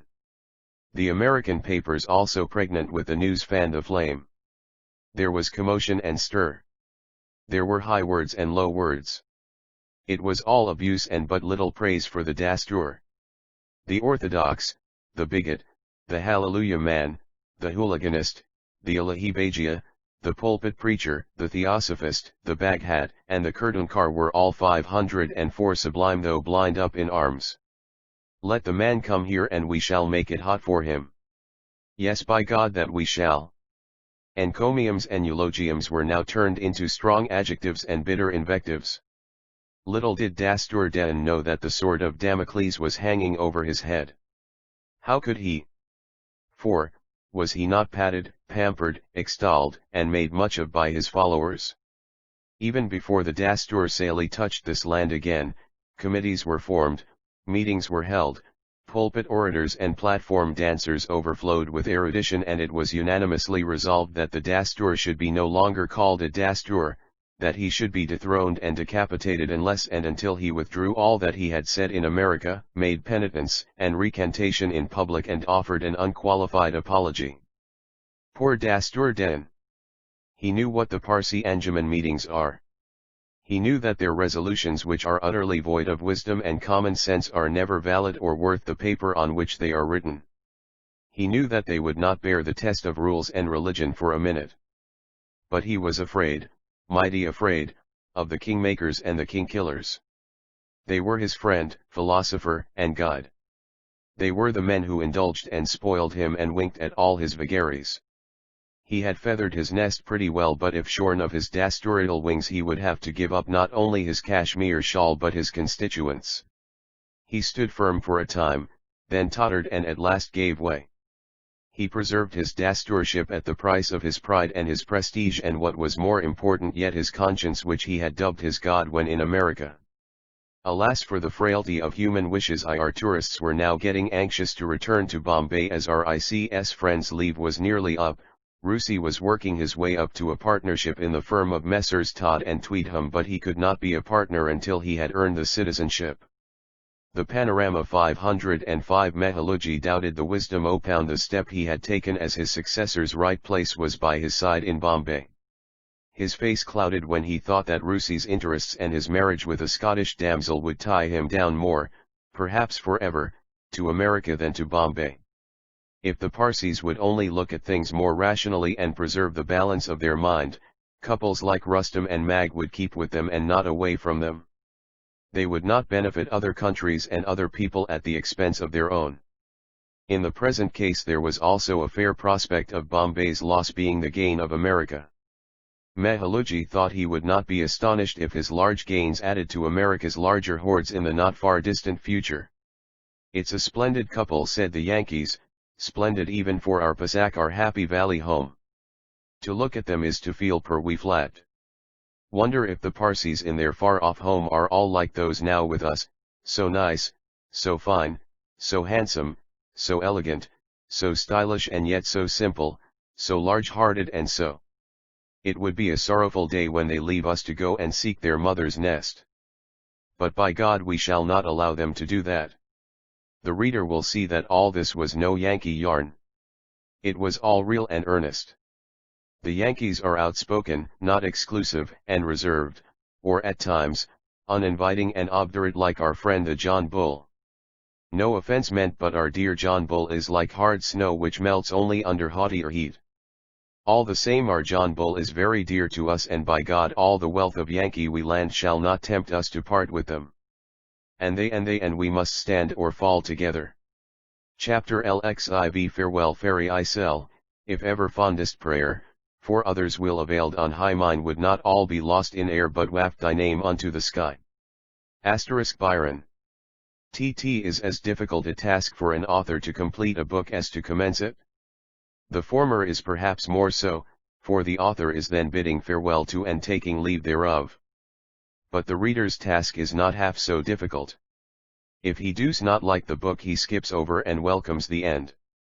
Not so with the author, in whom there is a peculiar partiality for his pets. His characters are his children, and like all fond parents he is just as partial to the bad and the better as to the best. The pain of parting is therefore as excruciating with the father of a book as with the father of a family. The author of a book's being is with the children of his fancy, with their sayings and doings, with their fortunes and misfortunes, with their vagaries and vicissitudes, and with their good luck and bad luck considerably longer than any reader who may read their history and yawn or applaud. It is sad, sad indeed, to trace human vagaries, human vices, human follies, and human foibles, human sins of commission and of omission through their varied steps and stages and through their multifarious and muddy details. The only relievino, and incuracino sunbeam on the author's horizon is human virtue with its mixed and unmixed goodness, for vice like virtue is not unqualified CJ, to the paterfamilias his family is, if not his world, the small republic over which he presides. It is the haunt which he constantly hates to keep out hunters falual 507 animate and inanimate, who would wreak ravages and devastate and lay waste his small republic. The author's world is more extensive. It is the outside world. His family mean a multitude. He selects such as he likes and deals with them. He is at his best when he is amongst his own people and works within his own fold and does not try to penetrate into other people's dens. He is at his best when he builds and does not borrow, when he constructs and does not convert. Like charity, his work begins at his own home. His duty is by his own home and hearth. If he can conceive and conjure, collect and create, speak and not spatter, control and not confuse, he is a good author, a successful writer and a sound critic, be he seeing or even blind. Pen and paper are a sacred charge, a divine trust. The man who trifles with them breaks his commandments and is a criminal. Pen is a dangerous weapon, a double-edged tool which if not well wielded turns round and wounds the wielder. It hurts more than it heals. It is like a razor in the hands of Darwin's two-footed, who, according to that great writer, was our progenitor and whose power of caricature is so preeminent. Tell me of any animal whom I cannot imitate, said the ape. Me tell, said the fox, of any animal that can imitate you. The class of writers who only borrow and do not build, who convert and do not construct, who copy and do not contemplate, is like that illustrious progenitor of ours, always cutting the throat and not shaving the beard. This class abounds with the penny-a-liner, the plagiarist, the platitudinarian, the social, moral, religious and economic scribbler, the conventional caterer to popular taste and prejudices, the master dancer to the gallery, be he a mere scribe, an editor, an author, a publisher, or a versifier.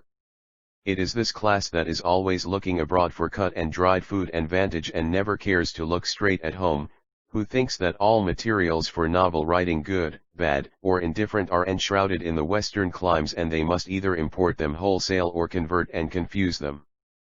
It is nothing but a stratagem. B08 Sublime. Though blind, I have kept fully in sight the fact that human nature is the same all over the world, and that the best fields to cultivate and that the best thing to do is to clean our own Augean stable, to remove the dust and filth from within our own fold, and to wash our own dirty wee clothes at our own doors. Have good and bad men, clear-headed and addle-pated, educated and ignorant, and plenty of material to form food for a new novel every half year. I have selected a blind girl for heroine for two reasons. The first is that I am blind. Though apparently all-seeing, only 1/4 the world is seeing of the rest, 1/4 is purblind. The remaining half consists of people who have eyes but will not see, who have ears but will not hear, who have tongues but will yet speak. The second is that I have read novels with a blind hero or a heroine. The titles of these books are indicative of the great physical disability under which the hero or the heroine labors. The reader is led to believe that he is to read more of the blind hero or heroine, or more about blindness and its concomitant of good and evil, than about love and other matters.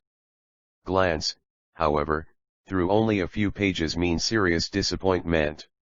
The blind hero or the heroine is mercilessly pushed aside, and the reader finds himself thrown deep in the dirty waters of love-stricken lords and ladies, gents and gendarmes, rivals and the rivalry, disappointment and discord ending often in a dismal doom, dire fate and disgust and distaste for all that is human, and only sometimes in subsequent peace and happiness. I am one of those in whom praise creates no ecstasy, for I am not easily extolled, upon me cavil and carping inflict no cuts. I'll take all the criticism, good or bad, in the order of things, and value them at their market prices. They are a tax on one's patience. It's not rateable. The reader who reads and digests and coolly and impartially contemplates over my pages is my best friend. He is to my mind the best judge of my humble work and worth, and of my characters and their conduct. I have traced Parsi life and living, men and manners, their faults and farewell 59 defaults, their religious cant and unlawful observances, their good points and their bad points, their verbosity and verbiage, their volume of talk and volleys of unavailable shots, their great sayings and little doings through their various forms and phases, in my public writings and in the novels which I have ere this published in Gujarati. I leave this work in your hands with perfect confidence. Cull and collect such portions as you can take a fancy to, and let the rest be buried in its own cover. So once again I say farewell. If chance bring us together again, it can only be if I be assured that what I have written is not only approved but appreciated. If I have been too much before you and have not kept behind the scenes, I will ask you to excuse me for it. Adieu. Chapter LXV Moral. Iviro's story is wholesome. No novel is nice unless it has a moral. Every man has his own way of drawing morals. The author has no right to tell the reader what moral he should draw from his narrative. I shall, therefore, content myself with quoting below the reflections of the great Persian poet, the Homer of the East, Firdausi. They convey a moral which is worth its weight in gold, and which fits in with the story. Ye, who dwell in youth's inviting bowers, waste not, in useless joy, your fleeting hours, but rather let the tears of sorrow roll, and sad reflection fill the conscious soul. For many a jocund spring has passed away, and many a flower has blossomed, to decay, and human life, still hastening to a close, finds in the worthless dust its last repose. Still the vain world abounds in strife and hate, and sire and son provoke each other's fate, and kindred blood by kindred hands is shed. And vengeance sleeps not, dies not, with the dead. All nature fades, the garden's treasures fall, young bud and citron ripe all perish all. I.N. JAV